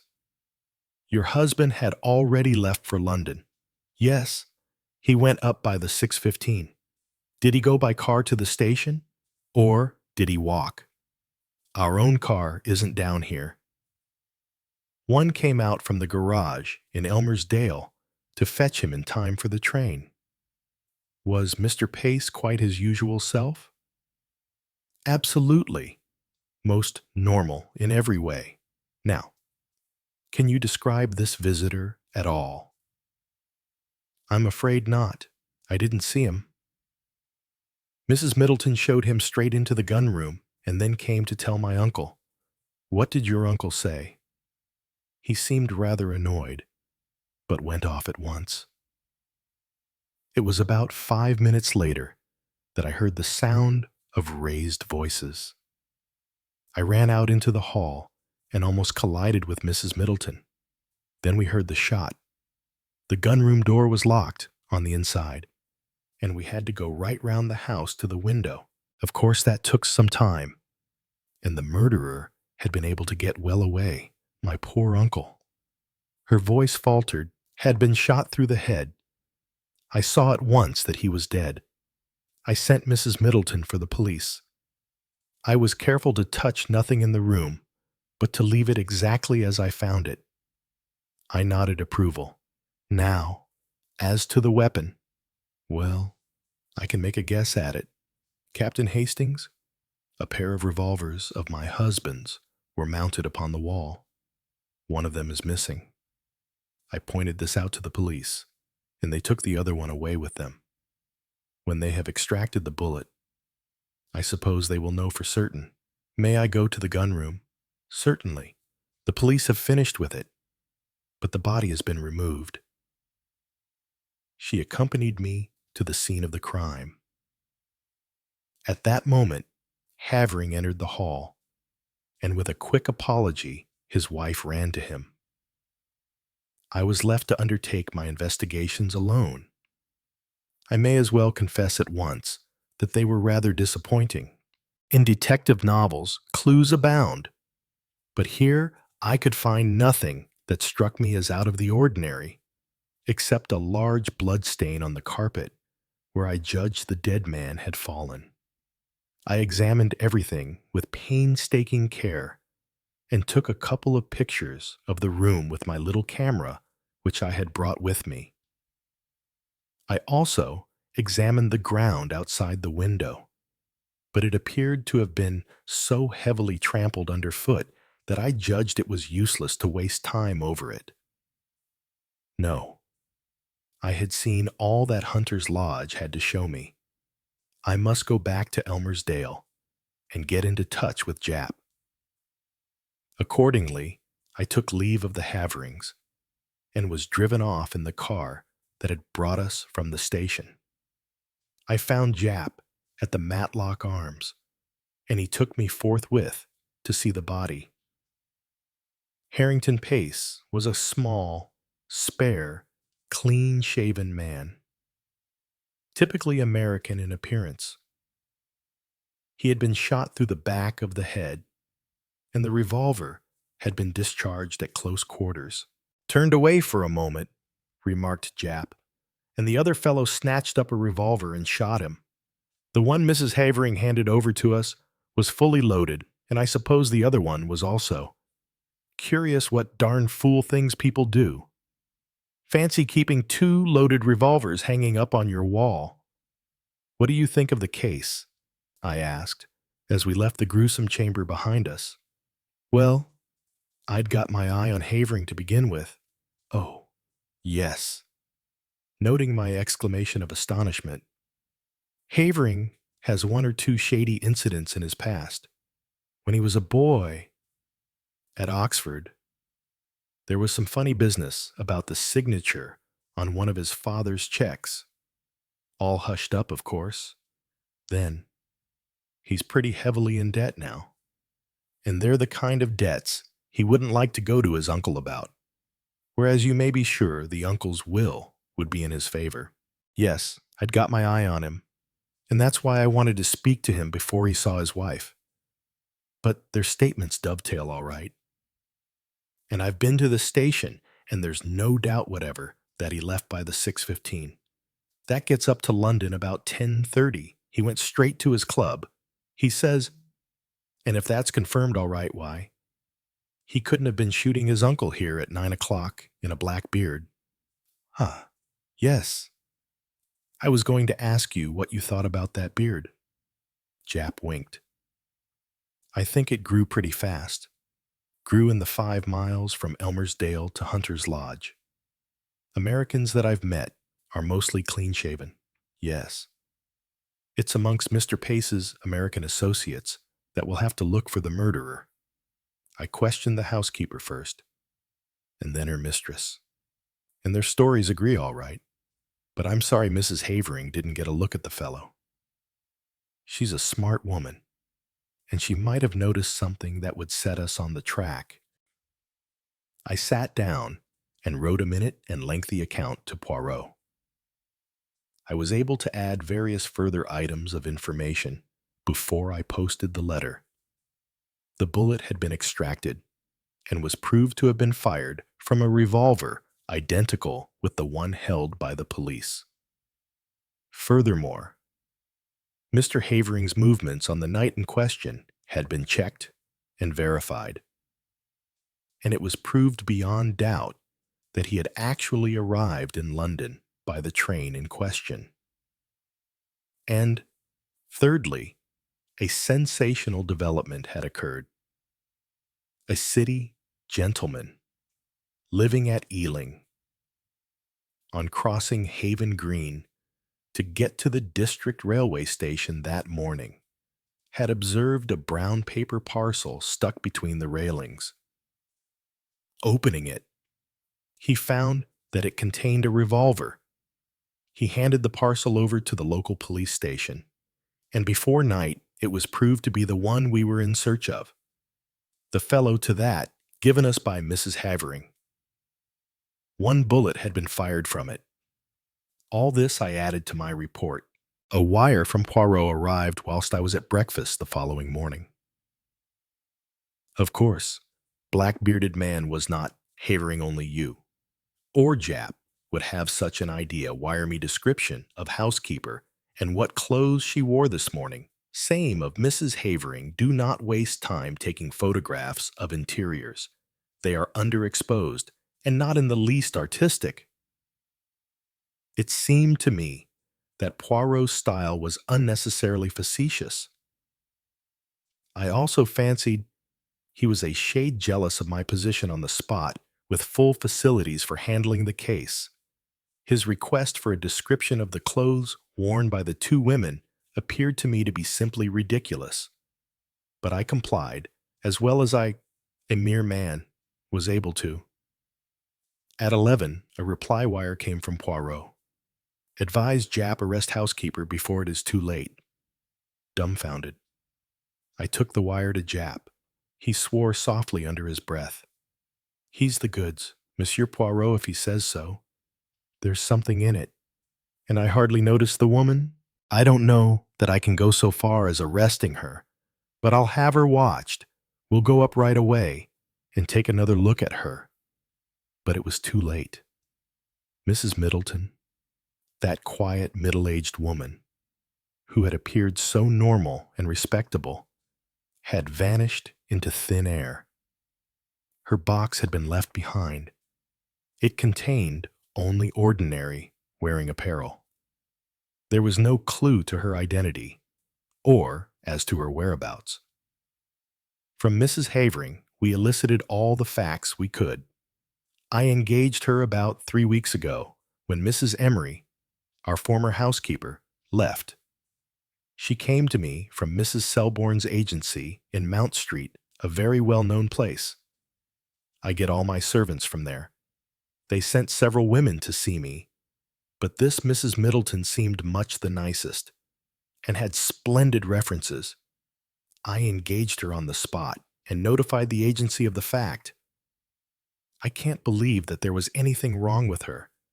She was such a nice, quiet woman. The thing was certainly a mystery, whilst it was clear that the woman herself could not have committed the crime. Since at the moment the shot was fired, Mrs. Havering was with her in the hall, nevertheless, she must have some connection with the murder, or why should she suddenly take to her heels and bolt?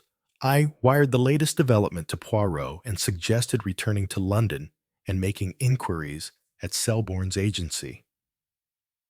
Poirot's reply was prompt. Useless to inquire at agency. They will never have heard of her. Find out what vehicle took her up to Hunter's Lodge when she first arrived there. Though mystified, I was obedient. The means of transport in Elmersdale were limited.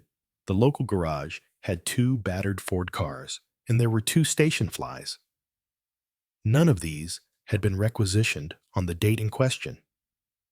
Questioned, Mrs. Havering explained that she had given the woman the money for her fare down to Derbyshire and sufficient to hire a car or fly to take her up to Hunter's Lodge. There was usually one of the Fords at the station on the chance of its being required, taking into consideration the further fact that nobody at the station had noticed the arrival of a stranger, black-bearded or otherwise, on the fatal evening.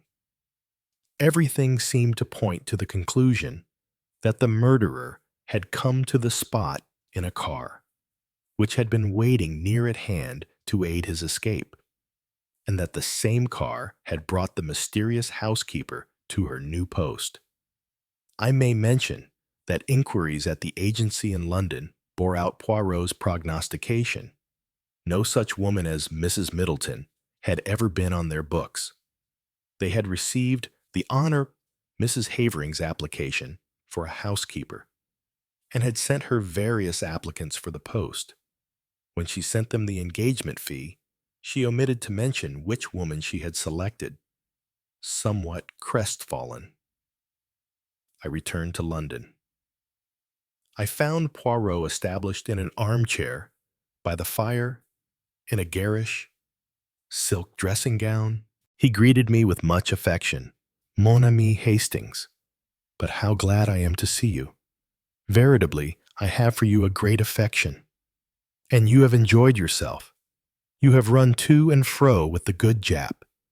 You have interrogated and investigated to your heart's content. Poirot, I cried, the thing's a dark mystery. It will never be solved. It is true that we are not likely to cover ourselves with glory over it. No, indeed, it's a hard nut to crack. Oh, as far as that goes, I am very good at cracking the nuts, a veritable squirrel. It is not that which embarrasses me. I know well enough who killed Mr. Harrington Pace. You know, how did you find out? Your illuminating answers to my wires supplied me with the truth. See here, Hastings, let us examine the facts methodically and in order. Mr. Harrington Pace is a man with a considerable fortune, which at his death will doubtless pass to his nephew. Point no. 1. His nephew is known to be desperately hard up. Point no. 2. His nephew is also known to be, shall we say, a man of rather loose moral fiber. Point no. 3. But Roger Havering is proved to have journeyed straight up to London, précisément, and therefore, as Mr. Havering left Elmersdale at 6:15, and since Mr. Pace cannot have been killed before he left, or the doctor would have spotted the time of the crime as being given wrongly when he examined the body, we conclude quite rightly that Mr. Havering did not shoot his uncle. But there is a Mrs. Havering, Hastings. Impossible. The housekeeper was with her when the shot was fired. Ah, yes, the housekeeper. But she has disappeared. She will be found. I think not. There is something peculiarly elusive about that housekeeper. Don't you think so, Hastings? It struck me at once. She played her part, I suppose, and then got out in the nick of time. And what was her part? Well, presumably to admit her confederate. The black-bearded man? Oh, no, that was not her part. Her part was what you have just mentioned, to provide an alibi for Mrs. Havering at the moment the shot was fired. And no one will ever find her, mon ami, because she does not exist. There's no such person. As your so great Shakespeare says, it was Dickens, I murmured, unable to suppress a smile. But what do you mean, Poirot? I mean that Zoe Havering was an actress before her marriage, that you and Jap only saw the housekeeper in a dark hall, a dim, middle-aged figure in black with a faint, subdued voice, and finally, that neither you nor Jap, nor the local police whom the housekeeper fetched, ever saw Mrs. Middleton and her mistress at one and the same time. It was child's play for that clever and daring woman. On the pretext of summoning her mistress, she runs upstairs, slips on a bright jumper and a hat with black curls attached, which she jams down over the gray transformation. A few deft touches, and the makeup is removed. A slight dusting of rouge. And the brilliant Zoe Havering comes down with her clear, ringing voice. Nobody looks particularly at the housekeeper. Why should they? There is nothing to connect her with the crime. She, too, has an alibi. But the revolver that was found at Ealing Mrs. Havering could not have placed it there. No, that was Roger Havering's job, but it was a mistake on their part. It put me on the right track. A man who has committed murder with a revolver which he found on the spot would fling it away at once. He would not carry it up to London with him. No, the motive was clear. The criminals wished to focus the interest of the police on a spot far removed from Derbyshire. They were anxious to get the police away as soon as possible from the vicinity of Hunter's Lodge. Of course, the revolver found at Ealing was not the one with which Mr. Pace was shot.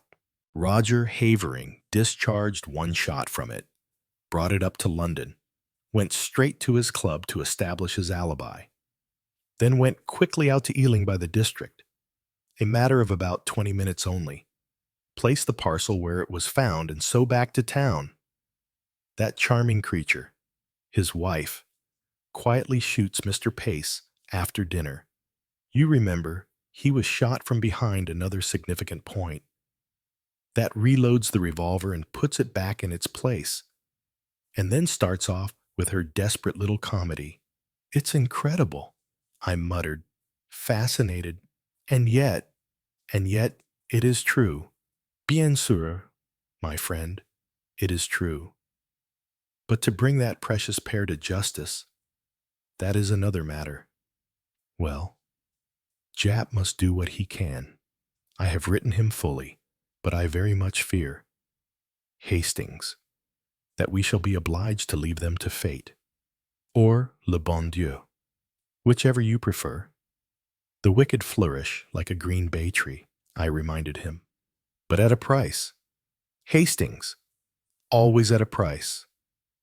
Croyez-moi. Poirot's forebodings were confirmed. Jap, though convinced of the truth of his theory, was unable to get together the necessary evidence to ensure a conviction. Mr. Pace's huge fortune passed into the hands of his murderers. Nevertheless, Nemesis did overtake them, and when I read in the paper that the Honorable Roger and Mrs. Havering were amongst those killed in the crashing of the airmail to Paris, I knew that justice was satisfied. Chapter 10. The World's End. Mr. Satterthwaite had come to Corsica because of the Duchess. It was out of his beat. On the Riviera, he was sure of his comforts. And to be comfortable meant a lot to Mr. Satterthwaite. But though he liked his comfort, he also liked the Duchess. In his way, a harmless, gentlemanly, old-fashioned way. Mr. Satterthwaite was a snob. He liked the best people. And the Duchess of Leith was a very authentic duchess. There were no Chicago pork butchers in her ancestry. She was the daughter of a duke, as well as the wife of one. For the rest, she was rather a shabby-looking old lady. A good deal given to black bead trimmings on her clothes. She had quantities of diamonds in old-fashioned settings, and she wore them as her mother before her had worn them pinned all over her indiscriminately. Someone had suggested once that the Duchess stood in the middle of the room, whilst her maid flung brooches at her haphazard. She subscribed generously to charities, and looked well after her tenants and dependents, but was extremely mean over small sums. She cadged lifts from her friends, and did her shopping in bargain basements. The Duchess was seized with a whim for Corsica. Cans bored her, and she had a bitter argument with the hotel proprietor over the price of her rooms. "And you shall go with me, Satterthwaite," she said firmly. "We needn't be afraid of scandal at our time of life." Mr. Satterthwaite was delicately flattered. No one had ever mentioned scandal in connection with him before. He was far too insignificant. Scandal, and a duchess delicious. Picturesque, you know, said the Duchess. Brigands, all that sort of thing. And extremely cheap, so I've heard. Manuel was positively impudent this morning. These hotel proprietors need putting in their place. They can't expect to get the best people if they go on like this. I told him so plainly. I believe, said Mr. Satterthwaite, that one can fly over quite comfortably from Antibes. They probably charge you a pretty penny for it, said the Duchess sharply. Find out, will you? Certainly. Duchess. Mr. Satterthwaite was still in a flutter of gratification, despite the fact that his role was clearly to be that of a glorified courier. When she learned the price of a passage by avion, the Duchess turned it down promptly. They needn't think I'm going to pay a ridiculous sum like that to go in one of their nasty, dangerous things. So they went by boat. And Mr. Satterthwaite endured 10 hours of acute discomfort to begin with. As the boat sailed at 7, he took it for granted that there would be dinner on board. But there was no dinner. The boat was small, and the sea was rough. Mr. Satterthwaite was decanted at Ajaccio in the early hours of the morning, more dead than alive. The Duchess, on the contrary, was perfectly fresh. She never minded discomfort. If she could feel she was saving money, she waxed enthusiastic over the scene on the quay, with the palm trees and the rising sun.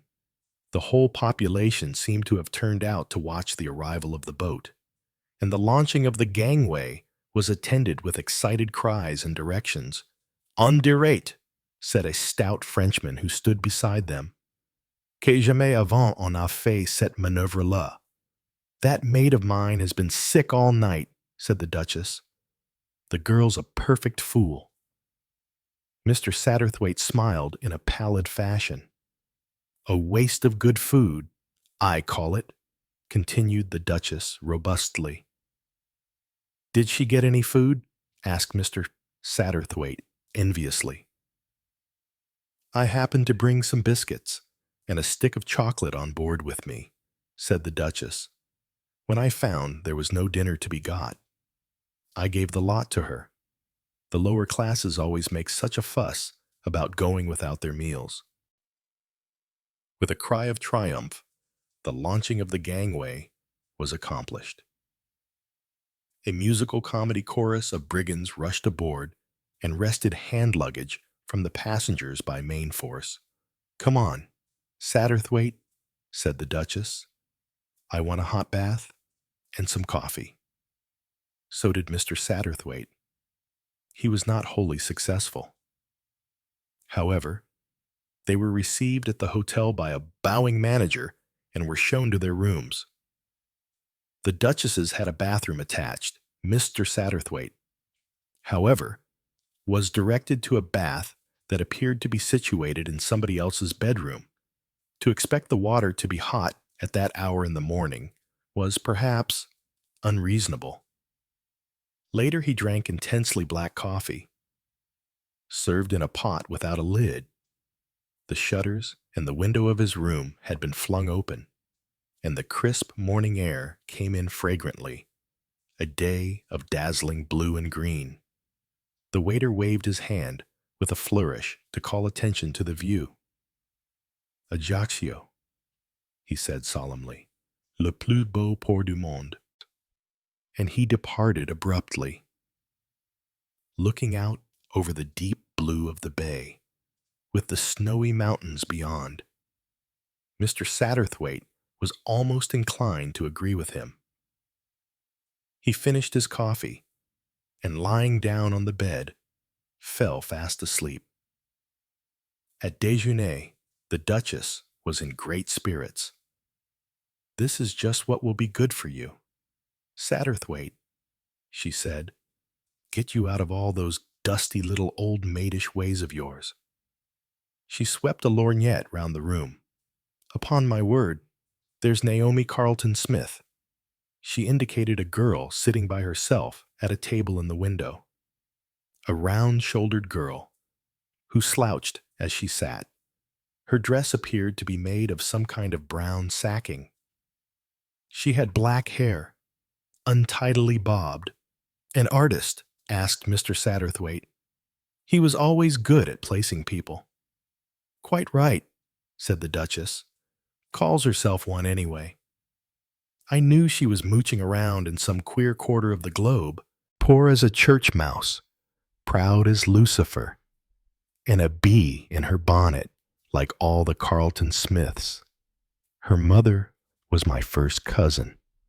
She's one of the Knowlton lot, then. The Duchess nodded. Been her own worst enemy, she volunteered.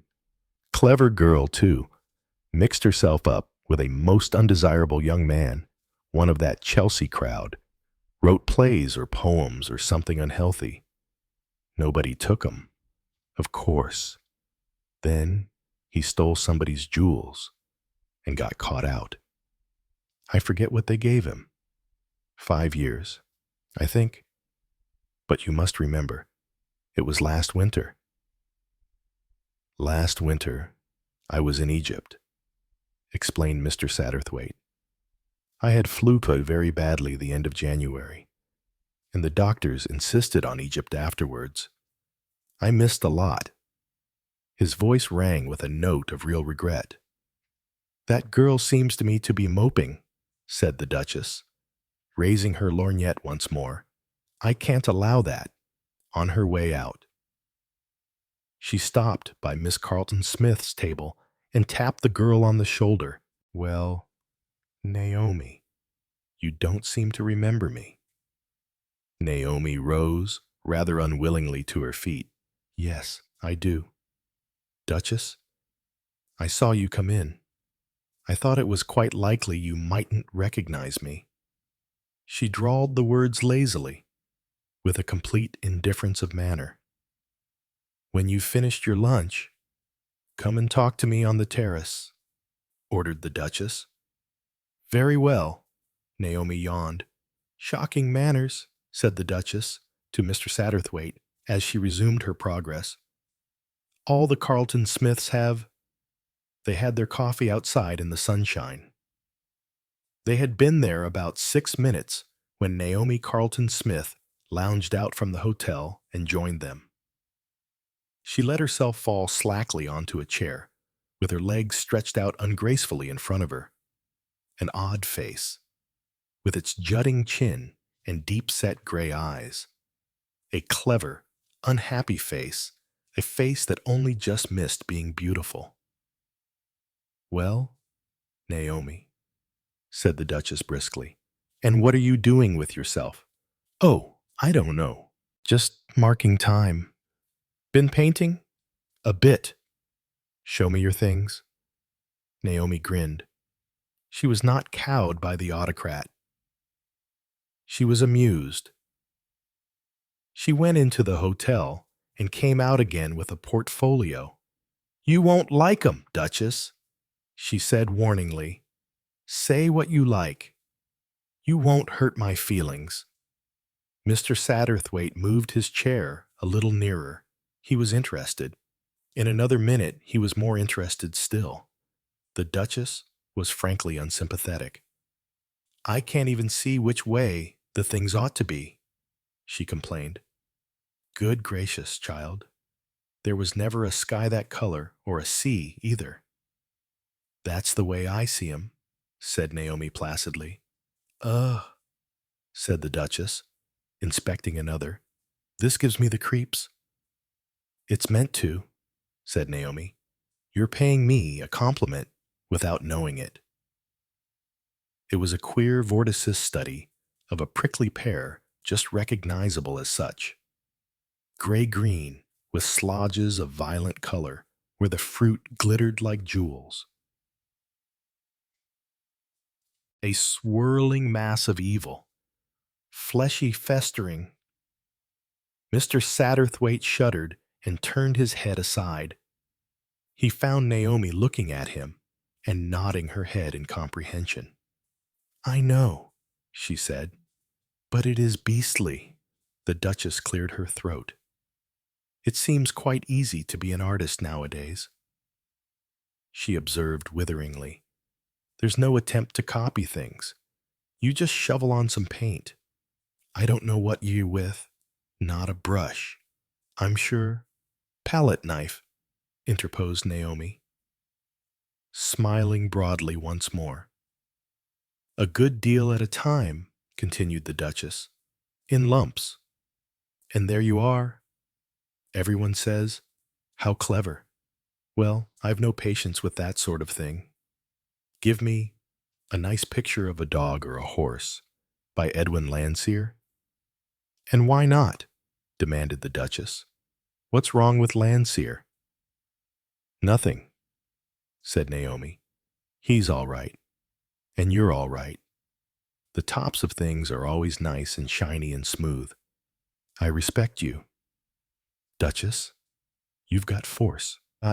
Oh, you've met life fair and square, and you've come out on top. But the people who are underneath see the underside of things, and that's interesting in a way.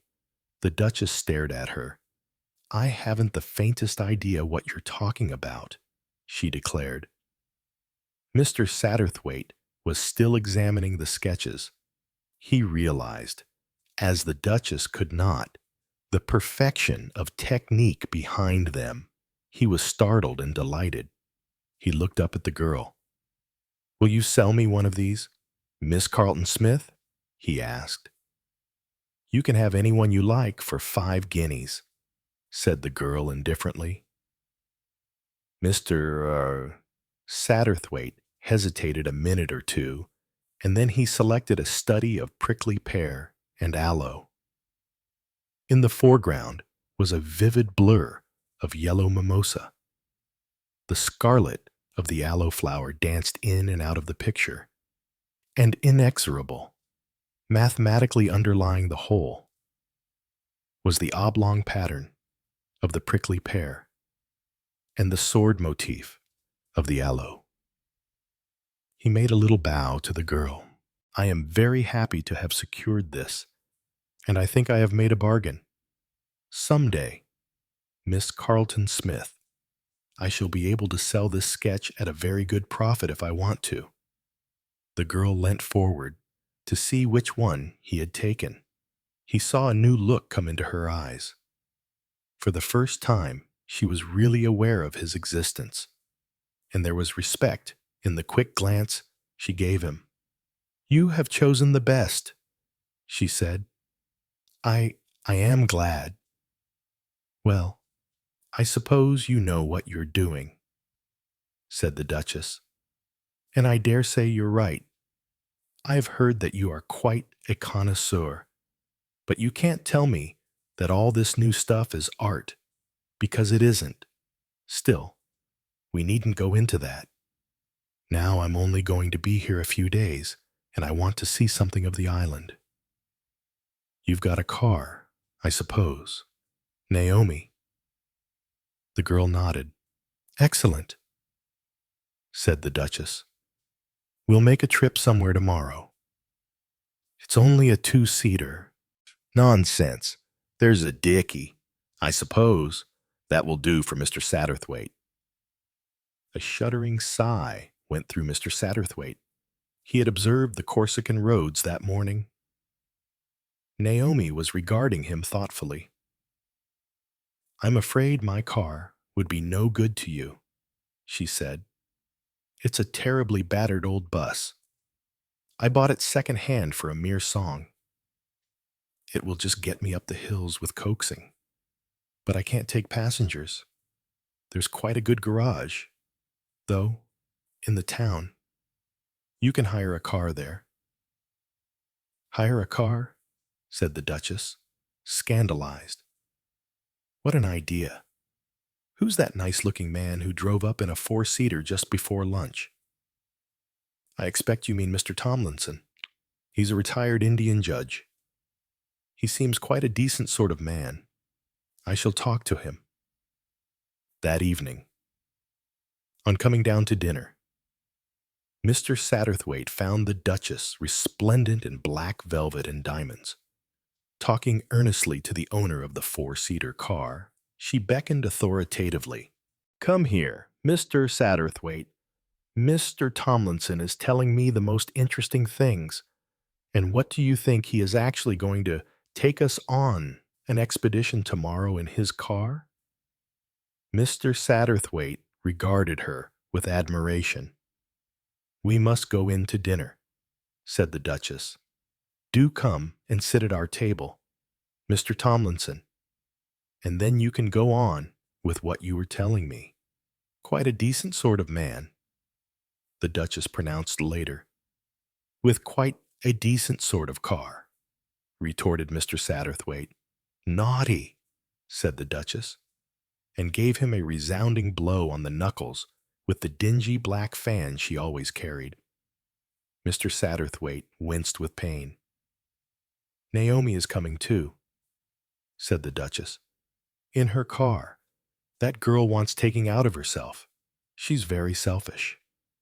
Not exactly self-centered, but totally indifferent to everyone and everything. Don't you agree? I don't think that's possible, said Mr. Satterthwaite. Slowly. I mean, everyone's interest must go somewhere. There are, of course, the people who revolve round themselves. But I agree with you. She's not one of that kind. She's totally uninterested in herself. And yet she's got a strong character. There must be something. I thought at first it was her art, but it isn't. I've never met anyone so detached from life. That's dangerous. Dangerous. What do you mean?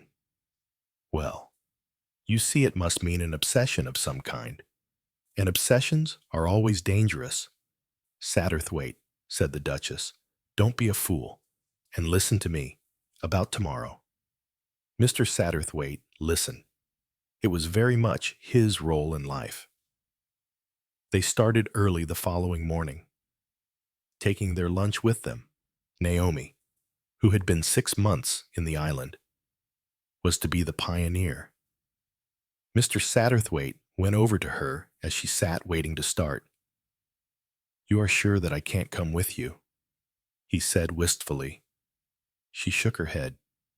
You'll be much more comfortable in the back of the other car. Nicely padded seats and all that. This is a regular old rattletrap. You'd leap in the air going over the bumps. And then, of course, the hills. Naomi laughed. Oh, I only said that to rescue you from the dicky. The Duchess could perfectly well afford to have hired a car. She's the meanest woman in England. All the same, the old thing is rather a sport, and I can't help liking her. Then I could come with you after all, said Mr. Satterthwaite eagerly. She looked at him curiously. Why are you so anxious to come with me? Can you ask? Mr. Satterthwaite made his funny, old-fashioned bow. She smiled, but shook her head. That isn't the reason, she said thoughtfully. It's odd. But you can't come with me. Not today. Another day, perhaps, suggested Mr. Satterthwaite politely. Oh, another day. She laughed suddenly. A very queer laugh. Mr. Satterthwaite thought, another day. Well, we'll see. They started. They drove through the town, and then round the long curve of the bay, winding inland to cross a river, and then back to the coast, with its hundreds of little sandy coves. And then they began to climb. In and out, round, nerve-shattering curves, upwards, ever upwards on the tortuous winding road. The blue bay was far below them, and on the other side of it, Ajaccio sparkled in the sun, white, like a fairy city, in and out, with a precipice first one side of them, then the other. Mr. Satterthwaite felt slightly giddy. He also felt slightly sick. The road was not very wide, and still they climbed. It was cold now. The wind came to them straight off the snow peaks. Mr. Satterthwaite turned up his coat collar and buttoned it tightly under his chin. It was very cold. Across the water, Ajaccio was still bathed in sunlight, but up here, thick gray clouds came drifting across the face of the sun. Mr. Satterthwaite ceased to admire the view. He yearned for a steam-heated hotel and a comfortable armchair. Ahead of them, Naomi's little two-seater drove steadily forward, up, still up. They were on top of the world now. On either side of them were lower hills, hills sloping down to valleys. They looked straight across to the snow peaks, and the wind came tearing over them, sharp, like a knife. Suddenly Naomi's car stopped, and she looked back. "We've arrived," she said, "at the world's end, and I don't think it's an awfully good day for it." They all got out. They had arrived in a tiny village with half a dozen stone cottages. An imposing name was printed in letters a foot high. Cotti Chiaveri. Naomi shrugged her shoulders. "That's its official name, but I prefer to call it the World's End." She walked on a few steps, and Mr. Satterthwaite joined her. They were beyond the houses now. The road stopped. As Naomi had said, this was the end, the back of beyond, the beginning of nowhere. Behind them, the white ribbon of the road. In front of them, nothing.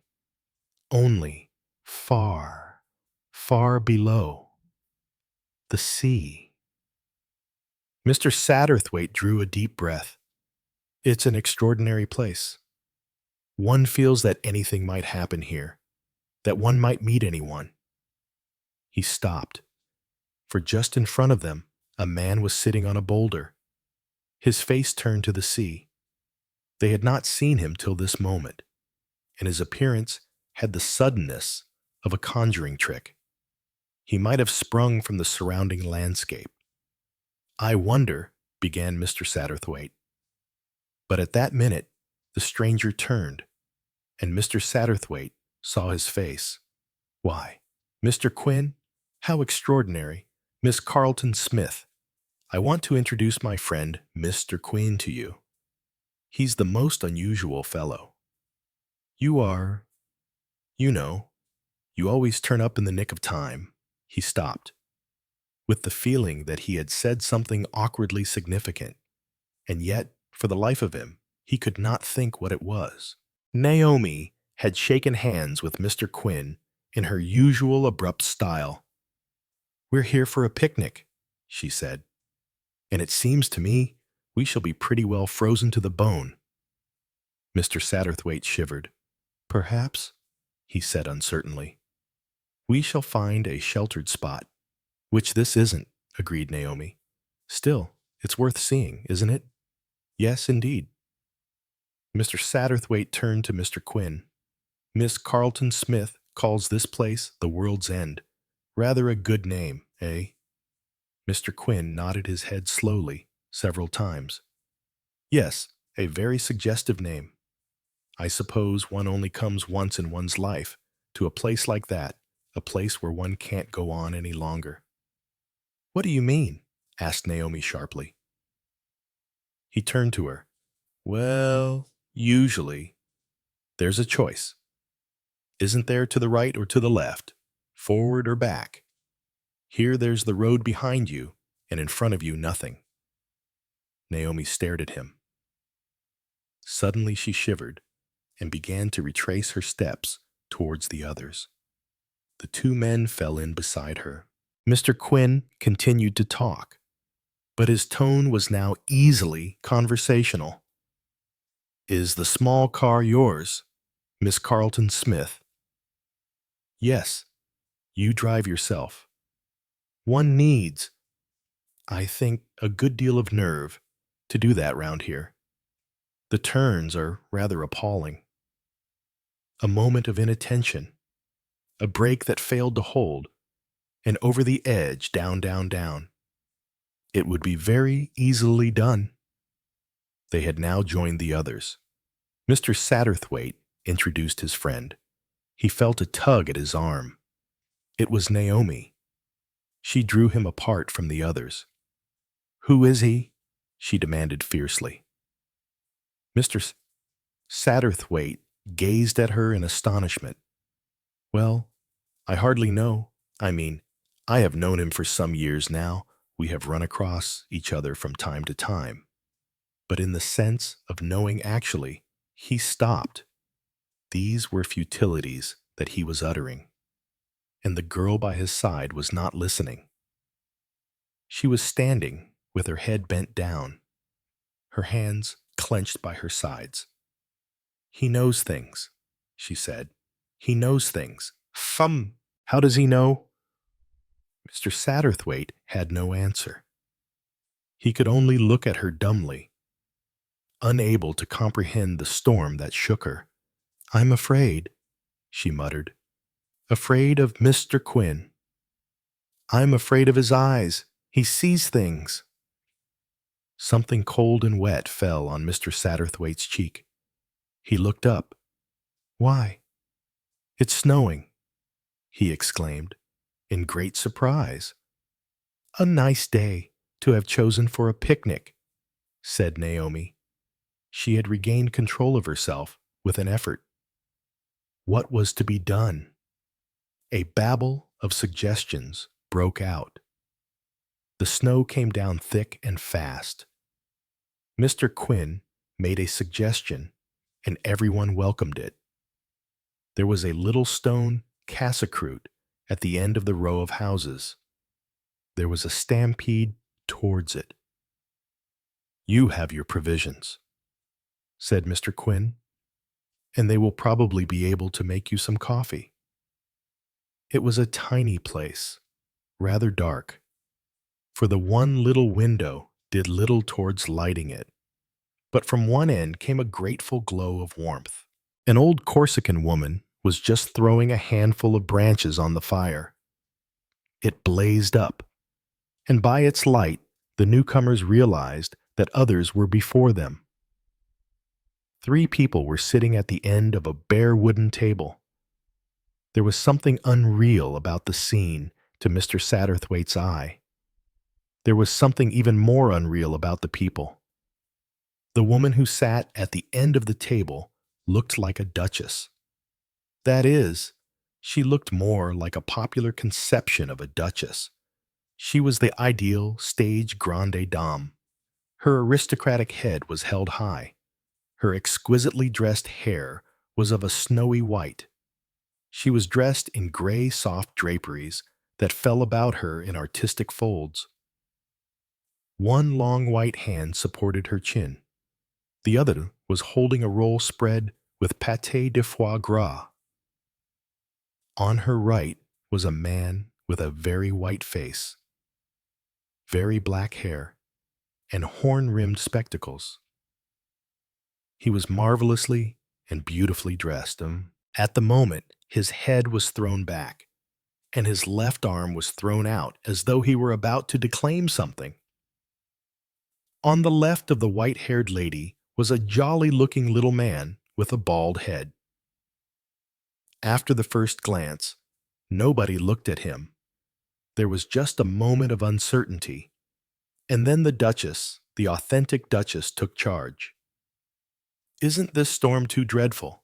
she said pleasantly, coming forward and smiling a purposeful and efficient smile that she had found very useful when serving on welfare and other committees. "I suppose you've been caught in it just like we have, but Corsica is a marvelous place. I only arrived this morning." The man with the black hair got up, and the Duchess, with a gracious smile, slipped into his seat. The white-haired lady spoke. "We have been here a week," she said. Mr. Satterthwaite started. Could anyone who had once heard that voice ever forget it? It echoed round the stone room, charged with emotion, with exquisite melancholy.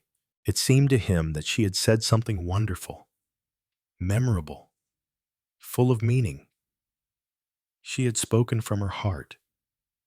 He spoke in a hurried aside to Mr. Tomlinson. "The man in spectacles is Mr. Vyse, the producer. You know." The retired Indian judge was looking at Mr. Vyse with a good deal of dislike. "What does he produce?" he asked. "Children."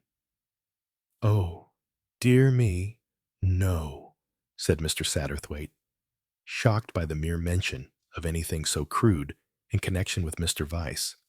"Plays." "I think," said Naomi, "I'll go out again.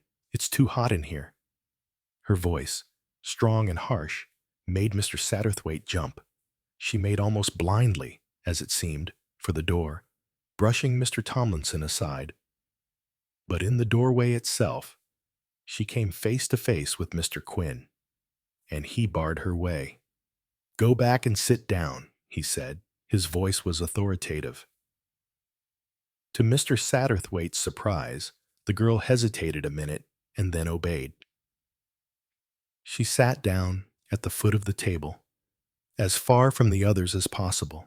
Mr. Satterthwaite bustled forward and buttonholed the producer.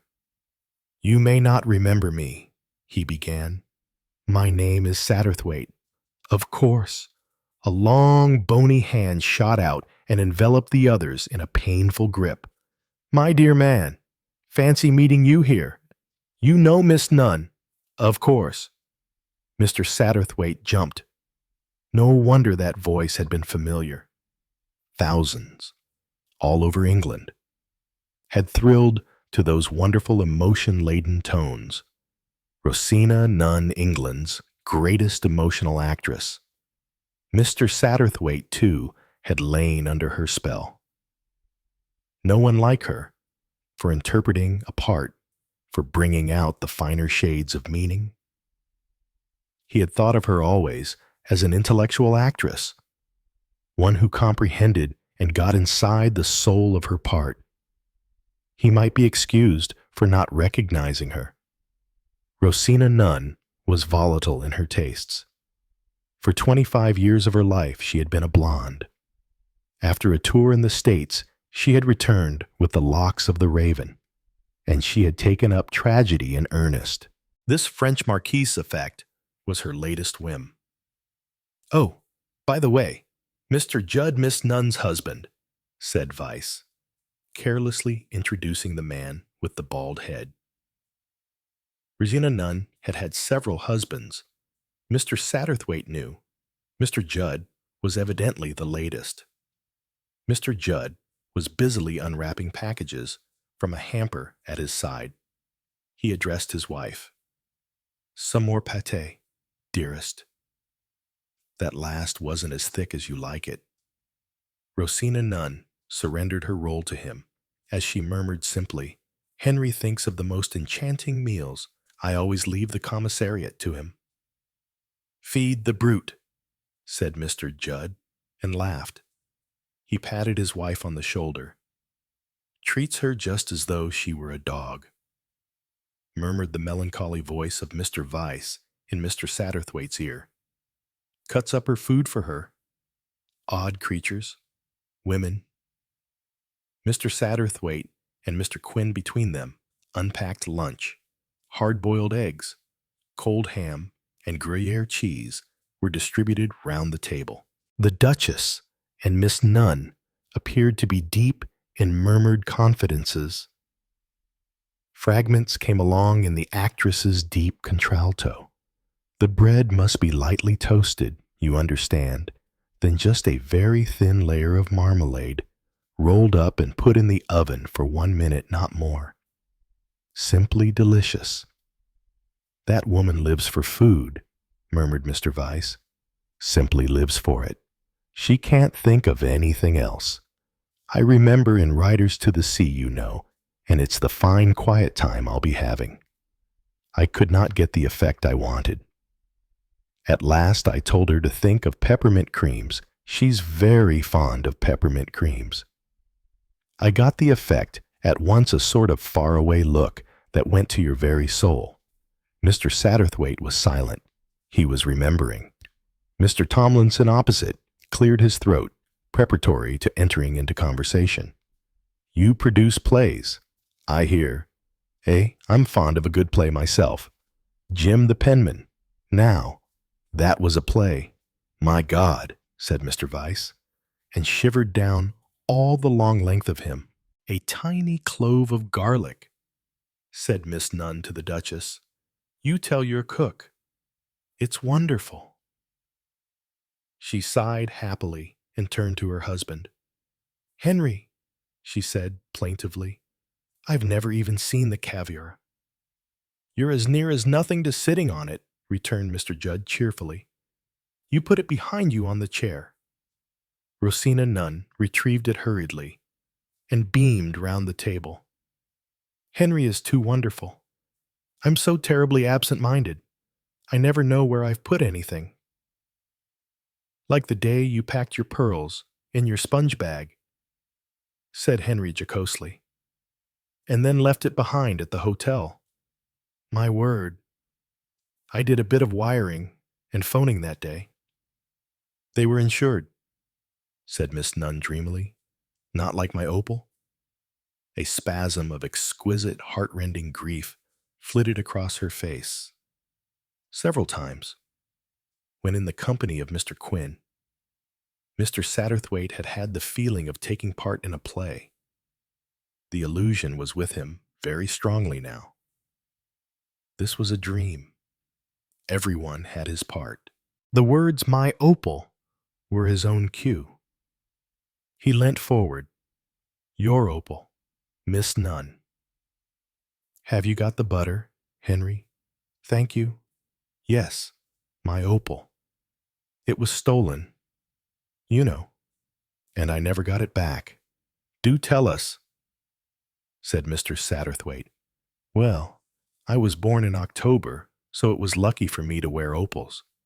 And because of that, I wanted a real beauty. I waited a long time for it. They said it was one of the most perfect ones known. Not very large, about the size of a 2-shilling piece, but oh, the color and the fire. She sighed. Mr. Satterthwaite observed that the Duchess was fidgeting and seemed uncomfortable, but nothing could stop Miss Nunn now.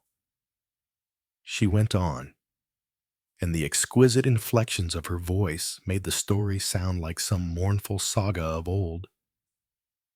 It was stolen by a young man called Alec Gerard. He wrote plays. Very good plays, put in Mr. Vyse professionally. Why, I once kept one of his plays for 6 months. Did you produce it? Asked Mr. Tomlinson. Oh, no, said Mr. Vyse, shocked at the idea. But do you know, at one time, I actually thought of doing so. It had a wonderful part in it for me, said Miss Nunn. Rachel's Children. It was called, though there wasn't anyone called Rachel in the play. He came to talk to me about it at the theater. I liked him. He was a nice-looking and very shy. Poor boy. I remember a beautiful faraway look stole over her face. He bought me some peppermint creams. The opal was lying on the dressing table. He'd been out in Australia, and he knew something about opals. He took it over to the light to look at it. I suppose he must have slipped it into his pocket then. I missed it as soon as he'd gone. There was a to-do. You remember. She turned to Mr. Vyse. Oh, I remember, said Mr. Vyse with a groan. They found the empty case in his rooms, continued the actress. He'd been terribly hard up, but the very next day he was able to pay large sums into his bank. He pretended to account for it by saying that a friend of his had put some money on a horse for him, but he couldn't produce the friend. He said he must have put the case in his pocket by mistake. I think that was a terribly weak thing to say, don't you? He might have thought of something better than that. I had to go and give evidence, There were pictures of me in all the papers. My press agent said it was very good publicity, but I'd much rather have had my opal back." She shook her head sadly. "Have some preserved pineapple," said Mr. Judd. Miss Nunn brightened up. "Where is it?" "I gave it to you just now." Miss Nunn looked behind her and in front of her, eyed her gray silk pochette, and then slowly drew up a large purple silk bag that was reposing on the ground beside her. She began to turn the contents out slowly on the table, much to Mr. Satterthwaite's interest. There was a powder puff, a lipstick, a small jewel case, a skein of wool, another powder puff, 2 handkerchiefs, a box of chocolate creams, an enameled paper knife, a mirror, a little dark brown wooden box, 5 letters, a walnut, a small square of mauve crêpe de chine, a piece of ribbon, and the end of a croissant. Last of all came the preserved pineapple. "Eureka!" murmured Mr. Satterthwaite softly. "I beg your pardon." "Nothing," said Mr. Satterthwaite hastily. "What a charming paper knife." "Yes, isn't it? Somebody gave it to me. I can't remember who." "That's an Indian box," remarked Mr. Tomlinson. "Ingenious little things, aren't they?" "Somebody gave me that too," said Miss Nunn. "I've had it a long time. It used always to stand on my dressing table at the theater. I don't think it's very pretty, though. Do you?" The box was of plain dark brown wood. It pushed open from the side. On the top of it were 2 plain flaps of wood that could be turned round and round. "Not pretty, perhaps," said Mr. Tomlinson with a chuckle, "but I'll bet you've never seen one like it." Mr. Satterthwaite leaned forward. He had an excited feeling. "Why did you say it was ingenious?" he demanded. "Well, isn't it?" The judge appealed to Miss Nunn. She looked at him blankly. "I suppose I mustn't show them the trick of it, eh?" Miss Nunn still looked blank. "What trick?" asked Mr. Judd. "God bless my soul, don't you know?" He looked round. The inquiring faces. "Fancy that now. May I take the box a minute? Thank you." He pushed it open. "Now then, can anyone give me something to put in it, not too big? Here's a small piece of Gruyere cheese. That will do capitally. I place it inside. Shut the box." He fumbled for a minute or two with his hands. "Now see." He opened the box again. It was empty. "Well, I never," said Mr. Judd. "How do you do it? It's quite simple.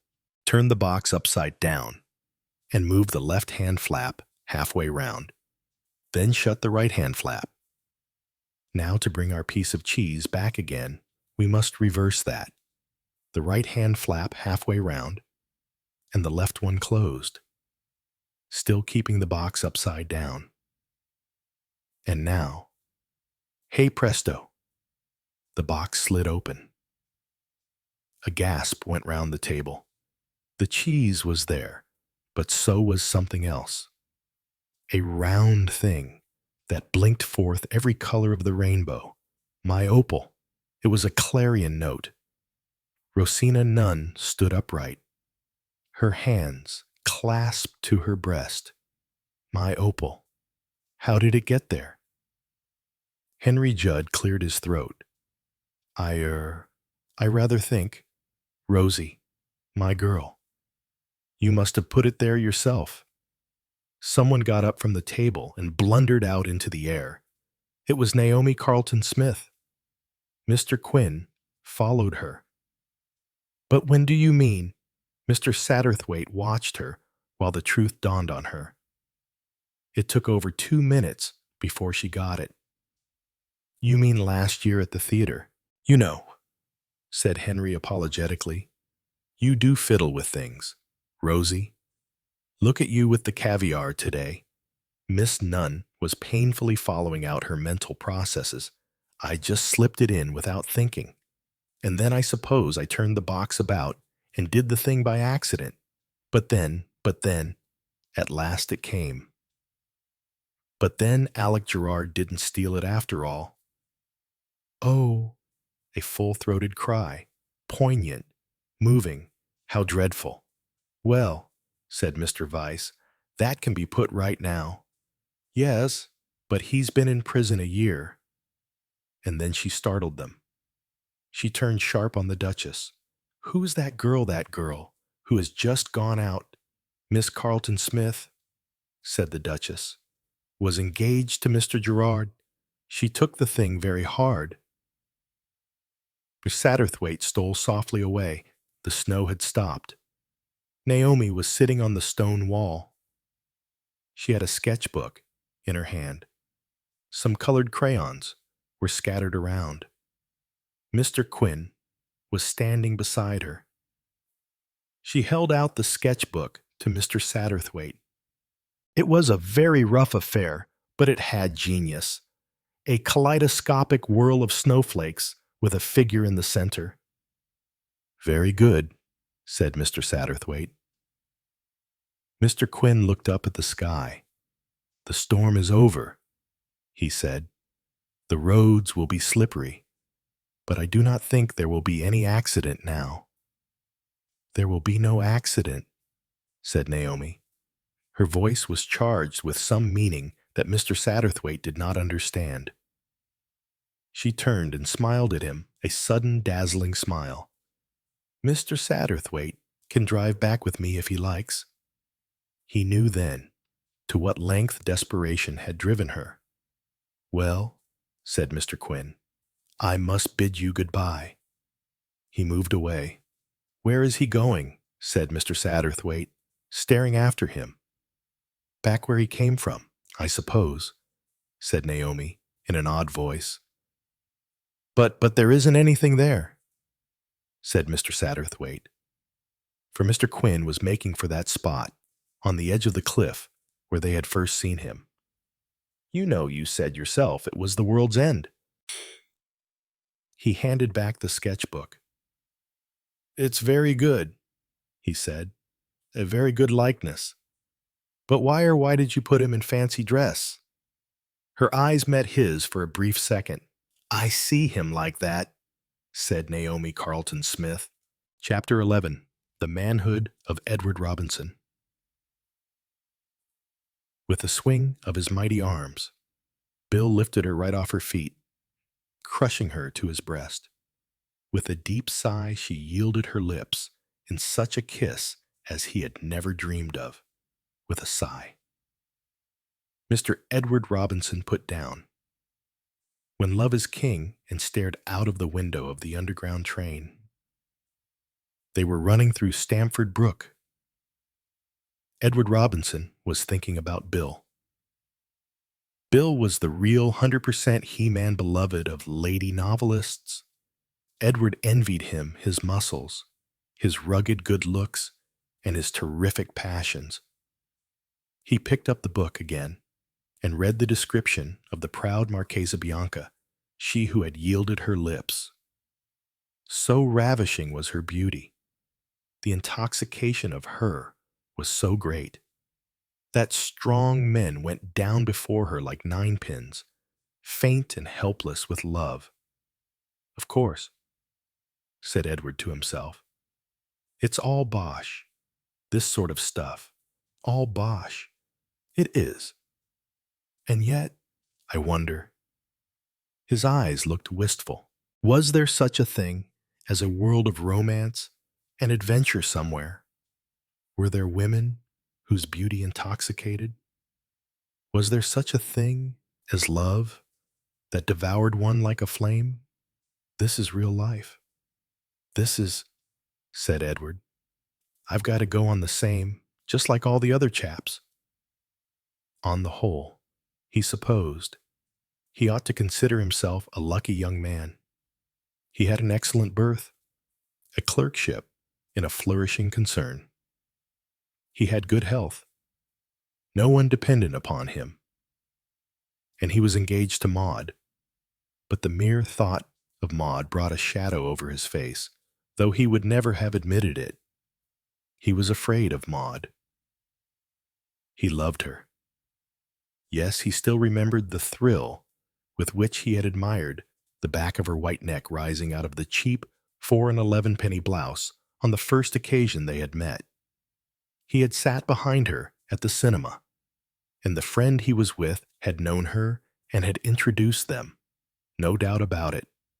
Maud was very superior. She was good-looking and clever and very ladylike, and she was always right about everything. The kind of girl, everyone said, who would make such an excellent wife. Edward wondered whether the Marchesa Bianca would have made an excellent wife. Somehow, he doubted it.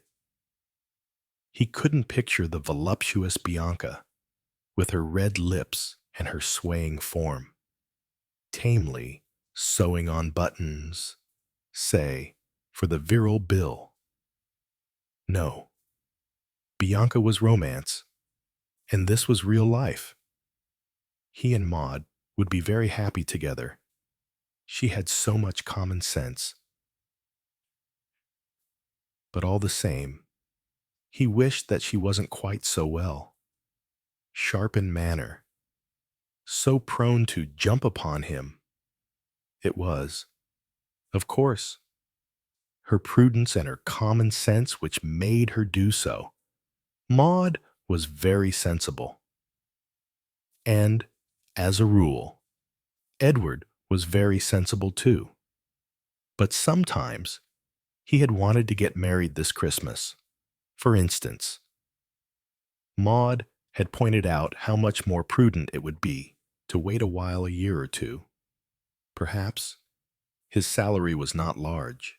He had wanted to give her an expensive ring she had been horror-stricken, and had forced him to take it back and exchange it for a cheaper one. Her qualities were all excellent qualities, but sometimes Edward wished that she had more faults and less virtues. It was her virtues that drove him to desperate deeds. For instance, a blush of guilt overspread his face. He had got to tell her, and tell her soon. His secret guilt was already making him behave strangely. Tomorrow was the first of 3 days' holiday, Christmas Eve, Christmas Day, and Boxing Day. She had suggested that he should come round and spend the day with her people. And in a clumsy, foolish manner, a manner that could not fail to arouse her suspicions. He had managed to get out of it, had told a long, lying story about a pal of his in the country with whom he had promised to spend the day. And there was no pal in the country. There was only his guilty secret. 3 months ago, Edward Robinson, in company with a few 100,000 other young men, had gone in for a competition in one of the weekly papers. 12 girls' names had to be arranged in order of popularity. Edward had had a brilliant idea. His own preference was sure to be wrong. He had noticed that in several similar competitions. He wrote down the 12 names arranged in his own order of merit. Then he wrote them down again, this time placing one from the top and one from the bottom of the list alternately. When the result was announced, Edward had got 8 right out of the 12 and was awarded the first prize of $500. This result, which might easily be ascribed to luck, Edward persisted in regarding as the direct outcome of his system. He was inordinately proud of himself. The next thing was, what to do with the $500. He knew very well what Maud would say. Invest it. A nice little nest egg for the future. And, of course, Maud would be quite right. He knew that. But to win money as the result of a competition is an entirely different feeling from anything else in the world. Had the money been left to him as a legacy, Edward would have invested it religiously in conversion loan or saving certificates as a matter of course. But money that one has achieved by a mere stroke of the pen, by a lucky and unbelievable chance, comes under the same heading as a child's sixpence for your very own to spend as you like, and in a certain rich shop which he passed daily on his way to the office, was the unbelievable dream. A small, two-seater car with a long, shining nose, and the price clearly displayed on it, 465. If I were rich, Edward had said to it, day after day, if I were rich, I'd have you. And now, he was, if not rich, at least possessed of a lump sum of money sufficient to realize his dream. That car, that shining, alluring piece of loveliness, was his if he cared to pay the price. He had meant to tell Maud about the money.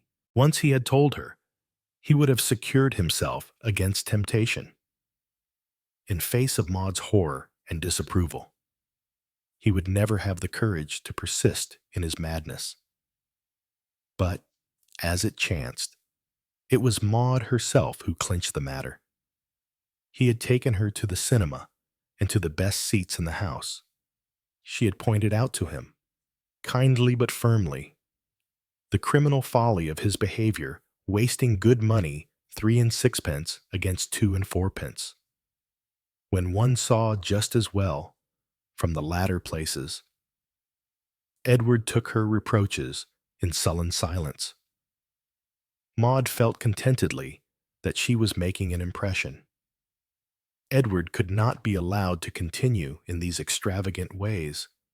She loved Edward, but she realized that he was weak hers, the task of being ever at hand to influence him in the way he should go. She observed his worm-like demeanor with satisfaction. Edward was indeed worm-like, like worms. He remained crushed by her words, but it was at that precise minute that he made up his mind to buy the car. Damn it, said Edward to himself. For once in my life, I'll do what I like. Maud can go hang.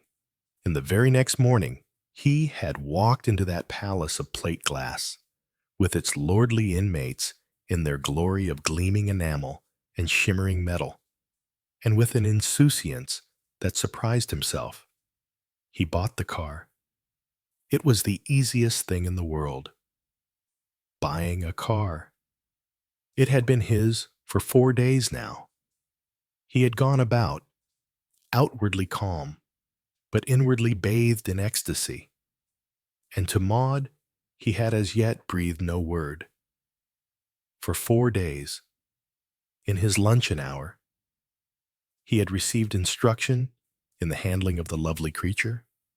He was an apt pupil. Tomorrow, Christmas Eve, he was to take her out into the country. He had lied to Maud, and he would lie again if need be. He was enslaved body and soul by his new possession. It stood to him for romance, for adventure, for all the things that he had longed for and had never had.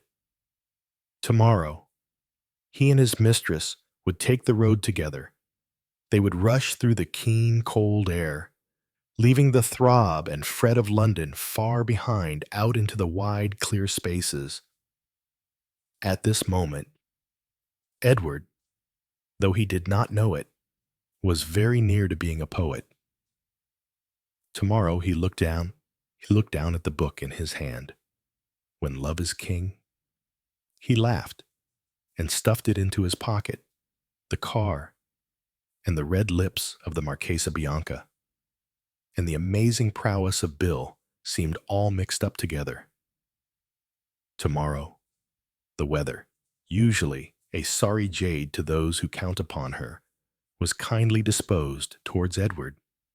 She gave him the day of his dreams, a day of glittering frost and pale blue sky and a primrose yellow sun. So, in a mood of high adventure, of daredevil wickedness. Edward drove out of London. There was trouble at Hyde Park Corner, and a sad contretemps at Putney Bridge. There was much protesting of gears, and a frequent jarring of brakes, and much abuse was freely showered upon Edward by the drivers of other vehicles.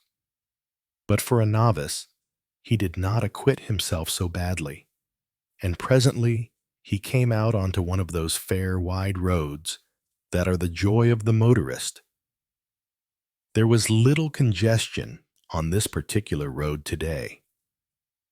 Edward drove on, drunk with his mastery over this creature of the gleaming sides, speeding through the cold, white world with the elation of a god. It was a delirious day. He stopped for lunch at an old-fashioned inn, and again later for tea. Then reluctantly he turned homewards back again to London, to Maud, to the inevitable explanation, recriminations. He shook off the thought with a sigh. Let tomorrow look after itself. He still had today. And what could be more fascinating than this, rushing through the darkness with the headlights, searching out the way in front? Why, this was the best of all. He judged that he had no time to stop anywhere for dinner. This driving through the darkness was a ticklish business. It was going to take longer to get back to London than he had thought. It was just 8 o'clock when he passed through Hindhead and came out upon the rim of the Devil's Punch Bowl. There was moonlight, and the snow that had fallen 2 days ago was still unmelted. He stopped the car and stood staring. What did it matter if he didn't get back to London until midnight? What did it matter if he never got back? He wasn't going to tear himself away from this at once. He got out of the car and approached the edge. There was a path winding down temptingly near him. Edward yielded to the spell. For the next half hour, he wandered deliriously in a snowbound world. Never had he imagined anything quite like this.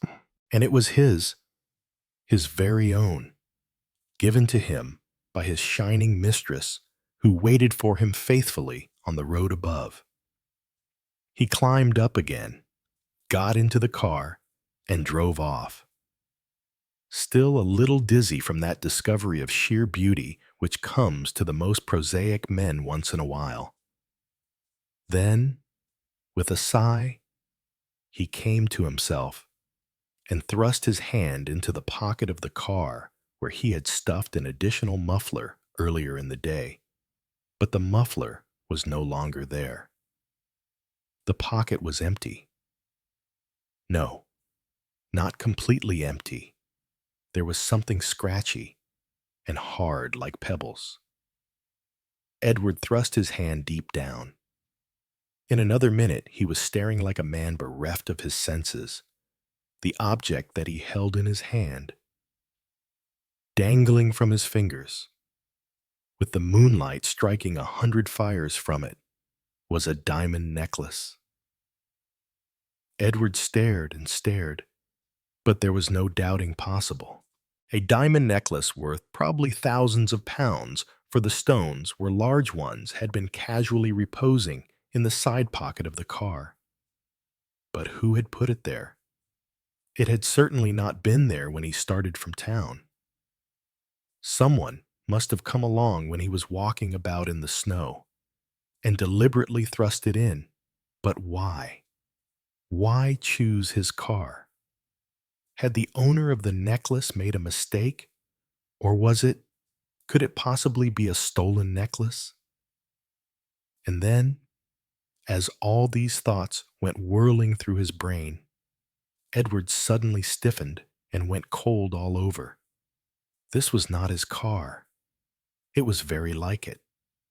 Yes, it was the same brilliant shade of scarlet red as the Marchesa Bianca's lips. It had the same long and gleaming nose, but by 1,000 small signs. Edward realized that it was not his car. Its shining newness was scarred here and there. It bore signs, faint but unmistakable, of wear and tear. In that case, Edward, without more ado, made haste to turn the car. Turning was not his strong point. With the car in reverse, he invariably lost his head and twisted the wheel the wrong way. Also, he frequently became entangled between the accelerator and the foot brake with disastrous results. In the end, however, he succeeded, and straight away the car began purring up the hill again. Edward remembered that there had been another car standing some little distance away.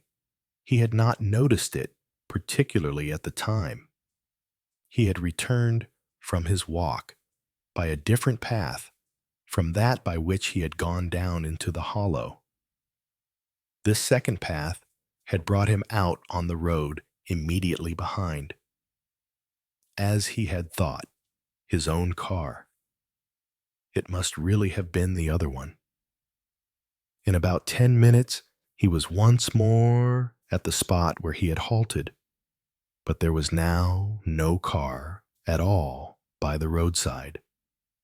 Whoever had owned this car must now have gone off in Edward's he also, perhaps misled by the resemblance. Edward took out the diamond necklace from his pocket and let it run through his fingers perplexedly. What to do next? Run on to the nearest police station.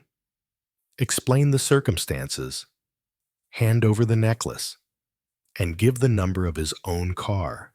By the by, what was the number of his car? Edward thought and thought, but for the life of him, he couldn't remember. He felt a cold sinking sensation. He was going to look the most utter fool at the police station. There was an 8 in it. That was all that he could remember. Of course, it didn't really matter at least. He looked uncomfortably at the diamonds. Supposing they should think, but they wouldn't. And yet again, they might, that he had stolen the car and the diamonds, because, after all, when one came to think of it, would anyone in their senses thrust a valuable diamond necklace carelessly into the open pocket of a car? Edward got out and went round to the back of the motor. Its number was XR1061. Beyond the fact that that was certainly not the number of his car, it conveyed nothing to him. Then he set to work systematically to search all the pockets. In the one where he had found the diamonds, he made a discovery, a small scrap of paper with some words penciled on it. By the light of the headlights. Edward read them easily enough. Meet me, Green, corner of Salters Lane, 10 o'clock. He remembered the name Green. He had seen it on a signpost earlier in the day. In a minute, his mind was made up. He would go to this village, Green, find Salters Lane, meet the person who had written the note, and explain the circumstances. That would be much better than looking a fool in the local police station. He started off almost happily. After all, this was an adventure. This was the sort of thing that didn't happen every day. The diamond necklace made it exciting and mysterious. He had some little difficulty in finding Green, and still more difficulty in finding Salters Lane. But after knocking up 2 cottages, he succeeded. Still, it was a few minutes after the appointed hour when he drove cautiously along a narrow road, keeping a sharp lookout on the left-hand side where he had been told Salters Lane branched off. He came upon it quite suddenly round a bend, and even as he drew up, a figure came forward out of the darkness. "At last!" a girl's voice cried. "What an age you've been! Gerald!" As she spoke, the girl stepped right into the glare of the headlights, and Edward caught his breath. She was the most glorious creature he had ever seen. She was quite young, with hair black as night and wonderful scarlet lips. The heavy cloak that she wore swung open, and Edward saw that she was in full evening dress, a kind of flame-colored sheath, outlining her perfect body. Round her neck was a row of exquisite pearls. Suddenly, the girl started. "Why?" she cried. "It isn't Gerald." "No," said Edward hastily. "I must explain." He took the diamond necklace from his pocket and held it out to her. "My name is Edward." He got no further, for the girl clapped her hands and broke in, "Edward, of course I am so glad. But that idiot Jimmy told me over the phone that he was sending Gerald along with the car. It's awfully sporting of you to come. I've been dying to meet you. Remember, I haven't seen you since I was 6 years old. I see you've got the necklace all right. Shove it in your pocket again.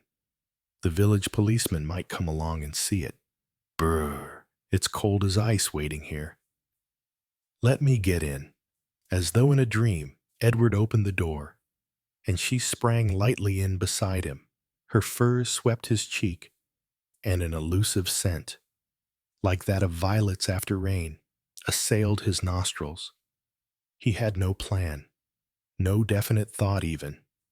In a minute, without conscious volition, he had yielded himself to the adventure. She had called him Edward. What matter if he were the wrong Edward? She would find him out soon enough. In the meantime, let the game go on. He let in the clutch, and they glided off. Presently, the girl laughed. Her laugh was just as wonderful as the rest of her. "It's easy to see. You don't know much about cars. I suppose they don't have them out there. I wonder where out there is," thought Edward. Aloud, he said, "Not much." "Better let me drive," said the girl. "It's tricky work finding your way round these lanes until we get on the main road again." He relinquished his place to her gladly.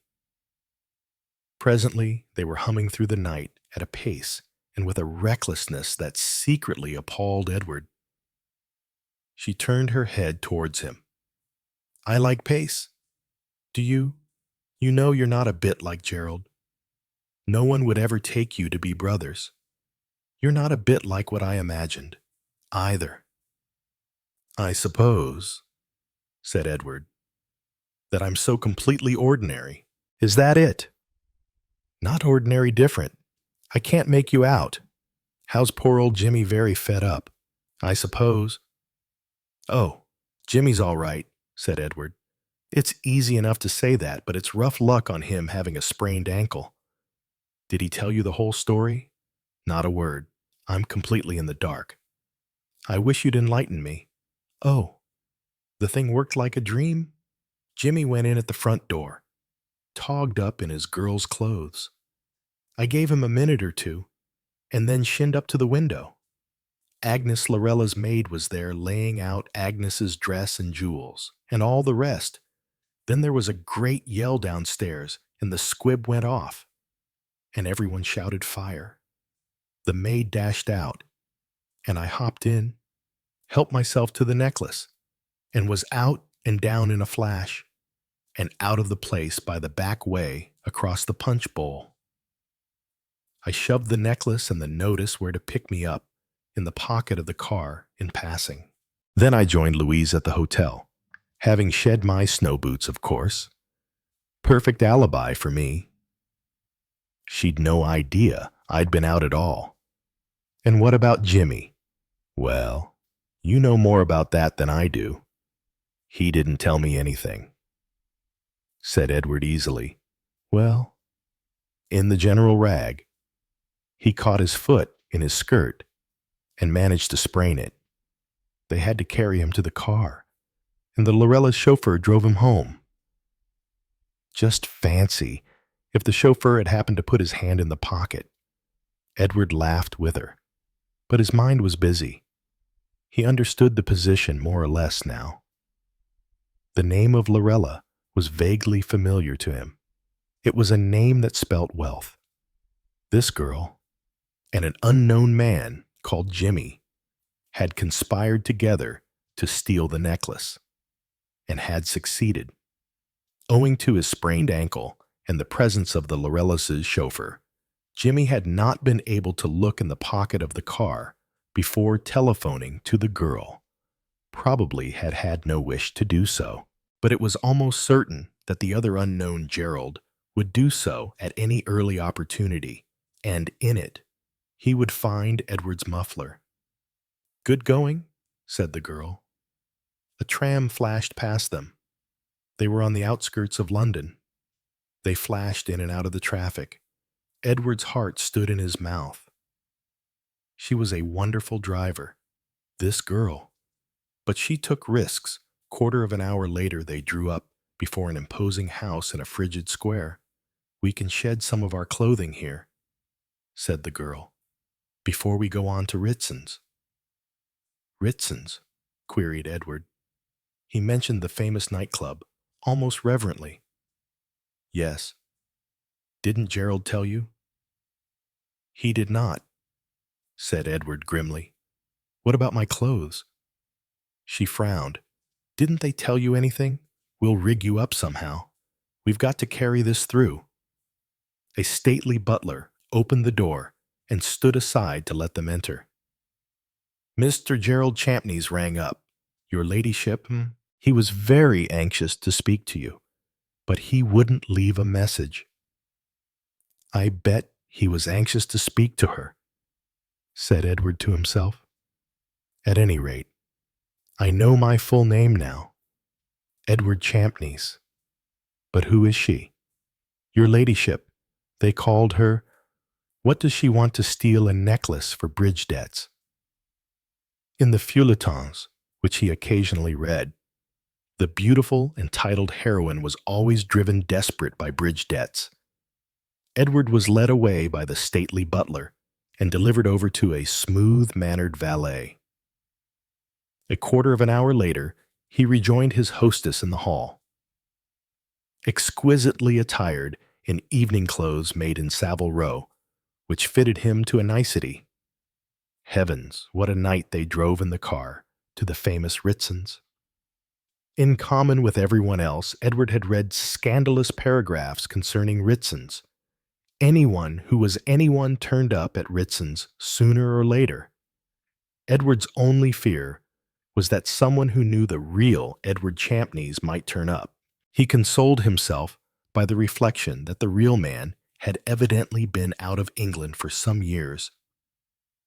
Sitting at a little table against the wall, they sipped cocktails. To the simple Edward, they represented the quintessence of the fast life. The girl, wrapped in a wonderful embroidered shawl, sipped nonchalantly. Suddenly, she dropped the shawl from her shoulders and rose. "Let's dance." Now, the one thing that Edward could do to perfection was to dance.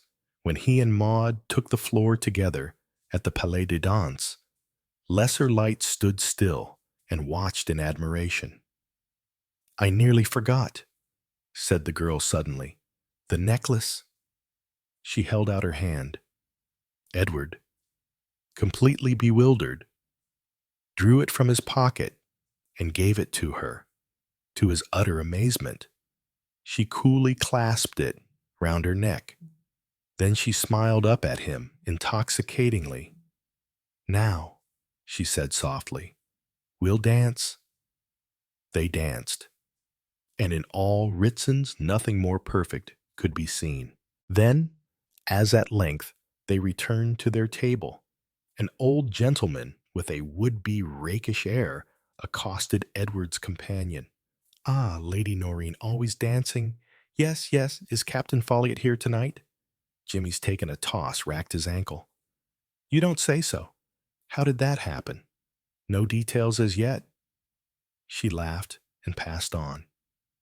Edward followed, his brain in a whirl. He knew now. Lady Noreen Elliot, the famous Lady Noreen herself, perhaps the most talked of girl in England, celebrated for her beauty, for her daring the leader of that set known as the Bright Young People, her engagement to Captain James Folliot, V.C. of the Household Cavalry, had been recently announced.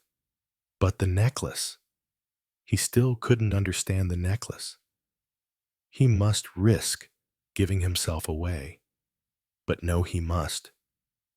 As they sat down again, he pointed to it. Why that? Noreen, he said, tell me why. She smiled dreamily, her eyes far away, the spell of the dance still holding her. It's difficult for you to understand. I suppose one gets so tired of the same thing, always the same thing. Treasure hunts were all very well for a while, but one gets used to everything. Burglaries were my idea. £50 entrance fee, and lots to be drawn. This is the third. Jimmy and I drew Agnes Lorella. You know the rules: burglary to be carried out within 3 days, and the loot to be worn for at least an hour in a public place. Or you forfeit your stake and £100 fine. It's rough luck on Jimmy spraining his ankle, but we'll scoop the pool all right. I see, said Edward, drawing a deep breath. I see. Noreen rose suddenly, pulling her shawl round her. Drive me somewhere in the car, down to the docks, somewhere horrible and exciting. Wait a minute. She reached up and unclasped the diamonds from her neck. You'd better take these again. I don't want to be murdered for them. They went out of Ritson's together. The car stood in a small by-street, narrow and dark. As they turned the corner towards it, another car drew up to the curb, and a young man sprang out. Thank the Lord! Noreen, I've got hold of you at last, he cried. There's the devil to pay. That ass Jimmy got off with the wrong car. God knows where those diamonds are at this minute. We're in the devil of a mess. Lady Noreen stared at him. What do you mean? We've got the diamonds, at least Edward has. Edward, yes. She made a slight gesture to indicate the figure by her side. It's I who am in the devil of a mess, thought Edward. 10 to 1, this is Brother Gerald. The young man stared at him. What do you mean? He said slowly. Edward's in Scotland. Oh, cried the girl. She stared at Edward. Oh. Her color came and went. So you, she said, in a low voice, are the real thing? It took Edward just 1 minute to grasp the situation. There was awe in the girl's eyes, was it? Could it be admiration? Should he explain? Nothing so tame, he would play up to the end. He bowed ceremoniously. I have to thank you, Lady Noreen, he said, in the best highwayman manner, for a most delightful evening. One quick look he cast at the car from which the other had just alighted. A scarlet car with a shining bonnet. His car. And I will wish you good evening. One quick spring, and he was inside, his foot on the clutch. The car started forward. Gerald stood paralyzed, but the girl was quicker. As the car slid past, she leapt for it, alighting on the running board. The car swerved, shot blindly round the corner and pulled up. Noreen, still panting from her spring, laid her hand on Edward's arm. You must give it me, oh, you must give it me. I've got to return it to Agnes Lorella. Be a sport. We've had a good evening together. We've danced. We've been pals. Won't you give it to me? A woman who intoxicated you with her beauty. There were such women then. Also, Edward was only too anxious to get rid of the necklace. It was a heaven-sent opportunity for a beau geste. He took it from his pocket and dropped it into her outstretched hand. We've been pals, he said. Ah, her eyes smoldered, lit up. Then, surprisingly, she bent her head to him. For a moment, he held her, her lips against his. Then she jumped off. The scarlet car sped forward with a great leap. Romance adventure. At 12 o'clock on Christmas Day, Edward Robinson strode into the tiny drawing room of a house in Clapham with the customary greeting of Merry Christmas. Maud, who was rearranging a piece of holly, greeted him coldly. "Have a good day in the country with that friend of yours?" she inquired. "Look here," said Edward. "That was a lie I told you. I won a competition $500, and I bought a car with it. I didn't tell you, 'cause I knew you'd kick up a row about it. That's the first thing. I've bought the car, and there's nothing more to be said about it. The second thing is this: I'm not going to hang about for years. My prospects are quite good enough, and I mean to marry you next month. See?" "Oh," said Maud faintly. Could this be Edward speaking in this masterful fashion? "Will you?" said Edward. "Yes or no?" She gazed at him, fascinated. There was awe and admiration in her eyes, and the sight of that look was intoxicating to Edward.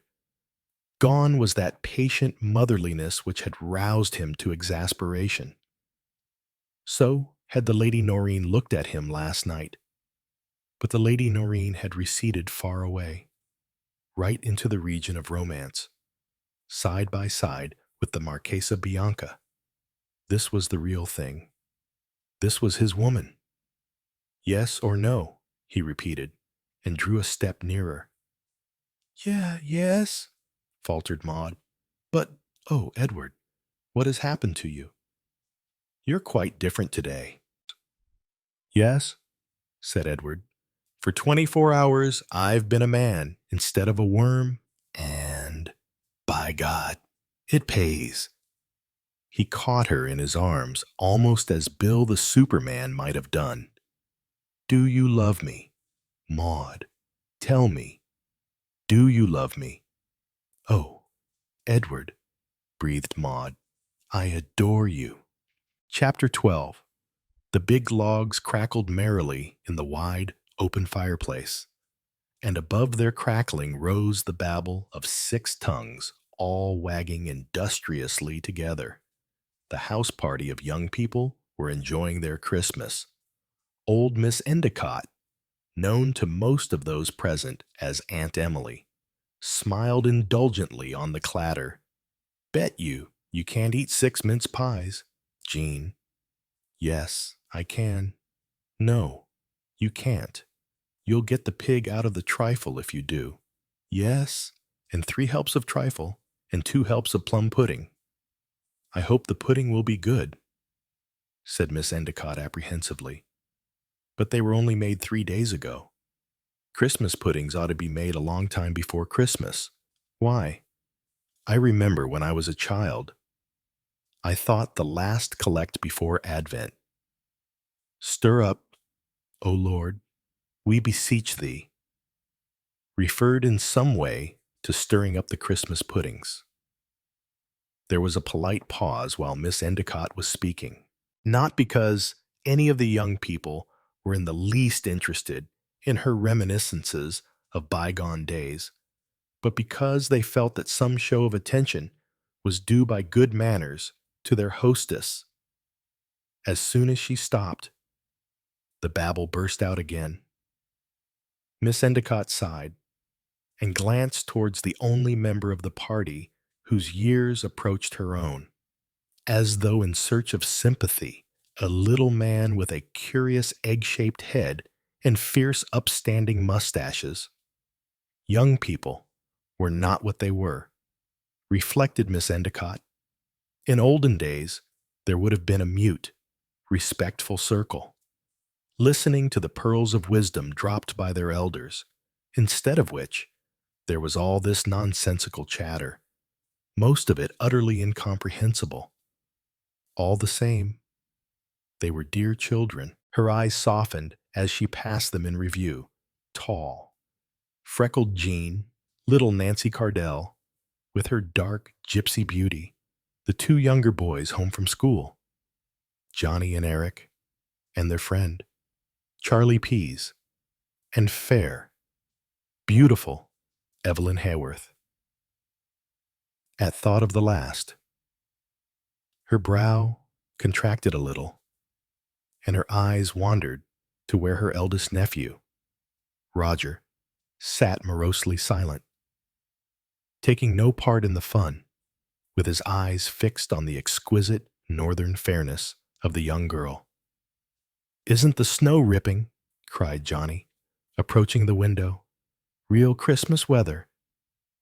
I say, let's have a snowball fight. There's lots of time before dinner, isn't there? Aunt Emily?" "Yes, my dear. We have it at 2 o'clock. That reminds me. I had better see to the table." She hurried out of the room. "I tell you what, we'll make a snowman," screamed Jean. "Yes, what fun I know. We'll do a snow statue of Poirot. Do you hear? Poirot. The great detective, Hercule Poirot, modeled in snow, by 6 celebrated artists." The little man in the chair bowed his acknowledgments with a twinkling eye. "Make him very handsome, my children," he urged. "I insist on that. Rather." The troupe disappeared like a whirlwind, colliding in the doorway with a stately butler who was entering with a note on a salver. The butler, his calm re-established, advanced towards Poirot. Poirot took the note and tore it open. The butler departed. Twice the little man read the note through. Then he folded it up and put it in his pocket. Not a muscle of his face had moved, and yet the contents of the note were sufficiently surprising. Scrawled in an illiterate hand were the words, "Don't eat any plum pudding." "Very interesting," murmured Poirot to himself, and quite unexpected, he looked across to the fireplace. Evelyn Hayworth had not gone out with the rest. She was sitting, staring at the fire, absorbed in thought, nervously twisting a ring on the third finger of her left hand round and round. "You are lost in a dream, mademoiselle," said the little man at last, "and the dream is not a happy one." "Eh?" She started, and looked across at him uncertainly. He nodded reassuringly. "It is my business to know things. No, you are not happy. Me too. I am not very happy. Shall we confide in each other, see you? Of the big sorrow. Because a friend of mine, a friend of many years, has gone away across the sea to the South America. Sometimes, when we were together, this friend made me impatient. His stupidity enraged me. But now that he is gone, I can remember only his good qualities. That is the way of life, is it not? And now, mademoiselle, what is your trouble? You are not like me, old and alone. You are young and beautiful, and the man you love loves you. Oh yes, it is so. I have been watching him for the last half hour." The girl's color rose. "You mean Roger Endicott?" "Oh, but you have made a mistake. It is not Roger I am engaged to. No, you are engaged to Mr. Oscar Levering. I know that perfectly. But why are you engaged to him, since you love another man?" The girl did not seem to resent his words. Indeed, there was something in his manner which made that impossible. He spoke with a mixture of kindliness and authority that was irresistible. "Tell me all about it," said Poirot gently, and he added the phrase he had used before, the sound of which was oddly comforting to the girl. "It is my business to know things. I am so miserable. Poirot, so very miserable. You see, once we were very well off. I was supposed to be an heiress, and Roger was only a younger son, and although I'm sure he cared for me, he never said anything, but went off to Australia. It is droll, the way they arrange the marriages over here. Interpolated, Poirot. No order, no method. Everything left to chance."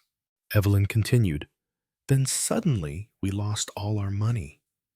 My mother and I were left almost penniless. We moved into a tiny house, and we could just manage, but my mother became very ill.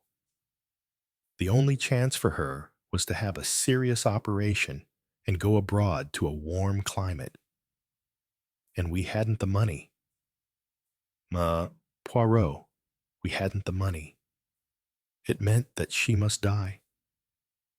Mr. Levering had proposed to me once or twice already. He again asked me to marry him, and promised to do everything that could be done for my mother. I said yes, what else could I do? He kept his word. The operation was performed by the greatest specialist of the day, and we went to Egypt for the winter. That was a year ago. My mother is well and strong again, and I am to marry Mr. Levering after Christmas." "I see," said Mat Poirot, "and in the meantime, Roger's elder brother has died, and he has come home to find his dream shattered. All the same, you are not yet married. Mademoiselle, a Haworth does not break her word, Poirot," said the girl proudly. Almost as she spoke, the door opened, and a big man with a rubicund face, narrow, crafty eyes, and a bald head stood on the threshold. "What are you moping in here for, Evelyn? Come out for a stroll? Very well. Oscar?" She rose listlessly. Poirot rose also and demanded politely, "Mademoiselle Levering, she is still indisposed." "Yes, I'm sorry to say, my sister is still in bed. Too bad. To be laid up on Christmas Day." "It is indeed," agreed the detective politely. A few minutes sufficed for Evelyn to put on her snow boots and some wraps, and she and her fiancé went out into the snow-covered grounds. It was an ideal Christmas day, crisp and sunny.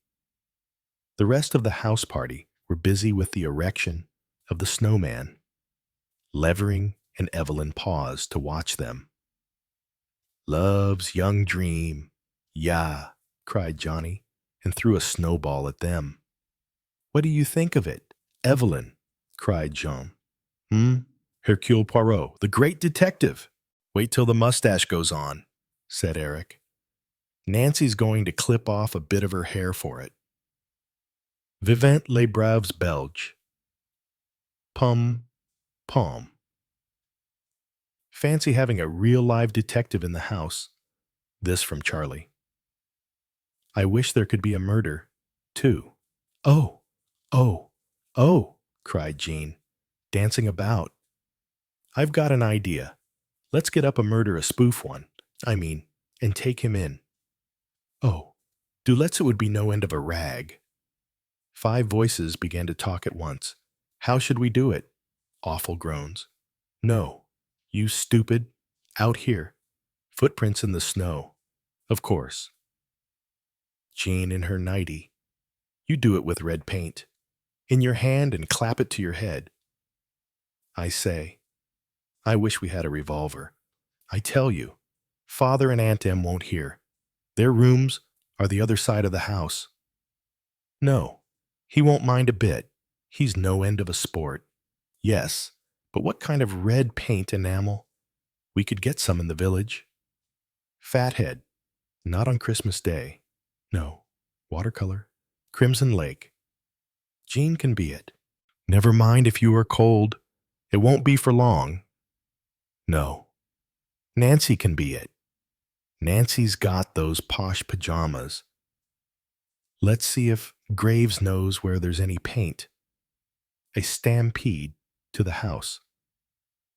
In a brown study, Endicott, said Levering, laughing disagreeably. Roger roused himself abruptly. He had heard little of what had passed. I was just wondering, he said quietly. Wondering what Poirot was doing down here at all. Levering seemed taken aback, but at that moment the big gong pealed out, and everybody went in to Christmas dinner. The curtains were drawn in the dining room, and the lights on, illuminating the long table piled high with crackers and other decorations. It was a real old-fashioned Christmas dinner. At one end of the table was the squire, red-faced and jovial. His sister faced him at the other. M. Poirot, in honor of the occasion, had donned a red waistcoat, and his plumpness and the way he carried his head on one side reminded one irresistibly of a robin redbreast. The squire carved rapidly, and everyone fell to on turkey. The carcasses of 2 turkeys were removed, and there fell a breathless hush. Then Graves, the butler, appeared in state, bearing the plum pudding aloft, a gigantic pudding wreathed in flames. A hullabaloo broke out. Quick! Oh, my piece is going out. Buck up. Graves. Unless it's still burning, I shan't get my wish. Nobody had leisure to notice a curious expression on the face of Poirot as he surveyed the portion of pudding on his plate. Nobody observed the lightning glance he sent round the table. With a faint, puzzled frown, he began to eat his pudding. Everybody began to eat pudding. The conversation was more subdued. Suddenly, the squire uttered an exclamation. His face became purple, and his hand went to his mouth. "Confound it! Emily!" he roared. "Why do you let the cook put glass in the puddings?" "Glass?" cried Miss Endicott, astonished. The squire withdrew the offending substance from his mouth. "Might have broken a tooth," he grumbled, "or swallowed it and had appendicitis." In front of each person was a small finger bowl of water, designed to receive the sixpences and other matters found in the trifle. Mr. Endicott dropped the piece of glass into this, rinsed it, and held it up. "God bless my soul," he ejaculated. "It's a red stone out of one of the cracker brooches. You permit, very deftly, M." Poirot took it from his fingers and examined it attentively. As the squire had said, it was a big red stone, the color of a ruby. The light gleamed from its facets as he turned it about. "Gee," cried Eric, "suppose it's real." "Silly boy," said Jean scornfully. "A ruby that size would be worth thousands and thousands and thousands, wouldn't it? Mate, Poirot. Extraordinary. How well they get up these cracker things," murmured Miss Endicott. "But how did it get into the pudding?" Undoubtedly, that was the question of the hour. Every hypothesis was exhausted. Only Poirot said nothing, but carelessly, as though thinking of something else. He dropped the stone into his pocket. After dinner, he paid a visit to the kitchen. The cook was rather flustered to be questioned by a member of the house party, and the foreign gentleman too, but she did her best to answer his questions. The puddings had been made 3 days ago. The day you arrived, sir, everyone had come out into the kitchen to have a stir and wish. An old custom, perhaps they didn't have it abroad. After that, the puddings were boiled, and then they were put in a row on the top shelf in the larder. Was there anything special to distinguish this pudding from the others? No. She didn't think so, except that it was in an aluminium pudding basin, and the others were in china ones. Was it the pudding originally intended for Christmas Day? It was funny that he should ask that. No, indeed. The Christmas pudding was always boiled in a big white china mold with a pattern of holly leaves. But this very morning, the cook's red face became wrathful Gladys. The kitchen maid, sent to fetch it down for the final boiling, had managed to drop and break it. And of course, seeing that there might be splinters in it, I wouldn't send it to table, but took the big aluminium one instead. Poirot thanked her for her information. He went out of the kitchen, smiling a little to himself, as though satisfied with the information he had obtained, and the fingers of his right hand played with something in his pocket. Poirot. Poirot. Do wake up. Something dreadful's happened. Thus Johnny in the early hours of the following morning. Poirot sat up in bed. He wore a nightcap. The contrast between the dignity of his countenance and the rakish tilt of the nightcap was certainly droll, but its effect on Johnny seemed disproportionate. But for his words, one might have fancied that the boy was violently amused about something. Curious sounds came from outside the door, too, suggesting soda water siphons in difficulty. "Come down at once, please," continued Johnny, his voice shaking slightly. "Someone's been killed." He turned away. "Aha, that is serious," said Monsieur Poirot. He arose, and, without unduly hurrying himself, made a partial toilet. Then he followed Johnny down the stairs. The house party was clustered round the door into the garden. Their countenances all expressed intense emotion. At sight of him, Eric was seized with a violent choking fit. Jean came forward and laid her hand on Monsieur Poirot's arm. "Look," she said, and pointed dramatically through the open door. "Mon Dieu!" ejaculated Monsieur Poirot. "It is like a scene on the stage." His remark was not inapposite. More snow had fallen during the night. The world looked white and ghostly in the faint light of the early dawn. The expanse of white lay unbroken, save for what looked like on splash of vivid scarlet. Nancy Cardell lay motionless on the snow. She was clad in scarlet silk pajamas. Her small feet were bare. Her arms were spread wide. Her head was turned aside and hidden by the mass of her clustering black hair. Deadly still she lay, and from her left side rose up the hilt of a dagger, whilst on the snow there was an ever-widening patch of crimson. Poirot went out into the snow. He did not go to where the girl's body lay, but kept to the path.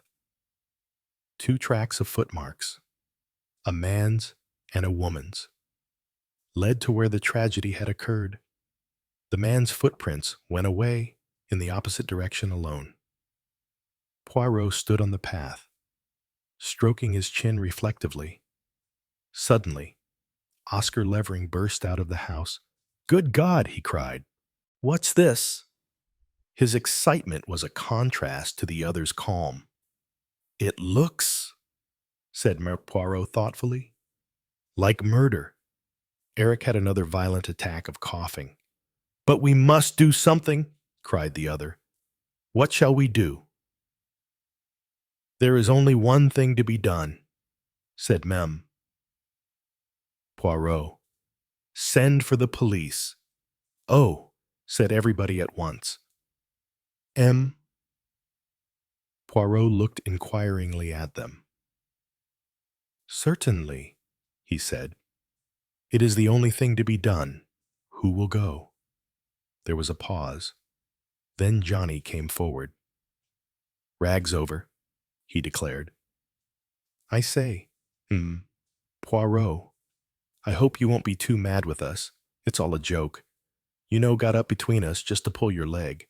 Nancy's only shamming." Poirot regarded him without visible emotion, save that his eyes twinkled a moment. "You mock yourselves at me. Is that it?" he inquired placidly. "I say, I'm awfully sorry, really. We shouldn't have done it. Beastly bad taste. I apologize. I really do." "You need not apologize," said the other in a peculiar voice. Johnny turned. "I say, Nancy, get up!" he cried. "Don't lie there all day." But the figure on the ground did not move. "Get up!" cried Johnny again. Still Nancy did not move. And suddenly a feeling of nameless dread came over the boy. He turned to Poirot. What's the matter? Why doesn't she get up?" "Come with me," said Poirot curtly. He strode over the snow. He had waved the others back, and he was careful not to infringe on the other footmarks. The boy followed him, frightened and unbelieving. Poirot knelt down by the girl. Then he signed to Johnny, "Feel her hand and pulse." Wondering, the boy bent down, then started back with a cry. The hand and arm were stiff and cold, and no vestige of a pulse was to be found. "She's dead," he gasped. "But how? Why, me?" Poirot passed over the first part of the question. "Why?" he said musingly. "I wonder." Then, suddenly leaning across the dead girl's body, he unclasped her other hand, which was tightly clenched over something. Both he and the boy uttered an exclamation. In the palm of Nancy's hand was a red stone that winked and flashed forth fire. "Aha!" cried Poirot. Swift as a flash, his hand flew to his pocket and came away empty. "The cracker ruby," said Johnny wonderingly. Then, as his companion bent to examine the dagger and the stained snow, he cried out, "Surely it can't be blood." Poirot, it's paint. It's only paint." Poirot straightened himself. "Yes," he said quietly. "You're right. It's only paint." "Then how—" The boy broke off. Poirot finished the sentence for him. "How was she killed that we must find out? Did she eat or drink anything this morning?" He was retracing his steps to the path where the others waited as he spoke. Johnny was close behind him. "She had a cup of tea," said the boy. "Mr. Levering made it for her. He's got a spirit lamp in his room." Johnny's voice was loud and clear. Levering heard the words. "Always take a spirit lamp about with me," he declared. "Most handy thing in the world. My sister's been glad enough of it, this visit, not liking to worry the servants all the time, you know." Poirot's eyes fell, almost apologetically, as it seemed, to Mr. Levering's feet, which were encased in carpet slippers. "You have changed your boots, I see," he murmured gently. Levering stared at him. "But, Poirot," cried Jean, "what are we to do?" There is only one thing to be done, as I said just now. Mademoiselle, send for the police." "I'll go," cried Levering. "It won't take me a minute to put on my boots. You people had better not stay out here in the cold."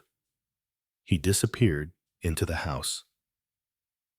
"He is so thoughtful, that Mr. Levering," murmured Poirot softly. "Shall we take his advice?" "What about waking father and everybody?" "No," said Poirot sharply. "It is quite unnecessary. Until the police come, nothing must be touched out here. So shall we go inside to the library? I have a little history to recount to you, which may distract your minds from this sad tragedy." He led the way, and they followed him. "The story is about a ruby," said Poirot, ensconcing himself in a comfortable armchair. "A very celebrated ruby, which belonged to a very celebrated man. I will not tell you his name, but he is one of the great ones of the earth. Eh bien, this great man, he arrived in London, incognito, and since, though a great man, he was also a young and a foolish man, he became entangled with a pretty young lady. The pretty young lady, she did not care much for the man, but she did care for his possessions, so much so that she disappeared one day with the historic ruby which had belonged to his house for generations. The poor young man, he was in a quandary. He is shortly to be married to a noble princess, and he does not want the scandal. Impossible to go to the police. He comes to me, Hercule Poirot, instead. Recover for me my ruby. He says, "Eh bien, I know something of this young lady. She has a brother, and between them they have put through many a clever coup. I happen to know where they are staying for Christmas, by the kindness of Mr. Endicott, whom I chance to have met. I, too, become a guest. But when this pretty young lady hears that I am arriving, she is greatly alarmed. She is intelligent, and she knows that I am after the ruby. She must hide it immediately in a safe place, and figure to yourself where she hides it in a plum pudding. Yes, you may well say, 'Oh, she is stirring with the rest,' you see, and she pops it into a pudding bowl of aluminium that is different from the others. By a strange chance, that pudding came to be used on Christmas Day." The tragedy forgotten for the moment, they stared at him open-mouthed. "After that," continued the little man, "she took to her bed." He drew out his watch and looked at it. "The household is astir. Mr. Levering is a long time fetching the police. Is he not? I fancy that his sister went with him." Evelyn rose with a cry, her eyes fixed on Poirot. "And I also fancy that they will not return. Oscar Levering has been sailing close to the wind for a long time, and this is the end. He and his sister will pursue their activities abroad for a time under a different name. I alternately tempted and frightened him this morning. By casting aside all pretense, he could gain possession of the ruby whilst we were in the house, and he was supposed to be fetching the police. But it meant burning his boats. Still, with a case being built up against him for murder, flight seemed clearly indicated." "Did he kill Nancy?" whispered Jean. Poirot rose. "Supposing we visit once more the scene of the crime," he suggested. He led the way, and they followed him, but a simultaneous gasp broke from their lips as they passed outside the house. No trace of the tragedy remained. The snow was smooth and unbroken. "Crikey," said Eric, sinking down on the step. "It wasn't all a dream, was it?" "Most extraordinary," said Monsieur Poirot. "The mystery of the disappearing body." His eyes twinkled gently. Jean came up to him in sudden suspicion. Poirot, you aren't, I say. You haven't been spoofing us all the time, have you?" "Oh, I do believe you have. It is true. My children, I knew about your little plot. You see, and I arranged a little counterplot of my own. Ah, here is Mademoiselle. Nancy, and none the worse, I hope, after her magnificent acting of the comedy." It was indeed Nancy Cardell in the flesh, her eyes shining and her whole person exuberant with health and vigor. "You have not caught cold? You drank the tisane I sent to your room?" demanded Poirot accusingly. "I took one sip, and that was enough. I'm all right. Did I do it well? Poirot. Oh, my arm hurts after that tourniquet. You were splendid, petite. But shall we explain to the others they are still in the fog?" "I perceive. See you, mes enfants." I went to Mademoiselle. Nancy Cabisacos told her that I knew all about your little complot, and asked her if she would act a part for me. She did it very cleverly. She induced Mr. Levering to make her a cup of tea, and also managed that he should be the one chosen to leave footprints on the snow. So when the time came, and he thought that by some fatality she was really dead, I had all the materials to frighten him with. What happened after we went into the house? Mademoiselle, he came down with his sister, snatched the ruby out of my hand, and off they went, post-haste. But I say, Poirot. "What about the ruby?" cried Eric. "Do you mean to say you've let them have that?" Poirot's face fell, as he faced a circle of accusing eyes. "I shall recover it yet," he said feebly, but he perceived that he had gone down in their estimation. "Well, I do think," began Johnny, "to let them get away with the ruby." But Jean was sharper. "He's spoofing us again," she cried. "You are, aren't you? Feel in my left-hand pocket, Mademoiselle." Jean thrust in an eager hand and drew it out again with a squeal of triumph. She held aloft the great ruby in its crimson splendor. "You see," explained Poirot, "the other was a paste replica I brought with me from London." "Isn't he clever?" demanded Jean ecstatically. "There's one thing you haven't told us," said Johnny suddenly. "How did you know about the rag?" "Did Nancy tell you?" Poirot shook his head. "Then how did you know?" "It is my business to know things," said Poirot, smiling a little as he watched Evelyn Haworth and Roger Endicott walking down the path together. "Yes, but do tell us." "Oh, do, please, dear M. Poirot, please tell us." He was surrounded by a circle of flushed, eager faces. "You really wish that I should solve for you this mystery?" "Yes." "I do not think I can." "Why not?" "Ma foi, you will be so disappointed." "Oh, do tell us, how did you know?" "Well, you see, I was in the library." "Yes, and you were discussing your plans just outside, and the library window was open." "Is that all?" said Eric in disgust. "How simple." "Is it not?" said Poirot, smiling. "At all events, we know everything now," said Jean in a satisfied voice. "Do we?" muttered Poirot to himself as he went into the house. "I do not I, whose business it is to know things." And, for perhaps the 20th time, he drew from his pocket a rather dirty piece of paper. "Don't eat any plum pudding, Mum," Poirot shook his head perplexedly. At the same moment, he became aware of a peculiar gasping sound very near his feet.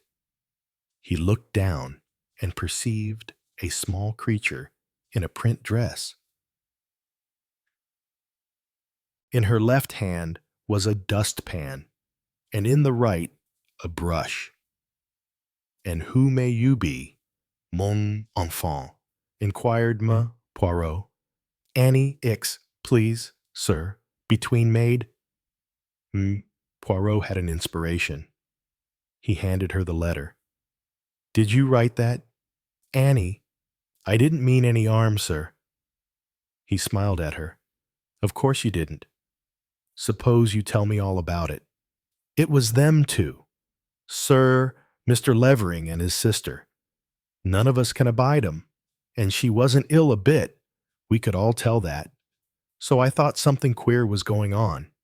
And I'll tell you straight, sir, I listened at the door, and I heard him say, as plain, this fellow Poirot must be got out of the way as soon as possible. And then he says to her, meaning like, 'Where did you put it?' And she answers, 'In the pudding.' And so I saw they meant to poison you in the Christmas pudding. And I didn't know what to do. Cook wouldn't listen to the likes of me. And then I thought of writing a warning, and I put it in the all where Mr. Graves would be sure to see it and take it to you." Annie paused breathless. Poirot surveyed her gravely for some minutes. "You read too many novelettes, Annie," he said at last, "but you have the good heart and a certain amount of intelligence. When I return to London, I will send you an excellent book upon le ménage, also the lives of the saints, and a work upon the economic position of woman." Leaving Annie gasping anew, he turned and crossed the hall. He had meant to go into the library, but through the open door he saw a dark head and a fair one, very close together, and he paused where he stood. Suddenly, a pair of arms slipped round his neck. "If you will stand just under the mistletoe," said Jean. "Me too," said Nancy. Poirot enjoyed it all. He enjoyed it very much indeed.